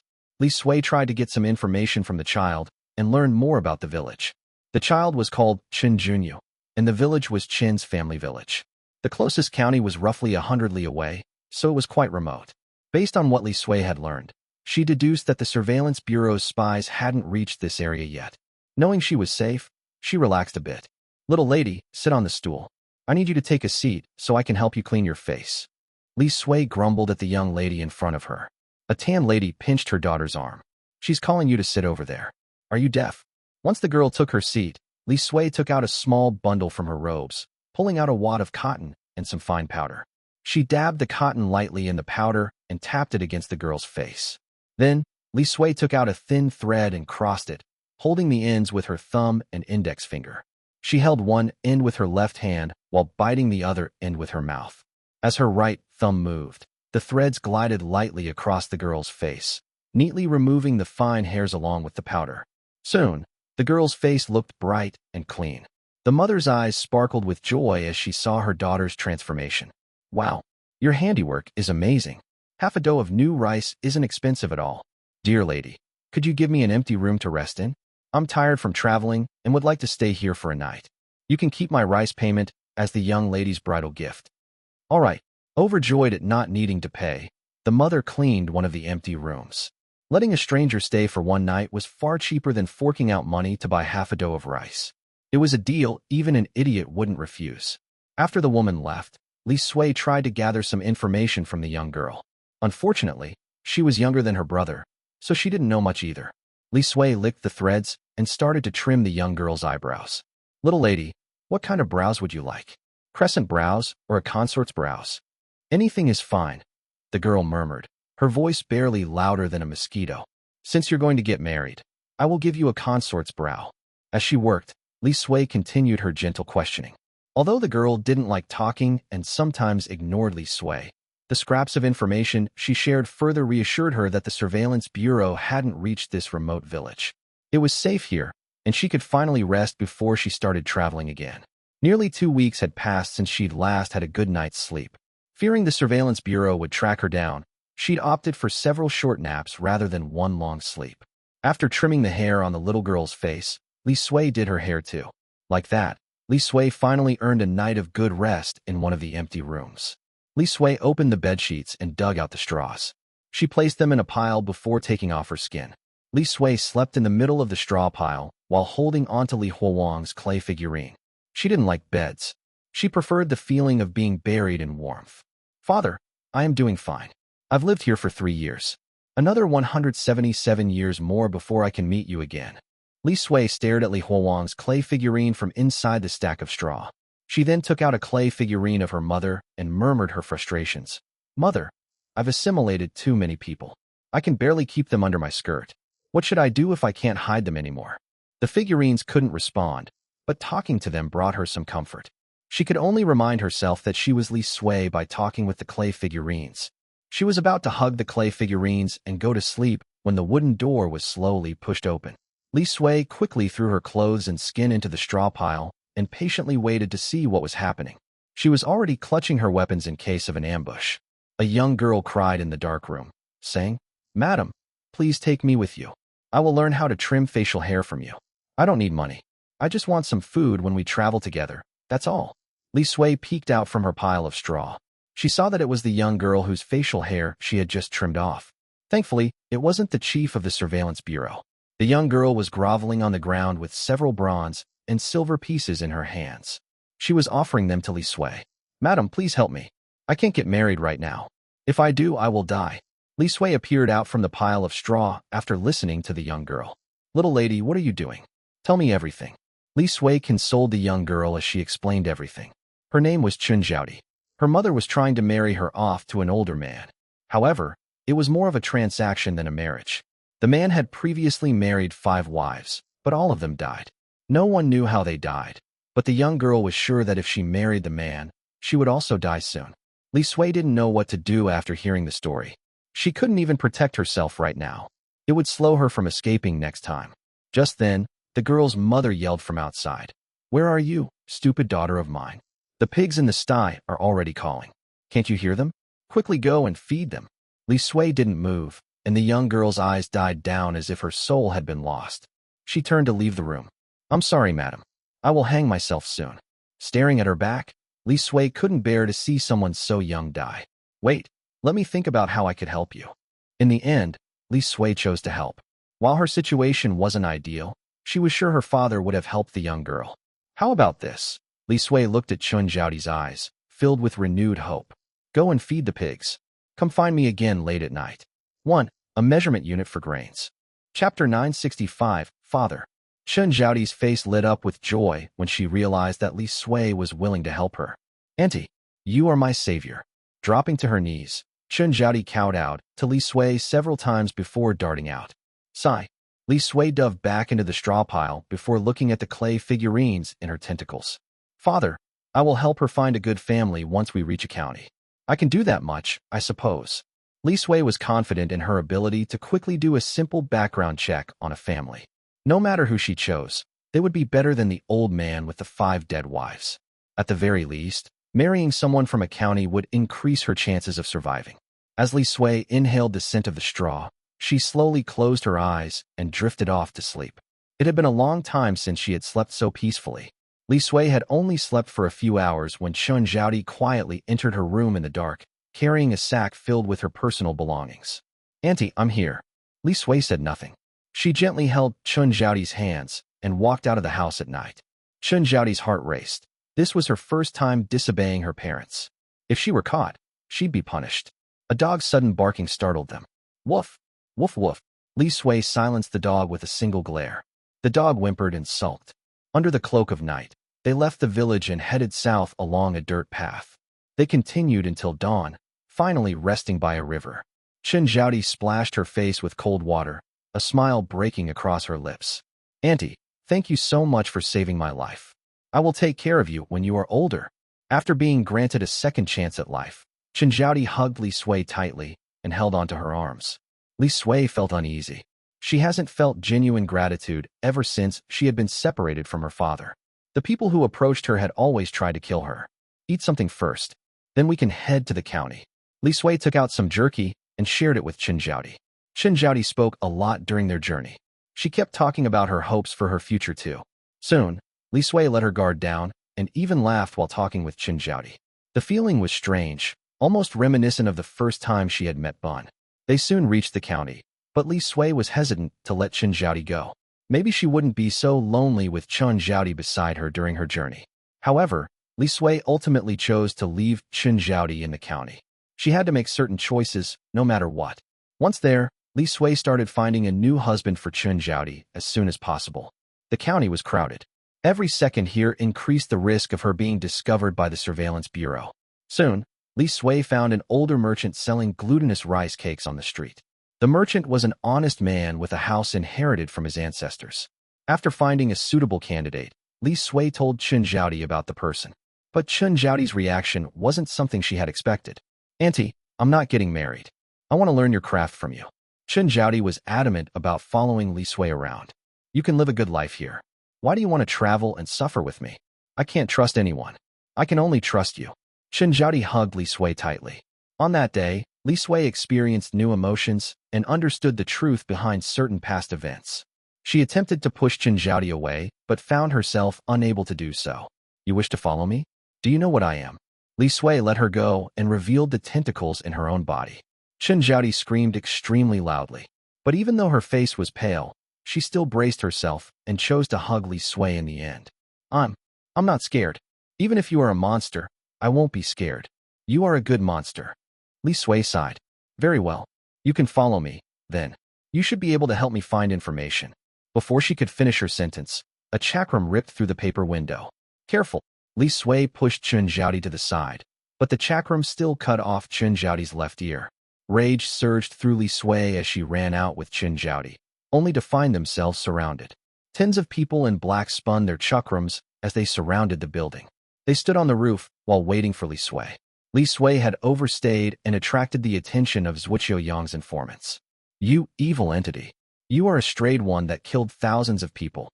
The chief of the surveillance bureau has orders to kill you on sight." Without waiting for her response, they lunged. Li Sui used her tentacles to hold onto Xiangshou as she retreated. However, the people had come prepared and did not give her time to escape. A Taoist in yellow robes stepped forward. He held onto 2 yellow flags and made seals with his hands before pointing at the sun above. Veiled in mist and haze lies the hue of blue and green. The yellow road and the purple palace shall stand apart. The crimson dawn and pure soul shall follow their doom. Li Sui's body started to melt, revealing the tentacles beneath her. Xiangshou was also melting. Li Sui unleashed all her techniques upon the people surrounding her, but they had a counter to her every move. Just as Li Sui slowly adapted to this world, the surveillance bureau of the Qi kingdom also slowly adapted to her. In the end, the first friend she made, the first person who showed her kindness, slowly melted into a puddle before Li Sui. "No, no." Li Sui wrapped her tentacles around the wriggling blood puddle. It was still moving. Xiangshou had melted, but she was still alive. Ultimately, Li Sui had to assimilate Xiangshou and turn her into a part of herself. Li Sui felt her body change, but it was in a good way this time. Even though she saved Xiangshou, the situation was still dire. It wasn't long before Li Sui melted too. As her melted tentacles fell limply and her consciousness slowly faded, she murmured, "Am I dying? I don't want to. Father, I can't die. When I am in danger, my father will come and save me. Father will definitely come and save me." Her consciousness threatened to fade forever. "What the fuck are you doing?" A thunderous shout rang out, stopping Li Sui from melting. "Father!" Li Sui picked up an eyeball in the puddle and saw a streak of red circling around her. Everywhere it went, blood and viscera followed. "Father!" Chapter 966, Ji Zai. "Father!" Li Sui, already half dissolved, raised her head to see Li Huawang standing amidst the bloodbath. Through the haze of pain, she recognized the familiar bronze coin veil and blood-red Taoist robes. Tears streamed down her face. Her father was here. She was safe. It was really him. Her father had come to save her. The pain coursing through her body confirmed it wasn't a dream. This was real. Li Sui cried and shouted to Li Huawang, "Father, I missed you." Li Huawang consoled her while killing the people from the surveillance bureau, saying, "Don't worry. Sui Sui, I am here. No one can bully my daughter when I'm here." The enemies retreated. None of them could fight against Li Huawang. Li Sui was on the brink of safety when one of the enemies suddenly detected something amiss. It dawned on him that Li Sui was employing her abilities as a strayed one, so he attempted to interfere. "You damn monster. That's not your father. He's fake. You conjured him. If he was your father, why didn't he help you years ago? Why is he appearing only today?" Strayed ones were strong and weak at the same time. It all depended on what they believed. Li Sui froze up as she carefully thought about it. It was a fatal mistake. Li Huawang slowly changed, and Li Sui's unease increased as she entertained the thought that the Li Huawang in front of her was fake. Li Huawang slowly turned transparent. She panicked and tried to convince herself. "No, he's my father. He's really here to save me. My father is real. He's not something I've conjured myself." It took Li Sui too long to realize what they were trying to do. She tried to convince herself repeatedly to ensure the Li Huawang in front of her was real. Even if her father were fake, it would be sufficient if he could help her this time. However, all she could do in the end was lie to herself. A fake was a fake. No matter how hard she tried to convince herself, the Li Huawang in front of her ultimately disappeared. The people from the surveillance bureau closed in, and they were angry. They had suffered losses, and now their vengeance was personal. Li Sui was in danger again. One of them spat on Li Sui. "I hate strayed ones. Don't you have a good imagination? Don't you think you can escape? Go ahead. Try again." A sharp blade flew past, severing several tentacles. "Aren't you able to conjure your saviors? Go on then. Show us again." Pain racked her body as they attacked relentlessly. Yet, this time, Li Sui didn't cry. She had realized that she had been ignoring one of her powers. Her father was a strayed one, and she was a strayed one as well. He had used the powers of a strayed one to save himself many times in the past. Now, she had the opportunity to do the same. This was her last chance to save herself.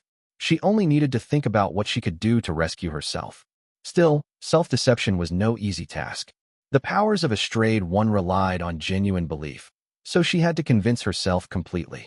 As her injuries worsened, her consciousness faded again. On the brink of collapsing, she suddenly recalled the reflection in the water she had once seen. It was a Siming, Ji Zai. It was the Siming that her father had constantly talked about.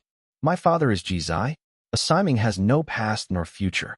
As long as I believe that Ji Zai is real, my father will come and rescue me." It was both a lie and the truth. She didn't know which was which. All she needed to do was believe. She needed to survive. Li Sui murmured over and over. Her consciousness slowly turned blurry, but she didn't stop. The situation only changed when her life was on the brink of being snuffed out. Nothing happened, but for some reason, everyone looked confused and dazed. It was as if everyone had forgotten what they were doing. Ji Zai? Ji Zai was real, even 180 years ago. Li Sui shot up in excitement. She was saved. She would survive until her father appeared again. This was a perfect opportunity for her to escape, as everyone around her was still confused. Taking advantage of their distraction, Li Sui managed to drag her injured body away and flee. She didn't know how long Ji Zai's powers would last, so she escaped desperately.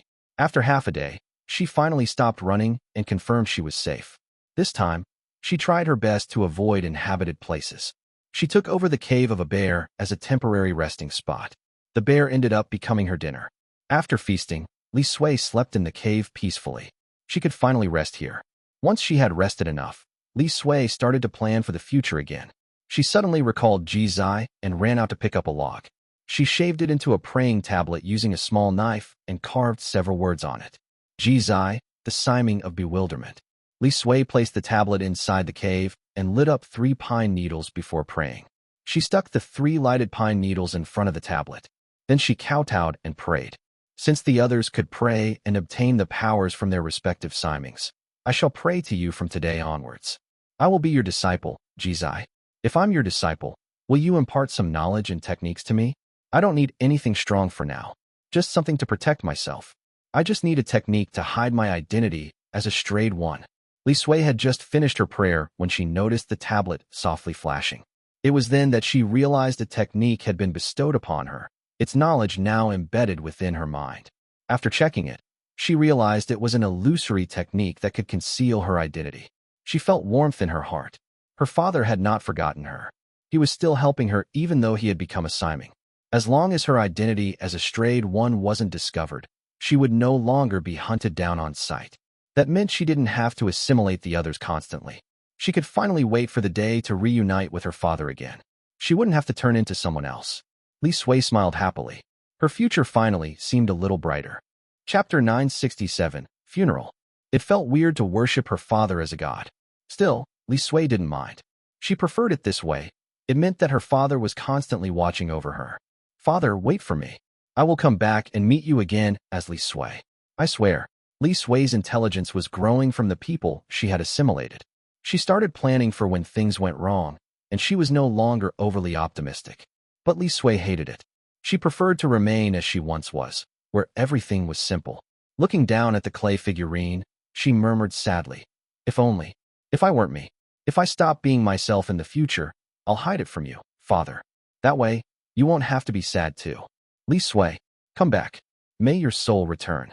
Li Huang shouted, dressed in mourning robes. Li Huang tossed white paper money, one high into the air. The paper money floated before falling onto the massive black coffin behind him. Bai Ling Miao continued to cry. She held a red thread and followed the black coffin. On the other end of the red thread was a piece of meat. It was the flesh of Li Huang, Li Sui's favorite meal when she was still alive. This was a custom of the Liang Kingdom. When people died, their loved ones tied a red thread to their favorite food or item while they were alive, carrying it until it was buried in the coffin. Though the instruments played loudly behind the procession, Li Huang remained unfazed. He was just walking in a daze, revealing no emotions. He continued scattering the paper money as they approached the mountain behind Cowheart City. The grave had been dug prematurely, and the best feng shui master of the Liang Kingdom had decided on the burial site. Everyone from Cowheart village looked on solemnly as the coffin reached the grave. According to their customs, it would then be lowered down. Bai Ling Miao, who had long regarded Sui Sui as her child after deciding not to have her own, collapsed in grief. Tears streaked her face as she cried. Sui Sui. Bai Ling Miao tried to jump into the coffin, but Li Huang held her back. He wanted her to stop from making a mess out of everything. The second deity sprouted from Bai Ling Miao's back and scratched Li Huang, leaving deep wounds on him. Despite his wounds, he remained silent, his gaze fixed on the coffin as it was lowered. Are you mute? Speak. In the end, Bai Ling Miao stopped the second deity. She sat down on the ground and wept silently beside Li Sui's grave. There was someone else crying aside from Bai Ling Miao. It was Qiu Qibao. She held on to her rotten baby as she repeatedly tried to drag Li Sui out of the coffin, but it was destined to fail. The burial was completed, the coffin was lowered, the grave was filled, and the tombstone was set. Li Sui could finally rest in peace. Everyone returned to Cowheart village. With the funeral over, the atmosphere relaxed a little. Yang Xiaohai and the other chefs worked hard to serve a large banquet. However, Li Huang ate nothing. He sat at the main seat and continued to drink wine, cup after cup. He used to have a low tolerance for alcohol, but now, regardless of how much he drank, he couldn't feel anything. He couldn't get drunk. He drank a lot, but the wine in his pot never diminished. He could drink as much as he wanted. The more he drank, the more Qiu Qibao cried. He drank from evening until late at night. Even after the banquet, Li Huang was still drinking. As he was about to drink more, Bai Ling Miao took Li Huang's cup and smashed it on the ground. Stop drinking. Li Huang nodded. You're right. We shouldn't drink anymore. It's time to deal with the official matters. Li Huang stood up and took one step forward. He shortened the distance and instantly appeared in Shangjing. He stepped into the palace and saw the Liang Kingdom's imperial preceptor, Huang Futiangang, playing chess with Gao Zhijian. Huang Futiangang was still blind. Li Huang sat between the two of them. Xuan Pin is dead. Huang Futiangang nodded. He picked up a black piece with two of his fingernails and placed it on the chessboard. I know. The funeral is very grand. She told me that you know something and requested me to ask you about it. Gao Zhijian noticed Li Huang seemed different, placing a white piece down. Senior Li, are you all right? Li Huang ignored Gao Zhijian and stared at the blind Huang Futiangang. It's nothing major, Huang Futiangang said. Xuan Pin wanted to remind you that as long as there's a chief for the surveillance bureau, we can hold our ground. If Fu Xingtian's Simings invade again, we'll repel them, just as we did the day before yesterday. Almost every soldier is dead, Li Huang said. No, Huang Futiangang shook his head. What do you think a soldier is? Huang Futiangang stroked his beard. As things stand right now, we must sacrifice a lot to survive whenever the world is thrown into chaos due to the Simings. No matter how strong the soldiers are, they are still humans. All humans can be turned into soldiers. All we need to do is expose them to murderous aura. Then, everyone in the world could become a soldier. Li Huang's breathing changed when he heard that. He never thought that was one of their plans. Then everyone would die. Yes. Gao Zhijian nodded before placing his white chess piece onto the board. Senior Li, I know you are kind, but some people have to die. Even the royal family dies. A bulky young child laughed and ran over to them. Gao Zhijian grabbed the boy easily. This is my son. I chose him to be my successor. I have many sons, but only one can live. The rest must die. Gao Zhijian's tone was so cold that it was as if he wasn't talking about his son. Fu Xingtian's Simings. The Baiyu capital Simings. We cannot trust any of them. To survive, we can only trust ourselves. This is how the world works. Human lives are worthless. Everyone can die, and we can give birth to more people as long as we don't go extinct. Human lives are worthless? Do you know what this means to them? Li Huang recalled many faces. Abbess Jing Xian, the Lu family, Zhuge Yuan, Sui Sui. Their faces flashed past his mind. Li Huang's face twisted as his teeth cracked under the force of his bite. Enough. I've had enough. Why? Tell me why. Li Huang punched the chessboard and shattered it. 1. Fake money used for ceremonies. Chapter 968, Conversation. The black and white chess pieces within the palace scattered across the ground. The only sound that remained was Li Huang's laborious breathing. Li Huang's anger slowly intensified, causing everything around him to change. The scenery shifted, and the people changed. Li Huang suddenly raised his head and looked at the empty skies. He shouted at the sky, "Denua, what do you want me to do? I've requested nothing but for them to continue living. I just want them alive. Why must everybody die? What do you want me to do?" As Li Huang shouted, a faint thunderclap could be heard from the faraway clouds. Li Huang continued to shout at the sky, but soon, his angry shouts turned into sadness and despair. The weight of reality pressed down on him. He was caught in a daze while Li Sui's funeral was ongoing, but it wasn't until now that he truly understood that Li Sui was gone. His daughter was gone forever. Was it not enough? What did I fail to do? Tell me, why do they die no matter what I try? I can't save them. I can't stop them from dying. What did I do wrong? Li Huang reached into his robes and took out a palmful of dust. Under his gaze, the dust quickly gathered into a clay figurine. It was the one Li Sui had given him before her death. Li Huang cried, and his tears dropped to the ground. A tentacle reached over and wiped the tears off his face. Li Huang trembled and looked up to find Li Sui smiling at him, carefully holding 3 clay figurines. She pointed at them one by one. "Father, look. This is you. This is Mother. And this small one is me." Li Huang knew that the Li Sui before him was fake, yet he couldn't suppress his emotions and hugged her tightly. When he let go, he saw nothing in his embrace. When he saw what was happening, Gao Zhijian sighed and stood up. He steadied Li Huang and carefully plopped him down onto a chair before consoling him. "Senior Li, you did nothing wrong. This isn't your fault. It's how the world works. Think about our master, Dan Yangzi. Was he born evil? No. He was driven to evil to survive. The world is much more evil. Gao Zhijin sighed. What can we do? Crying is the first thing we do when we are born. Humans are destined to suffer in this world. Everyone is suffering. Even an emperor like me cannot escape this fate. Li Huang shook his head. I hate Dan Yangzi, but I hate this world even more. He crushed the clay figurine in his palm. Disgusting. This world is disgusting. Still, what can you do? This is how the world works. No, this is wrong. The world isn't supposed to be like this. The world is wrong. Li Huang looked up. This time, rather than sadness, he only had a strong sense of unwillingness. You want me to give up, but it will never be that easy. Nothing will stop me until I'm dead. I will turn this world into what I wish for it to be. Not only will I become a Siming, I will become a grand Siming, one without a past or future.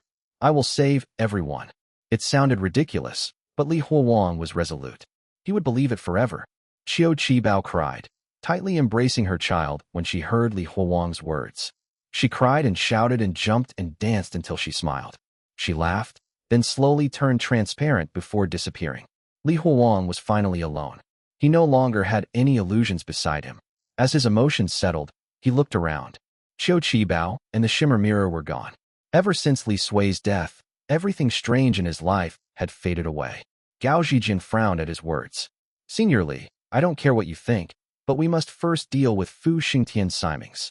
He knew that Li Huang's condition wasn't the best today, but some things couldn't wait, especially if they involved the lives of everyone in the world. I know. Li Huang snapped, his eyes blazing with hatred. Even without Gao Zhijin's reminder, he had already vowed to destroy Fu Xingtian and its Simings. They were responsible for Sui's death. They tried to ambush us and even used spies. They even tried an all-out attack to kill all of us. But there's nothing to be afraid of. They should be the ones to be afraid. They've suffered even more than us this time. We've hit them hard. Both Gao Zhijin and Huang Futiangang were confused by Li Huang's words. They had no idea what he was talking about. Senior Li, I thought your illness was cured. Why is it? I'm not ill. Li Huang shouted. I'm Jizi. Jizi is me. I am at the 6th stage just because it's convenient. I can connect to Jizi whenever I believe I'm at the 7th stage, and I can know what's happening in the Baiyu capital. Wait, that's incorrect. That's not the Baiyu capital. That's a projection of the Baiyu capital. Through the projection, I can know what's happening there. Li Huang then shared what he had learned with Gao Zhijin and Huang Futiangang. They didn't have to understand. Simply being exposed to the information would suffice. Are you sure? Gao Zhijin was surprised. Knowing what the Simings of Baiyu capital were doing would greatly benefit them. However, Gao Zhijin still doubted him. Senior Li, are you certain about this? Is that the truth? Or is that something you've learned because you are ill? Chapter 969, Murderous Aura Command. At this point, Li Huang's anger flared from Gao Zhijin's continued skepticism. How many times must I say that I'm not ill? Li Huang stood abruptly, his voice ringing through the room. Do you trust me or not? If you don't, I'll handle it myself. I trust you, Gao Zhijin said, trying to calm Li Huang down. Still, this is an important matter that must be shared with the others. The Saintess of the White Lotus, the other Dragon Veins, and the other chiefs of the Surveillance Bureau must learn about it too. Li Huang couldn't argue with that. This was valuable information that could benefit everyone. It was important for the others to know as well. If he could rally their support, their combined strength would be more reliable than what Zhao Shuangdian or Qing Wanlai could offer. They were scattered across the world, and gathering them in Shangjing would ordinarily take ages. However, Li Huang could solve that. The necessary people were gathered at Shangjing at a moment's notice. Bai Lingmiao wasn't the only one who came.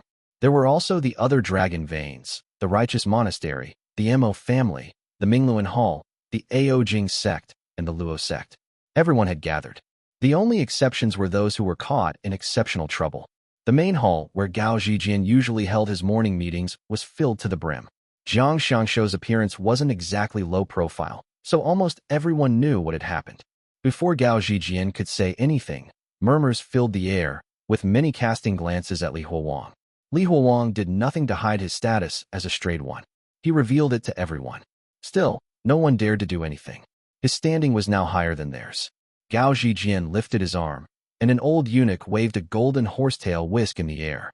Silence. The hall became quiet. Everyone looked at Gao Zhijin and the other emperors on the thrones. The atmosphere was solemn. I have summoned everyone here for one reason, Gao Zhijian said. I trust you understand this concerns our survival. Everyone in the hall quietly listened to Gao Zhijian. Gao Zhijian stopped his speech momentarily. He waited for the eunuchs to hand him a golden decree and started writing on it. Nearly all our soldiers have given their lives to shield us. Yet the enemy is still on the offensive. To protect our world, I, Gao Zhijian, Emperor of the Liang Kingdom, hereby use my authority to declare the activation of the Murderous Aura command. With those words, he stamped the decree with the Liang Kingdom's jade stamp. The other dragon veins didn't object. They stood up simultaneously and stamped the golden decree with their respective kingdoms' jade stamps. But it wasn't over. The emperors even dripped their own blood onto the decrees. Most of the people in the hall didn't fully comprehend the severity of the ceremony, but some of the oldest knew about the Murderous Aura command. An old crone walked forward with a cane shaped like a phoenix's head. Her body was covered in tattoos depicting cracks seen on a porcelain vase. Her voice trembled. Your Majesty, is the situation that dire? We didn't even use it when the Dharma sect almost invaded us. The Dharma sect? They didn't even get past Xiangshou. The situation today is not the same. The peace we enjoyed last time was earned from the sacrifices of Senior Li and the Chief of the Surveillance Bureau. Since the situation is so dire now, I will not hide it further. The Dharma sect was nothing but a scout from our enemies. Everyone felt the crushing weight of Gao Zhijian's words. They still recalled how fierce their battle had been with the Dharma sect. If the Dharma sect was only the scout, just how strong was the main force of their enemies? Unrest spread amongst the people. Li Huang stood forward to calm them down. Do not panic. We can win. They are not as strong as you think. If we unite and give it our all, we will prevail. Daoist Li, who are you to speak to us like this? The Ao Jing sect's Grand Elder, Yan Jinshi, spoke up. Me? Who am I? Li Huang showed him the identity plate on his waist. I am the chief of the Liang Kingdom's Surveillance Bureau. What about it? Do I not have the right to talk here? Gao Zhijian didn't know about this. He and the others looked at the identity plate in Li Huang's hand with shock. The plate had been Xuan Pin's. Li Huang took it from his corpse. Li Huang's voice rang with conviction. There is no need to fear them. Their elephant is roughly the same size as ours. Use every technique, every hidden weapon, every treasure. Together, we will annihilate them. His words didn't resonate with the others, but with the Emperor's guarantee, they had no choice but to admit that Li Huang was the chief of the Liang Kingdom's Surveillance Bureau. It was clear to everyone what those words meant, as all the emperors had summoned them here. It was do or die now. Once the royal decree had been passed, the ministers and officials started working hard for the sake of the Murderous Aura command. While some evil sects chose not to help, they were sensible enough not to cause any trouble for the time being. Li Huang turned to Gao Zhijian. Do you intend to expose everyone in this world to the Murderous Aura? Everyone. Gao Zhijian's voice allowed no room for doubt as he sat on his throne. Li Huang's voice trembled. Including our juniors at Cowheart Village? The faces of Puppy, Yang Shaohai, Zhao Wu, Sun Baolu, Lu Xiaozai, and Chun Xiaoman flashed in Gao Zhijian's mind. However, as a good emperor, he still chose the most logical path. Everyone. Bai Ling Miao and Lu Xiaozai had both been exposed to Murderous Aura before, so Gao Zhijian knew what would happen. If everyone in the world were exposed to the Murderous Aura, it would become a man-made disaster. Li Huang's didn't want that to happen, but he could not say anything. The world was in danger right now, so he had to use every method at his disposal. He could argue about it later. Li Huang whispered, don't use it right away. Use it only at the last possible moment to summon Jiang Xiangshou. He had finally acquired some helpers, which should have been good news for him. However, the price to be paid was too high. Of course, they are all my people. They are my mountains and my fields. I love them more than you. Li Huang wanted to rebuke Gao Zhijian, but a woman's voice interjected, saying, we won't be relying only on the people. Chapter 970, Help. Li Huang turned and saw Bai Ling Miao approaching them. She bowed to Gao Zhijian. She now looked significantly better, as though nothing had happened. Your Majesty, please acknowledge the White Lotus sect as the nation's religion. The White Lotus sect doesn't just accept humans, but also evil entities. They can all follow your command. Gao Zhijian looked at her solemnly before speaking slowly, saying, approved. Thank you, Your Majesty. Bai Ling Miao walked past Li Huang and pulled him out of the hall. Evil entities worship the heavenly mater too? Since when? Can they withstand the Murderous Aura and help summon Jiang Xiangshou? Li Huang hoped it was true. If so, his chances of victory would increase. Bai Ling Miao did not answer him. Instead, she said something strange. Li Sui can be saved. Li Huang's heart started to beat irregularly. What? I said Li Sui can be saved. Our Simings cannot do it. But that's because we don't have the heavenly Tao of revival. Fu Xingtian's Simings might have it. Bai Ling Miao's voice trembled with excitement as she revealed her plan. As long as we rob their heavenly Tao, we can bring Li Sui back. Not only that, we can bring back anyone we like. Miao Miao, are you alright? Instead of feeling joy, Li Huang was worried. Me? I'm fine. But you? Li Huang didn't know how to explain it. Bai Ling Miao wanted the heavenly Tao of revival, but Li Huang's method of killing them outright was the safer plan. Bai Ling Miao shook her head, tugging his robes with her small hands. I've cried enough. It's time to act. Don't forget, I'm her mother, and I only have one daughter. I will take their heavenly Tao to save Sui Sui, and I will kill anyone who dares harm her. Bai Ling Miao and the second deity growled simultaneously when they spat those words. The twin beasts had been angered. Sui Sui. Li Huang took out the clay figurine from his robes to inspect it before tucking it back again. You're right. Crying won't revive Sui Sui. We will kill them. We will bring Sui Sui back. Li Huang hugged Bai Ling Miao and patted her back several times before releasing her. Their hearts were linked as one now. The Murderous Aura command was in motion.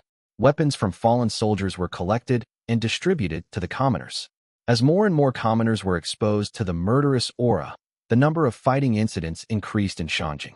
Even the sky above Shangjing gradually became thick with a Murderous Aura. This was just the start. Soon, the entirety of Shangjing, the Liang Kingdom, Xiangshou, Hoshu, and the others would be covered with Murderous Aura. This was a suicide method. To defeat Fu Xingtian, they had to rely on Jiang Xiangshou. Li Huang stood in the fourth vault, reading the most classified documents of the Surveillance Bureau. He now had the authority to read everything here. He wanted to know why Jiang Xiangshou was so strong. Li Huang was reading a book called The Leader's Opera, which recorded information about Jiang Xiangshou. According to the book, Jiang Xiangshou was different from the other Simings. It had no form, no thoughts, no sentience, and no desires. It existed wherever conflict arose, serving as a tool for others to wield. Special Simings like it were rare, but not non-existent. The Immortal Heaven was one of them. According to the records within the Surveillance Bureau, special Simings were either rarely ever worshipped or worshipped by almost everyone. However, most of them only worshipped the superficial part of the Siming. Through the book, Li Huang realized that Qing Wanglai's words weren't lies. It was real. Qing Wanglai had once claimed to have sought out everyone he could, leaving only the unreachable or untraceable behind. He now realized what that meant. Qing Wanglai couldn't contact the special Simings at all. We can request for their help, but we have to fulfill their conditions. Li Huang recalled when Jiang Xiangshou appeared. Even the bloodlust and anger in him spilled over and was out of his control. If I could use Jiang Xiangshou, that means I could also use the other special Simings by fulfilling their conditions too. Doesn't that mean our chances of winning would be greatly increased if we could bring them into our fold? Although the other side was merely a projection of the Simings, there were very few clues he could find. This meant that he had to find the clues on this side. Li Huang felt his heartbeat quicken. If they could secure their help, their chances of winning would be nearly guaranteed. Just as Li Huang asked the eunuchs who worshipped the god of wealth to search for the necessary documents, he heard many footsteps behind him. Gao Zhijian entered with his entourage of consorts and eunuchs. Great timing. Help me contact the other dragon veins.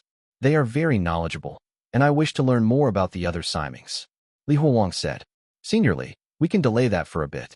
I'm here because I found you a great helper. Li Huang turned around and continued looking for the documents. No need. I'm already at the 6th stage. I'm just one step away from becoming a Siming. Your helper might not be able to help me much. That might not be the case. Numerous voices, each superimposed onto another, came from the back. Li Huang looked back with puzzlement and saw a massive wall of faces before him. They were white and covered with white tassels. The Lion Dance Palace? Li Huang recognized them.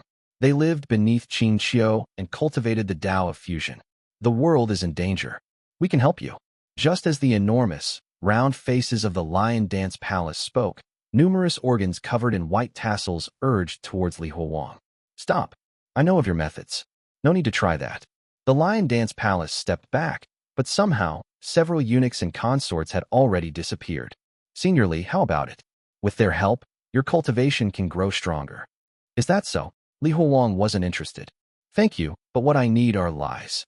Find Shai Zi, and let me swallow him. You'd be able to help me that way. Shai Zi. Gao Zhijian frowned before nodding. I understand. I will send my people to locate Shai Zi. Li Huang didn't have much faith in Gao Zhijian's words. He knew that Shai Zi was not an easy opponent.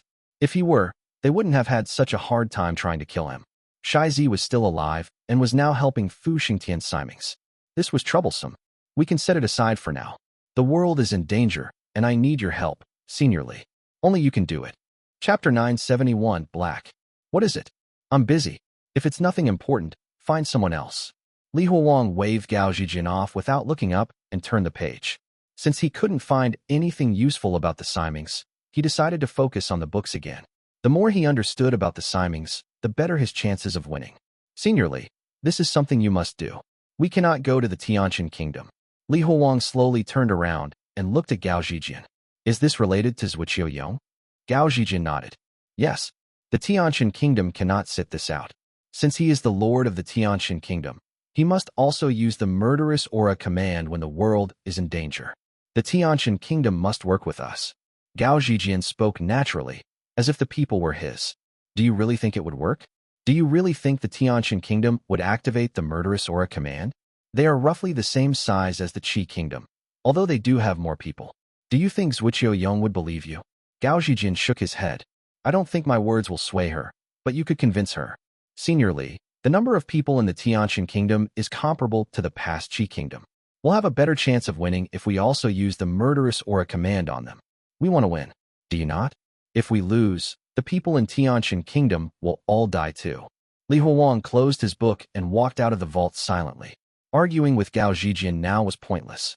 Against the threat of Fu Xingtian's Simings, everyone either lived or died. I will talk to Zuoqiu Yong.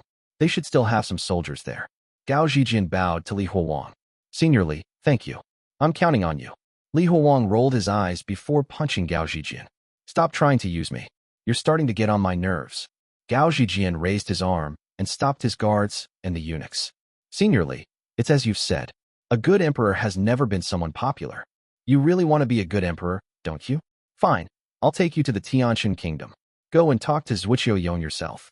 I won't do anything if she kills or maims you. Grabbing Gao Zhijian by the shoulder, Li Huang teleported them from Shangjing in the Liang kingdom to a forest in the Tianqian kingdom. Before them stretched a horizon dominated by a black mountain range. Senior Li, Gao Zhijian said, calm despite being thrown into a foreign land. She won't harm me. Zuoqiu Yong knows that even as a Siming, she isn't safe from Fu Xingtian's forces. She'll ultimately agree. She'll. Be quiet. Something's wrong. Li Huang looked around and scanned his surroundings carefully. The Tianqian kingdom looked normal, but something felt weird to him. Something had changed. What's wrong? Did Fu Xingtian's Simings take over this place? Is there an ambush? Gao Zhijian immediately thought about the worst-case scenario. No. Li Huang suddenly focused on the mountains. He had a feeling that they weren't mountains, but a human. As far as he knew, the area around here should have been covered by trees, and only trees. There wasn't supposed to be a mountain range here. Let's go. Li Huang grabbed Gao Zhijian and shortened the distance between them and the mountain. Li Huang's frown deepened as he drew nearer. The black mountain was moving. They reached the base of the mountain, and Li Huang almost vomited from the ridiculous stench. In front of him was an entire mountain of buzzing flies. Black flies covered the massive body of Zuoqiu Yong. That was why she looked black from afar. What's going on? Li Huang shouted, startling the flies. The swarm lifted into the air, revealing a sickening sight. A mountain of maggots burrowed into her decaying flesh. Li Huang didn't want to believe it, but the truth was in front of him.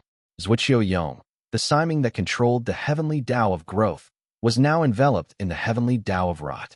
She died, just like an unfunny joke. Her massive mountain-like corpse was rotting. Impossible. Li Huang took several steps back, his eye fixed on Zuoqiu Yong's corpse. We won. How could Zuoqiu Yong die? Li Huang would never learn how she died. He had defeated Fu Xingtian's Simings and even killed some of them. What's going on?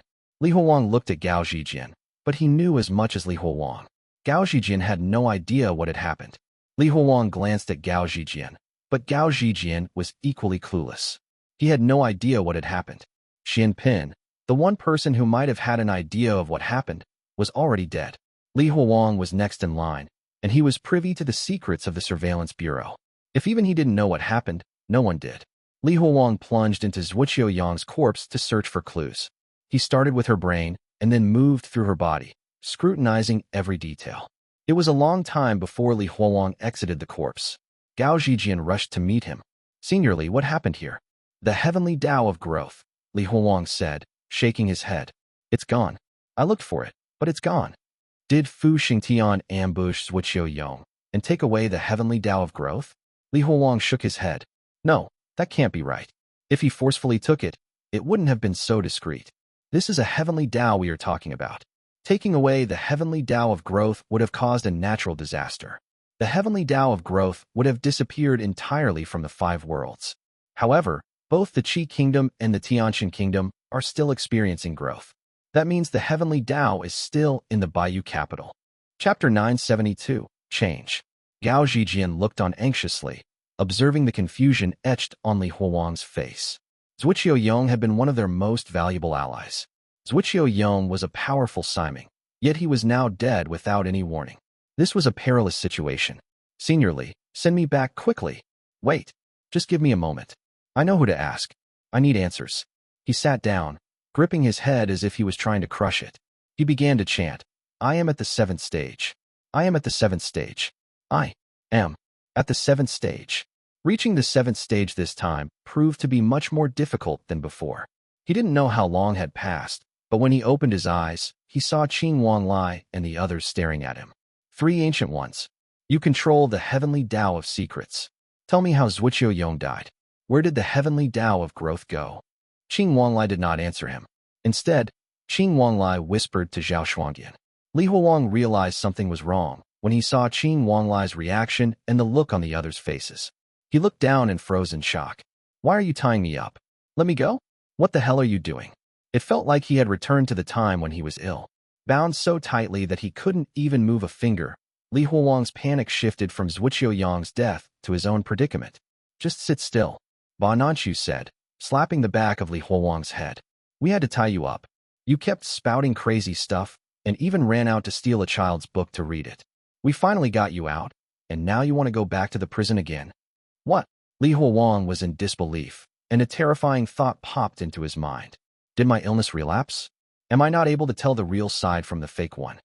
Strapped to the bed, he had no choice but to accept the possibility. It was as if he had returned to the past, with everything he did on the other side being mirrored on the other. All because of that one button. Is it because I separated myself too clearly this time? Li Huang remembered how he had once accepted Donglai's treatment. He remembered the 2 different sets of memories in his brain.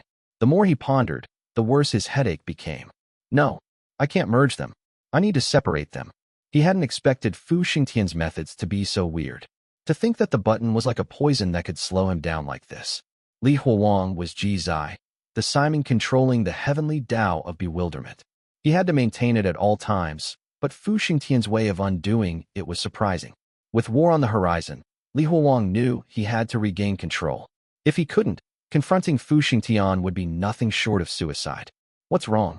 What happened on the other side?" Zhao Shuangdian asked. Her serious expression clearly indicated that she didn't think Li Huang's illness was regular. "It's Fu Xingtian's attack. That old beggar's button. Even though it's dead, its attack is still affecting me. I never thought it would affect me for so long." Li Huang told Zhao Shuangdian about his current situation and Zuoqiu Yong's death. After grasping his situation, Zhao Shuangdian began calculating something on her laptop. The others helped untie Li Huang. Realizing he was coherent again, Li Huang's heart remained heavy. He could feel himself slipping further into his past self. "Zhijian, find something to tie me up, just like how we did last time." He could see Gao Zhijian, but his figure was blurry, and it continued to dissipate. Gao Zhijian found some vines and bound Li Huang tightly. Only then did Li Huang breathe a sigh of relief and turn to Zhao Shuangdian. "How about it? Did you calculate anything?" Zhao Shuangdian stopped tapping her keyboard, showing no sign of agreement or disagreement. "I've calculated something about the Zuoqiu Yong you've mentioned. I will handle it." However, Li Huang had already set aside the issue of Zuoqiu Yong's death. He was more worried about his predicament. Zuoqiu Yong was dead, but he was still alive. He didn't know what kind of Siming Zhao Shuangdian was, but since she said she would take care of it, then he would just leave it to her. All right, you will deal with Zuoqiu. But what about me? Could you solve it? Zhao Shuangdian answered him with a question instead. What did you do to solve it last time? Last time, I accepted Donglai's treatment.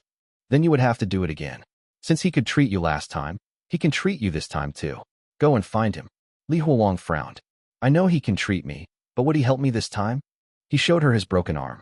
Despite the bandage on his arm, the loss of his hand was still very clear. Li Huolong could already envision Donglai's reaction to his injuries. He'd probably be dismissed as a madman again. He would likely believe that Li Huolong was beyond any hope of recovery. It's not a big deal to ask someone for help. We can help you form a plan, Wu Qi said. Before she could continue, Bonanchu said, Does he have a family member? Can we kidnap someone and threaten him? What are you talking about? Are we kidnappers? Do you want to attract the attention of the laws? Li Huolong huffed. Donglai was helping him out of kindness. How could they treat Donglai like an enemy? Li Huolong pondered before explaining his plan. I can try to lure him here to meet everyone. Maybe he would understand us and know what's happening. I trust him, and I know he will find us. Donglai had always thought that Li Huolong's other world was a hallucination. If he could show Donglai proof, Li Huolong might be able to convince Donglai. Chapter 973, Donglai. Li Huolong was reluctant to implicate Donglai, remembering his past help. Still, there was no choice now. If he failed, everything would be destroyed. He was certain Donglai would assist them once he understood their predicament. Having made up his mind, Li Huolong stood up and turned to Zhao Shuangdian. Let me know the moment you find out anything about Zuoqiu. Li Huolong then departed for the underground garage. Yang now followed until Qing Wanglai called out. Where are you going? Where else? I'm going to the White Tower prison to find Donglai. I will bring him here so you guys can explain everything to him, Li Huolong replied. How will you go there? With the motorbike. You want to ride a bike with just a single arm? Qing Wanglai pointed at Li Huolong's broken arm. Never mind that. Let me help you. Qing Wanglai took out his phone and started dialing. As Qing Wanglai started talking, Li Huolong reassured Yang Na, trying to get her to relax. Hello? Boss. Hi, how are you? Who am I? Have you forgotten me? I'm Chui Feng. Yes, that same Chui Feng. Li Huolong frowned. Qing Wanglai was leveraging his connections again, though whether it would work remained uncertain. After speaking to the person on the other side of the phone, Qing Wanglai hung up and reassured Li Huolong, saying, Done. I just obtained Donglai's address. Why do we need to go to his house? I want him to meet everyone here so you can explain to him. Then we can follow you. But he cannot come here. Why? Qing Wanglai reclined further on the sofa. Since Donglai can treat you, what projection do you think he is? Don't trust others too much. He might not be aligned with us. Donglai? Projection? Li Huolong shook his head. He's not involved with us. Maybe he's not a projection. No. Everything on Earth is a projection of something. It's just that most people don't realize it. Do you know what I'm afraid of? I'm afraid that he's the projection of the laws. Li Huolong realized what was going on. Qing Wanglai's worldview contradicted itself, but now wasn't the time to argue. He could set it aside as long as he received treatment from Donglai. Fine, you're right. Still, even if he's the projection of the laws, we have to find him. He's the only one who can treat me, and Fu Xingtian's attack could come at any moment. We need to move now. They set off immediately. Wu Qi's RV, Qing Wanglai's luxury car, and Zhao Shuangdian's car all departed simultaneously towards Donglai's house. During the drive, Li Huolong contemplated what to say and which evidence to present to convince Donglai. While he was thinking, the three cars stopped in front of a residential area. It was called Dragon Lake Residential Area.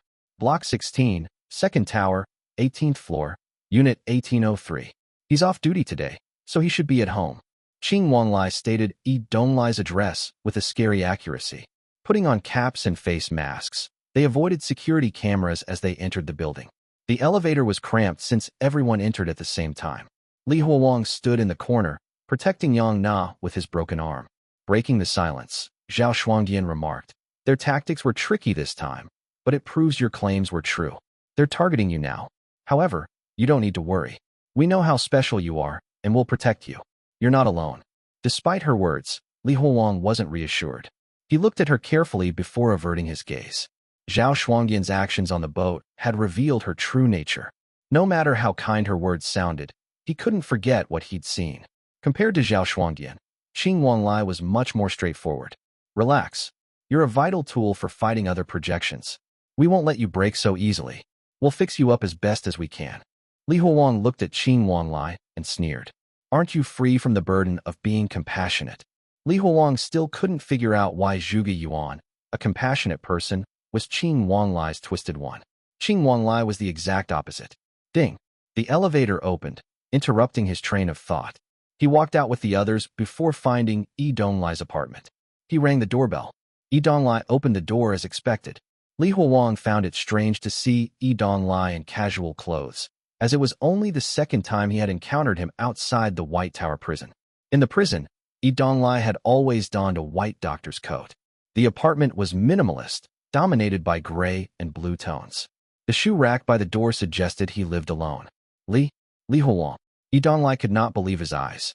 He never imagined that Li Huang, a missing hospital patient, would appear at his doorstep. Dr. E, I need your help. I've relapsed and need your treatment again, Li Huang said earnestly. Donglai laughed. So now you realize you're ill? That you need treatment? I never thought I'd hear those words from you. He grabbed Li Huang and took out his phone. Hey, it's me. Call Mr. Yong to bring an ambulance. Qing Wanlai snatched Donglai's phone before he could finish his sentence. The others entered Donglai's house and started inspecting everything. They turned off every single electrical appliance that could potentially send out messages. They checked every nook and cranny to ensure they didn't miss anything. Zhao Shuangdian even took out her laptop and started calculating something. Forced onto the sofa, Donglai watched them anxiously. Li Huang poured a cup of water and gave it to Donglai. He then pointed at Qing Wanlai. Dr. E, that person is Qing Wanlai. He's the postdoc student that I told you about. Chapter 974, Convince. Inside Donglai's house, Li Huang recounted everything that had happened to him, insisting it wasn't just in his head. See, they aren't hallucinations. They are real. You can touch them. With a cup in hand, Donglai surveyed the room. Where did you meet them? Dr. E, I've told you before. They're the Simings from Baiyu capital. Have you forgotten? I told you they existed. There really is another world. Donglai looked around. Who's the leader here? I am, Zhao Shuangdian replied. Donglai narrowed his eyes. Do you think it's amusing to manipulate a mentally ill man? Do you believe that if someone with his condition kills, they won't face any consequences? Is that why you're using him to kill people? Let me make this clear. According to the law, each one of you would be held responsible. Any crime committed by Li Huang would fall on you. Wait, they're not deceiving me. Li Huang protested, but Donglai remained unconvinced. Li Huang, my thesis is public. Anyone could use it to impersonate your hallucinations and deceive you. They're using you. You think he's Qing Wanlai? He's not. He's just some fraud calling himself that. Qing Wanlai is just a name. Anyone could claim to be him. No, that's not true. He's the real Qing Wanlai. Li Huang pressed his hands to his temples. He didn't know how to explain it. Why are you having trouble with it? Why do you need to convince him? Just threaten him so he can start treating you. Ba Nanshu unsheathed a dagger, driving it into the table before Donglai. Her tattooed finger jabbed toward Li Huang. Treat him, or we'll skin you alive. Donglai adjusted his glasses, shaking his head in disbelief. Ba Nanshu wasn't bluffing. She picked up the dagger and slammed its hilt into Donglai's little finger. What are you doing? Li Huang stood up, shoving her away. He examined Donglai's hand. His nail was nearly detached, and his bruised finger was bleeding heavily. Undeterred, Ba Nanshu stepped forward again. Treat him, or I'll break every finger and toe you've got. Donglai hissed and spoke in disbelief, saying, Treat him? You want to use him while asking me to treat him? Isn't that contradictory? No, Zhao Shuangdian replied calmly. We don't need you to cure him entirely. Just treat him enough to get results, like you did before. We'll pay whatever it takes. Donglai's phone dinged. He picked it up and saw a bunch of zeros on the message. He was utterly stunned. He looked at the ragtag group before him, their mismatched appearances undermining any sense of organization. Dr. E, please, I'm begging you, Li Huang said. This is serious. Everything I've told you is true. Li Huang tried to explain, but Donglai couldn't believe it. Li Huang, you're my patient. I know your history better than anyone. You don't have to explain it to me. No, it's not the same. I wasn't a Siming last time. Fu Xingtian didn't attack us last time either. Everything has changed now. Oh, fine. I can trust you, but on one condition. Repeat everything you've just said to your parents. If you can do that, I'll trust you. Why are you dragging them in? They are not involved in this. Li Huang recalled something and pulled Yang Na beside him. Ask her. She knows that I'm telling the truth. Yi Donglai sighed when he saw Yang Na nodding. You two are too young. There are a lot of bad people outside. Don't get tricked by them. Zhao Shuangdian spoke up after seeing that Yi Donglai still didn't trust them. Dr. Yi, let's be rational. If you think we are using Li Huang's identity as a mental patient to do our deeds, why do we want you to treat him? Isn't it better for us the crazier he is? Also, what kind of crime organization would give you so much money without any conditions? Yi Donglai couldn't answer. Regardless, he still had reservations and couldn't believe them. Zhao Shuangdian took 2 steps back and touched her earlobes. Ba Nanshu broke the silence, her forked tongue flicking at a photo frame. Dr. Yi, this little girl must mean a lot to you, right? Everyone turned and saw Ba Nanshu licking a photo frame. In the photo, they could see Yi Donglai smiling with a young girl holding a balloon. The girl was about 8 years old. What are you doing? Yi Donglai's voice cracked with panic. Ba Xingqing took Yi Donglai's phone and handed it to his sister. She's important to you, isn't she? Ba Nanshu smirked. I doubt it'd take long to find information on her through your phone. Fine. You win. Yi Donglai's composure shattered, his face pale.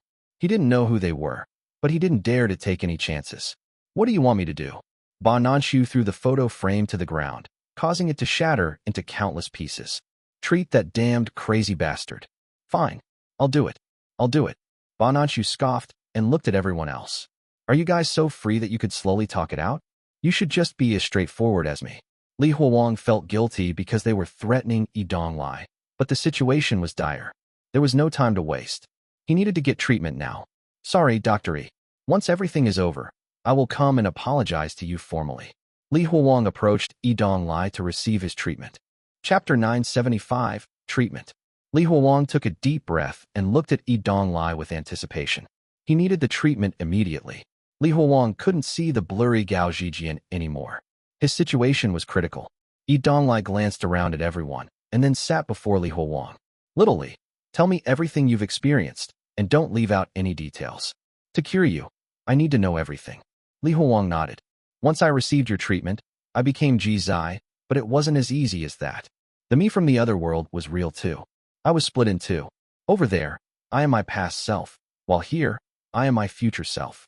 Yi Donglai raised a hand to stop Li Huang. Wait, I need you to elaborate. I'm not sure I understand what you're talking about. To put it plainly, I'm the Siming in charge of bewilderment. I'm supposed to always remain bewildered, but Fu Xingtian's Siming stopped me from doing so. I'm the only one who can reset time without forgetting what happened before. That's why they are targeting me. Yi Donglai frowned as he listened to Li Huang's explanation. He tried his best to piece the information together. At first, he struggled to make sense of it, but slowly, the threads of Li Huang's experiences began to weave into a coherent picture. Instead of diving straight into treatment, Yi Donglai stood and rummaged through his home, gathering an assortment of objects, an apple, a bowl, a fork, and a succulent from his balcony. What kind of treatment is this? Don't think you can fool us. If you try anything, we'll make sure you regret it, Ba Nanshu said, waving her dagger across Yi Donglai's face. You're free to doubt me, but these items are essential for the treatment. Feel free to find another doctor if you like. However, I'm certain I'm the only one who can treat Li Huang. Yi Donglai was abnormally adamant when it came to his specialty. You have guts. I think I like you a little. Ba Nanshu stepped back and stood beside Zhao Shuangdian, who was busy typing on her laptop. Li Huang was also curious about the purpose of the items Yi Donglai had gathered. Yi Donglai, on the other hand, stared at Li Huang while he placed the items down. Yi Donglai held on to Li Huang's hand, which was missing a couple of fingernails. He looked at Li Huang with disappointment when he saw his missing arm and eye. Li Huang, did you find them to play the bad cop while you play the good cop? Would you threaten me with the same method if they weren't here? I'm already regretting taking your case. Locking you away forever might have been the smarter option. Li Huang was clearly displeased with Yi Donglai's words. However, as he remembered the countless soldiers who had lost their lives and Xuan Pin's sacrifice, he clenched his teeth. Yes, you're right. I cannot lose. If I lose, everything's over. Very well. Yi Donglai nodded. He seemed unsurprised by Li Huang's reaction. Li Huang, look at me. Look into my eyes. Li Huang complied. Ji Zai. Yi Donglai spoke slowly. Do you know who I am? Do you know why I helped you and turned you into a Siming? Li Huang shook his head, uncertainty clouding his expression. Suddenly, Donglai stood, holding the apple and succulent up. That's because I am Denua. I am the 5 worlds themselves. Uft. A loud snicker broke the tension. Both of them turned to see Ba Nanxiu. Sorry, please continue. Ba Nanxiu laughed when she saw their faces.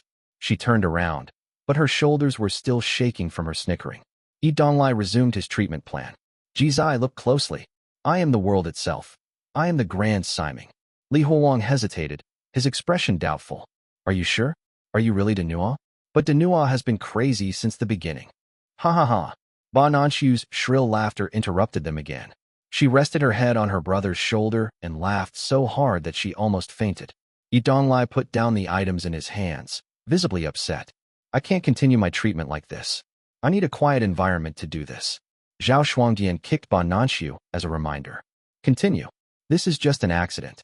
Donglai looked around and sighed. It's too spacious here. Let's move to my study. Donglai picked up the apple and succulent, while Li Huang picked up the fork and bowl. Then, they both walked towards the study. Donglai suddenly placed the apple and succulent in Li Huang's arms. Go ahead to the study. I need to use the restroom. Just as Donglai had entered, Ba Shengqing followed him inside to monitor him. Li Huang curiously held onto the 4 items. Is Donglai really Denua? If so, what do the 4 items I'm holding represent? What did he give me? Wait, what if he's not Denua and is just trying to treat me? And if he's not Denua, whose projection is he? How is he going to treat me? Donglai's study was approximately 20 square feet in size. The left wall was adorned with a collection of medical books, while a khaki-colored couch could be spotted on the right. The room had a minimalist aesthetic, with no other furniture or decorations. Li Huang was still troubled by the question he had. He's treating me now. If I wanted to work like last time, does that mean I have to trust his words? Despite waiting a considerable time, no one else entered the study. He looked up to find that they were still outside. What's going on? Li Huang placed all 4 items on the sofa and reached for the entrance. Just as he got up, he saw them entering the study. A faint voice could be heard the moment Donglai and Li Huang brushed shoulders. Li, quick, wake. Chapter 976, Switch. Li, wake up. Li Huang's trembled all over. He stumbled backward, his eyes wide with disbelief as though confronted by a monstrous beast. His gaze darted to Donglai, panic written across his face. What did you just say? What? Donglai frowned, confused by Li Huang's outburst. It wasn't you? Didn't you just speak? No. Donglai replied firmly. If it wasn't you, then there's only one explanation. That voice, it was Gao Zhijian's. This is bad. He's in danger. Li Huang exclaimed, his voice rising sharply. Dr. E, think of something. Hurry, find a way to send me back. Gao Zhijian is the dragon vein, and he's my junior. He can't be in danger. Desperation gripped Li Huang as he lunged forward, grabbing Donglai by the collar. I haven't even started treating you yet. How can I make you experience delusions again?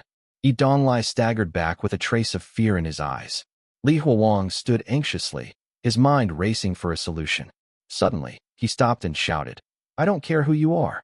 If you dare touch the dragon vein of Great Liang, try it if you have the guts. Ha ha ha.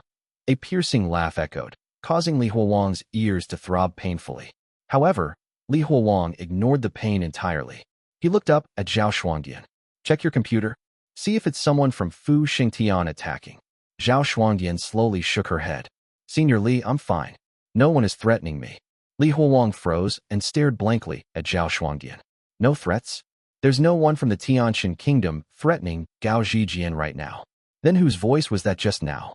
Li Huang looked back hesitantly at Donglai. Was it his voice? Why would he want to wake me up? Could it be that I'm not actually awake right now? Or could it be that the world I'm perceiving now is fake? Wake. The harsh voice returned, causing Li Huang to wince in pain as he clutched his ears. Ba Nanxiu laughed again, sounding extremely unpleasant. Li Huang had never seen her laugh so much before. No, something's wrong. Why is she laughing? Ba Hui, you who controls pain, why are you laughing? What are you laughing at? Li Huang lunged forward, pinning her down. What are you doing? You're going mad. Let her go. So troublesome. The others rushed to restrain him, struggling to pull him away. But as he stared into Ba Nanxiu's face, a realization struck him like lightning. I understand now. I finally know why you're laughing. Somewhere, something extremely painful is bringing you joy. Ba Hui, I understand you. Because I used to do the same thing. The kind of agony that could make Bahui laugh like this was no ordinary pain. It was something unimaginable. Xiangshou didn't seem angry at being pinned down. She merely smirked, her laughter taunting him. Ha ha ha, trying to entertain me? You're just a high school student, so that's a tall order. Cut the crap. What are you doing? Answer me. What happened, and where? Where is this pain coming from? Li Huang was about to look around. However, the entire study and everyone in it turned into piles of sand, scattering across the floor. Gao Zhijian stood nearby, staring at the frantic Li Huang with wide eyes. Senior Li, are you okay? He was back. Somehow, the scene had switched again. Shoo, wait a second. Let me think. Li Huang's expression showed torment. He raised both hands and repeatedly hit his own head, trying to use the pain to clear his mind. As his head began to bleed, his figure flickered and disappeared, only to reappear before Gao Zhijian once again. Where are the 15 dragon veins now? They haven't been sent away yet, right? Not yet. Senior Li, only you can deliver them. They're still coiled at the Imperial Temple. Why are you asking about the dragon veins? I'm going to the Baiyu capital. I need to figure out what's going on here. Li Huang shouted hysterically. He grabbed Gao Zhijian by the shoulders and, with one swift step, returned to the imperial city of the Great Liang. They were now before the Imperial Temple. Li Huang slammed his hands against the ground and roared. A deafening crash followed, and an enormous bronze tree erupted from the earth, shattering the temple as it rose. The writhing dragon veins were hung around it. 6 arms grew from Li Huang. He chanted and began to activate the dragon-slaying, immortal-killing array. The invisible dragon chi swirled around him, gradually being absorbed into his body. The dragon chi had once transformed everything it touched into dragons. Now, it had no effect on Li Huang, who was very proficient in his truth cultivation. With a powerful stomp, Li Huang shot toward the heavens while surrounded by dragon chi. He pierced through the clouds and the stars beyond, breaking into the outer world. Strange, indescribable, and grotesque creatures emerged from the vastness of space as he journeyed among the stars. When Li Huang arrived, these chaotic beings all turned to look at him. However, they seemed to sense something and quickly vanished. A colorless jade tablet was suspended in the void, drawing in the chaotic beings. The tablet seemed to be tethered to something deep in the extreme darkness. The tablet rose and fell as those formless beings writhed and flowed. Through its doorway, Li Huang saw something moving inside the Baiyu capital. Many things were moving. The Simings of Baiyu capital were all there. Wrapped in dragon chi, Li Huang gritted his teeth and charged inside. However, to his shock, as he passed through the hole in the jade tablet, he came out the other side. What? How can this be? Suspended in midair, Li Huang looked at the massive, mountain-like ox-tail gate before him. He could not believe that there was now a day when he couldn't enter. He had been able to enter when he had followed Dan Yangzi, but he was now barred from entering. Let me in. I'm Ji Zai. Li Huang roared, then charged toward the ox-tail gate again. This time, just as he was about to enter again, everything around him became transparent. A strange sense of stasis enveloped his entire self. Li Huang once more found himself ejected from the other side of the ox-tail gate. Chapter 977, Qing. Li Huang turned around after going back and forth several times. The massive ox-tail gate floated in the air, unchanged. Li Huang didn't try again. He finally understood. It wasn't that he couldn't enter, but rather that someone was deliberately preventing him from going in. Something was happening inside the Baiyu capital. Who is it? Is it the Siming from Fu Xingtian who came over to ambush me? Li Huang shook his head, quickly dismissing the idea. If a Siming from Fu Xingtian were inside the Baiyu capital, the Simings there wouldn't have time to sit idly by and watch him. Could it be one of the Simings inside the Baiyu capital? But who could it be, and what exactly are they trying to do? After pondering for a moment, he suddenly came up with an idea. He looked at the massive jade gate and shouted, Zhao Shuangdian, Qing Wanlai, can you hear me? I'm talking to you now. Don't reply. I don't know what you're saying right now. What I need is for you to watch each other closely. Pay attention to any unusual behavior. I need to figure out who's stopping me from entering the Baiyu capital. To avoid misunderstandings, he quickly added, don't get me wrong. I'm not suspecting you. I'm just using the process of elimination. If you're not the problem, then one of the other Simings in the Baiyu capital has to be blocking me. Help me this time if you want me to help you in the future. Li Huang took a deep breath and waited silently for a few seconds. Then, he dashed toward the Baiyu capital again. This time, Just as he was about to make it inside, that strange sensation of stasis reappeared. Feeling himself slipping through again, he shouted, "Keep an eye on everyone else. Find out who's messing with me." The feeling of being held back vanished, and he finally broke into the Baiyu capital. The area around him instantly transformed into a kaleidoscope of marvelous and shifting scenes. There were more than a dozen enormous figures, each as massive as a mountain. They were melting, twisting, and writhing in agony as their haunting wails filled the air. Even as their flesh and forms continually liquefied, they somehow managed to heal themselves, enduring unimaginable pain. Zuoqiu Yong, wasn't he dead? Li Huang quickly realized that it was Zuoqiu Yong's 10 emotions and 8 sufferings. Zuoqiu Yong's physical shell lay rotting on the ground. The real Zuoqiu Yong had long been dragged into the Baiyu capital. Zuoqiu Yong's form had already been massive, but now there were 18 of him.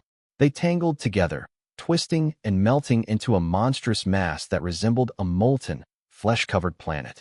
Zuoqiu Yong wailed as his 10 emotions and 8 sufferings slowly melted away. Li Huang finally understood. Baiyu was reveling in Zuoqiu Yong's suffering. Only the torment of a Siming could make her laugh uncontrollably.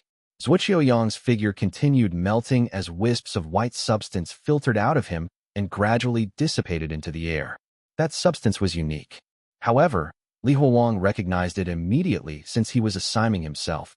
It was the heavenly Tao of growth. Although the space around him seemed empty, it was clear that something had ambushed Zuoqiu Yong. Now, it was trying to seize the heavenly Tao of growth. No, I must help Zuoqiu Yong. Li Huang rushed toward him without further thought. As he ran, he shouted to the others, "Can't you see the enemy? What are you doing? Fight back." As Li Huang neared Zuoqiu Yong, he felt something brush against him in the empty space around him. Reaching out instinctively, he grasped at the sensation, a fleeting, hair-like feeling slipping through his fingers. At that moment, a shadowy figure shot out from the side with an afterimage. It crashed into Li Huang, sending him flying out of the Baiyu capital and back into the star-filled sky. Before he could react, the world around Li Huang shifted again. He was back in Donglai's study, with everyone staring at him. Baiyu's piercing laughter continued, but Li Huang fixed his gaze on Donglai. He raised his right hand, the sensation of touching something still lingering. "You may have stopped me, but I touched you. 3 pure ones. It was you. You did it. Li Huang, what's wrong with you? You can't be like this right now," Donglai said with concern. "Don't play dumb. I saw it clearly. It was you. You killed Zuoqiu Yong, and you're trying to steal his heavenly Tao of growth. I couldn't see you, but I felt you. Donglai, what are you trying to do? You already control the heavenly Tao of secrets, so why are you after Zuoqiu Yong's heavenly Tao of growth? Aren't you supposed to be smart? Fu Shengtian is watching us, yet you're stirring up internal strife at a time like this." Donglai pushed up his glasses and looked at Donglai with dissatisfaction. "Dr. E, what did you do to him? Did you feel threatened by us? Are you trying to sow discord with some psychological trick?" Pulling out a handgun from his pocket, he continued, "I'm telling you, it won't work. And if Li Huang doesn't get better today, I'm afraid things won't end well." Li Huang's face twisted with anger. He stepped forward, shielding Donglai. "Stop trying to change the subject. Donglai, you owe me an explanation." Li Huang had already suspected Donglai was up to something. Donglai had hardly done anything during their fights with Fu Shengtian. Li Huang previously believed that Donglai was incompetent. Now, he was more worried that he had secretly joined forces with Fu Shengtian long ago. Li Huang's completely lost it. "Let's tie him up. Xiaolei, Sister Chun, give me a hand." As Donglai moved forward with the others, Yang Na stepped in front of Li Huang, knife in hand. Zhao Shuangdian, holding a laptop, joined her as the second line of defense. "Donglai, I'm also curious about Li Huang's questions." Donglai smiled helplessly. "Seriously, Zhao Shuangdian? Don't tell me you actually believe him." Zhao Shuangdian looked at Li Huang and nodded. "Yes, I believe him. At the very least, the information he provided adds up. On the other hand, I can't see through you." Chapter 978, Questioning. Zhao Shuangdian and Donglai faced each other, their respective followers standing firm behind them. The atmosphere in the study grew tense. As an outsider, Donglai hesitated as he watched the situation unfold. He seemed to be contemplating the implications of what was happening before him. Donglai suddenly chuckled and turned to Zhao Shuangdian. "I have my secrets, and I am within my rights not to share them. I suggest we set this matter aside for now." After all, no matter who dies, it will only weaken us in future battles. Zhao Shuangdian, don't forget about our previous collaboration. Let's not jeopardize the bigger picture over a minor, unsubstantiated issue, shall we? Zhao Shuangdian remained silent, as if weighing something in her mind. Since she didn't speak, Li Huowang stepped forward. You didn't just kill Zuoqiu Yong, did you? Wasn't the death of Qian Fu, the signing of death, also related to you? Li Huowang approached Qing Wanglai and locked gazes with him. You're also after the heavenly Tao of death, aren't you? Qian Fu was on your side, but you didn't hesitate to take action just for the heavenly Tao. Qing Wanglai, you're truly cold-blooded. Unfortunately for you, Qian Fu wasn't as foolish as you thought. When Zhao Shuangdian came to help, he passed the heavenly Tao of death to the heavenly Mater. Li Huowang said, gripping Yang Na's hand tightly.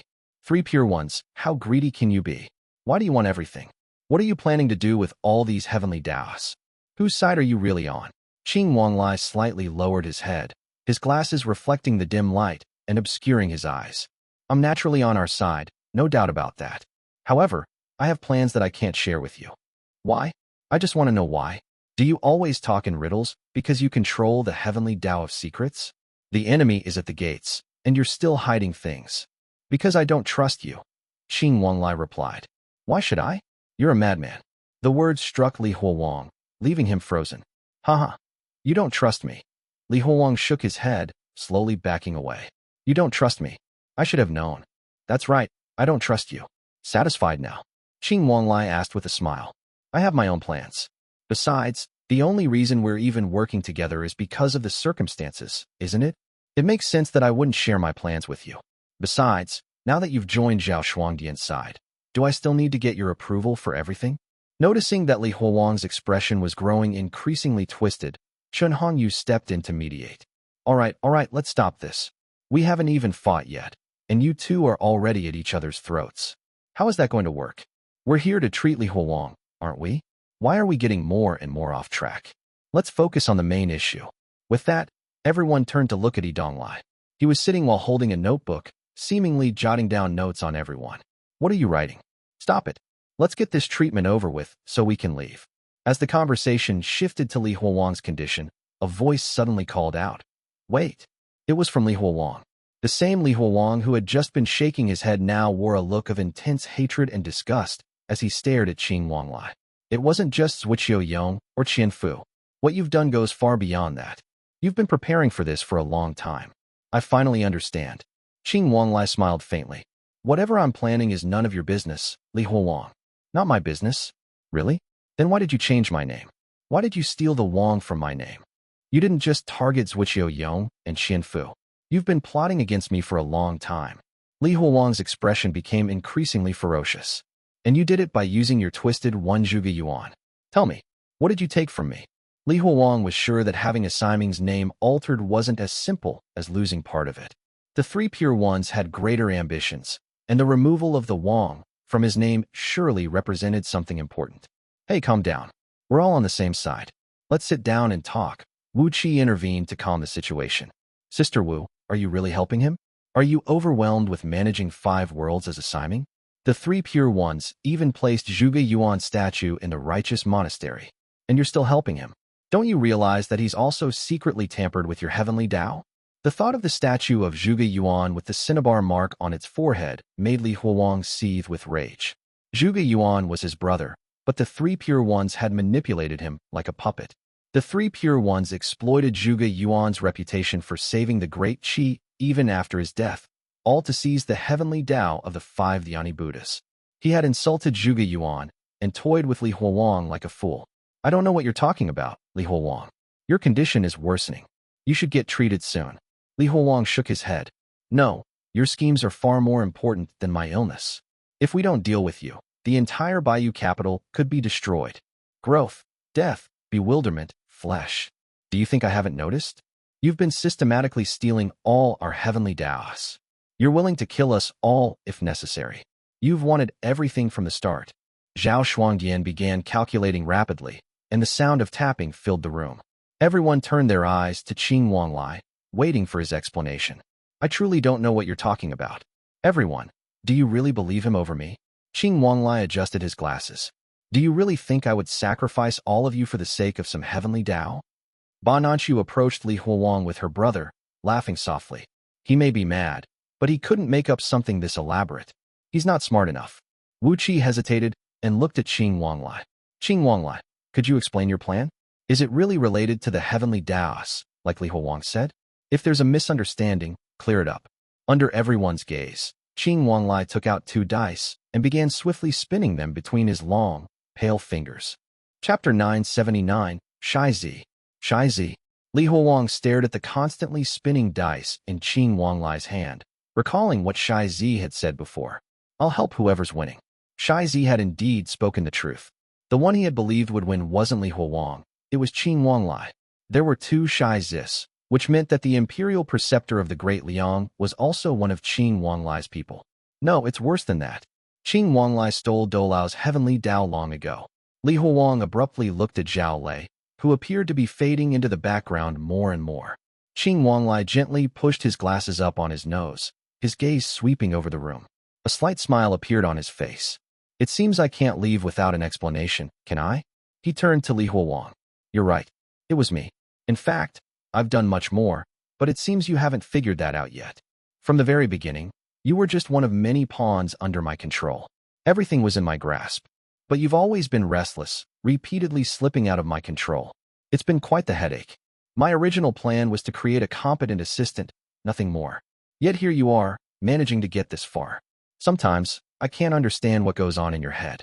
You consistently bypass the optimal choice, leaving me at a loss on how to guide you. Of course, your stubborn progress isn't entirely your doing.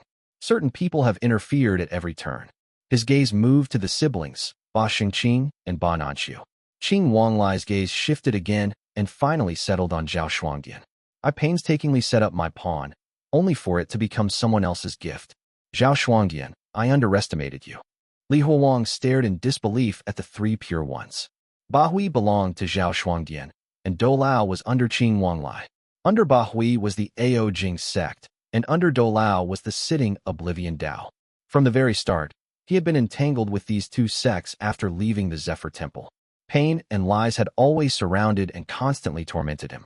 This made him feel as though he had died and come back to life several times. And now, he realized that all this was just a power struggle between 2 Simings. Li Huawang had always thought that a battle between Simings must be earth-shattering. However, Qing Wanglai's words made Li Huawang realize that battles between Simings were imperceptible to mortals. The results of their struggles were nothing more than ordinary events in a mortal's life. Zhao Shuangdian replied, I don't understand what you're saying. Could you elaborate? Qing Wanglai suddenly gripped the 2 dice between his fingers and pointed directly at Zhao Shuangdian. Of course you don't understand. You're just a projection. I'm speaking to the true entity beneath the projection. Li Huawang stepped forward, his breath quickening. So you know about the Denua world? You can even control the things happening there? You've known all along what was happening there. The schemes of the 3 pure ones and his attempts to seize other Siming's heavenly Daos made one thing clear. He could do it all along and had kept it hidden from everyone. No, I don't see it the way you do. After all, we are in different positions and we've received different levels of education. Qing Wanglai remained calm, with a faint, kind smile. Still, you are correct. I can indeed do that. So can all of you, actually. The difference is that you do it subconsciously, whereas I do it consciously. 3 pure ones. Memories from the Denua world surged in Li Huawang's mind. The 3 clay statues in the Zephyr Temple. The reason the abbess's son went mad. The eerie familiarity of Hong Zhong's memories. Shangji Guanko. The sitting Oblivion Dao's ambush against the Great Liang Surveillance Bureau. And the death of Zhuge Yuan. All of it was real. But now he realized that in a higher dimension, everything had a cause.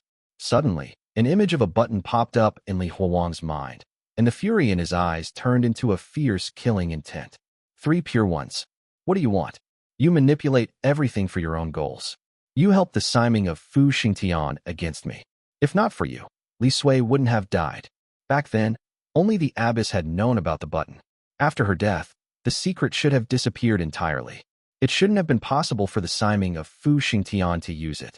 The button reappearing again could only mean one thing. The Siming of the Baiyu capital who managed the heavenly Tao of secrets had betrayed them. Qing Wanglai had given the secret of the button to Fu Xingtian's Siming. Qing Wanglai didn't deny it. Li Huang, do you really think you're well-informed? Do you truly believe your theories about Simings and heavenly Daos capture the full picture? You're wrong, Li Huang. Do you really think Fu Xingtian is our enemy? You're wrong again. Qing Wanglai's expression hardened, his tone turning icy. You're blinded, caught up in the minor issues in front of you, unable to see the source of the real conflict. Only I know this hidden secret. Have you ever considered the possibility that the terrifying Fu Xingtian you perceive may not actually be a massive elephant, but merely a projection of a wrinkle on the elephant's skin? Have you ever considered that their so-called invasion might not even be a deliberate act, but rather the unintentional manifestation of a higher being passing by? Do you know what true despair is? True despair is realizing that the enemy you've fought so hard against is merely a passing breeze caused by someone idly waving their hand. Qing Wanglai finally dropped his usual friendly smile, revealing a cold and menacing expression. This was, perhaps, his true self. You have no idea what reality is. Reality is far more terrifying than any of you could ever imagine. Fear flickered in his eyes, growing deeper with each passing moment. Our projections have developed some contradiction, and not just once. Just their unconscious proximity is already interfering. When the contradictions become big enough, the entire world will collapse. Everything will turn into a lie. Zhao Shuangdian interjected. Qing Wanglai, what's the difference? Whether our enemy exists in one form or another, wouldn't working together be better than fighting alone? Rely on you. Qing Wanglai laughed. Rely on you? A bunch of infighting lunatics? I never relied on you. Communicating with you is inefficient. I only trust myself. With a flick of his hand, he tossed the dice. The door burst open, and a young man in reflective sunglasses stepped in, snatching the dice midair. Here I am. The newcomer grinned, fixing his gaze on Li Huang. Chapter 980, Pursuit. Li Huang locked eyes with the young man, wearing reflective sunglasses. The had slicked back hair. A leather jacket clung to his frame, and slightly worn jeans completed his look. His otherwise unremarkable face had a few irregular black moles. Li Huang was certain they'd never met before, yet there was something familiar about him. That feeling made Li Huang instinctively open his mouth. Shai Zi. The man with the sunglasses didn't answer. Instead, he reached into his coat with one hand, pulling out 3 grenades. Without hesitation, he bit down on the pin of one and hurled all 3 directly at Li Huang and his group. Kaboom! Everything happened so fast that no one had time to react. As the grenades flew toward him, Li Huang gritted his teeth and charged forward. He swung his severed arm at the explosives with all his strength. To his surprise, the grenades didn't explode on contact. Instead, the grenades expanded, and a loud sound filled the air. They released thick black smoke that instantly engulfed the entire room, blinding everyone inside. Li Huang had been tricked. They weren't explosives. They were smoke bombs designed to deceive and intimidate. Ha! The man's arrogant laughter faded into the distance. Li Huang's heart sank. Damn it! He's just here to buy time for the 3 pure ones to escape. He opened his mouth, but the sharp, pungent smoke filled his lungs and choked him. The blinding, stinging sensation made it impossible to see or breathe properly. 3 pure ones. Don't think of running. Li Huang covered his mouth and nose, rushing toward the sound of a car engine starting up. He burst out of the smoke with tears streaming down his face. Once he did, he saw a roofless Jeep with its headlights on speeding straight at him. The sunglasses-wearing man was at the wheel, and in the back seat sat Qing Wanglai. Li Huang gritted his teeth and leaped to the side as the Jeep swerved away. It sped down a narrow path through a bamboo grove, quickly leaving the villa behind. Wiping his face, Li Huang turned and sprinted to the underground garage. Moments later, the roar of a motorcycle engine filled the air. Li Huang shot out of the garage, hot on the Jeep's trail. On his way out, he spotted Yong by the roadside, choking on the tears caused by the smoke. She clutched a military knife in one hand, raising the other to give him a thumbs up. As they passed each other, Li Huang reached out with his severed arm. Yong grabbed on, using the momentum to leap onto the back of the bike. She steadied herself, wrapping her arms tightly around his waist. Virum. The motorcycle roared as Li Huang pushed it to its limits, quickly closing the gap between them and the fleeing Jeep. Qing Wanglai's Jeep sped ahead on the suburban roads while Li Huang pursued closely behind. Though his bike was fast, the Jeep gained an edge on every curve, maintaining a stalemate. Yong grew anxious. She quickly assessed the distance between them, sheathed her military knife, and pulled a handgun from her waist. Then, she took aim. Bang. A miss. Bang. Another miss. Wang, stop moving. I can't aim properly. This is a motorcycle. How do you expect it not to move? Don't aim for the people. Shoot the tires. After several more shots, the jeep suddenly shook violently, its speed dropping sharply. We got them, Li Huang said, twisting the throttle even harder. They quickly pulled up alongside the jeep. Qing Wanglai leveled a gun directly at Li Huang's bandaged head. Bang! Qing Wanglai's hand exploded, his blood spraying everywhere. Yang Na had fired a perfect shot. Nana, take over. Li Huang grabbed her hands and placed them on the handlebars before vaulting off the motorcycle and onto the jeep. He crashed into the vehicle and lunged at Qing Wanglai, seizing him by the throat. Within moments, Qing Wanglai's face turned purple as he gasped for air. I don't care what you're up to. I don't even want to know. I only care about one thing. You killed Sui Sui. My daughter is dead because of you. Li Huang remained unyielding, his grip tightening. The man in sunglasses struck him several times on the back, but Li Huang didn't loosen his hold. Just as Qing Wanglai's head was about to be crushed by Li Huang's grip, Qing Wanglai reached out and grabbed Li Huang's arm. A faint, confident smile formed on his purple face. With the last of his air, Qing Wanglai rasped, "Brotherly, help me." In an instant, the surrounding environment shifted. Li Huang found himself back in the devastated world of Denua, holding the severed head of Zhuge Yuan in his hands. Zhuge Yuan and Qing Wanglai's faces merged into one. The events that had occurred in the past now overlapped with the present. Qing Wanglai took advantage of Li Huang's momentary distraction. He bent his knee and drove his foot into Li Huang's stomach. The force sent Li Huang flying and knocked him off the jeep. As he hit the ground, he saw Qing Wanglai leaning against the window, looking at him with his signature smile. Thump! Li Huang's back slammed against the ground. The feeling of bones breaking and organs shifting left him paralyzed on the ground. Li Huang lay still, covered in dirt and dust. He raised his head, his lone eye capturing the sight of the jeep shrinking into the distance. Yang Na had initially planned to pursue on the motorcycle, but when she noticed Li Huang lying on the ground, she decided that attending to him was more important. She twisted the brakes sharply, and the motorcycle's tires screeched to a halt, drawing a black arc in front of Li Huang. She jumped off the bike and quickly helped Li Huang to his feet. Huang, are you okay? Where does it hurt? Li Huang's eyes blazed with hatred as he looked in the direction where the jeep had vanished. Qing Wanglai.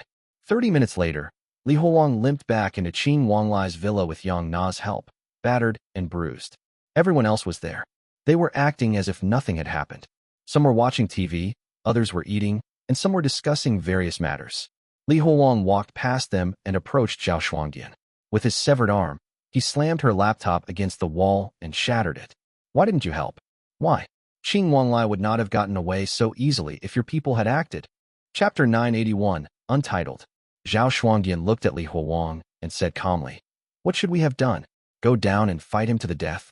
And then what? If we destroy each other, other elephants will come after us. We'd just be waiting to die together." Zhao Shuangdian glanced at Wu Qi, who was on the phone. "Relay a message to Qing Wanglai for me. Regardless of his past actions, we can still sit down and talk. The previous cooperation agreement between us is still valid. My only condition is that he tells me everything he knows. I need more parameters for my calculations." Wu Qi felt rather annoyed at the moment. She turned away and casually waved her hand in Zhao Shuangdian's direction. Noticing Li Huang's incredulous expression, Zhao Shuangdian stood and patted his shoulder. "I dislike Qing Wanglai too. I understand how you feel, but I hope you understand that the overall situation is more important." "No, you don't understand. You haven't lost a daughter because of him. How could you possibly understand my feelings?" Li Huang's voice rose, his veins bulging on his forehead. "And what will killing Qing Wanglai accomplish? Will your daughter come back? Qing Wanglai's death will not bring your daughter back. In fact, not having his help could lead to us being wiped out when the other elephants attack." "No, Qing Wanglai isn't the real focus," Yang Na said. "We should be focusing on the heavenly Daos he controls. We don't need him, just his power. If we kill him, we can absorb his heavenly Daos, just like he did with the other Simings." Despite their peculiar explanations, Zhao Shuangdian kept a serious expression. "You don't get it. Do you think I value Qing Wanglai for his power? No, it's his intelligence I value. He knows things we don't, and he can even manipulate the aspects of other elephants. These are vital parameters, ones that might rebuild the whole model. This is crucial. I can't even build a logical mathematical model of our enemy, because we know too little about these other elephants. Yang Na's face showed a hint of conflict. She didn't know what to do next. She turned to Li Huowang. What do you think, Huowang? Li Huowang was lost in thought and remained silent. After a long pause, he buried his face in his hands and let out a bitter, silent laugh. Li Huowang, I'm telling you, this is the optimal solution. It's the only way we can maximize our chances of winning. Li Huowang heard Zhao Shuangdian's words and lowered his hands. I'm fine, Zhijian, don't worry. Have the others fall back. I was just dealing with some things. For now, divide one of the dragon veins between the Tianqian kingdom and the Great Qi. Keep the rest for later, as I might need them.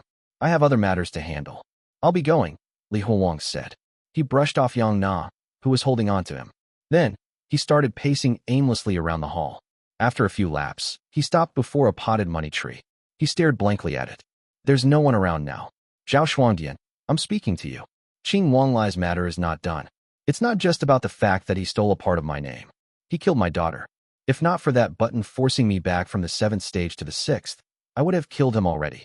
My daughter didn't have to sacrifice herself to summon Jiang Xiangshou. Li Huowang paused, then spoke to the money tree before him again, saying, We don't need to worry about what happens after the 3 pure ones die. When he's gone, his heavenly Daos will become ours. Our strength will actually increase. At most, there might be a brief period of natural disasters. His words echoed Yang Na's earlier sentiment. At the end of the day, I can take over his duties. Besides, with all that's happened, he hasn't contributed much. No, that's not the point. What I mean is, Zhao Shuangdian started to respond but stopped herself, realizing Li Huowang wouldn't listen to her in his current state. She felt rather troubled.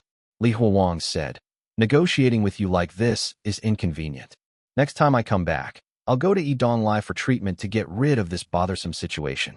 During this time, keep a close eye on Donglai. Don't let him run away. He's the only one who can treat me. Thanks. Ba Nanshu grabbed a cold beer from the fridge as she observed from the sidelines. She took a sip and scoffed. Idiot. In Cowheart village, the day's work was done, and a few villagers began to gather under the big tree at the village entrance. Some had their dinner bowls in hand.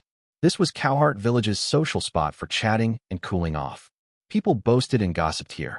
Those with hearty meals proudly displayed them, while others with simpler meals tried to hide theirs.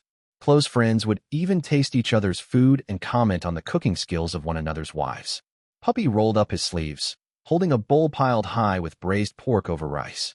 He squatted between the tree roots and asked, Why isn't Xiaohai here? He doesn't even cook now. He's too busy with his pregnant wife. It's probably a boy, judging by the pointed belly. He's been treating her really well lately. Since his wife was about to give birth, he didn't have time to cook for the village anymore. Cowheart village had returned to a system where each person cooked for themselves. What's the big deal? I'm telling you, boys aren't as good as girls. When they grow up, boys are not as sensible as girls. Puppy didn't even touch his pork. Instead, he smeared his lips with oil as he spoke. Things have been peaceful these past few years. No wars, no natural disasters, added a teacher, sipping his cornmeal porridge with preserved meat. That's true, others chimed in. Life had been easier since the fall of the Dharma sect. Well, naturally. That's all thanks to my senior. You know who he is. Puppy grinned, waiting for a response. Here we go again. Exactly, who asked him? We know. He's the emperor of the Great Liang. Will you be miserable if you don't say it every day? Are you going to brag about this your whole life? Puppy kissed a piece of braised pork before setting it down and scooping up a spoonful of rice. What? Can't I speak the truth? Since he's my senior, I'm practically royalty. Back then, he insisted I become the prime minister because of our bond, but I refused. Chapter 982, Cowheart Village. The teacher heard Puppy's bold claim and gasped in shock, scalding his tongue. He glared at Puppy with indignation. You? How absurd. How dare you insult the wise ones like this? Do you even know the importance of a prime minister's role? How dare you think you're fit for it? Do you realize how much knowledge is required for such a position? You, who can't even recite the basics of the 3-character classic, dare to say such things. Puppy sneered. What's the big deal? If simpletons can be emperors, I can be a prime minister. While Puppy argued with the teacher, a frail-looking woman walked past the village entrance, looking exhausted. She carried a basket from which a piece of lotus root peeked out from the covers. She spotted the gathering of villagers, then quickened her pace toward the village, almost colliding with 3 monkey children coming her way. The monkey children, who had been brought by Xiangshou, looked much better now.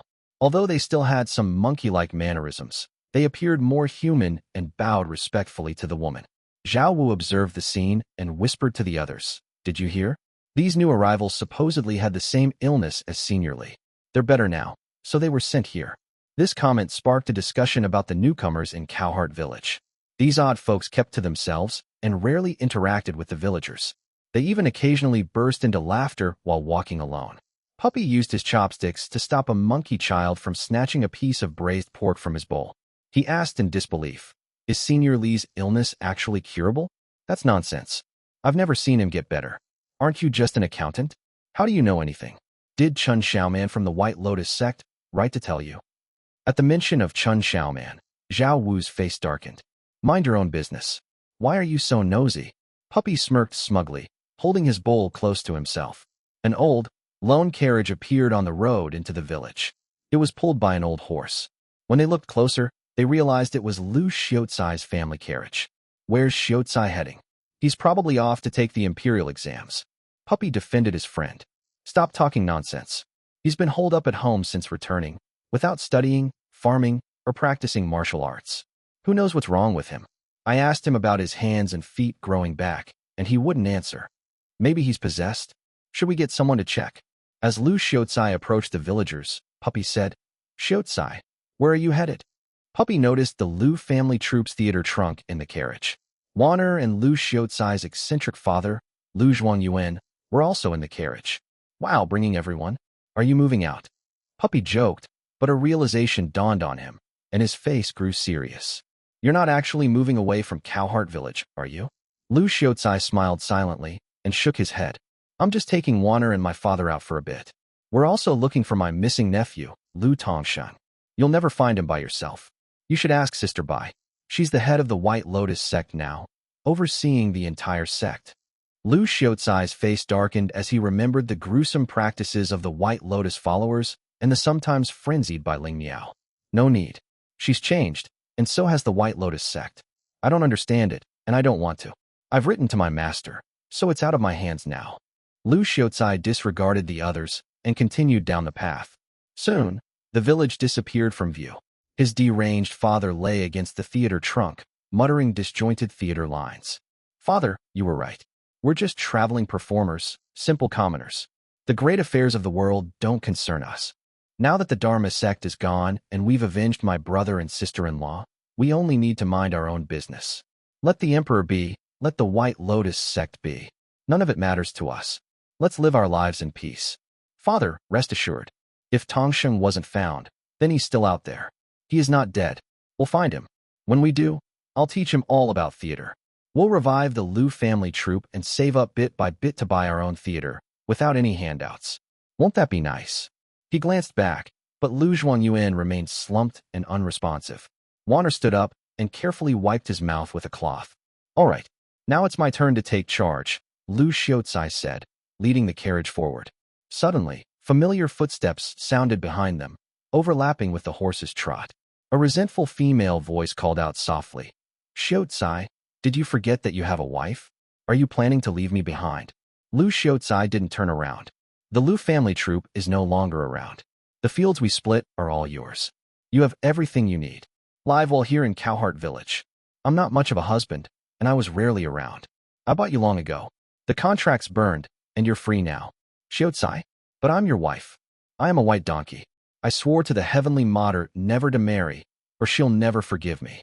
Lu Xiaocai shut his eyes tightly, his expression conflicted. "Go back.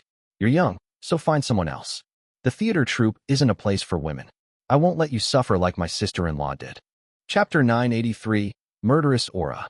As Lu Xiaocai retreated without turning back, the woman's voice trembled, her emotions overwhelming her. "Fine, you said it. You think I don't have other options? I'll feed another man with the crops I grow from your land. By the time you come crawling back, you'll regret it." Her sobs and footsteps faded away. Lu Xiaocai sighed deeply and continued on. As he walked through the green woods, he began singing a verse his father had taught him. "On my journey under autumn skies, I come to pay respects in Zhuangju Alley." An old voice from behind joined him. singing, "A true man will create a world-shaking enterprise." Tears glistened in Lu Xiaocai's eyes. He turned to see his father, Lu Zhuangyuan, singing the familiar lines. Though he was still mad, he continued the verses by instinct. Lu Xiaocai continued, "Turn the world around, wash the sun in the Milky Way." The voices of the old and young overlapped, echoing down the road. Heroes gather, and stars in the sky exchange words. Dragons and snakes of the great marsh marched joyfully down the road. The night grew deep, and Lu Xiaocai reached a small town before midnight. He walked through the silent streets, searching for an open inn. He glanced back and saw his elderly father and young niece asleep on the cart. Then, he continued onward. Suddenly, he heard the crash of ceramics breaking, followed by an angry woman's voice from a nearby house. "Chun, I've had it. I can't live like this. Crazy woman. You think I'm afraid? I'll write you a divorce letter right now." Recognizing it as a domestic quarrel, Lu Xiaocai relaxed and kept walking. However, only a few steps later, another argument reached his ears. "Are you trying to kill me? Have you ever done a day's work after coming into this family? Blind old hag. Can't you see what I've done? My hands are chapped from washing clothes in the river all winter. All you care about is that I haven't given you a grandson. My body, my choice. Try having one with your son." Before the two women had finished arguing, another gruff male voice cut in, saying, "Damn, can't you people stop bickering? Some of us are trying to sleep."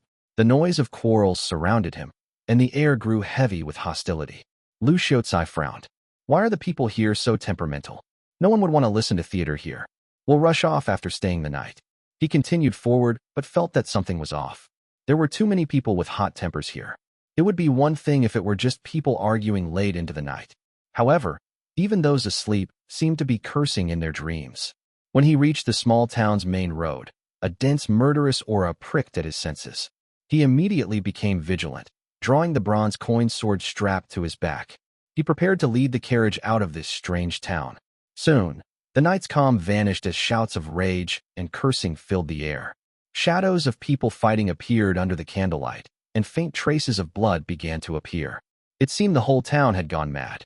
A surge of murderous aura slammed into him as he turned a corner. Lu Xiaocai looked up and saw the murderous aura almost become something material, spewing out from a small cart. There was a small black coffin on the cart, its lid open. The murderous aura spread out from there, infecting the people around it. Lu Xiaocai was about to cover the coffin, but a dark figure stepped into his path. Lu Xiaocai brandished his bronze coin sword to fend off his foe. With a clattering sound, a red thread with bronze coins lashed out towards the figure. The figure suddenly flipped his robe around, wearing it backward and revealing rows of rusty knives hanging from it. The makeshift armor deflected Lu Xiaocai's attack. Before he could retract his sword, a woman with bronze coins tied around her eyes leaped down from a rooftop. With a flick of her sleeve, she snatched the bronze coin sword away from him. "Take this," she shouted, throwing a rusty cleaver at him. Lu Xiaocai narrowly caught it and flung it aside. He pulled out the profound records and laid it on the ground. Before he could do anything, the opponent spoke with a haughty and rather impatient tone, saying, "Ao Jing sect, your elders approved the murderous aura command. Do you dare defy your sect's elders? The Surveillance Bureau is operating here. Leave." "Surveillance Bureau?" Lu Xiaocai stared at her in disbelief. He would have never imagined that the people sneaking around in the middle of the night and harming the people here were the Great Liang Surveillance Bureau. The Great Liang Surveillance Bureau, meant to help the Empire protect the realm, orchestrated this chaos. Glancing at their waist badges, Lu Xiaocai asked in disbelief, "Why are you doing this? Do you understand the consequences of infecting this town with this murderous aura?" The group exchanged glances, then looked at him with puzzled expressions. Of course, the murderous aura will lessen their fear, driving them into a rage and making them seek revenge for their past grievances. The town will descend into chaos, and a few hundred will die. Leave now, or you'll find yourself in trouble. This is an imperial order. Every place in the Great Liang is to be infected with the murderous aura. No exceptions. An imperial decree? By Gao Zhijian. Even after recalling the evil acts of the White Lotus sect spirits, Lu Xiaocai struggled to understand why. He wondered why his previous acquaintances became so cold-blooded and distant. Do they not view people as living beings anymore? Don't they know how many people are going to die here? Hold on. Did you say the entire Great Liang will be infected with the murderous aura? Even Cowheart village? A lump caught in his throat. Cowheart village? The one at the back? Of course, my senior has already taken his bloodthirsty blade there. Chapter 984, White Yong. Infection of Murderous Aura. Lu Xiaozai looked around at the chaos caused by the murderous aura. It had caused drastic changes to the personalities of those affected. He broke out in cold sweat when he imagined his wife and friends suffering the same fate. Lu Xiaozai was overcome with anxiety. Ignoring everything else, he quickly hopped onto his carriage, made a sharp turn, and sped back towards Cowheart village. Although the journey out had been swift, the return felt agonizingly slow. He didn't know if he'd make it in time, but he could only press onward. He tossed out all his theater tools and belongings to make his return faster, keeping only Lu Zhuangyuan and Yuan Er with him. As the carriage raced down the dusty road, Lu Xiaozai spotted a figure standing by the roadside. It was a man who looked like an ordinary farmer, yet somehow exuded an air of peculiarity. The man clutched a kitchen knife, his body and mouth smeared with blood. It was impossible to tell if the blood was his own. He stood motionless, glaring at Lu Xiaozai with seething hatred. The murderous aura had consumed him, giving him the courage to commit acts he wouldn't have done before. The cart sped past, but the man's gaze burned deeply into Lu Xiaozai's memory. He realized this wasn't an isolated incident. The same madness was erupting throughout the Great Liang. The entire Great Liang had gone mad. Gao Zhijian, what are you trying to achieve? Open your eyes and see what you've caused. You tyrant. Faster. Go faster. Lu Xiaozai whipped the horse continuously until it foamed at the mouth. He couldn't control the events happening elsewhere, but he was determined to help Cowheart village, home to everyone dear to him. After rushing the entire way, Lu Xiaozai finally arrived just before dawn. The exhausted horse collapsed to the ground in exhaustion. Lu Xiaozai stood on the edge of the village, still shrouded in morning mist. He hesitated, fearing a repeat of the horrors he'd seen in the small town. His face paled as he finally forced himself to walk into the mist. As he ventured further, he sensed wisps of murderous aura seeping out of the fog. His heart sank lower and lower. No, no, no. He rushed into the fog desperately and headed straight into Cowheart village. Finally, he broke through the mist and froze.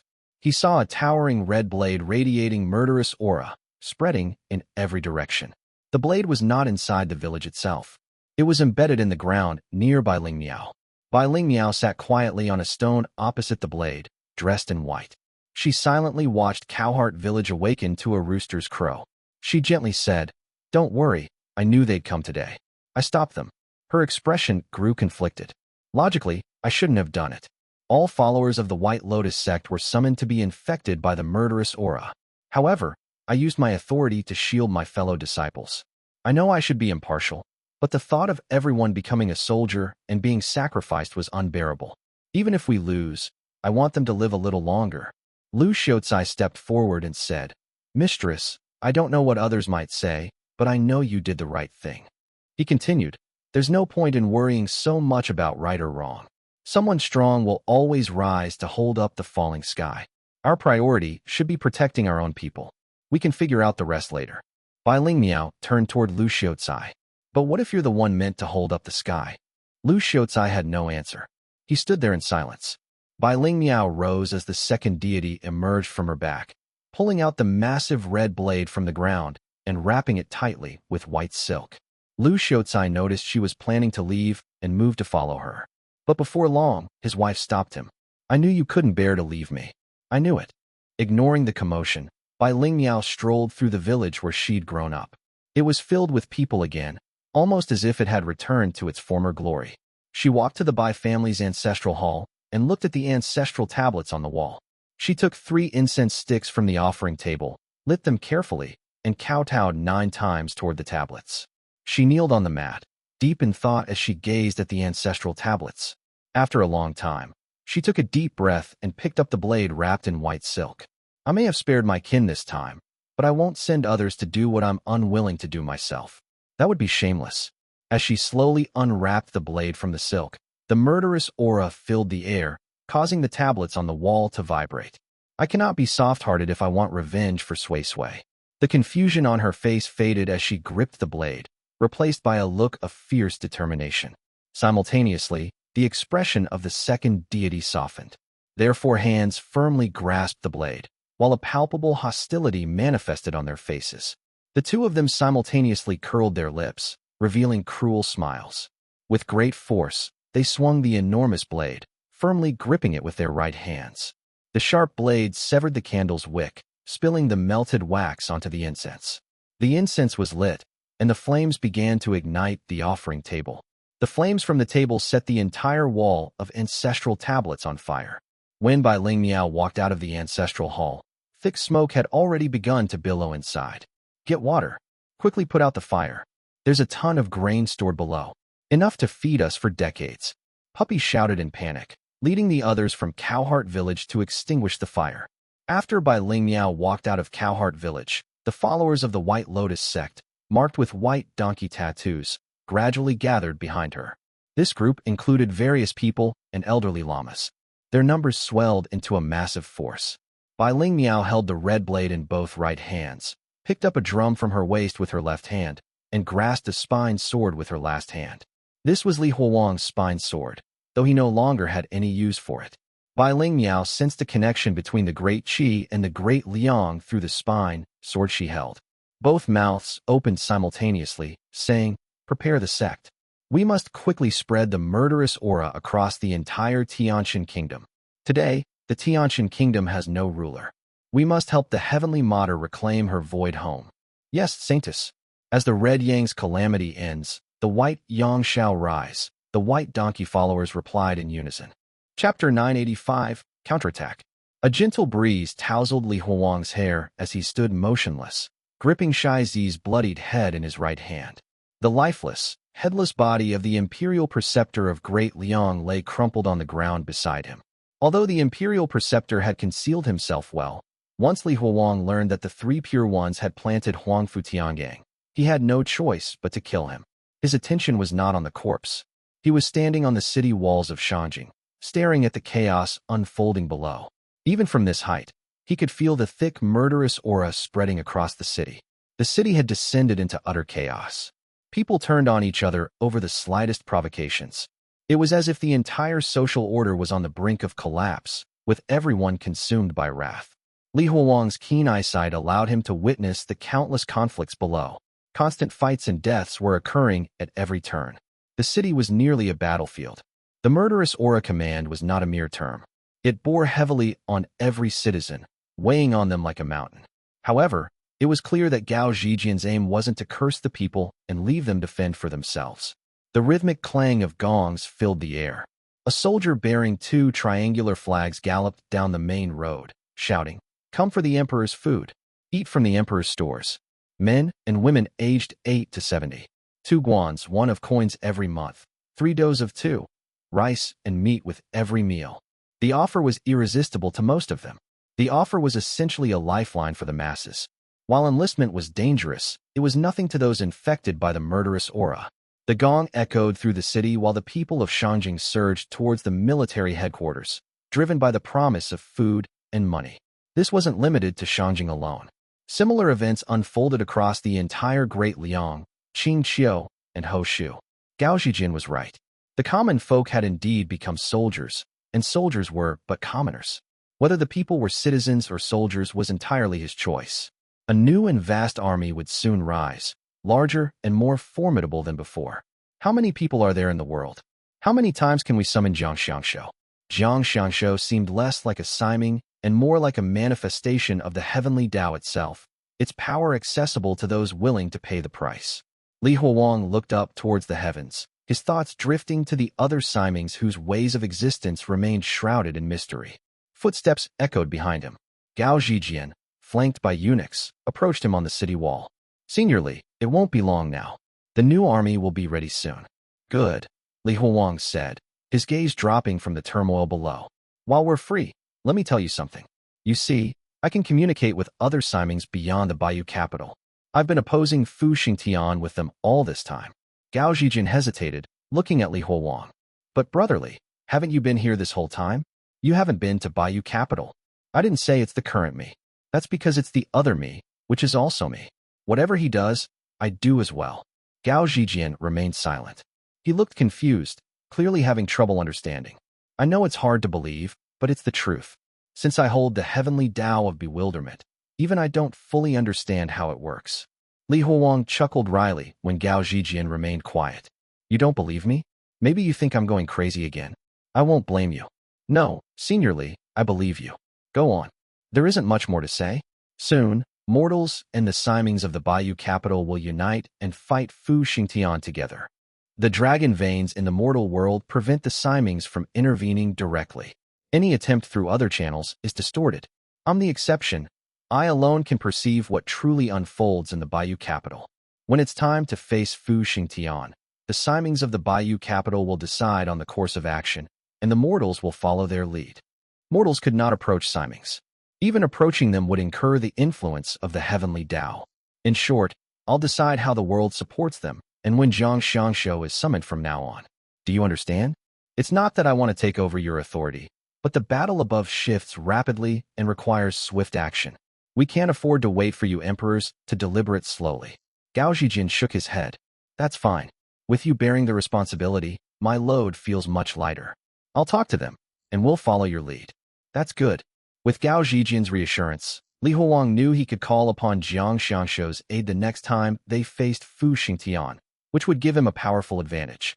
This was why the Murderous Aura command was necessary despite its cruelty. Senior Li, do you know what Junior Bai's people are up to? Li Huang nodded slowly. Yes, she told me. I even gave her the spine sword. Gao Zhijin nodded and turned to leave the city wall. As he took his first step, Li Huang's expression changed. It's a natural disaster. This time, the natural disaster was silent. No one noticed it because it was the disappearance of growth itself. Li Huang realized immediately what this signified. The heavenly Tao of growth had likely been lost. Zuoqiu Yong seemed to be gone from the Baiyu capital, and the three pure ones must have seized the heavenly Tao of growth. This wasn't good news.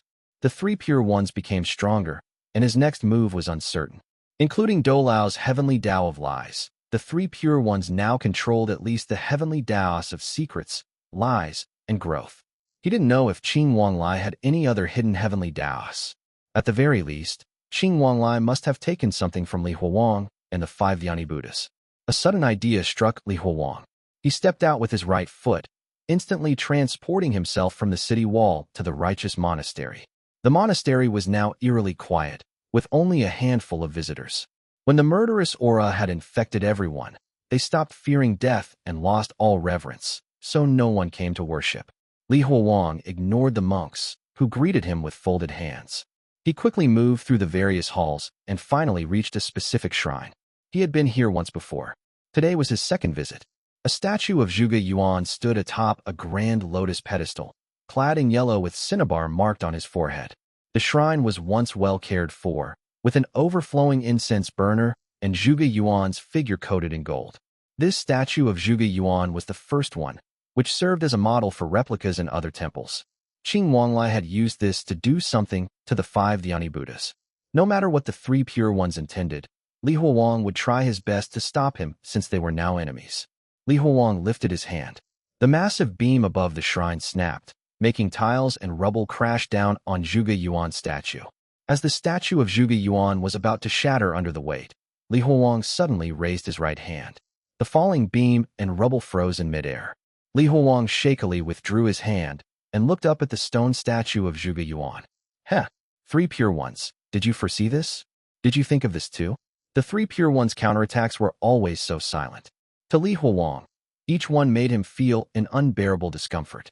Li Huang gritted his teeth, with his breath trembling. After a moment's hesitation, he forcefully pulled his clenched fist downward.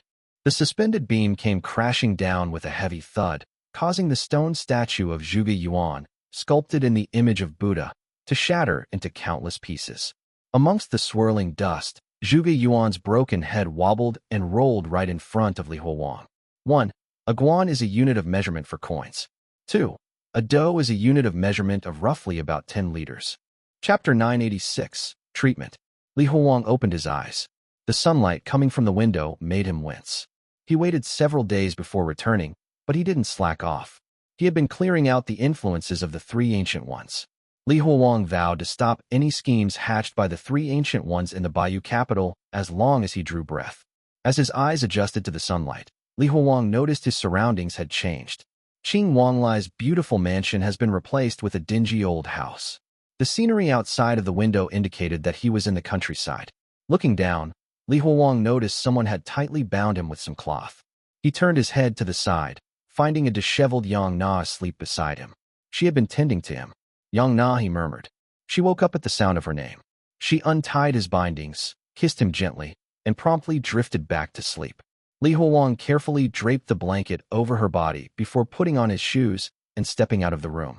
The scent of breakfast greeted him as he found Donglai and the others eating together. "You're up? Here, have some food." A bowl of porridge, a salted egg, and 2 fried dough sticks were all they had for breakfast. As he ate, Li Huang asked, "Why are we here?"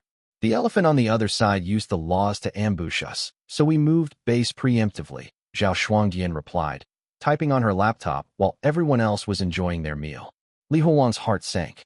Their enemies were still trying to kill them. This time, they'd evaded the danger. Next time, he was sure their luck would run out. "You predicted their movements on the other elephant? What else can you predict?" Li Huang asked, glancing at her laptop.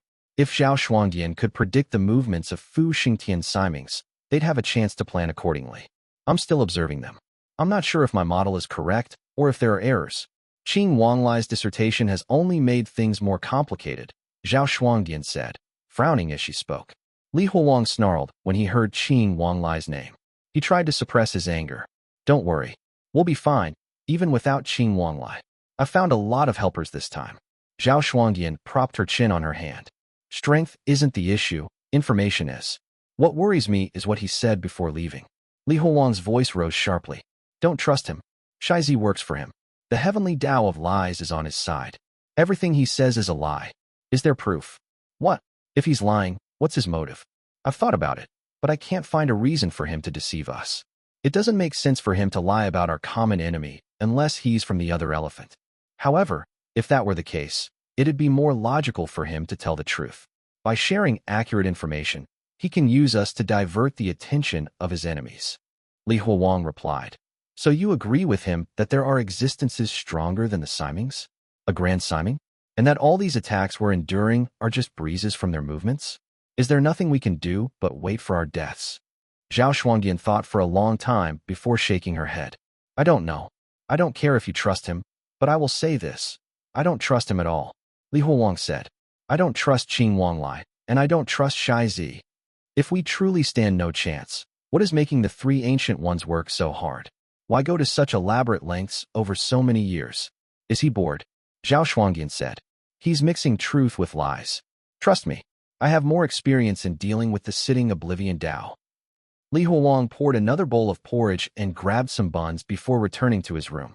He swore that he wouldn't trust the 3 ancient ones until he witnessed the truth with his own eyes. He'd treat everything else as an illusion. After placing a meal in his room for Yong Na, he walked out and turned to Donglai. "Dr. E, are you done with your meal? Could you treat me after this? I'm so sorry about the past few days." No matter what he had to face in the future, he needed to treat his illness first. He needed to become his strongest self to claim victory in future battles.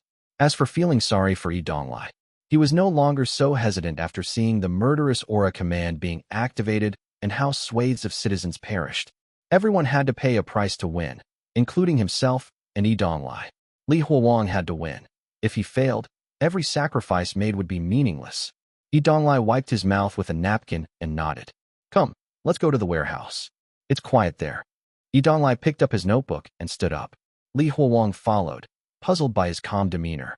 Once inside, Donglai gestured for him to sit. "Li Huang, I must admit that I judged you too harshly last time. I think I understand what you're going through now that I got to know these people." Li Huang frowned. "Are you getting Stockholm Syndrome and agreeing with their viewpoint?" Donglai opened his notebook and started scribbling. "Isn't that good? If I do, that means you get another ally. To be honest, I think you can bring more people into the fold if you can get them to sympathize with you. The more allies you have, the higher the chances of winning." Li Huang knew that Donglai was using him as research material. To begin with, Donglai was never in the fold. Impossible.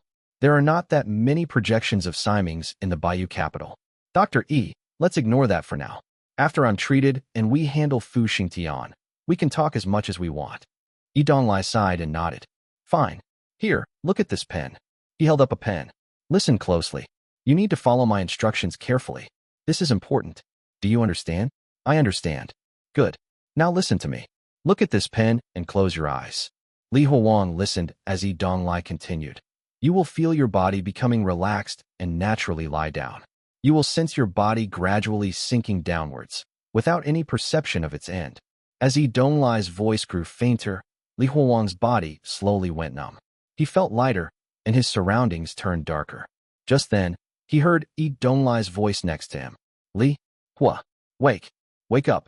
Chapter 987, Tower. In the unkempt warehouse, Li Huang leaned against the wall, his eyes snapping open in shock as he stared at Donglai. The voice still echoed in his ears, and cold sweat drenched his body. What did you just say? What did you try to do? Li Huang dared not think about the voice just now. Every time he did, a strange, intense fear emerged from his heart. His agitation drew the attention of the others, who turned toward the commotion with confused expressions. With everyone present in the warehouse, Donglai snapped his notebook shut. Li Huang, there's no need for such a dramatic reaction. I'm treating you. Isn't this exactly what you asked me to do? Is waking me up part of the treatment? What do you mean waking you up? I didn't say anything. Li Huang, what are you talking about? No, something's not right. Something isn't right. This isn't the first time. Li Huang ran to the window and looked outside. He scanned the warehouse, looking at the roof and then the floor. He even touched the ground with his hands. A deep, irrational fear gripped him, spreading like wildfire through his mind. Why did he ask me to wake up? I am awake. Am I dreaming? Huang, are you all right? What's wrong? Is something happening in the Baiyu capital? Yang stepped forward, her concern evident, but Donglai held her back. Don't approach him. It's fine. Let me do it. Donglai lifted his glasses before approaching Li Huang. You may have heard something, but don't forget about your condition. You have a severe mental illness. Auditory hallucinations are normal for someone like you. What you heard might not be real. Is it really? I had the same hallucination twice. Can you even believe what you're saying? Also, I'm not ill. I'm just temporarily trapped in the cracks between the two worlds. Donglai sighed helplessly. We've been over this. Even if what you're saying is true, you're still a mentally ill Siming, Li Huang. Remember when you hallucinated 3 companions in the White Tower Hospital? You're genuinely ill. That's just the truth. If you're ill, you need treatment. Isn't that the entire reason you went through the trouble of bringing me here? Li Huang was stunned. He had believed himself without doubt, but now he started to waver. Li Huang froze. His unwavering belief wavered, and cracks began to show. After glancing at the others, he slowly made his way to a stool and sat down. There were 2 possibilities in front of him. Either his mind was playing tricks on him and none of it was real, or that voice he'd heard was real, and if it was, it meant trouble. Thankfully, Li Huang had a way to uncover the truth. All right, Dr. E. Let's put this argument aside for now. I'll cooperate with your treatment. But if I'm cured and that voice remains, we'll know it's real. And if it's real, something's very wrong. Li Huang turned to Zhao Shuangdian. Help me check the outside. I'm not afraid of anything, but I suspect that this could be an attack from Fu Xingtian. Their common enemy was Fu Xingtian and its Simings. The heavenly Daos they controlled were very bizarre. Li Huang could sense that their ambushes would be very bizarre too. They would always find unconventional angles to strike from, effectively driving their opponents to the brink of madness. Doubt not at Li Huang. Was the voice real? If everything I've fought so far is fake, what's the point of risking my life? Despair washed over Li Huang, but he quickly shook his head. No, I can't think like this. This is not the time to be thinking about this. Whatever happens, I must rid myself of Fu Xingtian's influence first. I won't give up, no matter what. Li Huang inhaled deeply, steadying himself. Everyone, step outside. I need to focus on the treatment. As everyone started to leave, Li Huang caught Yong's arm. Nana, stay here. There was also another possibility that Donglai was the one who had actually whispered. Maybe Donglai bore resentment for being kidnapped. While the chance was minuscule, the possibility still existed. Li Huang pulled Yong to the corner of the room. Nana, help me watch Donglai. If anything's wrong with him, wake me up immediately. All right. Yagna nodded and gently touched the handgun behind her back. Donglai restarted his treatment once the 3 of them were alone in the warehouse. Li Huang, close your eyes once more and calm your heart. Now tell me what you are feeling. Li Huang complied, closing his eyes and steadying his breath before describing what he felt. Donglai proceeded. Picture yourself standing atop a tower, prepared to descend the stairs and reach a grassy plain below. This tower consists of 10 levels, and I will guide you step by step as we go down floor by floor. With every floor you descend, you will find yourself entering a deeper state of your dream. Slowly, you will feel your body relaxing and your heart growing calmer. Li Huang stood at the top of the tower and slowly made his way down to the grassy plains. He stood on the plain and felt his mood turning better immediately. The grassy plain was like a paradise. Li Huang wanted to stay there longer, but he had to keep moving forward. He walked for an unknown length of time until he came across two paths before him. One path was larger than the other. The smaller path was shrouded in darkness and had a quiet appearance. The larger path was covered in thorns, yet it appeared much brighter. Li Huang hesitated before ultimately choosing the larger path. After walking for an unknown length of time, he suddenly encountered a dog. As the dog approached Li Huang, it shifted into a mask. The mask was engraved with an expression of pain. It tried to tell Li Huang something, but no voice came from the hole depicting its mouth. It grew larger, filling Li Huang's vision until nothing else remained. The grooves of the mask shifted, forming a large dirt road ahead. Li Huang stepped onto it and continued forward. Chapter 988, Bell. As Li Huang continued walking, darkness began to fall. The ground flattened, revealing a broken grave ahead. The graves were overgrown with grass, yet puzzlingly, 3 lit incense sticks stood in front of one. The white smoke didn't dissipate, instead enveloping the grave like an illusion. He approached the grave and tried to read the inscription carved into the headstone, but he couldn't recognize the characters of the words. He strangely felt he'd known this before, yet now he didn't. As he looked at the inscription, the words shifted form, constantly rearranging themselves. Under his gaze, the words slowly merged and consolidated into 2 words. One formed into the character, "Oh," while the second formed, "You" instead. The 2 words began to move and attack each other. Each word ripped lines from the opposing character and incorporated them into their own. Unfortunately, it was clear that "Oh" was losing. Most of its lines were ripped away, and its form started thinning. In a desperate gambit, Do severed part of itself and hurled it toward "You." While Yuan Er paused to seize the fragments, Do fled. Li Huang bent down, following "Oh" as it scurried to the lower half of the gravestone. It traversed past mountains, rivers, ravines, and even strange white lights. Ultimately, it reached the ground and slipped by Li Huang. He gave chase, noticing "You" in pursuit as well. As the gap between the 2 characters narrowed, both of them began to resonate. Their forms expanded, their lines transforming into something different. Li Huang moved backward and allowed space for the 2 characters to grow. Startled by their growth, Li Huang stepped back to give them space, but the speed of their growth exceeded his expectations. In just an instant, the characters stretched beyond the sky, enveloping Li Huang completely before vanishing. Li Huang looked up and saw the sky, filled with chaos. He extended his arms and wiped the sky, causing the sky to slowly grow brighter. Li Huang looked down. The grave had become larger than a mountain, but the 2 words had disappeared.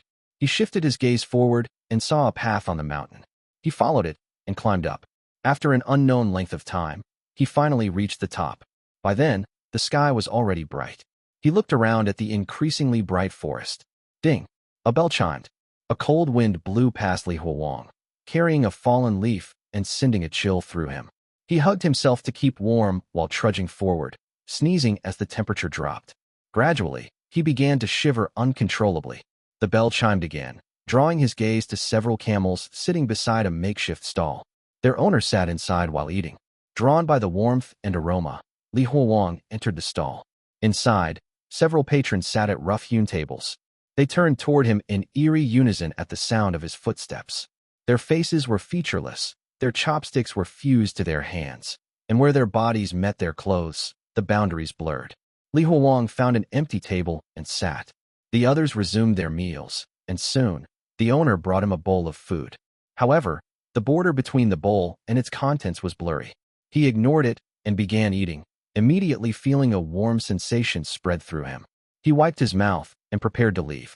At that moment, the owner tugged Li Huang, leaving him confused. Li Huang tried to touch the owner's hand, but the owner crumbled and scattered like sand. In an instant, the stall, the camels, and the other patrons disintegrated scattering into the wind.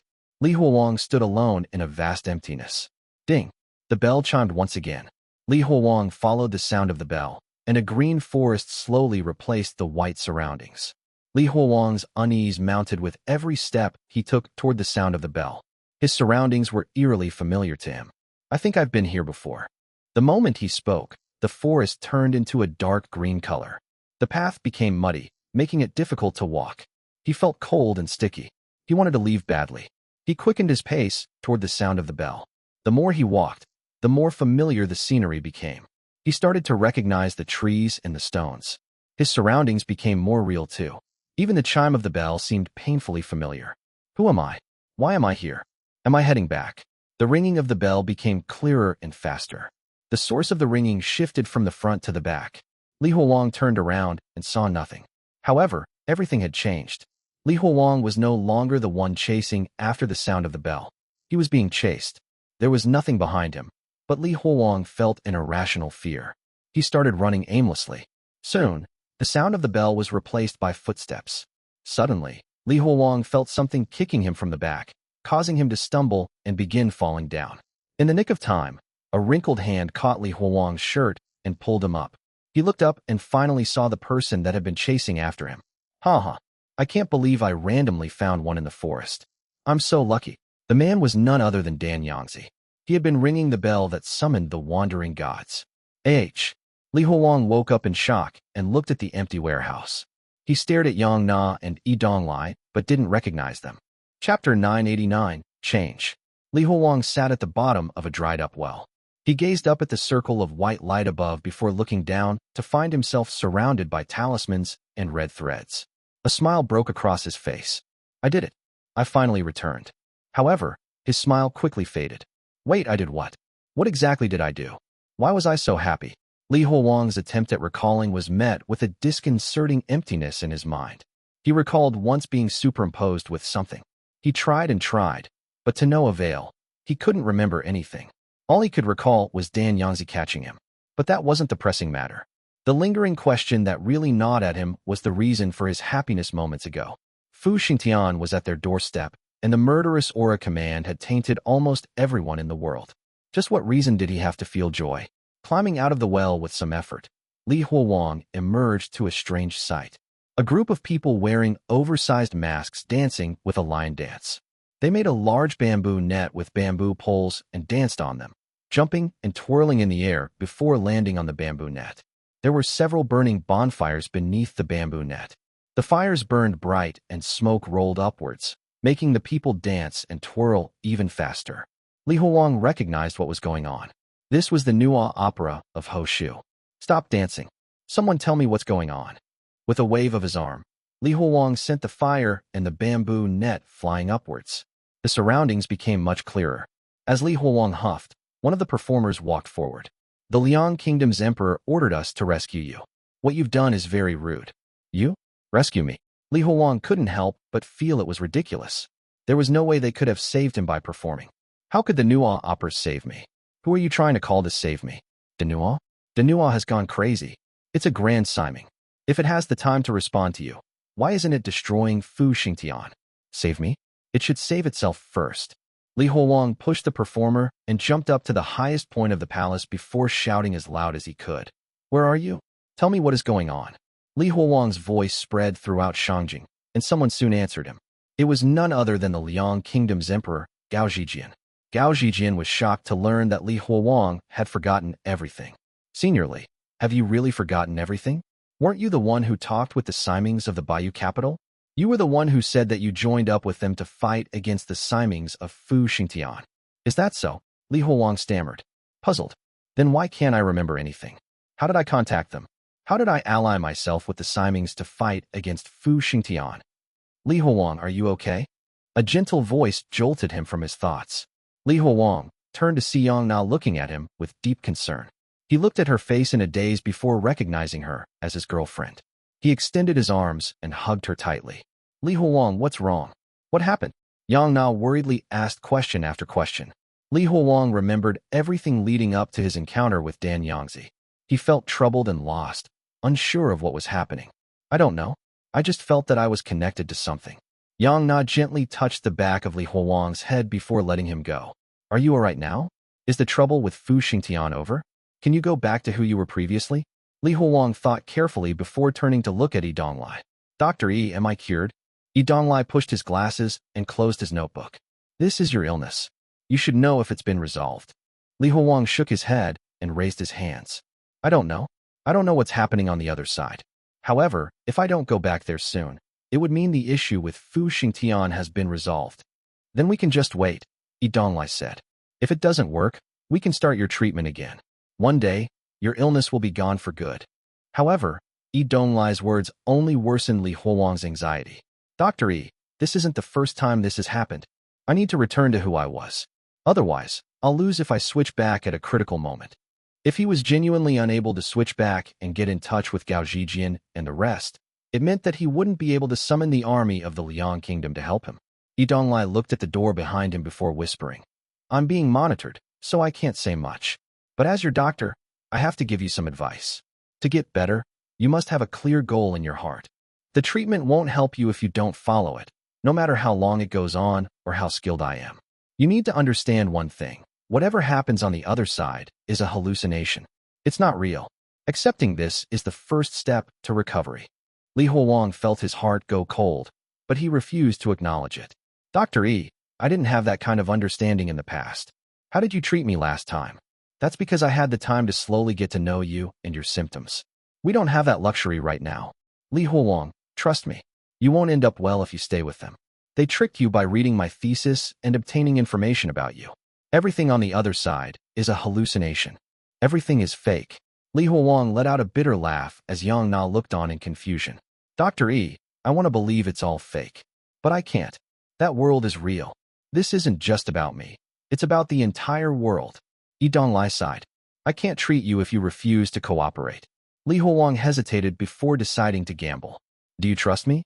How do you want me to trust you? I only trust science. You'd need to somehow prove that the bizarre world is real using science. Li Huolong bit his lips before taking something out from within his clothes.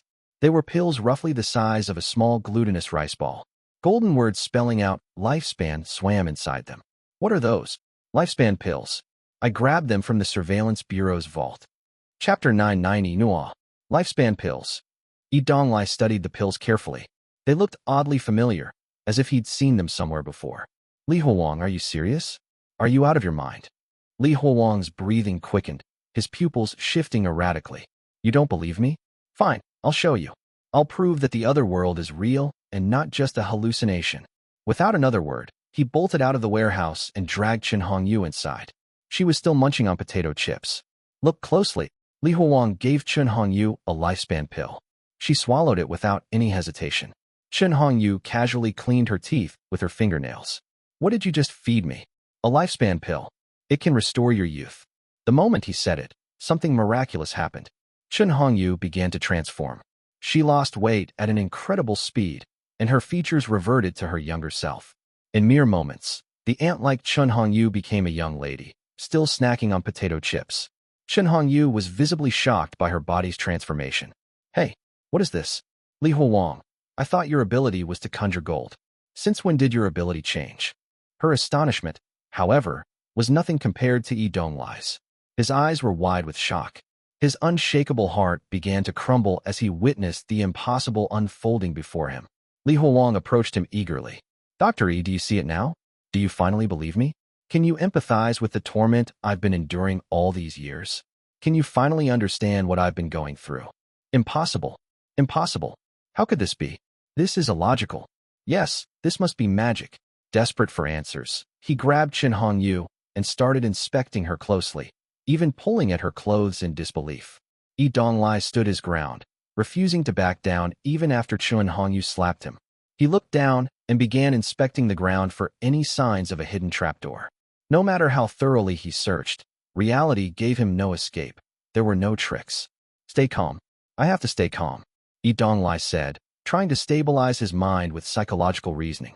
This world is the only world. Li Huolong held up the remaining 7 pills in his hand. Dr. Yi, I know you still don't believe me. You think it's a trick, right? Then try them yourself. Fear and excitement warred on Yi Donglai's face. Eventually, He took all 7 pills and swallowed them. Moments later, a miraculous sensation surged through his body. His skin tightened, and his body rejuvenated. He was young again. He ran out of the warehouse and started lifting heavy objects found around the house. Impossible. This cannot be. Seeing how frantic Donglai was, Li Huolong retrieved a makeup mirror from Yang Na's bag, handing it over to Donglai. Donglai saw a familiar-looking youth in the mirror and finally broke down. No. Impossible. This cannot be. Li Huolong took the mirror and returned it to Yang Na. Dr. E, do you understand me now? Everything I've gone through is real. The things you documented in your thesis are real. These aren't illusions. They're living, human beings. Li Huolong pointed at the others behind him. They are not liars either. They are the Simings of the Baiyu capital. Donglai froze, staring around him. His psyche broke down completely. Li Huolong helped him stand up slowly. He turned to Donglai and said, I didn't want to involve you, but I had no choice. You must realize the severity of the situation. This impacts the lives of everyone across 3 different historical timelines. I don't know their exact population, but every single one is doing their best to survive. They just want to live. I know you're a good person, and I'm certain that you don't want to see them die. You wouldn't want to see so many families torn apart, would you? Help me. Treat me. We need you for the battle ahead.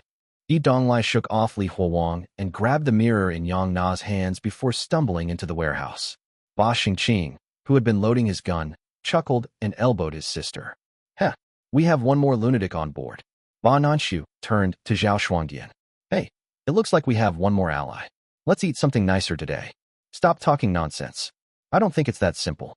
Go bring my computer for me. Zhao Shuangdian followed Li Huolong into the warehouse. They pushed the door open and were greeted by the sight of Donglai, holding onto a pocket watch and swinging it in front of his own reflection in the mirror. Look at the watch and follow it. Concentrate. While doing so, feel your body as it relaxes. Anytime you feel sleepy, you can close your eyes. Li Huolong was confused. What are they doing? A rhythmic drumbeat accompanied the lighting of several bonfires in front of him. Several people wearing wooden masks danced and twirled on the bamboo stage with a line dance. The performers spoke in an unknown language. Gao Zhijian explained, the chief of Hoshu Surveillance Bureau is asking them to dance for Denua. They are trying to summon Denua by performing the round Nua dance. Li Huolong scoffed. Summon him? Don't they know Denua has gone insane? He can't even protect himself. If he could help us, he would have done so during the Dharma sect's invasion. Gao Zhijian replied. According to Zhang Tan, the chief of Hoshu Surveillance Bureau, performing the Nua opera is a way to heal Denua's wounds. They are slowly but surely healing Denua, and one day, Denua will return. Chapter 991, Baiyu Capital. The Nua opera droned on without pause. The bamboo stage creaked as the fire below roared. Li Huolong sighed and shook his head. Facing Fu Xingtian's power, the locals clung to every method they could think of, no matter how futile.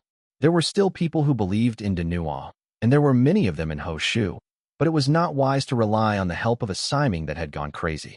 Do you think it will work just because they think it will? They are not strayed ones. It's all just superstition. Let's go. Li Huolong gestured for Gao Zhijian to follow him to the temple of the Liang Kingdom's palace. Gao Zhijian followed Li Huolong and tried to make him reconsider his plan. Senior Li, is this really what you're planning to do? The Baiyu capital is very dangerous. You might not be safe even with the Dragon Shi protecting you. Do you have another plan? Should we wait for them to attack us while we sit and do nothing? Li Huolong replied. Li Huolong looked up and stared at the skies above him. Even if this were a simple war, we would still need to send spies, wouldn't we? Don't worry. The Simings of the Baiyu capital are on our side. They still owe me a favor. Although Li Huolong had lost some of his memories, he still remembered that Fu Xingtian was targeting them. He couldn't just strategize below here.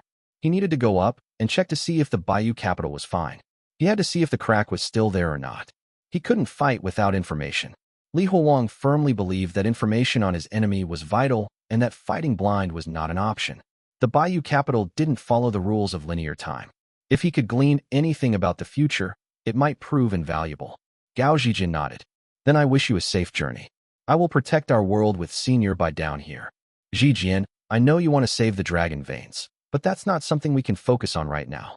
Fu Xingtian also has dragon veins, so we can secure as many as we want when we win. I also think the dragon veins are part of the heavenly Tao of order. Since there is a heavenly Tao of order, then there must be a Siming in charge of it. If we can't use Fu Xingtian's dragon vein, we can at least take the heavenly Tao of order from that Siming and create new dragon veins. We can return some of them to the Qi Kingdom, the Liang Kingdom, and even the Tianqian Kingdom to have seasons again. Senior Li, I trust you. Also, Gao Zhijin hesitated while thinking about how to discuss with Li Huowang. Li Huowang frowned. What? Speak your mind. It's nothing. It's just a minor issue. Our survival comes first. Li Huowang looked at him curiously before making haste for the temple. Just tell me what you are thinking. Senior Li, let me ask you this. Am I considered a good emperor now? Li Huowang looked at him seriously before answering. Yes. Gao Zhijin was a good emperor. He dedicated his life to his nation, even though he had been naive. Still, even under the best leadership, some citizens would always lead bad lives. Gao Zhijin laughed heartily. That's good to hear. At least I'm not a burden anymore. But his laughter quickly faded into worry. Senior Li, everything depends on you now. You cannot die. What kind of nonsense are you talking about? Hurry up. Li Huowang grabbed Gao Zhijin's robes and pulled, causing the scenery to shift. They arrived at the temple almost immediately. The large bronze tree stood unchanged, its branches pinning down the 14 dragon veins while they wailed in torment. They had not been released since his last visit. Li Huowang cracked his fists, and 2 more arms sprouted beneath his armpits. He then made a seal and chanted. Li Huowang was using the dragon-slaying immortal killing array to ascend to Baiyu capital. Li Huowang cracked his fists, and 2 more arms sprouted beneath his armpits. He then made a seal and began to chant. The dragon-slaying immortal killing array activated, drawing dragon chi from the dragon veins and making them shrink. Sensing the dragon chi enveloping his body, Li Huowang looked up, and Peng Longting appeared beside him. Peng Longting used her halberd to launch Li Huowang high up into the air. Li Huowang flew past the clouds, the skies, and the weird beings living in the sky. Soon, he reached the massive oxtail gate. Li Huowang took a deep breath and looked at the chaos of the large gate before stepping through. He could not discern whether it was dark or bright, but he could perceive it as peaceful and spacious. He didn't know which side was up or down. The vast, timeless space was silent, eerily so. The silence took Li Huowang aback. What's happening? Where are the other Simings? Li Huowang used his fingernails and cut a small wound on his arm. Small droplets of blood sipped out from his wound. He felt no pain despite the wounds. He didn't know if the others were here, but he was now certain that Ba Hui and the sacrificial god weren't here. Li Huowang clasped his hand on the wound and zipped it up. He was healed again. He waved his arm around to move into the Baiyu capital. He needed to figure out what was wrong. Li Huowang's body started flashing as he used his truth, cultivation, to propel himself forward. However, he had to halt his progress after a few minutes since he lacked any landmarks to guide him. He wasn't even sure if he was going forward or backward. What's going on? What's happening? The strange scene made Li Huowang nervous. Jizai? Jizai? Li Huowang shouted into the void. Something reacted to him. Something was coming for him. He couldn't see, but he somehow managed to feel it. Who's there? The question had barely left his lips when hair-like strands brushed against his scalp. Looking up, he saw nothing, but an icy chill crept up his spine, from his tailbone to his skull. 3 Ancient Ones. Chapter 992, 3 Ancient Ones. Li Huowang sat outside the house, covering the wound on his forehead with his bangs. He stared aimlessly at the forest ahead, letting his gaze rest while thinking about his problems. Here, a can of cola appeared in front of Li Huowang. He took it and realized that it was still cold. Where did you buy it? Li Huowang drank a sip before passing it back to Yong Na. She smiled proudly. A small convenience store. I didn't expect to find one out here in the countryside. It's simple, but it has the basics. She then looked at how grumpy Li Huowang was and consoled him, saying, Don't worry. We can win this. We're Simings who govern the heavenly Daos. Fu Xingtian threw so many of his Simings at us and still lost. They're no match for us. We're stronger than we think. We've taken down many of their Simings, and only a few of us have fallen. This time we'll win. Yong Na had become more relaxed and cheerful since embracing Li Huowang's worldview, and she had overcome her depression. He knew she was trying to cheer him up, but her words couldn't lift his spirits. His mind kept circling back to what Qing Wanglai had told him. Li Huowang couldn't fully believe or dismiss the words of the sitting Oblivion Dao. Their truths were always mixed with lies, making it hard to discern truth from deception. And then there was the matter of the 3 Ancient Ones' plan. His intentions remained a mystery, even when the enemy was practically at their doorstep. Qing Wanglai was his enemy now. A regular enemy wasn't a threat, but Qing Wanlai was someone who understood their strengths and weaknesses. He was a major threat. Stop thinking and come inside for a meal. We need to be full if we want to deal with our problems. The chicken in the countryside is amazing. I snuck a few pieces while they were cooking. Yang Na pulled Li Huang into the house and seated him on the table. Various dishes were being served, and one of the dishes was mushroom braised chicken. The delicious scent made Chun Hongyu salivate uncontrollably. Yang Na was correct. The chicken was delicious, tender, and juicy. It was well marinated, and even its bone was fragrant. It was completely different from the chicken they bought in the supermarket. Li Huang washed down a bite with a sip of cola, relishing the cold fizz. Looking around, he noticed someone was missing. Where's Dr. E? He's still in the warehouse, trying to hypnotize himself, Ban Nanshu mumbled, her mouth full of chicken. But hey, thanks to him, we've got this amazing meal. Li Huang sighed when he heard how Donglai was still losing his mind. He didn't want to do it, but there was no time. He needed to ensure everything was going right to fight against Fu Xingtian. Save him some chicken, Li Huang said, taking a piece of bamboo shoot. I'll bring it to him and check on him later. Although Donglai had treated him to a point where he no longer uncontrollably traveled to the other world, neither he nor Donglai could be sure that he was fully cured. He's just a prisoner. Why bother? We should just leave him some vegetables. We barely have enough chicken for ourselves, Chun Hongyu grumbled, pouring the chicken sauce over her rice. It was the most fragrant way to eat her meal. The others continued eating until barely any chicken remained. Yang Na stood up and grabbed the last chicken wing before placing it into Li Huang's bowl. She had just sat down and ate a few mouthfuls when she saw Li Huang frozen in place. He didn't touch his chicken at all. Huang, why aren't you eating it? I thought you loved chicken wings. Yang Na bit her chopsticks while asking Li Huang. Give me if you don't want it. Shen Hongyu happily tried to take the chicken wing from Li Huang's bowl. Just then, Yang Na saw Li Huang's face lighting up in surprise before giving in to fear. 3 ancient ones. Li Huang shot up and shouted. While Chen Hongyu was distracted by Li Huang's shout, Zhao Lei quickly took the chicken wing away. Qing Wanlai, what are you doing here? Li Huang's angry shout reverberated throughout the entire house. Chen Hongyu clicked her tongue and continued eating her rice. Sheesh, why so noisy? Go outside if you're going to shout. Li Huang grabbed his sword and snarled. Why are you back in the Baiyu capital? We're all here, and yet you dare to come back. Li Huang swung his blade furiously in front of him. Li Huang, what are you talking about? There's nothing in front of you, Wu Qi said in confusion. Of course you can't see it. What is seen but not perceived is called invisible. What is heard but not heard is called rare. What is grasped but not obtained is called subtle. I've said this before. We cannot see the body of the 3 ancient ones. Li Huang had just said that when he rolled backward. His frustration mounted as the others continued eating, oblivious to the danger. They couldn't sense what was happening in the other world. Only Li Huang and Qing Wanlai could influence both worlds. Li Huang never thought Qing Wanlai would attack them from the other world. Although this confirmed that Donglai's treatment was working, there was no time to celebrate. If the 3 ancient ones succeeded in snatching him away, part of Jiangzai would be stolen as well. They would be in deep trouble later on. Li Huang glared at the empty void in the Baiyu capital. He was on the verge of risking his life. Suddenly, Yang Na grabbed her gun and fired at the empty space in front of him. Chapter 993, Secret. Amid the chaos of Baiyu capital, Li Huang felt the space around him growing unstable. This disturbance didn't stem from his cultivation of the truth. It came from the influence of the 3 ancient ones. Li Huang felt that the 3 ancient ones were very close to him right now. A snarl crossed his face as he remembered what the 3 ancient ones did last time. He gripped his blade and swung forward, but his blade did nothing, even though he could feel the strands in front of him. A gunshot rang out as Li Huang prepared to use a different attack against the 3 ancient ones. Something in front of Li Huang trembled and flashed briefly. What appeared was a massive being with no end. It looked like an amoeba with faint flashing lights. In that fleeting moment, Li Huang realized that this being was entirely composed of interwoven secrets.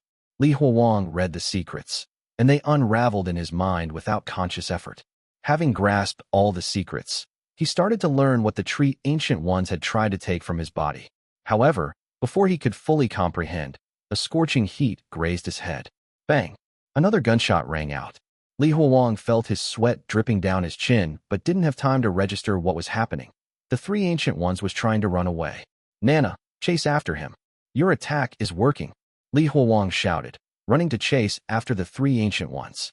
As he ran, Li Huowang scanned his surroundings to ensure the three Ancient Ones did not lay any traps for them. Qing Wanglai must have come prepared, as he wouldn't have appeared in front of Li Huowang without a reason. Yang Na drove past Li Huowang with her motorbike.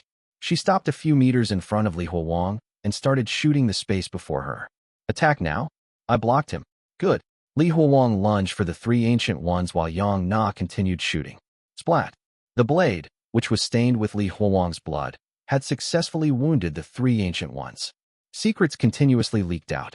The three Ancient Ones reacted instantly, fragmenting into countless pieces that scattered in every direction.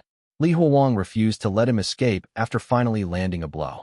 He chased after one fragment, shouting, Nana. Yang Na looped back on her motorbike, and Li Huowang hauled himself onto the seat behind her. As they closed the distance, Li Huowang finally sensed the leaking secrets. One small secret, no larger than a ping-pong ball, struck Li Huowang's blind eye. A chill swept through him as a scene flashed in his mind. An old, blind Taoist sat cross-legged before a statue of the three Ancient Ones, kowtowing reverently. The Taoist was whispering, but his trembling voice echoed clearly in Li Huowang's ears. Supreme One, I've overheard a secret.